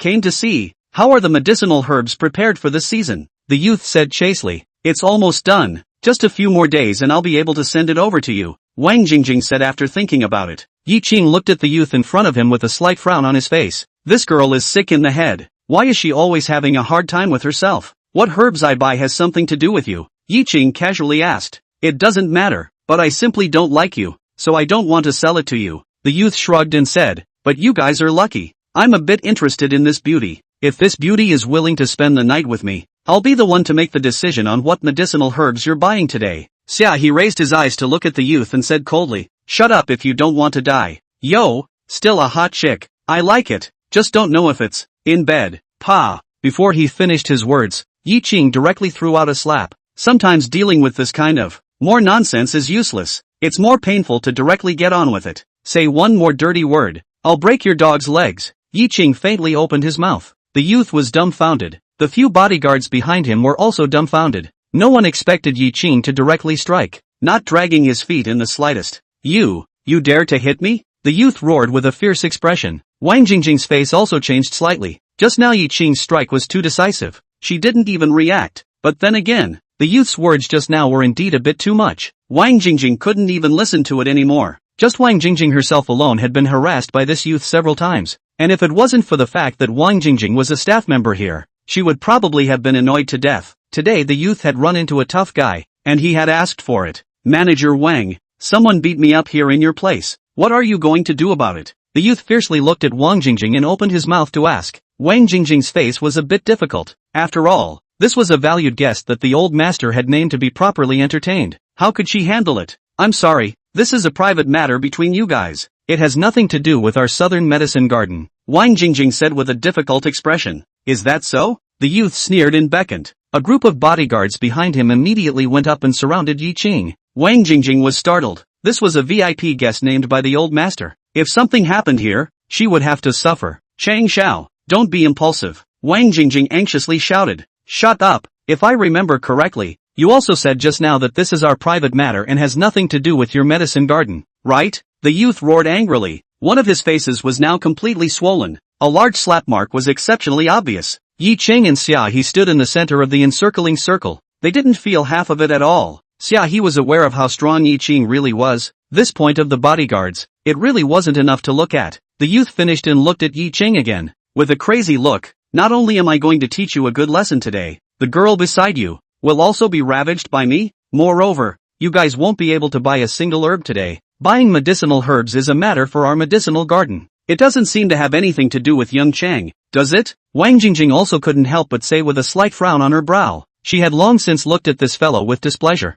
The youth sneered and said, indeed it has nothing to do with it. However, if you sell him a single herb today, we, Hong Rui Kong, will sever our partnership with your medicinal garden. In that case, do you still want to sell it to him? Wang Jingjing opened her mouth, but finally closed it. Hong Rui Kong had to purchase 30% of the medicinal herbs from the medicinal garden every year. It was a large transaction. She couldn't make the decision. Now get on me. Break this kid's leg first. The youth sneered and yelled. Sister Xia, wait for me on the side. Ye Qing said to Xia He, then took a step out. His body floated lightly through the group of bodyguards as if he was a willow. Several bodyguards tried their best to catch Ye Qing, but a big living person standing in front of them was like a loach. No matter what, they couldn't catch him. Instead they were knocked over by Ye Qing's punch from time to time. In less than a minute's time, Ye Qing stopped. His entire somewhat messy clothes, looked up at the youth, faintly asked, is there anything else? The youth was violently stunned. His face instantly went pale.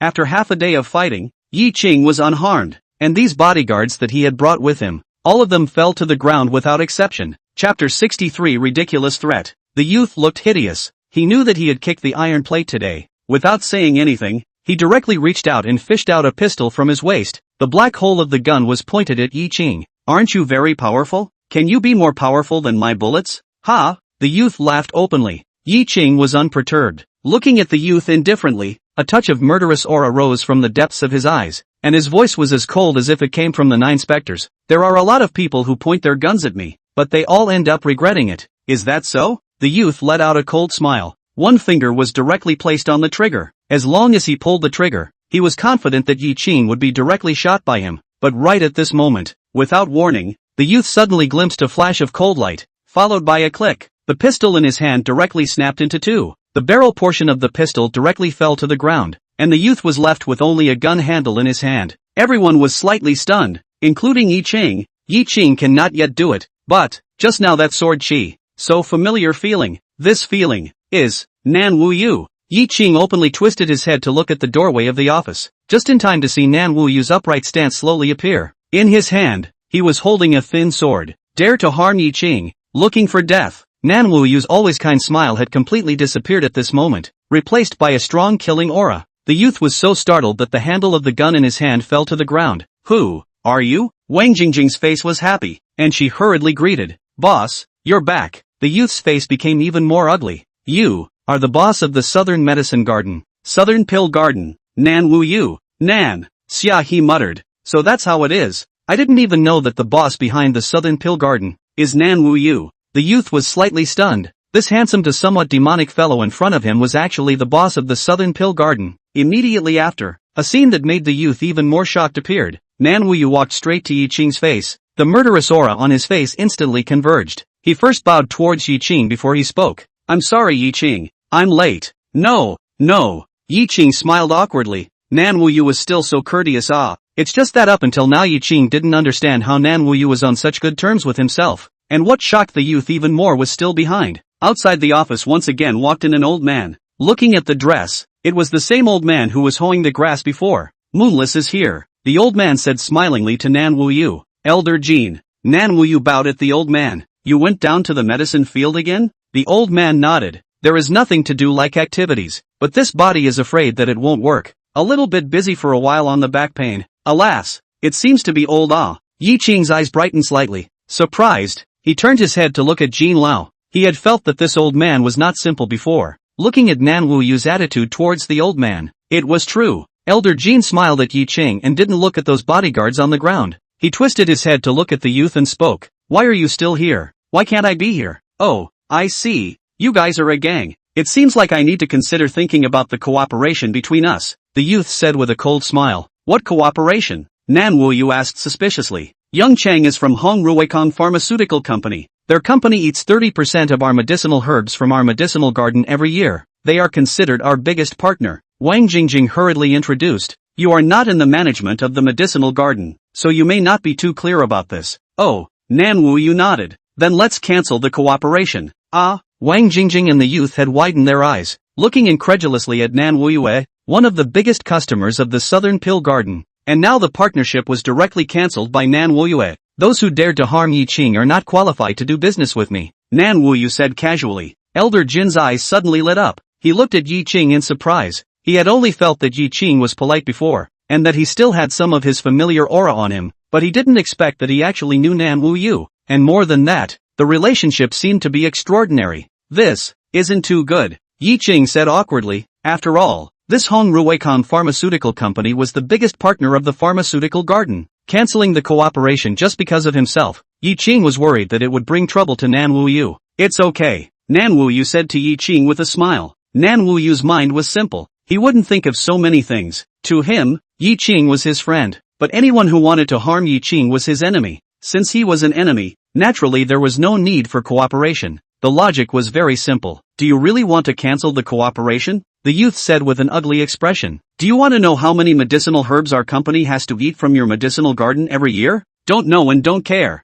Nan Wu Yu responded indifferently. Ha. You will definitely regret it. Want to cancel the cooperation? Fine. From now on, we, manhwarecap Pharmaceutical Company, will never acquire any of your medicinal herbs from your medicinal garden again. Saying this, Elder Jean on the side suddenly let out a giggle. What are you laughing at? The youth frowned. You weren't the one who procured herbs in the past, were you? Elder Jean didn't answer, but asked in return. The youth subconsciously nodded. So what? The person who procured them in the past was naturally someone from our manhwarecap company as well. I knew it. Then, the person who signed the contract in the beginning wasn't you either, right? Elder Jean continued to ask. What do you mean? The youth asked. Seeing Jean Lao's odd expression, the youth suddenly felt a little uneasy. Jean Lao's face instantly turned cold and said with a cold snort. The meaning is very simple. The South Medicine Garden is the only medicine garden in Jinghai City, and it is also a famous one in the whole country. In the same way, you may not know that the South Medicine Garden is also the biggest supplier of your company. The reason why some of the medicines of your company can have such a good evaluation,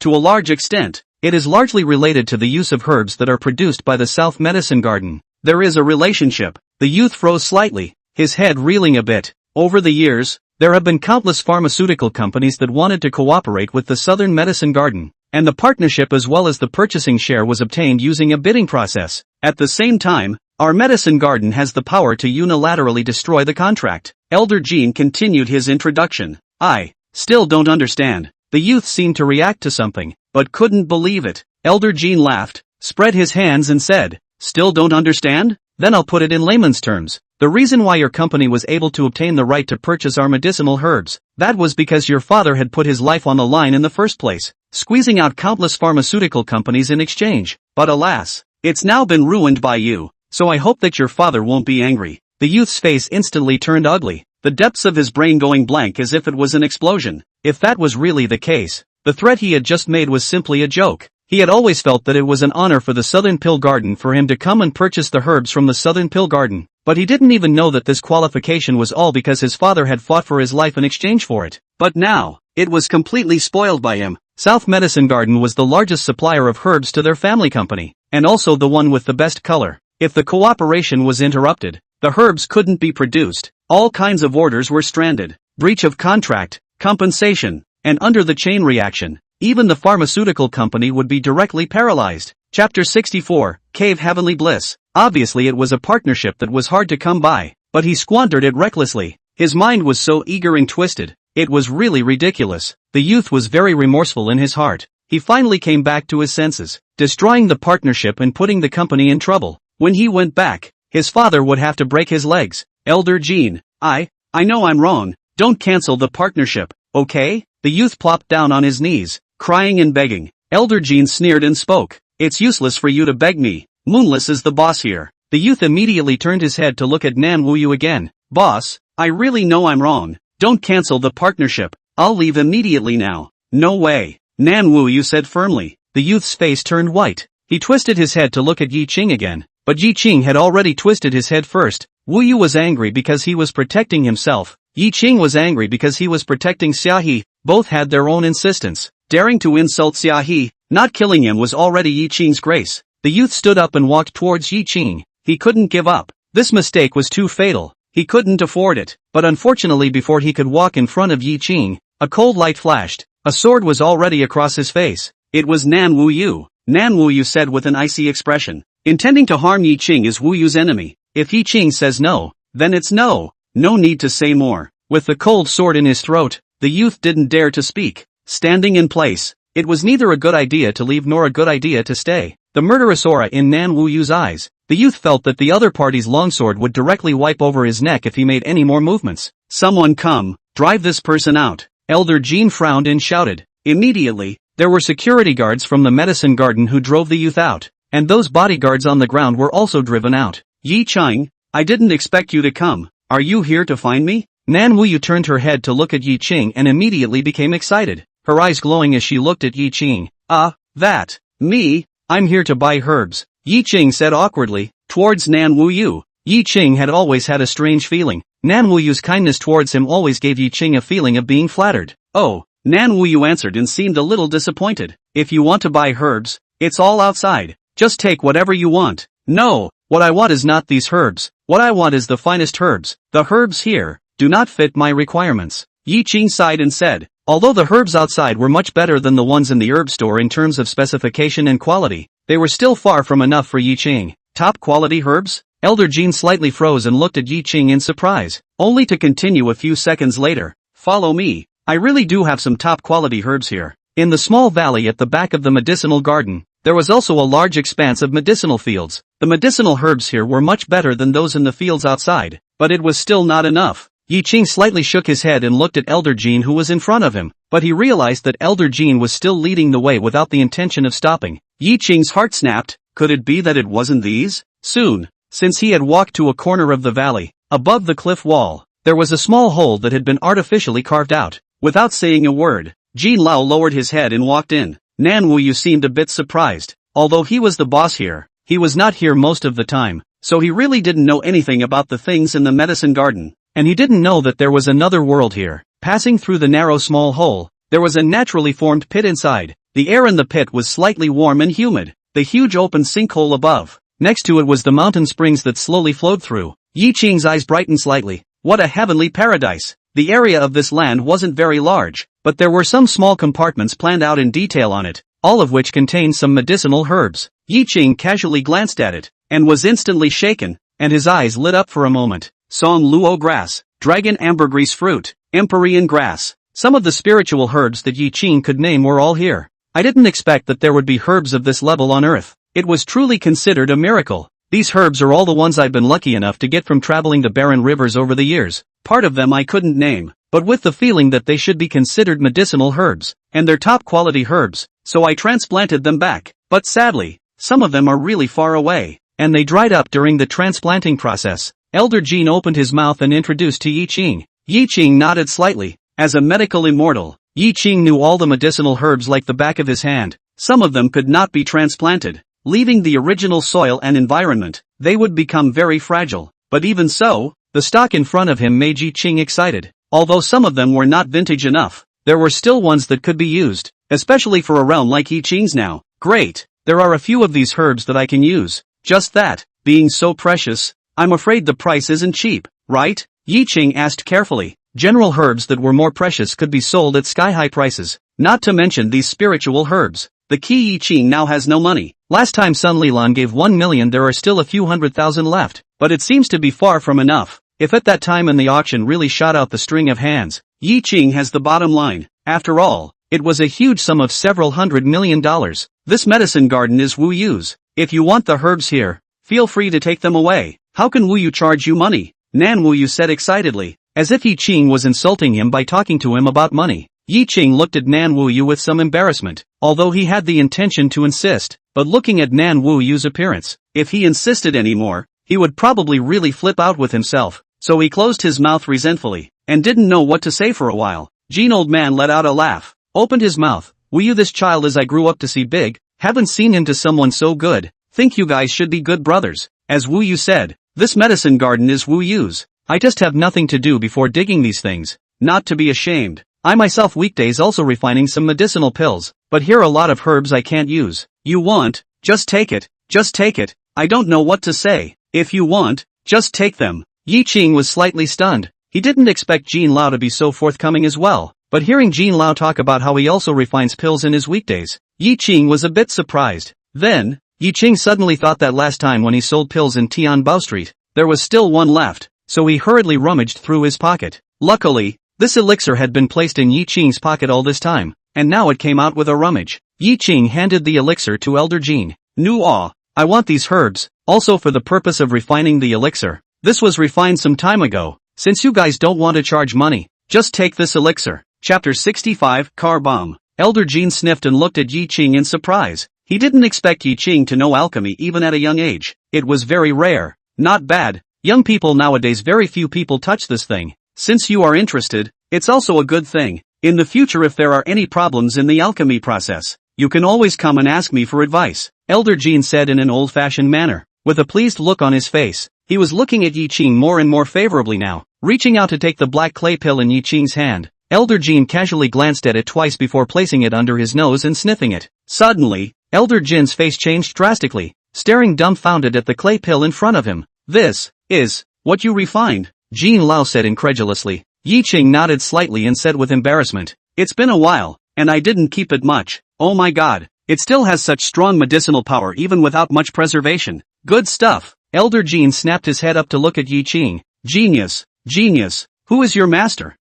My master said that he can't just tell others his name. So, Ye Qing said in a credulous manner. Xiaohe on the side was a strange face. When Ye Qing will also alchemize Dan? There was also a master that appeared. Right. High-profile people are usually like this. It's me who is abrupt. Alas, I was just talking out loud about teaching you. It's really a shame. It turns out that you are the real high-profile person, Elder Jean said with some embarrassment, his old face slightly red. Elder Jean is flattered. Ye Qing was also a little embarrassed by the compliment and spoke. No, not overpraise. Old me has been encroaching on alchemy for half a lifetime already, and I have never seen such a superior quality. To be away from such an abundant elixir. Nan Wu Yu on the side also couldn't help but ask, does this elixir serve any purpose? Not much of a role. If a normal person has a minor illness or disaster, this elixir still has a miraculous effect. Ye Qing thought about it and said, he still knew that he couldn't talk too full. This elixir has reached this kind of quality. It's already a work of art. I'm fortunate to be gifted by little friend today. I can't thank you enough, Elder Jean said excitedly, rightly assuming that Ye Qing was being modest. But even so, when Ye Qing left, he only took 2 spirit herbs, a pine luo grass. Although the vintage was not as good as the one Ye Qing got last time, but it was valuable because it was fresh. The other plant was the dragon ambergris fruit, which had the magical effect of quenching the strength of the body. After leaving the gate of the medicinal garden, Ye Qing was still somewhat lovingly observing the elixir in his hand. When did you know how to refine pills? He couldn't hold it in and asked with an odd expression. Ye Qing's heart snapped, but his face didn't show it. He. Stole it halfway. Stolen learning is also so powerful? Xia He said in a puzzled manner. Just now she had seen clearly the appearance of Jin Lao. People had been refining for half a lifetime, but they were shocked by the pills that Ye Qing had learned to refine by stealing. Maybe I'm a genius. Ha ha. Ye Qing said with a loud laugh. He was in a good mood. He carefully wrapped the herbs together and put them in his pocket, before he sat in the co-pilot's seat.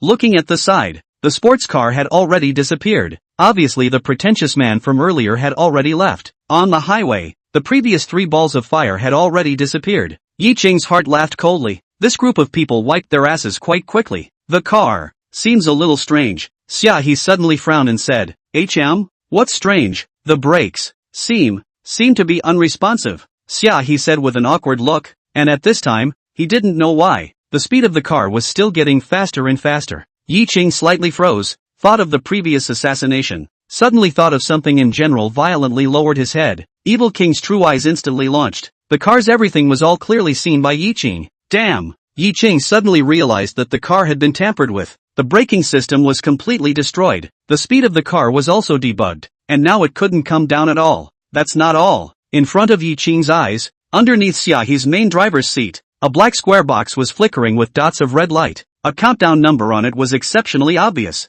There was a bomb. Ye Qing's heart was in his throat. The countdown of this bomb was now left for more than 10 seconds. If there was no reminder from Xia He, maybe it would have exploded by now. If it was Ye Qing in his previous life, he would not be afraid of this bomb at all. The key now is that Ye Qing hasn't grown up yet. If the bomb explodes at such a close distance, Ye Qing would definitely end up dead. Moreover, Xia He could not be spared either. Ye Qing looked up at Xia He and spoke. Sister Xia, open the car door, quick. Ha, what's the point of opening the door when the speed is already 150 now? Xia He asked in surprise, but looking at Ye Qing's anxious look, she still did as she was told. The car door just opened. Ye Qing directly grabbed one of Xia He's hands, then pulled out the previous string from his pocket and directly set it on Xia He's wrist. Subsequently, Ye Qing's waist exerted force, 1 foot against Xia He's body, kicked fiercely. By using the reaction force, in the moment when Xia He was kicked out of the main driver, Ye Qing also flew out from the passenger's seat. Xia He let out a cry of surprise, kicked out of the car under high speed.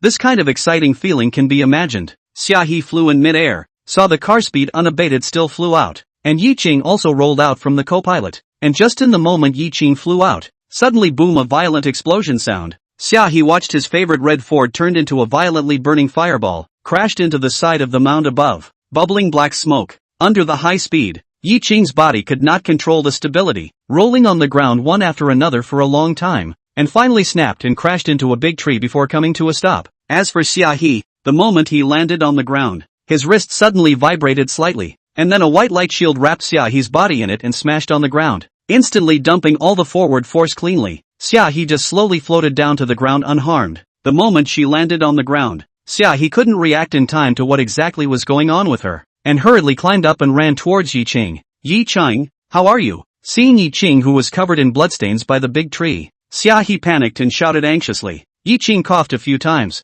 gasped violently for a few mouthfuls of rough air, grimaced and said, Damn, it's killing the pro. He felt like all the bones in his body were about to fall apart. When he rolled on the ground just now, Ye Qing had already tried very hard to stabilize his body, but the speed of the car was too fast, and Ye Qing was still a bit overwhelmed. But fortunately, in the end, he survived. It was a fluke. Seeing that Ye Qing is still conscious, Xia He is slightly relieved. Just now the scene Xia He also reflected. It turns out that at that time Ye Qing found the bomb. Now it seems that Ye Qing's action before the close call, but also at that time the best way to deal with it. But such a dangerous thing. Xia He looked down at the string on his wrist, and sure enough, one of them had already turned into black ash and disappeared. Ye Qing had put this string on her hand at the last critical moment, while Ye Qing herself flew out unprotected, tumbling on the ground for such a long distance before hitting the tree. If she was unlucky, it was possible that she would be directly killed by the fall. Xia He's heart suddenly surged with a stream of complicated thoughts.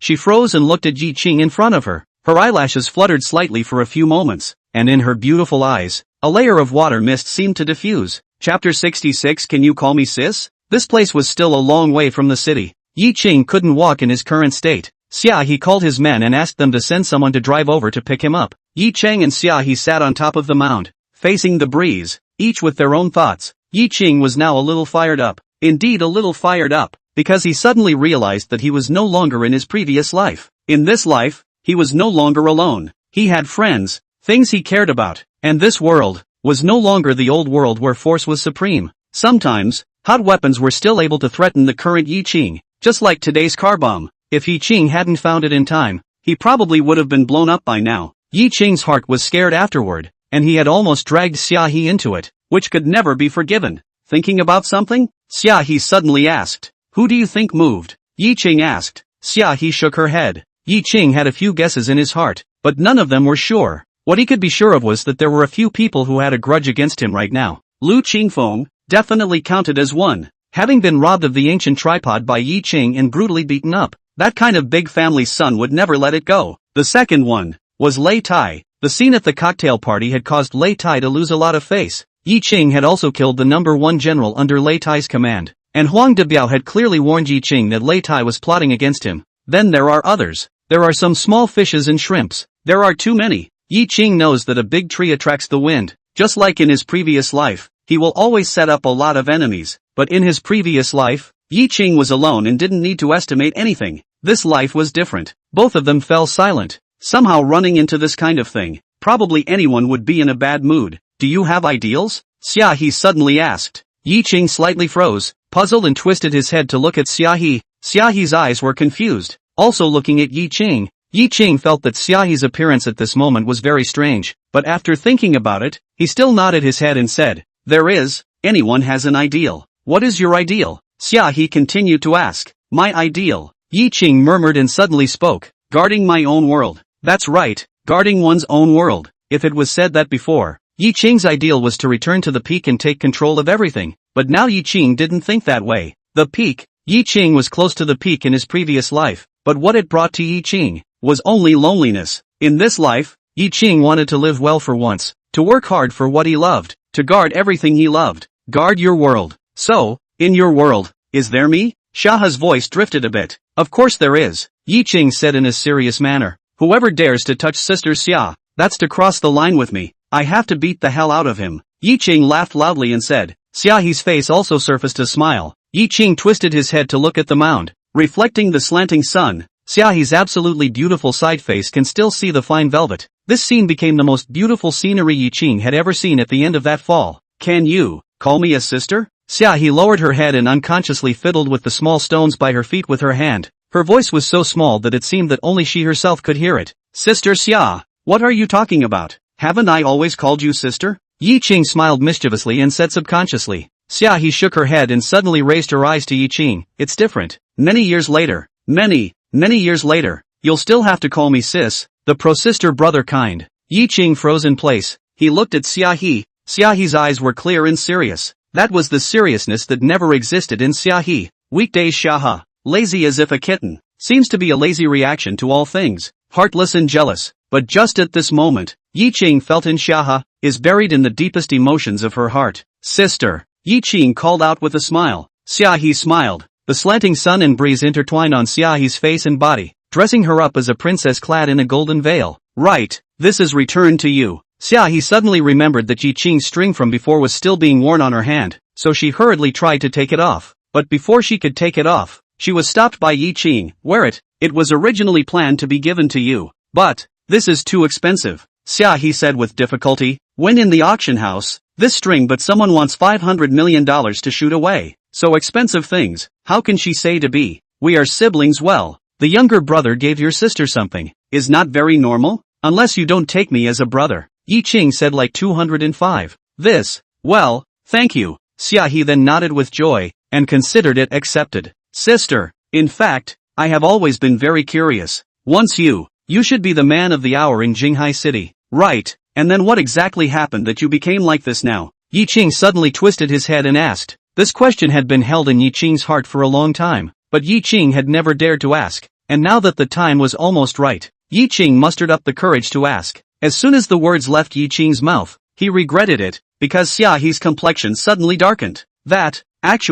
It's actually okay if I don't have to say it, I'm just casually asking. Ye Qing hurriedly remedied the situation. Xia He shook her head and looked at Ye Qing. I don't want to talk about those things yet. I'll tell you later if I have the chance. Seeing that Xia He had recovered slightly, Ye Qing was relieved and hurriedly nodded. When they returned to the bar, it was already close to evening. At this time, He suddenly received a phone call. Although he didn't know what the content of the phone call was, but he could tell that He's complexion looked very bad. Someone wants to kill you. He hung up the phone and pulled Ye Qing to his office before saying with a frown. After saying that, He subconsciously wanted to smoke. This was her habit for so many years now. Idly liked to hold one in her mouth. But just after touching the cigarette case, He looked up at Ye Qing in front of her, and then put it down again. I know before the bomb is not it, but also almost even got you involved. They want to kill me. Just come to kill well. I all followed. Ye Qing said indifferently. It's not the same. The person who wants to kill you this time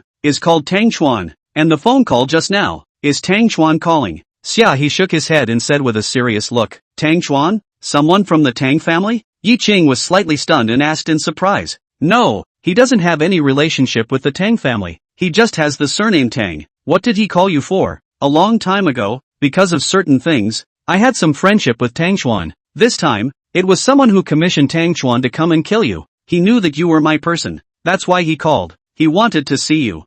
He said. Then let's meet. Ye Qing thought about it and spoke. Chapter 67, Killer Tang Xuan. According to this Tang Xuan, too, was no ordinary person. In Jinghai City, there was a force that had been hiding in the shadows, paying close attention to the winds and grasses of the entire city. And the owner of this force was called Tang Xuan. Tang Xuan was a famous assassin in his early years, but then he seemed to have retired and established his current organization. This Tang Xuan was also considered a genius. In just a few years' time, he had managed the organization to its current point, with an intelligence network spread throughout the entire Jinghai City, and at a certain level in Jinghai City, there was a saying circulating that as long as the person you wanted to kill was in Jinghai City, and the price offered was reasonable, that person would surely die. Oh, quite an interesting person, Ye Qing said smilingly. Are you really going to meet him? He was still a little worried. Of course, a person who is going to kill me but calls to inform before killing me. I like this way. Do you want me to accompany you?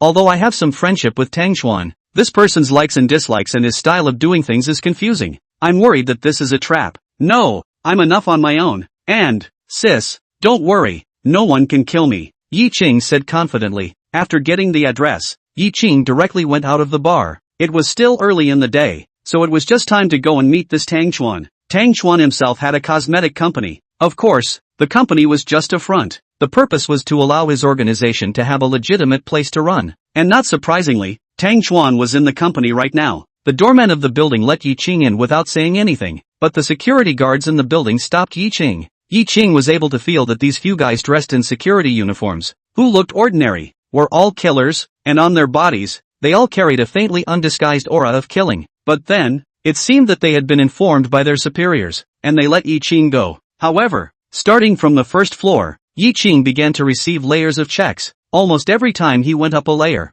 someone would come and search Ye Qing, making sure that Ye Qing was not carrying a weapon before releasing him. By the time he reached the top floor, Ye Qing's body, except for his underwear that hadn't been turned over, had basically been searched all over, and even his watch and cell phone had been detained downstairs. Out of the elevator on the top floor, Ye Qing was slightly stunned. The entire first floor of the top floor had been transformed into a four-person residence. Luxurious decorations. There was a small private pool in the center of the hall. Standard rich man enjoyment. On the other side of the hall, a man in a robe with a glass of red wine in his hand was lying on the railing blowing the wind. Ye Qing also did not speak, stood in place and quietly waited. A few minutes later, the wine in the glass was finished before the man turned around and smiled. Here it comes. Your security measures are not bad. Ye Qing smiled and said seriously, alas, even as an assassin, I'm afraid of being killed. You also know that in my line of work, there are too many people who want to kill me. The man said smilingly, don't be polite. Come, sit. After the man finished speaking, he was the first to do so on the row of sofas in the center of the hall. Ye Qing nodded, but there was no formality, so he sat opposite the man. Know what I asked you to come for, right? The man narrowed his eyes and said smilingly to Ye Qing. Ye Qing was silent for a few seconds and suddenly looked up at the man and said coldly, you're not Tang Xuan. What? The man was slightly stunned. Ye Qing got up and looked at a room door on the other side of the hall. I came to see you because of that phone call you made to Sister Xia. If you don't want to see me, I can leave now. The man's face changed and he rose up with a bright look, looking at Ye Qing with a guarded expression. After a short silence, the door to that room opened and what appeared in front of Ye Qing was a youth dressed in a dark green suit. The youth was very handsome. His hair was meticulously combed. His body was straight. It was a billet of a male son. The youth's eyes carried a glint of essence, and the corner of his mouth seemed to always be an evil smile. Out of the doorway, the youth looked at Ye Qing, and the smile at the corner of his mouth became even more intense. Have you seen me? No, Ye Qing truthfully said. Then why did you see at a glance that he wasn't real? I didn't feel that there was anything wrong with his behavior, the youth asked suspiciously. Feelings? Ye Qing's reply was equally succinct. People who believe in their feelings are not ordinary people. So do you think I'm real? The youth smiled and walked down, sitting on the sofa to the side. Ye Qing similarly sat down and spoke. A long-famous assassin can't hide the aura of killing in his body. After saying that, Ye Qing reached out and pointed at the man from before. The killing aura on his body. There is, but it's not enough. At best, he's just a novice. Ha ha. Well said. I feel more and more that I shouldn't take on this task of killing you. Tang Chuan laughed out loud and said, then looked at the man from before and faintly said, go down. Only after the man left did Tang Chuan take out a bottle of red wine from the wine cabinet, and filled a glass for himself and Ye Qing respectively. Have a taste, something that has been treasured for a long time, and no one has accompanied me to drink it. It's rare that I come across one that interests me today. Ye Qing nodded, picked up the cup and drank it without any hesitation. Tang Chuan's eyes were slightly bright as he looked at Ye Qing. From the time Ye Qing came here, his performance had always surprised Tang Chuan. Even that red wine, he drank it without hesitation, and that red wine was still poured for him by a top assassin. This boldness, Tang Chuan very much appreciate. Tang Chuan similarly drank the red wine in the cup in one go before continuing. I have a bit of friendship with Xia He, and you are Xia He's person. So for this mission, I want to meet the target before I say anything. How does it feel? Ye Qing laughed. Tang Chuan shrugged. Not bad, at least I've decided not to kill you. Well, then there's nothing else. I'll leave first. Ye Qing nodded and said. A black line floated across Tang Chuan's face. Wait, don't you want to know who the person who commissioned the mission is? Ye Qing was slightly stunned. Don't general assassins have rules that they can't tell the target who their employer is? There are rules, but they're just things that don't matter. And besides, I've already decided to give up on this mission, so the employer doesn't have much to do with me anymore. Tang Chuan skimmed his lips and said, actually, you don't need to leave in such a hurry. Maybe we can become friends. Being friends with me is very demanding. Ye Qing paused and said, ha ha, then let's see if I fulfill these requirements. Tang Chuan laughed out loud and said, after saying yes, he took a deep breath and exhaled it out slowly before continuing. Back to the topic. There is more than one mission entrusted to me to kill you in these few days. The first one is the Lu family, the second one is Lei Tai, and the third one is Qingjin. Chapter 68 Xia Xiaobai's plan. Ye Qing froze and asked suspiciously, who is Qin Zhang? The Lu family and Lei Tai were all fine. Where did this Qin Xing come from? Also wanting to kill himself, and not hesitating to use killers. Tang Chuan shook his head. This Qin Zhang, I'm not very clear. It seems that he's not from Jinghai City, otherwise it's impossible for me to not have his information. But the Lu family and Lei Tai are still relatively clear. Lei Tai doesn't need to say much, just a gangster head. Now the power has grown a lot, but the essence hasn't changed. With your ability, naturally you don't need to worry. But the Lu family, you'd better pay attention to it, even if I don't take on this mission. The Lu family has a lot of tactics to deal with you. Moreover, believe me, the Lu family is a very tricky opponent. Thanks for the reminder. Ye Qing nodded and said sincerely. For Tang Chuan to tell him this, Ye Qing was still very grateful. You're welcome, I still think we can be friends, Tang Chuan said smilingly. Maybe. Ye Qing turned around and walked into the elevator, leaving behind a sentence. Ye Qing's figure disappeared in the elevator entrance for a long time before Tang Chuan slowly got up. His complexion instantly iced over as the man from before reappeared by Tang Chuan's side. Sir, do you want me to check his information? The man asked in a small voice. Why? We're friends now. Tang Chuan shook the red wine in his cup, and said with a smile on his face. However, it seems that this time, the Lu family has also encountered a rare opponent. Really looking forward to Jinghai City hasn't been this lively for a long time. Let's see. The last time it was so lively was because of Xia He. Yes, it's Xia He. Sir, I don't understand. The man thought about it but still opened his mouth to ask. Tell me, this one called Ye Qing. The degree of meticulousness is indeed out of my expectation, but we haven't really seen his stance. Just based on this alone, it seems a bit too hasty for Mr. to give up on the mission. Tang Chuan suddenly laughed. He turned his head to look at the man, took a deep breath and said, how many years have you been following me? The man was slightly stunned, and after some thought, he still said, 11 years. Surprisingly, it's all been so long. Tang Chuan narrowed his eyes slightly, walking over to the table and pouring himself a bit of red wine once again before continuing. A person's force is even stronger. He can fight 10 in 1. So what about 100? What about 1,000? For an assassin, any strong person has a chance to be killed by us? It's easy to hide from a clear shot and hard to prevent a dark arrow. The man looked at Tang Xuan suspiciously, not knowing why Tang Xuan said this. You are still too young. I know too well what Xiaohe is. The person who can be forcefully protected by Xiaohe definitely won't be a martial artist. Moreover, the Lu family is a big family. Ye Qing can force the Lu family to come and commission me to kill Ye Qing. This person is definitely not as simple as you and I think, but, no buts, recently it's really too boring. Now it's hard to come up with an interesting guy. Don't you think it's more interesting to watch a good show? Tang Xuan said with a smile on his face. The man nodded thoughtfully. As if he thought of something, he asked again. Right, there's also that Xiaohe. I've always wondered before. Mr. seems to have a high opinion of Xiaohe, but in our intelligence network, Xiaohe is just a simple bar owner. Moderate. There doesn't seem to be anything particularly noteworthy about him. Mentioning Xiaohe, Tang Xuan seemed to have thought of something, and his face suddenly became a bit ugly. I'm warning you, in Jinghai City, you can touch anyone, but Xiaohe, you'd better not hit her attention. It's not that we don't have Xiaohe's information in our intelligence network, it's that from the beginning to the end, I didn't dare to record any of Xiaohe's information. Understand what I mean? Tang Xuan's voice was low, carrying a hint of gravity that the man had never seen before. Subordinate understands. The man hurriedly nodded and said, very well, during this period of time, pay close attention to the movements of the Lu family as well as Lei Tai. Then how about that one called Qin Zhang? Tang Xuan frowned slightly, thinking for a long time before speaking. This person's identity isn't simple either. But in Jinghai City, we don't need to fear anyone. You send someone to investigate his information. Yes, the man nodded and answered. When Ye Qing returned to the bar, the sky had completely darkened, and this was the time when the bar's business was at its peak. Ye Qing walked to the lobby of the bar, and like always, he went straight to the counter and ordered a drink. He needed to be alone to sort out the things that had happened in the past few days. The car bomb had touched Ye Qing a lot. Ye Qing knew that he couldn't remain passive. This would be perceived by his opponents as his weakness, thus intensifying the situation.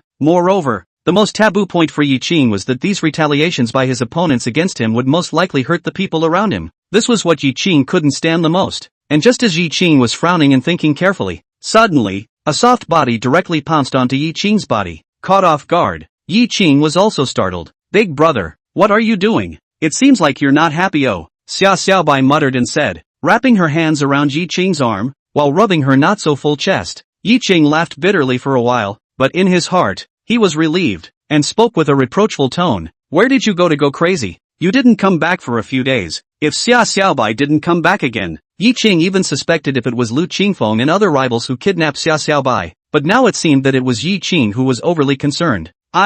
People go out to turn around. Stay in the bar every day is so boring. Oh, sister is also always bored in the bar. Why don't we go to the beach to play next time? How about it? Xiaobai said without thinking. At Xiaobai's age, it is the time to play the most high. All day is stuffy in the bar naturally can't trap her. However, when he heard Xiaobai's proposal, Ye Qing's expression immediately became odd. I naturally have no problem going out to play. But your sister, it's hard to say. Xiaobai's complexion immediately darkened again. Her eyes turned and she opened her mouth. Actually, there is a way to let my sister go out to play. But this way needs you to help. Oh, what method? Tell me. Ye Qing raised his eyebrows and opened his mouth to ask if it was really possible to let Xiaohe go out for a break. Ye Qing also felt it was good. After all, a big beautiful woman was just bored in the bar all day. Ye Qing's heart was a little heartbroken. Xiaobai looked around thievishly, then attached his ear and muttered in Ye Qing's ear for a while. No way. After hearing this, Ye Qing said decisively. Why? This is clearly a pitfall for me.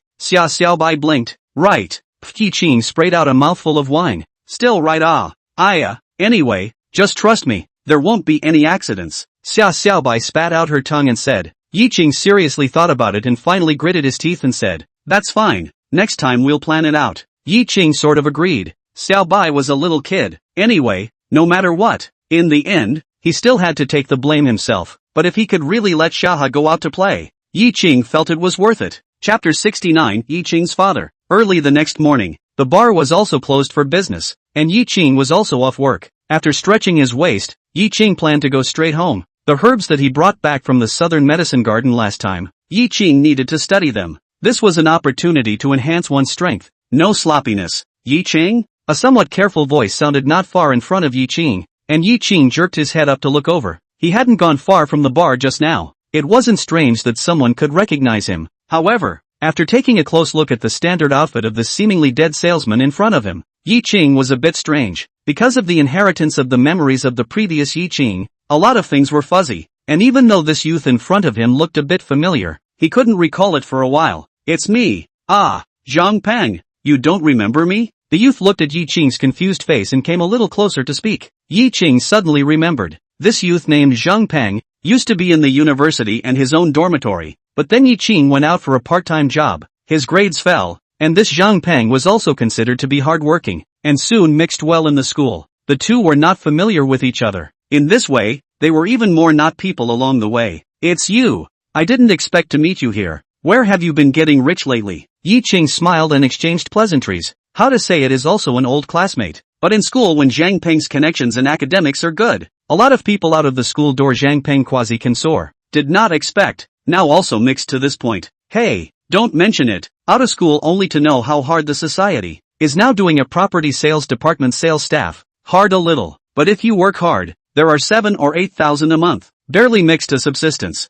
Ha! Zhang Chang awkwardly scratched his head and said the first time I saw him, he was a man of the world. Once the man of the hour is now also mixed to this point. Ye Qing is also sighing. Once Shang Peng high and mighty, but right now, perhaps contact with the sales industry for a long time. People are also a lot of goodwill. How about you? Still working outside? Ah. Zhang Peng looked up and down at Ye Qing's dress and couldn't help but ask. Well, bar work. Ye Qing said casually. Truly speaking, he was indeed working in a bar now. Zhang Peng's eyes lit up, hurriedly took out a business card from his satchel and handed it to Ye Qing, saying, there are a lot of rich people who go to the bar to play. Come on, here's the business card for you. More friends and more paths. How do you say that we're also old classmates? Ye Qing had a smile on his lips. Of course he knew what Zhang Peng was playing at, but it all made sense. Ye Qing didn't say anything and accepted the business card. Right, how is your dad's leg injury? Zhang Peng suddenly asked with concern. Ha! Ye Qing froze violently. The word dad was very unfamiliar to Ye Qing,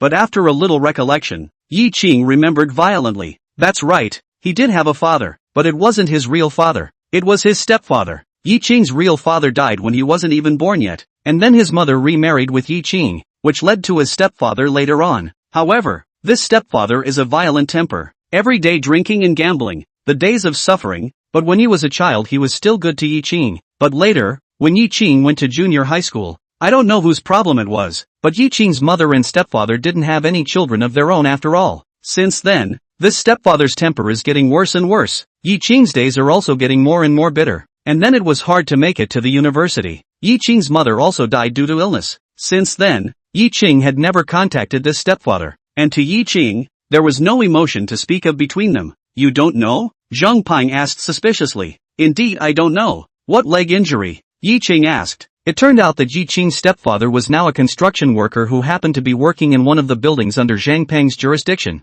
But last week, he accidentally fell off the scaffolding and fractured one of his legs. According to reason, this kind of thing should be regarded as a work injury. But these days, no one to care about the things in this. Foremen and so on hate to squeeze these workers to the bone. Work injury compensation is even more impossible. For this reason, Ye Qing's stepfather went to find the site several times, but each time was bombed out. To now, leg injury is not good, but was beaten out of a new injury. Speaking of this, Zhang Peng sighed, alas, this matter can be understood by anyone. But these days, this workers' compensation, but it's really no good. Where is your construction site? Ye Qing suddenly opened his mouth and asked, although he didn't have a good impression of this stepfather, but when he was a child, he did help Ye Qing and Ye Qing's mom a lot. As a cultivator, one repayment for another. Ye Qing couldn't just stand by and watch since he knew about this matter. You want to go see your father? Good, then I'll take you there. It's not far anyway, my electric car is over there. Zhang Peng was flabbergasted for a moment and hurriedly spoke. Thanks then. Ye Qing opened his mouth to say thank you. This construction site was considered to be at the end of the project. The building was almost finished, but because there were still a lot of odd jobs, some workers could be seen busy everywhere. Ye Qing raised his eyes and looked. Some of the workers were working at high altitude, but there was no protection at all. Such bad weather, such hard work, but in the end, there was no protection. This society, that's how it is. You wait here for a while, I'll look for your dad is usually in a few tents around here, Zhang Peng said to Ye Qing. But at this moment, suddenly a few workers hurried past the two. One of them shouted anxiously, hurry up and take a look. Old Jia has gone to find the foreman again. Old Jia. Ye Qing was slightly stunned. That's right, his stepfather was surnamed Jia, after Ye Qing's mom remarried, but Ye Qing didn't change his surname. The two looked at each other and hurriedly followed. In the middle of a piece of buildings, there were a few simple houses built up with insulated boards. This was the foreman's office area. It was many times better than the tents the workers lived in. Before he came close, he heard a thick voice yelling, "I've told you many times. You broke your leg accidentally by yourself. It has nothing to do with our construction site. Screw your work injury." Ye Qing raised his eyes and looked. The one who spoke was a stout fat man with a bald head, a cross-faced and fierce face. In front of him, a middle-aged man in tattered clothes was pushed to the ground. One of his legs obviously couldn't move. Trying to climb up at this time was also impossible. "Working for you guys and falling down. How is it not considered a work injury? If you don't accompany me today, I won't leave. I won't leave even if I die." The middle-aged man shouted angrily. The workers around him all came together to persuade him. "Old Jia, go back first. This is useless. Don't try to persuade me. I've given up today, and I've also called the police. Anyway, it's a cheap life. If you don't give compensation, I'll die here today. See what you say to the police then." The middle-aged man pushed away the workers around him and roared. Chapter 70 I Let You Go? Ye Qing's stepfather. Full name Jia Qing. Authentic farmers.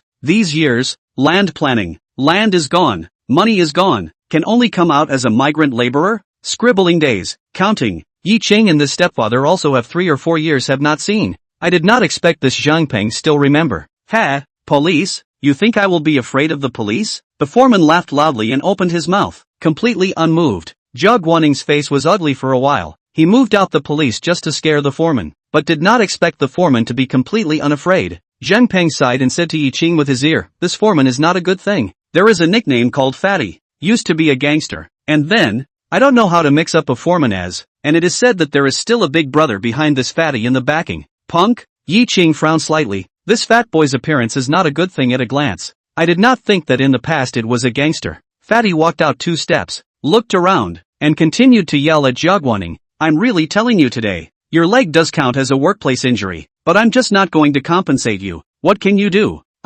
You, how can you do this?" Jia Guaning's face was a burst of red and white, but he knew he couldn't argue with this foreman, and for a while he was a little unsure of what to do. "I've already warned you. It's you who didn't listen. How can I, Fatty, also have a famous name, since you're not willing to leave? Then I'm sorry. Come on people, break his other leg as well," Fatty said with a cold smile. As soon as the words left his mouth, a few roving youths behind Fatty immediately stepped forward, casually pulling an iron pipe from the nearby ruins and heading towards Jia Guaning. Jia Guaning's face turned even paler. He struggled to stand up, but with one leg being inconvenient, coupled with the fear in his heart, he couldn't stand up for half a day. Ye Qing slightly sighed, lifted his feet and walked to Jia Guaning and helped him up. "You, Ye Qing?" Jia Guaning shouted in surprise, incredulously looking at the person in front of him who was assisting him. "Aha!" Ye Qing faintly answered. The other workers also reacted, rushed over 2 people to assist Jia Guaning to the side. "Where did you come from again?" Fatty shouted with a slight frown. Ye Qing turned his head, coldly looked at the fatty in front of him. Before he could say anything, Zhangpeng suddenly took an arrow step and blocked the middle of the two. "Brother Fatty, it's been a long time." Fatty glanced at Zhangpeng and casually said, "Which one are you again?" "It's me, Xiao Zhang from the sales department." "Zhangpeng, Brother Fatty is really a nobleman." Zhangpeng smiled fawningly. "Oh, what is the sales department doing here? Go away, don't get in the way." "Wait, Brother Fatty, is so? This kid is my classmate. That old Jia is his father. You also know, this matter put on the body of anyone who are not good is not it? Brother Fatty, you just take today as a misunderstanding. Let them go. I'll treat you to dinner some other day." Zhang Peng nodded and said. Fatty looked at the Zhang Peng in front of him with satisfaction, and laughed. "Still you kid will do things. Okay, I will sell you a face. But you remember well, please eat this thing. Don't forget, the cheap little pavilion. You don't mention it to me." Zhang Peng was slightly relieved, patted his chest and assured,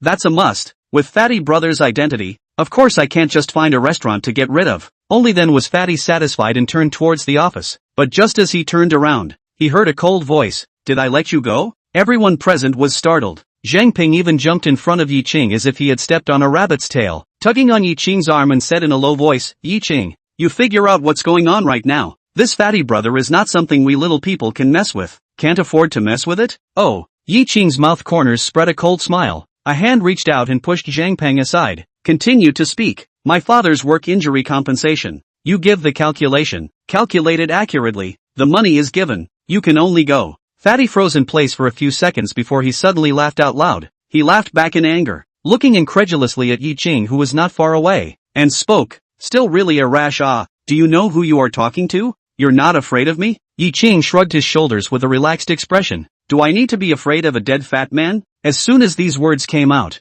Zhang Peng's face changed. He knew that there was no turning back on today's matter, because one of the characteristics that this fatty was notorious for was that he was most afraid of people calling him a dead fatty. The corners of Fatty's mouth twitched slightly, and a few of his men also looked at Ye Qing with gloomy expressions, their clothes gloating. Old Jia, is he your son? What are you still waiting for? Hurry up and drag him back. Ah, you still don't know what kind of temper the foreman has. If it goes on, your son will be finished. The workers on the side couldn't help but urge. Zhao Guaning sucked in a sharp breath of cold air. He finally came back to his senses, but his legs and feet were unchanged. He could only shout at Ye Qing. Ye Qing, you don't care. Let's not compensate for this work injury. Ye Qing was unmoved, still looking at the foreman indifferently. Zhang Peng had the heart to say something, but the foreman suddenly turned his head and stared at Zhang Peng. Zhang Peng was terrified, hurriedly shut up, turned his head to look at Ye Qing, sighed, and retreated to the side. There was only so much he could do, and if he helped further, he was going to be hitched. What did you just call me? Can you repeat it? Fatty said to Ye Qing with a leathery smile. The scowl on his face seemed to be able to wring out oil. It's fine if you were not listening. I called you dead fatty. Do you hear me clearly? Ye Qing nodded and spoke. Fatty laughed twice and nodded. Hear me clearly. You are the first person who dares to talk to me like this. Do you really think you can ask for compensation? Also please shook his head and frowned. I don't want a bull asterisk with you. If you have sick ears, then I'll say one more time. Workman's compensation. Count it. Bring it over in 1 point, and I can let you go. I'll go to your ing compensation. And I fat boy want compensation? Fatty cursed angrily, beckoned and greeted. Break both legs of this kid. Zhang Peng sighed fiercely. He was not very familiar with Ye Qing when he was in school, but Ye Qing he still had some understanding of. Basically working off campus for 4 years in college, honest to the core of a person, and now also drilled into the bull's eye. He really cannot understand Ye Qing in the community to fight longer than their own. How this eye strength or not it. Now it's good. Messed with the fat boy. Ye Qing today is bound to be good not to mention the workers' compensation. Even Ye Qing himself is expected to be planted here. Zhang Peng is now looking forward to the fat boy can be a little bit of mercy. Do not make a human life. After all, Ye Qing was brought by him. When the accident he cannot get out of it. Looking at the few punks who were wielding iron bars and rushing towards him, the smile at the corner of Ye Qing's mouth became more and more intense. Chapter 71, I want to solve it by myself. This world is like this. A single tolerance will not make your opponent pity you. It will only make your opponent intensify. It was like this in the previous life, and it is also like this in this life. The world of the weak and the strong. If you don't have the ability, then be honest and be your own waste. If you have the ability, then let everyone be waste. The surrounding workers were all pale, looking at a group of punks holding iron bars rushing towards Ye Qing. They could almost predict what would happen next. Jia Guaning was also trembling, but in the very next second, Ye Qing suddenly made a forward dash, not retreating but advancing, crashing into the front of one of the first punks to rush in front of him. Caught off guard,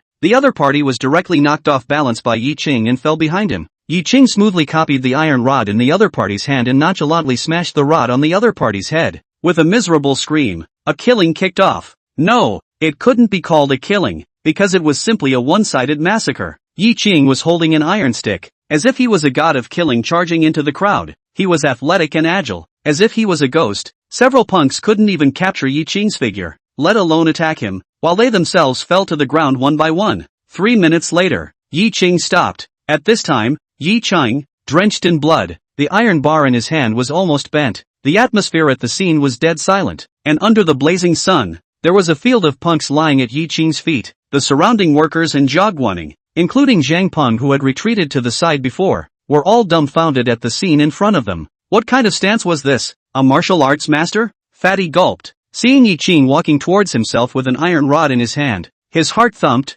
Without saying a word, he pulled out his cell phone with a trembling hand to make a call. But I don't know if it was because of fear or what, but half a day was not able to press the number. Ye Qing stood his feet, sat on a small bench in front of the office, and opened his mouth. Calling is it? Don't be in a hurry. Don't be afraid. Take your time. I'll wait for you. Zhang Peng bumped his guts and walked to Ye Qing's side, lowered his head and said, Ye Qing, see what's good. Let's go. Go? Why? The compensation issue hasn't been resolved yet, Ye Qing said casually, with a relaxed face, turning his head to look at Fatty. At this time, he had already dialed the phone, and was shouting anxiously into the phone, "Big brother, come to some construction sites. Someone is messing with things, and beat up a few of our brothers. I know you can fight." But Fatty is now calling his big brother. That is a real triad. When the time comes, it's not so few people. You wanna go can not go, Zhang Pang said anxiously. If you're scared, just go first, Ye Qing said. Fatty was slightly relieved after making the call, and said to Ye Qing with a big laugh,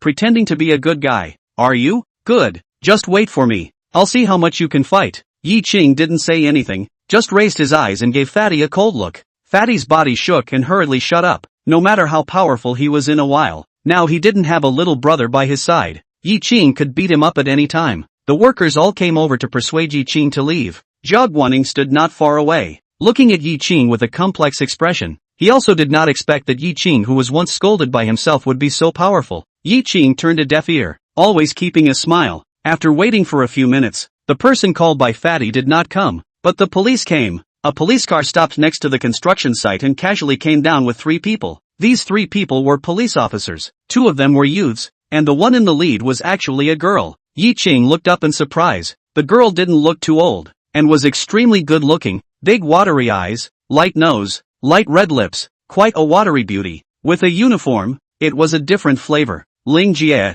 we didn't come to the wrong place, right? The young policeman looked at the struggling and wailing punks all over the place. His heart was shocked, and he asked suspiciously. Ling Wei was also strange in her heart. The security she received was that the foreman wanted to hack the workers' compensation payment, so she ran to settle the dispute. But she didn't expect to come here and see such a scene. What the hell is going on here? Ling Wei frowned and droned, but no one answered Ling Wei's words. Those workers naturally couldn't intervene. Fatty was waiting for his big brother to bring someone. Ye Qing and Fatty's purpose was quite similar. Ling Wei frowned even more. Looking around, she soon saw Ye Qing sitting on a small bench. Ye Qing was holding an iron bar in his hand. His body was covered in blood. "Did you just get into a fight here?" Ling Wei asked. Ye Qing didn't shy away from anything and nodded. "Did you beat up all these people?" Ye Qing nodded again. "You put them all down by yourself?" Ling Wei said incredulously. "Is that strange?" Ling Wei froze for a moment, pulled out handcuffs from her waist and spoke directly. "Then I'm sorry. You have to come back with us."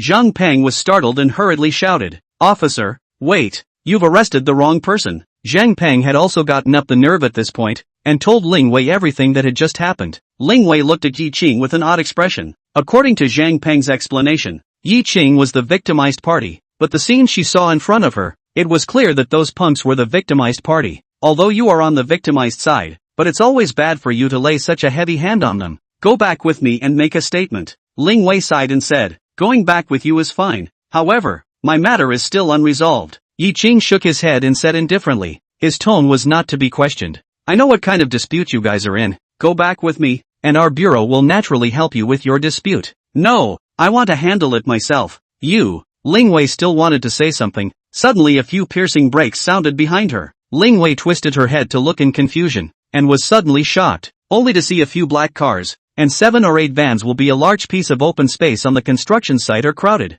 All shapes and sizes of gangsters rush down in a swarm. Each person's hand is holding a weapon, or a stick, or a machete. What is this? A triad firefight? Without saying a word, Ling Wei pulled out a pistol from her waist and aimed it at the group of punks, while shouting, "Stop right there, what are you doing?" At the front of the gangsters, a man with a thin scar on his face glanced at Ling Wei, laughed, and walked over with his men regardless, completely disregarding Ling Wei. "Brother Hao, you're here, it's this kid. He's the one who beat up all these brothers on the ground." Fatty cheered cheerfully. With someone backing up Fatty, Fatty finally got tough. Chapter 72, This is the Big Brother. This was the first time Ling Wei had seen so many gangsters. No, this could no longer be called a mere gangster. At this scale, it was already considered a club, and that man with the scar on his face should be the boss of the gang. "What the hell are you doing? I'm warning you, I'm a police officer." "You, shut up." Brother Hao let out a roar and glared at Ling Wei so hard that he almost didn't stare the gun out of Ling Wei's hand. Although she was now holding a gun, her heart was not at all bottomless, and the 2 youths behind him had long since turned white, as if they had been cast a fixation spell and stood there. Ling Wei does not know this how. They can recognize the absolute big brother of the nearby ground. Seeing that Ling Wei was quiet, only then did Brother Hao turn his head to look at Ye Qing. but at this time, Ye Qing slightly lowered his head, and he couldn't see Ye Qing's appearance clearly. You can dare to move my brethren in my territory, not a little bold. Brother Hao sneered and said, speaking of you, head up, look at me. Fatty also looked at Ye Qing with a sardonic smile on his face. Didn't you want to wait? Fine. What's the result now? Let me see if you're still that capable of fighting. Ye Qing sniffed and really slowly raised his head to look at the other party, but the next second, Brother Hao was slightly stunned. Then his legs went soft and he plopped down on the ground. Ye, so it's you kid. Ye Qing was also somewhat crying and laughing. It seems that Qinghai City is really a small city, where one can run into acquaintances. Isn't this the same Zhang Tianhao from the big stall back then? I didn't expect to see him again today. Yes, it's me, Zhang Tianhao said with a smile, while turning his head and yelling, what are you doing? You don't greet Brother Yi when you see him? Brother Yi! For a while, cries rose in all directions, and when all the gangsters shouted out Brother Yi in unison, the scene was quite shocking. At the same time, Fatty's heart sank to the bottom. A loud and clear Brother Yi seemed to have crashed into Fatty's heart, constantly shaking until it shattered. Fatty knew that he had been planted today, completely planted, and in the hands of a big shot that he didn't even dare to think about. A big shot that even Zhang Tianhao had to kneel down when they met. Zhang Peng was right next to Ye Qing. Seeing all the punks in front of him in this state, Zhang Peng's heart turned over. He turned his head to look at the side of Ye Qing's face. Is this still the weak and honest Ye Qing from the university? Zhang Peng finally knew why he dared to call the shots with Fatty. So, Ye Qing's identity was so great. Ling Wei swallowed her saliva and immediately aimed her gun at Ye Qing. Before she thought that this was a victim. At best he could fight, but now it seemed that he was the social big brother. Ye Qing slowly stood up, startling Ling Wei. You, don't move. I tell you, bullets don't have long eyes. You'd better go back with me to be investigated. Ling Wei's voice was trembling a little. Zhang Tianhao frowned, twisted his head and cursed, damn, no end is not it? Let our brother Yi follow you. Ye Qing raised his hand to interrupt Zhang Tianhao's words, looked at Ling Wei, and casually said, I've already said it before. I can go back with you, but I have to finish my business first. Understand? Ling Wei didn't know what to say. She could only nod her head blankly. Ye Qing smiled faintly. Thank you. As soon as the words fell, Ye Qing turned around violently. His arm wheeled round and slapped Fatty's face, then kicked out. Fatty's rounded body smashed hard against the wall of the simple house, almost not knocking the house down. Ignoring the pain on his body, Fatty slipped to the ground and hurriedly climbed up to kneel on the ground, kowtowing to Ye Qing frequently. Although Zhang Tianhao didn't quite understand what happened, he guessed pretty much at a glance. Fatty, you, no eyesight? Don't you know what to do yourself? Zhang Tianhao scolded angrily. No. Fatty hurriedly raised his head and shouted, I'll compensate. I'll definitely compensate. According to the contract, I should compensate 70,000. I'll compensate 1 point no less. No. More than that, I'll compensate 100,000. Yes, 100,000. Zhang Tianhao was slightly relieved, turned his head to look at Ye Qing, carefully said, Brother Yi, you see, joking, Ye Qing and Sun family close relationship. Sun family is in control of the army, to abolish them these social tumors, and play. And Fatty at this time also from the office hurriedly took out a small bag, inside neatly $100 bills, a fawning face handed over to Jia Guaning's hand. Jia Guaning stared blankly at the small bag in his hand and the money inside. Suddenly awakening, he looked up at Ye Qing. Before looking at Fatty, he had been asking for so long without any results. Ye Qing had even taken care of it so simply. And, looking at the scene in front of him, just how much of an identity did Ye Qing have now? It's okay. Ye Qing then smiled before turning his head to look at Ling Wei. Do you still want me to go back and investigate? I'll leave if I don't need to.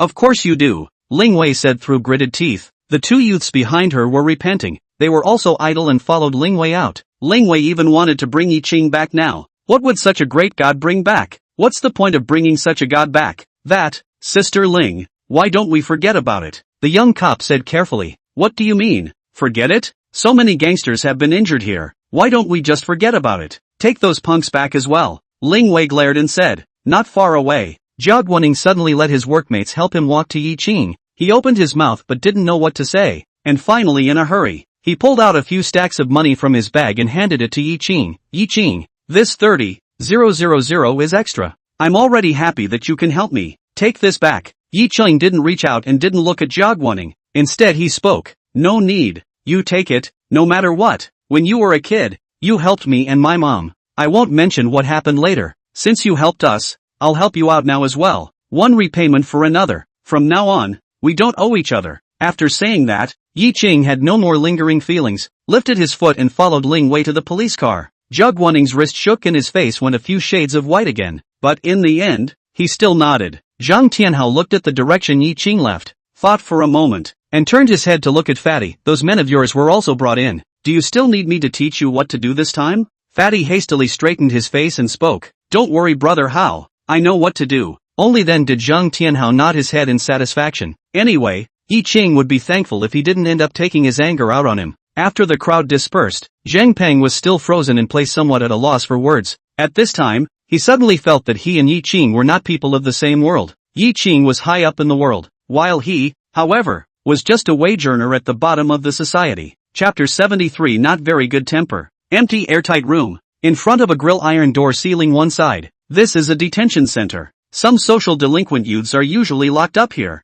Ye Qing is also the same. Hey, beautiful girl, don't have to do this, but also lock me up Ye Qing said breathlessly. Originally thought that he was just brought here to ask a question. Ling Wei glared at Ye Qing and spoke. Coming here can't be up to you. Fighting and brawling. Not locking you up for a few days. What is this society going to be like? After saying that, Ling Wei backhandedly locked the railing gate while instructing Ye Qing. Don't make a mess here. I'm going to ask questions. Right and wrong twists and turns. We'll know soon enough. Two young police officers followed behind Ling Wei as a face of embarrassment. People, no matter how to say, is also a big brother of the community. Okay, do look, even if. Ling Wei even moved the real thing. Sister Ling, you're serious. Of course, Ling Wei said righteously. Inside another room, the group of punks that Ye Qing had beaten down earlier were now standing in a state of disarray. Some of them were directly sitting on the floor. There was no way. There weren't that many stools here. This is a police station. What does it look like to be slumped over? Stand up for me,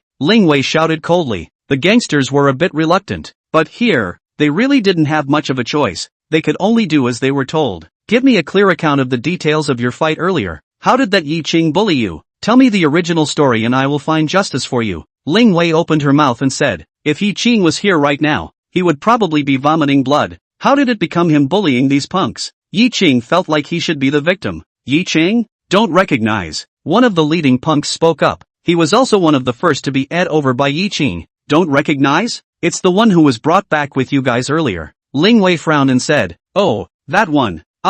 Don't recognize. The punk looked like he violently remembered something, but then immediately shook his head. You guys only just fought, and now you don't recognize each other? There was no fight. Beautiful girl, you've got it wrong. Be serious. Ling Wei frowned. I got it wrong? You guys are draped in red. Are you not ketchup? Oh, you mean this? Just now, I accidentally fell at the construction site. That's all, the gangster said casually. The group of punks behind him similarly chimed in. Yes, wrestled and fell like this. Ling Wei's lungs were about to explode. This was clearly teasing her. A group of you wrestling together for fun? There's nothing to do. This would be a personal hobby. Officer, you guys are in charge of this too. You guys just got hurt in a fight. Did you see it, officer? No, I didn't. Oh, that's wrestling. You guys. Ling Wei gritted her teeth and looked at the group of punks in front of her. After interrogating them for half a day, they balked at the fact that the injuries on their bodies were from their own wrestling and had nothing to do with others. Although Ling Wei was very sure that it was Ye Qing who had beaten them out, and Ye Qing himself had admitted it before. But now, she had no evidence, and she hadn't seen it with her own eyes, which was troublesome. According to reason, she should release Ye Qing now, but the moment she remembered that guy's streak of stinky farts, completely disregarding herself, Ling Wei had a bellyful of fire. So first forget about it. Lock him up for a few hours before saying anything. Inside the guard room, Ye Qing was lying on the railing and looking at the corridor outside in boredom, not knowing when he would be able to go out. At this moment, suddenly a hand patted on Ye Qing's shoulder. Brother, how did you get in? Ye Qing turned his head to look. A burly bald youth was standing behind himself, covered in tattoos, with a face of horizontal meat. Not a good thing at first glance. Caught the wrong one coming in, Ye Qing said casually. There were a total of 7 or 8 people locked up in this guard room, and they all laughed at the words. 9 out of 10 people who come here say they were caught in the wrong place, the bald youth said with a loud laugh. Oh, Ye Qing answered and didn't bother with him anymore. The bald youth frowned and continued.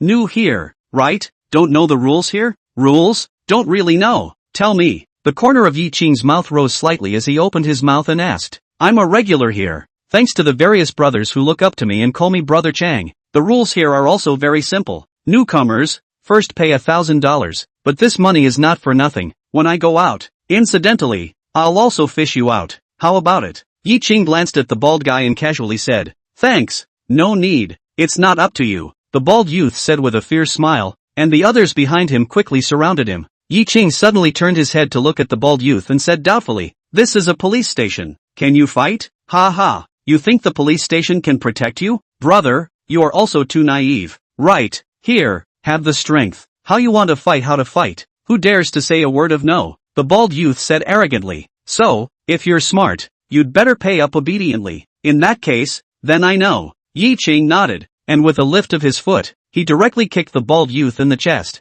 The strong man who was nearly 1 meter 8 was directly sent flying by Ye Qing's kick, and heavily smashed into a bench at the back. With a loud boom, the bench was also smashed apart. Ye Qing crooked his neck and said in a cold voice, "Since you can fight, you guys stay away from me. I don't have a good temper." "Brother Chang, are you alright?" A few people walked to Brother Chang and asked in fear. The bald head was a little confused, slowly getting up in the middle of a pile of wreckage. Looking up at Ye Qing, this kick made him completely realize Ye Qing's strength. It was too perverted. However, there were many of them, so they might not be afraid of Ye Qing. The bald man didn't say anything, and winked at the others, and a few of them surrounded towards Ye Qing, intending to attack him as a group. But just at this moment, a large group of people suddenly came over from outside the corridor. This group of people were all gangsters. The leader of the group was Zhang Tianhao. The police officers in the corridor all had a slight change in color. They had been working here as police officers for so long. What kind of person Zhang Tianhao was they naturally knew clearly.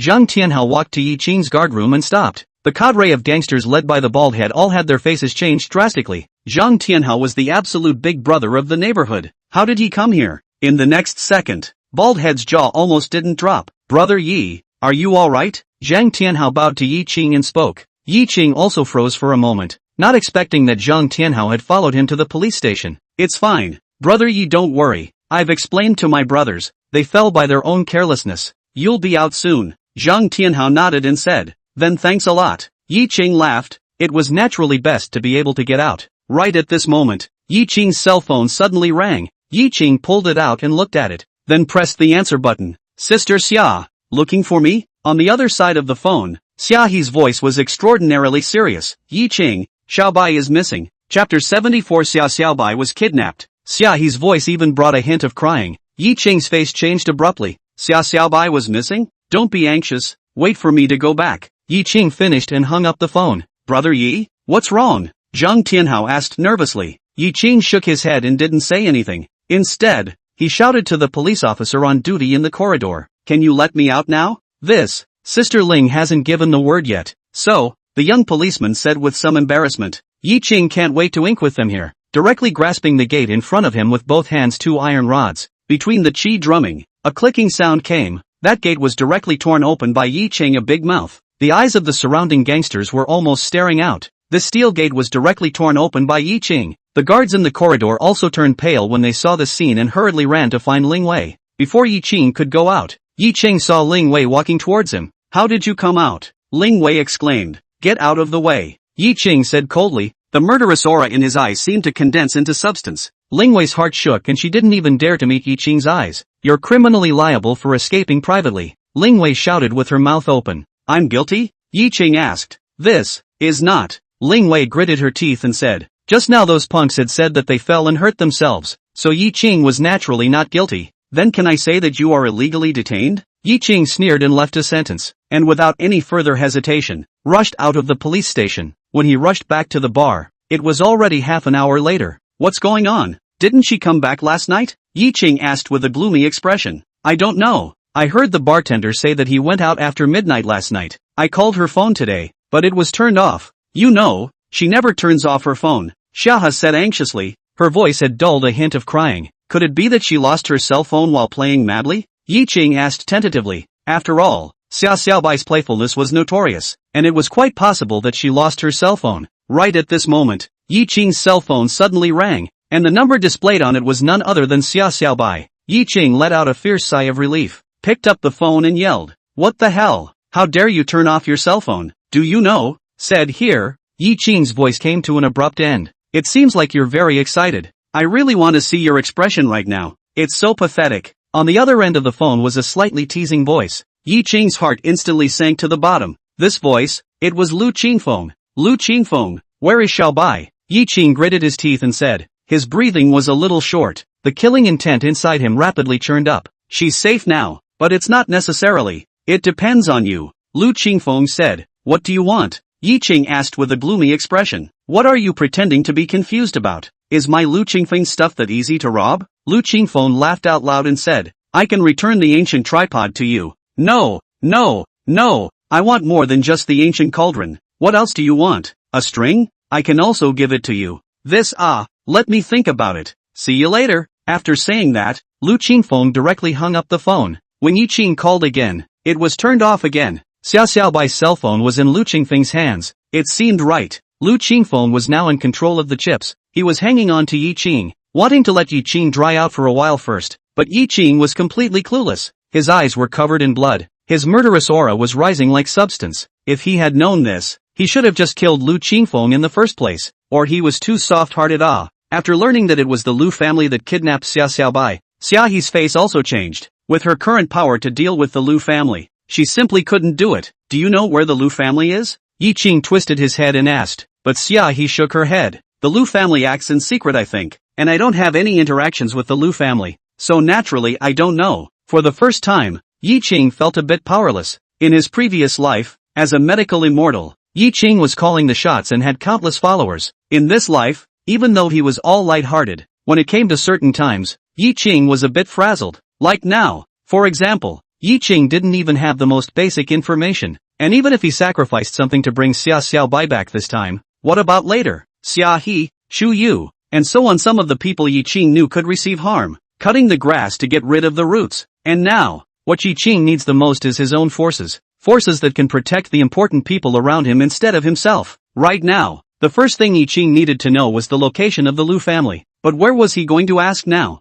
Right at this moment, Ye Qing suddenly had a flash of light. He knew who he should look for. In the luxurious residence on the top floor of the building, Tang Xuan was sitting on the sofa, constantly combing through the information he had obtained in the past few days. Obviously, the Lu family had already made their move, and before this, Ye Qing didn't seem to have made any moves against the Lu family. But now, Ye Qing should be in a hurry, right? The corner of Tang Xuan's mouth rose slightly. He subconsciously raised his hand to pour himself a glass of red wine, but he realized that the bottle was empty at some point. He got up and walked towards the wine cabinet, but just as he turned around, Tang Xuan stiffened violently, turning his head openly towards the balcony. A straight figure was leaning on the railing, looking in Tang Xuan's direction. Ye Qing? Oh, long time no see, Tang Xuan said with a smile, while walking to the wine cabinet as if nothing had happened and taking out a bottle of red wine. Since you're here, accompany me to drink a few cups, Tang Xuan said with a smile, but in his heart, he was shocked beyond measure. The security measures of this building had always been one of Tang Xuan's most complacent points,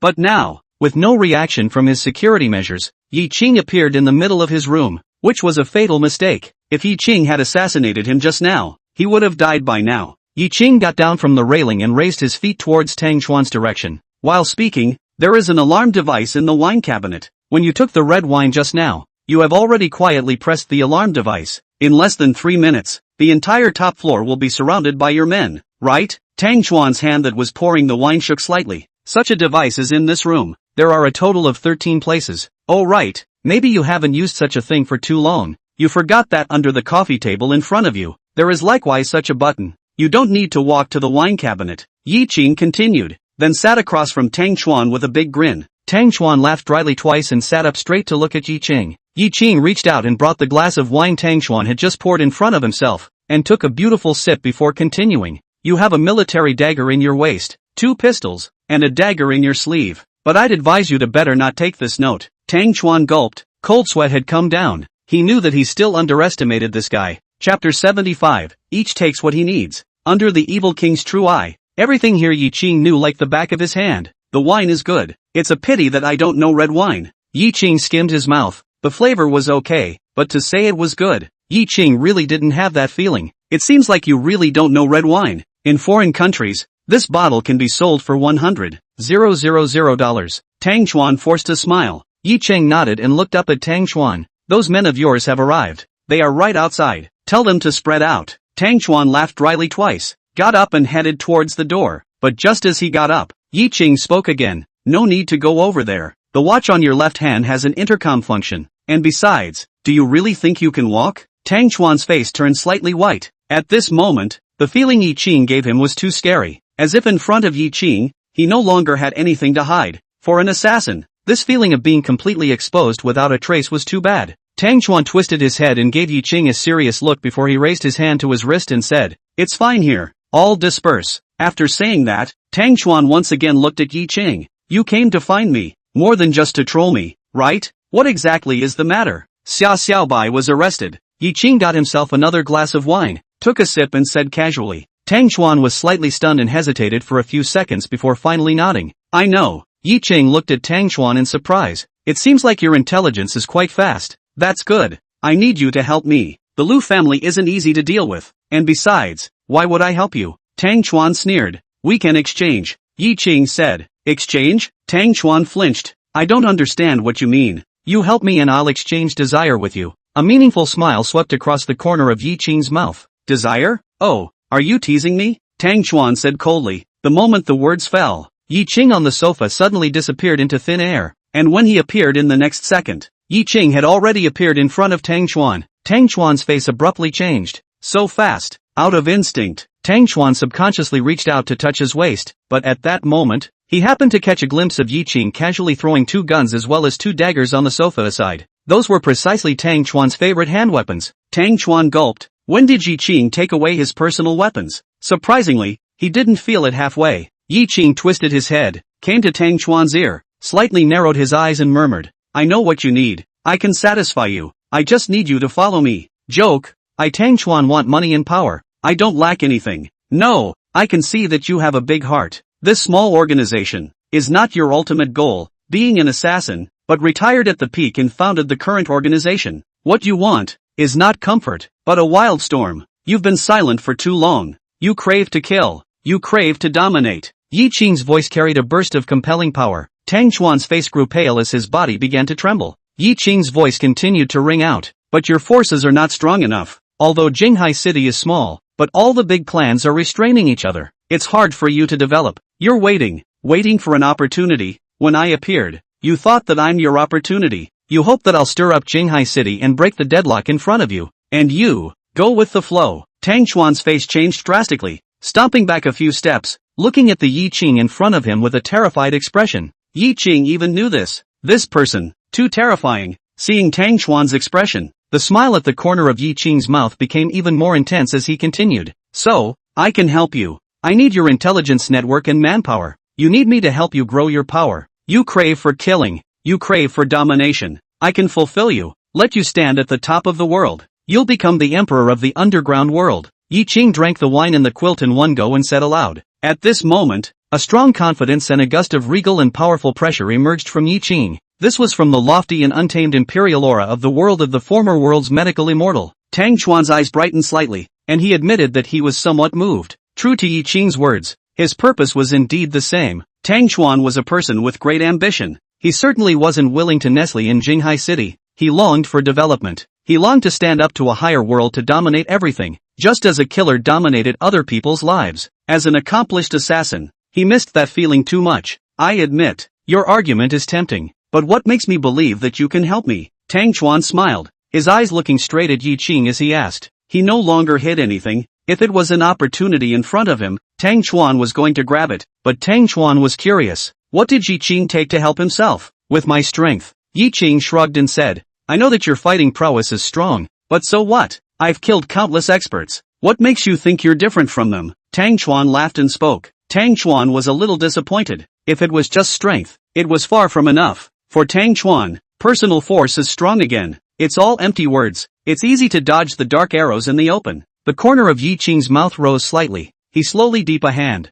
flat out, palm to one side of the wall. Tang Chuan was slightly stunned, looking at Ye Qing suspiciously, not knowing what Ye Qing wanted to do. The next second, Ye Qing's right hand palm suddenly spewed out a dazzling white sharp. This white sharp instantly shuttled out, as if a cannonball out of a cannon instantly exploded. A loud boom. Everything in front of Ye Qing's right hand was instantly reduced to powder. The entire top floor of the building, half of the floor disappeared, as if it had been chopped off by something hard. Ye Qing slowly lowered his arm, raised his eyebrows, and smiled. This is my confidence. The entire building was half slapped off by Ye Qing. There was a cold wind pouring in. Tang Chuan shivered and woke up suddenly, mechanically turning his head. Tang Chuan's face had a shock that was hard to hide. A single reach cut down a floor. This kind of power was no longer within the realm of what humans could manage. This person, what exactly is his identity? It's too scary. The building was destroyed, but Tang Chuan was not the least bit distressed. Looking at the wreckage in front of him, Tang Chuan's eyes were getting brighter and brighter. His breathing was a little short. Perhaps Ye Qing could really help himself. Okay, I promise you. Tang Chuan turned his head violently and said through gritted teeth. The arc of Ye Qing's mouth grew wider and wider. He turned around with a loud laugh and spoke. Good then. Tonight, the Lu family is the start of your killing. You want me to kill Lu Qingfeng? Tang Chuan froze slightly and asked suspiciously. No, after tonight, Jinghai City, there will be no more Lu family. Chapter 76, Catching a Turtle in a Jar. Inside a dark room, Xia Xiaobai hid in the corner. She was scared. There are no windows in this room. The door is closed. Xia Xiaobai can hear the sound of footsteps coming from the corridor outside. Even if she was an idiot again, Xia Xiaobai knew that she had been kidnapped, but the person who kidnapped her Xia Xiaobai didn't even know. She only wanted to go home. She only wanted to see Xia He. She only wanted to see Ye Qing. I'm so hungry. Xia Xiaobai's voice was a little weak, and as she spoke, her stomach also cooperated by grumbling twice. I don't want to die. I still have a lot of things I haven't done.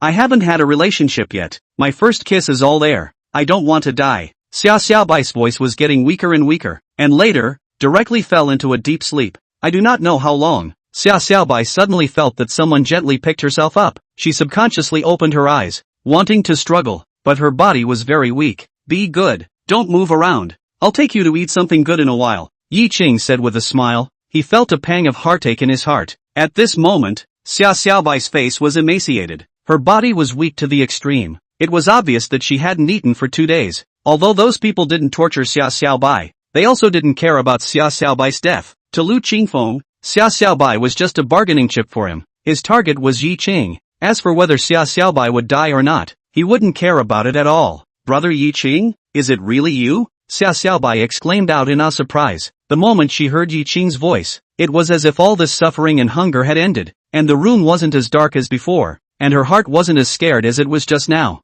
Her eyes moistened up and she wanted to cry. Of course it's me. Okay, it's fine, Ye Qing said gently, slowly restoring Xia Xiaobai's body a bit with her spiritual energy. Xia Xiaobai couldn't hold back any longer, and cried out with a wow, hugging Ye Qing's neck and crying, I thought I'd never see you again. Woo woo, it's okay, it's okay. Ye Qing reached out and patted Xia Xiaobai's back. You're weak now, sleep for a while longer. Those bad guys, I'll handle it. Big brother, I have one more request. Xia Xiaobai raised his head and looked at Ye Qing with tears in his eyes. Can you kiss me? Xia Xiaobai had felt like she was dying before, and it was a bit of a shame that she hadn't even lost her first kiss before she died, but now she had a chance. Ye Qing was slightly stunned, but still lowered his head and kissed Xia Xiaobai's dry and cracked lips. Xia Xiaobai's small face immediately revealed a bright smile. So kissing is this feeling. Inside a luxurious room on another floor, Lu Qingfeng comfortably leaned on the sofa and squinted his eyes at the men around him. Young master, since we've already captured Xia Xiaobai,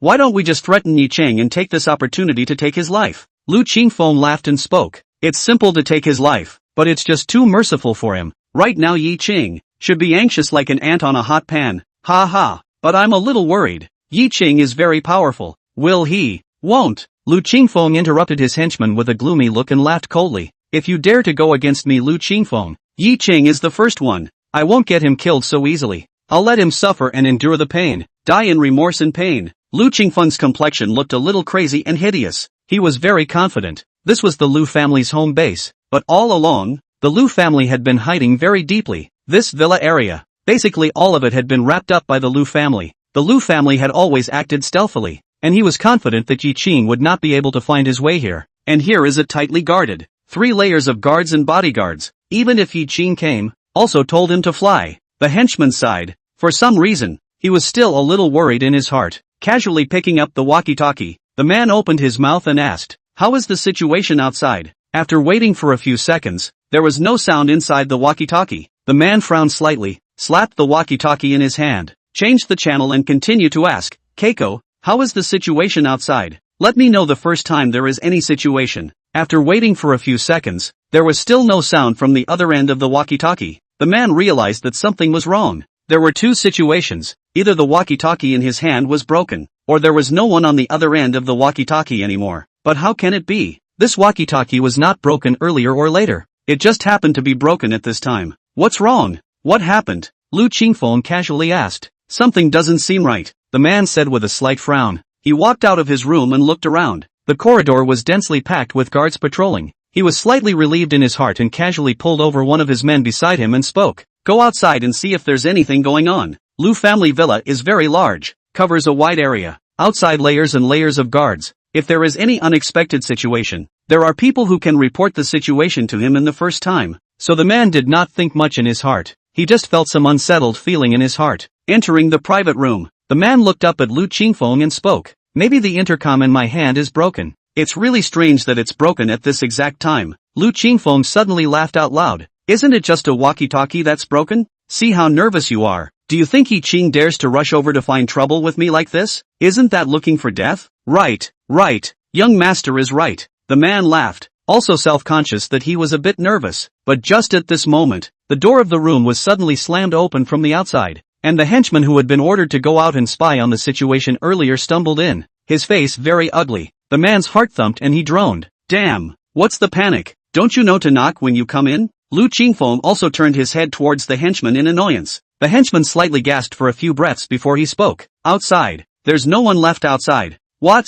The man slightly froze. An arrow step rushed up, snapped a slap and threw it out. Speak clearly. What? Not a single person is left. The guards outside. All gone. The man said in shock. The pupils of the man's eyes suddenly contracted to the extreme. Did you see it clearly? There are at least 300 guards outside our villa. All gone? Are you kidding me? I didn't dare to go out, but I saw it on the window. Not a single patrol first place can be seen outside. Even the front door is empty. The henchman trembled and said, Didn't go out? What are you screaming blindly? Now immediately give me to find a few people to go out to me to find out clearly. The man yelled. Chapter 77, To Kill the Grass and the Roots. Lu Qingfeng also realized that things were a little bit not quite right, got up and stood up. Lu Qingfeng's face didn't look too good. The number of bodyguards around the villa was a few hundred at any rate, and the shifts were changed. 3 layers inside and 3 layers outside. It was impossible to not see a single person on the windows. There was a problem here. Young master, what now? The man asked. Have someone bring Xia Xiaobai over. Lu Qing murmured. After a long time,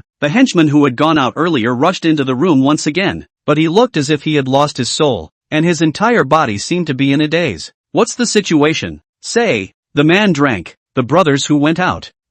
One didn't come back. After the henchman finished, the whole person was just paralyzed on the ground. I saw it very clearly. As soon as they went out, they immediately disappeared in thin air. Really disappeared in thin air. Speaking later, his face became paler and paler with a deep fear that even infected the man and Lu Qingfeng. Without saying a word, Lu Qingfeng rushed over with an arrow step and kicked him to the ground, angrily cursing. I'm going to you. Performing magic. It also directly disappeared. However, despite saying so, Lu Qingfeng felt more and more depressed and wrong in his heart. Right at this moment, another henchman rushed in and said anxiously, Young master, Xia Xiaobai has disappeared. What? Lu Qingfeng's face changed drastically. Now it seemed that it was indeed Ye Qing who had come to retaliate correctly. However, how on earth did Ye Qing do it? The hundreds of bodyguards outside had all disappeared? Moreover, they even took away Xia Xiaobai without realizing it. This was too scary. Could it be that Ye Qing was a ghost? Get out of here. Tell the guards in the villa to step up their guards, and notify me if there is any news. Lu Qingfeng roared. Inside the room, only the man and Lu Qingfeng were left. The atmosphere was a bit depressing. Lu Qingfeng looked serious, paced around the room for a while, raised his head and said, First arrange for the manpower to gather the old master as well as a bunch of family members of the Lu family together. Those who are sleeping let them get up to the old man immediately. After issuing the order, Lu Qingfeng still felt that something was not quite right, although he was now surrounded. But for some reason, he still felt uneasy, as if he was being stared at by a poisonous snake. Originally, the atmosphere in the room was already very depressing. Suddenly another thin burst of gunfire came out from the corridor, mixed with some sounds of fighting. However, the sound lasted for a short period of time and quickly disappeared again. What's going on outside? The man yelled. But after waiting for a few seconds, no one answered his words. The man's body was covered in sweat. There were at the very least close to 30 bodyguards in the corridor outside before, and 4 at the entrance. But now, surprisingly, no one paid attention to his words. the entire world seemed to have gone quiet. Not a single sound was heard. Lu Qingfeng and the man glanced at each other. Both of them could see the other's serious fear. Lu Qingfeng started to get scared, started to regret. He suddenly realized that he had still underestimated Ye Qing. This was simply not a person he could deal with. A terrifying monster. You go out and see what's going on, Lu Qingfeng said in a deep voice. The man froze in place. To let out at this time, wasn't that asking him to die? He was about to refuse instinctively, but Lu Qingfeng suddenly pulled out a gun from his waist. The black hole of the gun was aimed at the man. Lu Qingfeng's voice was a little low. Go out and take a look. Otherwise, I will kill you now. The man's face sank, instantly turning ashen. Hurry up, Lu Qingfeng shouted. The man gritted his teeth and gave Lu Qingfeng a vicious look. He knew that if he didn't go out, Lu Qingfeng would really shoot. There was no way out. The man gritted his teeth and walked towards the door. When he reached the front door, the man's hands were shaking a little. He slowly turned the door handle and walked out. The door of the room clicked shut again. The man just came out. A look up. The whole person froze there. The original luxury bright corridor. At this time, as if the Shura hell in general, all the guards all fell in a pool of blood. They are all dead. The entire corridor a dead silence. A thick to make people sickening bloody breath continuously drilled into the man's nostrils. This scene, as if it was a battlefield of Shura, made the man feel a bit dazed. The corridor had obviously gone through a fierce fight, but the man couldn't see anyone other than his own guards. Who had done this? Moreover, the sound of the previous fight also lasted for a very short time. In the end, what kind of power killed all the bodyguards in the corridor in a short period of time? Moreover, this is already considered the deepest part of the villa. Where are those bodyguards outside? Are all dead? After the man went out, Lu Qingfeng directly moved the sofa to the door and blocked the door, while holding a pistol and paying close attention to everything around him. After waiting for a while, Lu Qingfeng shouted, "What is the situation outside?" No one answered Lu Qingfeng's words. His voice echoed in the room, and the emptiness gave Lu Qingfeng the illusion that he was the only one left in the entire world. He gulped with a gurgle, and with the dead silence around him, he could even hear his own heartbeat. Say what the hell is going on outside? You're dead. Lu Qingfeng yelled again. His spirit was almost collapsing. This feeling of slowly waiting for death was just too torturous. Of course no one answered Lu Qingfeng's words. Lu Qingfeng's hand holding the pistol was trembling. His palm was full of sweat. Right at this moment, there was a snap. The lights in the room also went out at this moment. With the darkness in front of him, Lu Qingfeng's heart instantly raced to his throat. He raised his eyes and looked around, but he couldn't see anything. After briefly adapting to the darkness around him,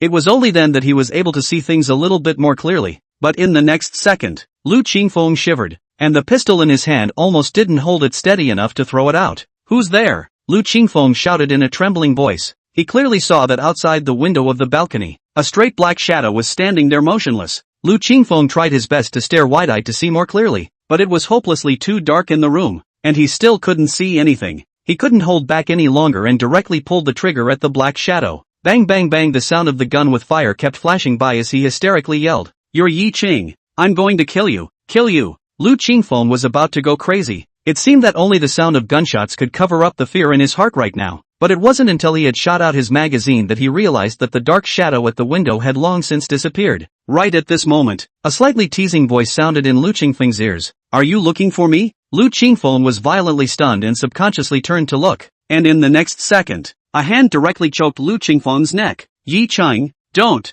kill me, don't kill me. From the moment you kidnapped Xia Xiaobai, you are already a dead man." Ye Qing's voice was icy cold, as if it came from the nine hells. No, Xia Xiaobai was not kidnapped by me. It was sent over by someone. Really, I won't lie to you. Really, please spare me. Don't. Ka. Ye Qing directly broke Lu Qingfeng's neck. Behind Ye Qing, Tang Chuan appeared from the darkness as if he was a ghost, standing behind Ye Qing with a respectful look. In this less than an hour's time, Tang Chuan had finally seen how powerful Ye Qing really was, and he was now completely convinced. Ye Qing pondered for a few seconds and spoke. "Tang Chuan, find out how Lu Qingfeng kidnapped Xiaobai at that time." "Yes." Tang Chuan nodded and responded. "Now that Lu Qingfeng is dead, what about the rest of the Lu family?" Ye Qing took a deep breath and exhaled it slowly. He squinted his eyes and stared at the darkness in front of him, spitting out a few words after a half a second. "Chop the grass, and get rid of the roots." The smile at the corner of Tang Chuan's mouth became more and more intense, and he didn't know what he did. In the darkness, countless black shadows rushed into the villa densely. Tonight, it was destined to be a bloody night. 2 hours later, the Lu family's large family home was directly turned into a sea of fire. Chapter 78, the real mastermind. The next day, a storm swept through the entire Jinghai city. As the deep-rooted Lu family in Jinghai city, it turned into a sea of fire overnight, and none of the Lu family survived. Everyone was talking about who actually did this, who has such a big guts and who has such a big ability. Inside the Green Harvest bar, Ye Qing was still sitting in his usual place drinking. Beside him was Tang Chuan with a smiling face. Honestly speaking, Tang Chuan was indeed considered a handsome man, at least much more handsome than Ye Qing. Perhaps it was the relationship of his profession. The corners of his mouth always hung a faint and somewhat evil smile, which was even more of a fatal temptation to those nymphomaniac girls. Once again politely declining a girl's invitation for a drink, Tang Chuan sighed. Obviously, he didn't like this kind of occasion very much. So you also have something to be bitter about, Ye Qing said with a teasing smile. Tang Chuan let out a bitter smile, shook his head, and spoke. The thing you wanted me to investigate has a result. The person who kidnapped Xia Xiaobai that day was indeed not someone from the Lu family, but a gangster in the West City, known as Dog Z, who is a bit of a celebrity in that part of town. Dog Z? Ye Qing frowned slightly, suddenly remembering what Lu Qingfeng said before he died. He couldn't help but ask, this Dog Z has nothing to do with the Lu family, right? Tang Chuan nodded. That's right. Before this, there really wasn't a single relationship. Both of them knew very well in their hearts that behind this matter, there was someone else manipulating it. The Lu family, however, was just being used as a gun. I'll send someone to bring this dog over. No need. You give me the address. I'll personally go and meet him. Ye Qing shook his head and said, right at this moment, suddenly a soft body was directly attached to Ye Qing's body from the side. Ye Qing was slightly stunned, smelling the silky fragrance between his nostrils. Ye Qing immediately knew who it was. You Shuyao? Why are you here? Ye Qing asked with a smile. For this nominal girlfriend of his, Ye Qing still found it very interesting. I'm your girlfriend. Of course I'm here to find you. What else? Yu Shuyao spat out her tongue and said, at the same time glancing at Tang Chuan on the side if anything. Tang Chuan smiled at Yu Shuyao, then left. Tang Chuan of the Dark Knight organization. It seems like you have quite a few secret weapons, Yu Shuyao said with a smile while wrapping her arms around Ye Qing. Dark Knight organization? Ye Qing was flabbergasted for a moment, but immediately reacted again, thinking that this must be the name of that organization of Tang Chuan. But, this is too old-fashioned. And what made Ye Qing very surprised was that Yu Shuyao actually knew Tang Chuan. You know Tang Chuan? Ye Qing asked casually. Don't know, merely know such a person, but I didn't expect him to be your person. Ye Qing laughed, being able to find out Tang Chuan's information. This Yu Shuyao must not be simple either. But that being said, Yu Shuyao's realm was the 6th level of qi refining. In this world, those who could reach the qi refining realm were naturally not ordinary people. You came to find me. You wouldn't just be chatting, right? Ye Qing asked. Yu Shuyao tilted her head, blinking her big watery eyes. She said, this time you guessed wrong. I really came to look for you to chat. After all, the Lu family was exterminated. This matter is not a small matter for Jinghai City. Ye Qing's heart was shaken, but there was no reaction on his face as he laughed. So you know about it as well. I'm also curious. This Lu family is a big family. How come it was suddenly exterminated? The smile at the corner of Yu Shuyao's mouth became even more intense. She pressed her body close to Ye Qing once again and blew in Ye Qing's ear. Are you also curious? It shouldn't be. Ye Qing's ears were itchy. Such a big beauty exhaled like orchids beside Ye Qing. Even if Ye Qing's fixation was amazing, he couldn't help but be a little flustered at this time. That embarrassed look shivered so much that Yu Shuyao giggled. The scenery of the moment, even the bartender in the counter looked dumbfounded. Ye Qing reached out and touched his nose, twisted his head and asked, okay, no more fooling around. What the hell are you looking for me to have? Previously, Yu Shuyao was close to Ye Qing. She also didn't expect Ye Qing to suddenly turn her head. The two people's faces were almost so close to each other. The distance, but only an inch. Ye Qing's face was almost coming up to Yu Shuyao's nose. Yu Shuyao exclaimed and froze in place. Ye Qing hurriedly turned his head back again. While Yu Shuyao also the atmosphere seemed to be a bit awkward. After a long silence I have to go. Well, go slowly, Ye Qing casually said. Yu Shuyao's complexion seemed a bit gloomy. I'm leaving Jinghai City. Ye Qing froze for a moment. It turned out that Yu Shuyao meant this. He couldn't say what he felt in his heart. After all, the two of them weren't very familiar with each other, and the relationship between the lovers was nothing more than a joke. Just seeing that Yu Shuyao was depressed at this moment, Ye Qing also couldn't help but feel a little sad. Right at this moment, Xia Xiaobai suddenly emerged from the back, wrapping her arms around Ye Qing's other arm, glaring and puffing at the opposite side of Yu Shuyao. Ha! Yu Shuyao faintly froze. Who is this little girl? You're the little girl. People are already adults, Xia Xiaobai said gamely, obediently straightening her slightly bulging breasts, wanting to prove that she was already considered a woman. Ye Qing said with an embarrassed face. Xiao Bai, what are you doing? Ever since Xiao Bai was rescued by Ye Qing, she seemed to be even more glued to Ye Qing, almost unwilling to leave for a moment, and at this moment, after having dinner with Xia He, she couldn't wait to come to Ye Qing.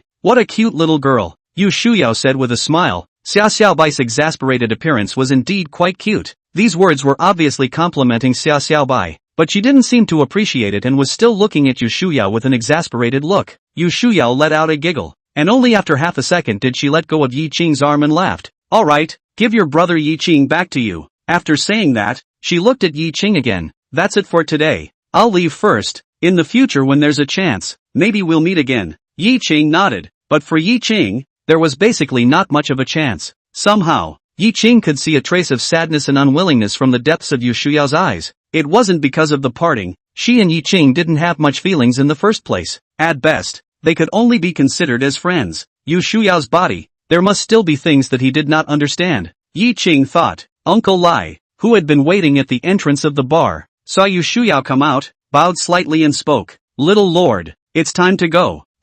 This Ye Qing, exterminating the Lu family. Although the various forces in Jinghai City won't find out in a short period of time, they can't hide it from the people behind the Lu family. Should we? No need. Jinghai is a small city. Ye Qing doesn't belong here. Those people can't do anything about him. One day, he will go to a wider world. Chapter 79, The Power of One Punch. Riverside District, far away from the city center, was one of the most chaotic districts in Jinghai City, and it seemed to be about to be planned and built. But before that, it was still a paradise for gangsters. On this day, Ye Qing came to Riverside District early. According to the address Tang Xuan gave, Ye Qing found a car repair shop. Seeing Ye Qing walking over, the few youths inside who were drowsy immediately came to life. But seeing that Ye Qing came on foot and didn't drive a car, they immediately wilted again. Ye Qing walked into the car repair shop and frowned slightly. This place was really too dirty and messy, and he didn't know how it was opened up to this point. According to the information Tang Xuan gave, the dog was the owner of this place. Something wrong?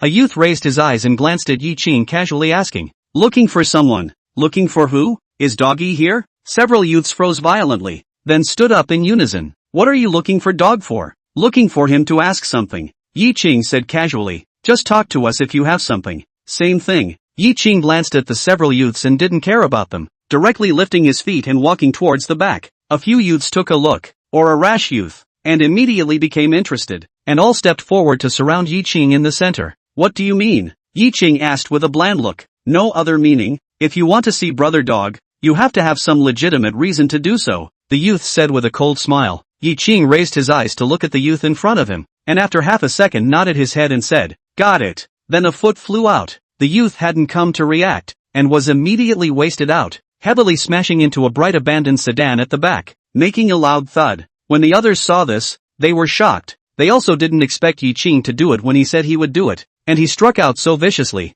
kicking a person away. Are you here to cause trouble? A few youths' faces turned a little ugly. It can be interpreted like this. You guys have two choices right now. First, go inform the dog and say that someone is looking for him to ask something. Second, I'll waste you guys and go in and look for yourselves. Ye Qing said indifferently. As he spoke, an invisible aura rose up from Ye Qing's body. A few youths' faces changed slightly and hesitated a little. The dog had instructed in the past few days that anyone who came to look for him would be sent away, which was why they were so agitated when they knew that Ye Qing was here to look for the dog. Wait here, I'll inform Brother Dog. A youth gritted his teeth and said. Ye Qing shrugged and leaned against a pillar on the side and waited up. The backyard of the garage was a row of simple bungalows that seemed to have fallen into disrepair over the years and looked a bit rickety. The dog was raining clouds with two little beauties in one of the rooms. When he suddenly saw his men barging in, he instantly became angry. Asterisk asterisk asterisk asterisk. Don't have eyes. Don't you know what I'm doing? Dog Z roared angrily. No, Brother Dog, is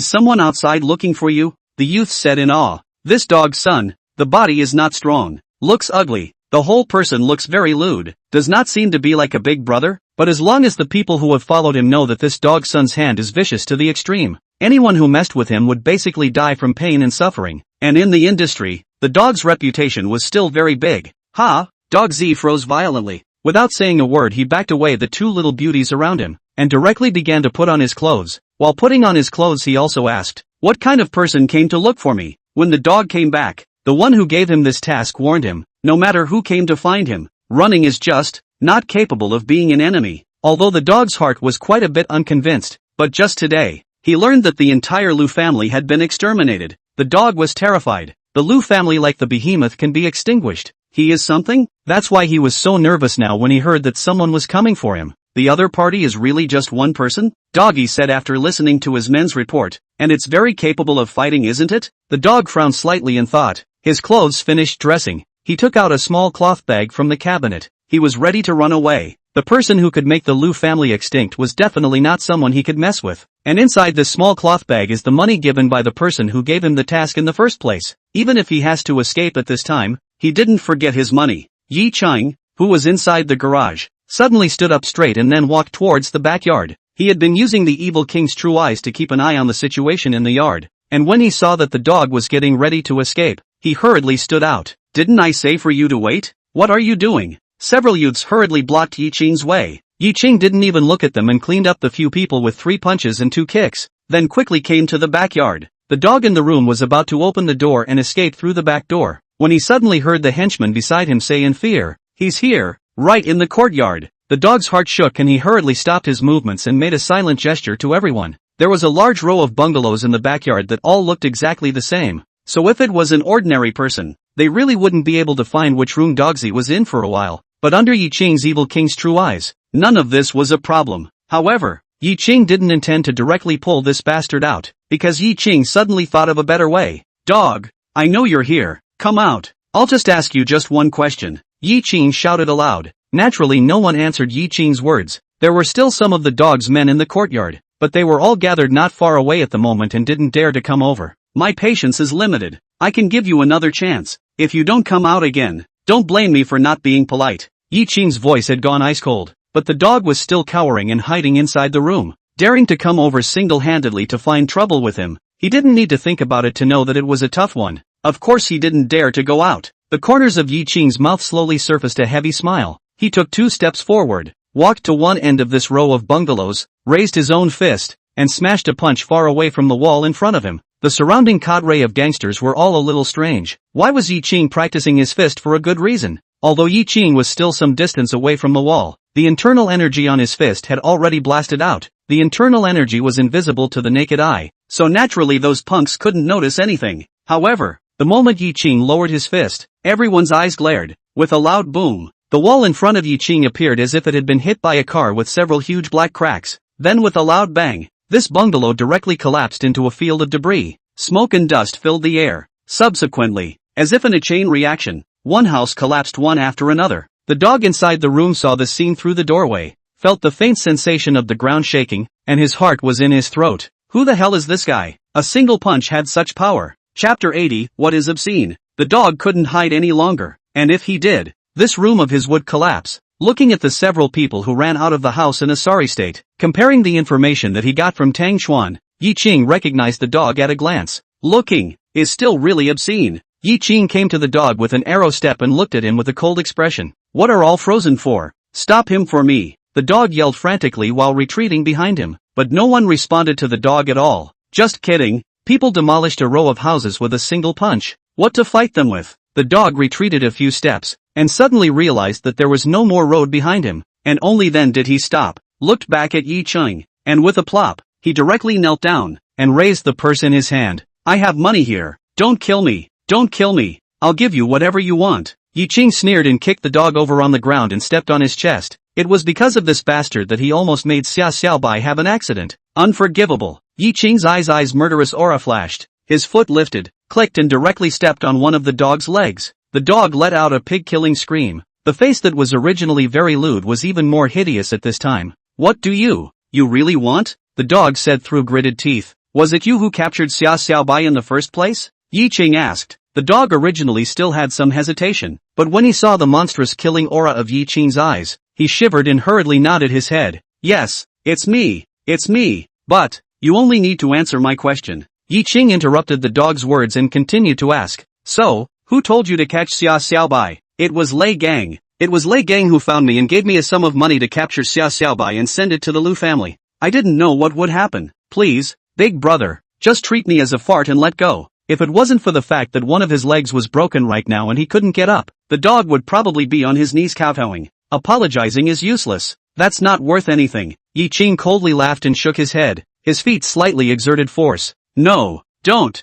kill. The dog's voice came to a screeching halt as Ye Qing's foot stepped on the dog's chest, directly collapsing his chest cavity. Ye Qing did not even look at the dog, turned around and walked away. The murderous aura in the bottom of his eyes did not diminish. Lei Gang, it was Lei Gang again. This matter if there was no Lei Tai pushing behind the scenes. Ye Qing would never believe it to death. Ye Qing finally realized that in this life, perhaps inheriting the memories of Ye Qing from before, he was still too merciful, which was completely different from his previous life's murderous and decisive self. Kindness to the enemy is cruelty to oneself, cutting the grass to get rid of the roots. Otherwise there will be endless trouble. This was the case with the Lu family, and the same with the two Lei Tai brothers. At this time in the camping clubhouse, Lei Tai was remembering the group. Brother, it should be alright, that Ye Qing, he may not be able to find out about us. Lei Gang couldn't help but speak from the side. Put your ass on the line. Lei Tai turned around and roared. To be able to uproot the Lu family overnight, do you think it's Ye Qing alone who can accomplish that? This Ye Qing, there must be a powerful force behind him helping him. With this force, we definitely can't hide. Lei Tai's brow was furrowed in death. By the way, how is the thing that I asked you to do done? Already sent someone to do it. The dog is just a punk. No one will check if he dies. Good, make sure to do it as soon as possible. Lei Tai nodded and said. Just after the words were said, a junior brother outside hurriedly ran in. Lei Gang was slightly stunned. Wasn't this the henchman he sent out to kill the dog? Back so soon? The efficiency is not bad. Lei Gang smiled and complimented, but Lei Tai on the side looked at this little brother's hurried appearance, but his face sank. No, I just brought people over. That dog is already dead. The henchman stammered. The wineglass in Lei Tai's hand landed on the ground. He brightly got up, twisted his head to look at Lei Tai, and opened his mouth. Pack up our things, we are now leaving Jinghai. Quick! Lei Tai also realized the seriousness of the matter. It was too late to hesitate, hurriedly going to pack things, but just got up, and proved his butt on the ground. Lei Tai was slightly stunned and subconsciously turned his head. Suddenly he saw Ye Qing smiling and leaning on the doorframe. Where are you going in such a hurry? Ye Qing said with a smile. Ye Qing. The knot in Lei Tai's throat quirked, and one hand quietly fell towards his waist. Don't waste your efforts. Those men outside you, they're all lying down now. Ye Qing said casually. What do you want to do? Lei Tai asked. Ye Qing narrowed his eyes slightly. You sent people to capture Xia Xiaobai, forcing me to fight to the death with the Lu family. Now your goal has been achieved, and the Lu family has disappeared from the Jinghai. But it seems like the account between us has not been settled clearly. Lei Gang was paralyzed at this point. His fear of Ye Qing had gone deep into his soul. Even when he saw Ye Qing, he could no longer stand up. Although Lei Tai was also scared, but his reaction was more or less better than Lei Gang. He fixed his mind and said, not bad. It was me who sent people to grab Xia Xiaobai. You made me. Lei Tai lose face at the reception. There is no excuse for me to do so. Ye Qing nodded and said, indeed. So now that I'm here to find trouble with you, you shouldn't have any opinions, right? I can give you money. Feel free to ask for as much as you want, or anything else, as long as I have it, I can give it to you, Lei Tai said in a deep voice. As things stood, he knew that he couldn't hide. He only expected that he could fulfill Ye Qing's conditions, so that Ye Qing would let himself go. That's not necessary. I don't lack money, and I don't think you can give me anything useful. Ye Qing laughed. Lei Tai once again took a few steps back. Suddenly he realized that he'd bumped into someone's body. He flinched and subconsciously turned his head to look, and realized that at some point behind him there was already a middle-aged man standing, and his face was instantly happy. Ye Qing's eyes narrowed slightly as he looked at the incoming person. This person appeared noiselessly, and although his speed was fast, in Ye Qing's opinion it was still too far off. 9th level of Qi refining. This was one of the most powerful martial artists that Ye Qing had seen after being reborn. Sir, save me, Lei Tai shouted in surprise. The middle-aged man smiled down at Lei Tai, but in the next second, he suddenly stretched out his hand lightning fast and fiercely covered above Lei Tai's heavenly aura, and under the vibration of his qi, he instantly stirred Lei Tai's brain. Lei Tai's body instantly stiffened and collapsed to the ground with a loud thud. Lei Gang on the side ruthlessly trembled a few times, shocked as he looked at the scene in front of him. Ye Qing also looked at the middle-aged man with a slight frown on his face. The middle-aged man clapped his hands and similarly looked at Ye Qing before walking towards Lei Gang. How can I bother your excellency to personally do this kind of thing? I'll just fix it myself when my men's dog has a problem. The middle-aged man said this, then walked to Lei Gang's face, and likewise casually solved Lei Gang without any signs, then looked at Ye Qing with a smile, his face full of kindness.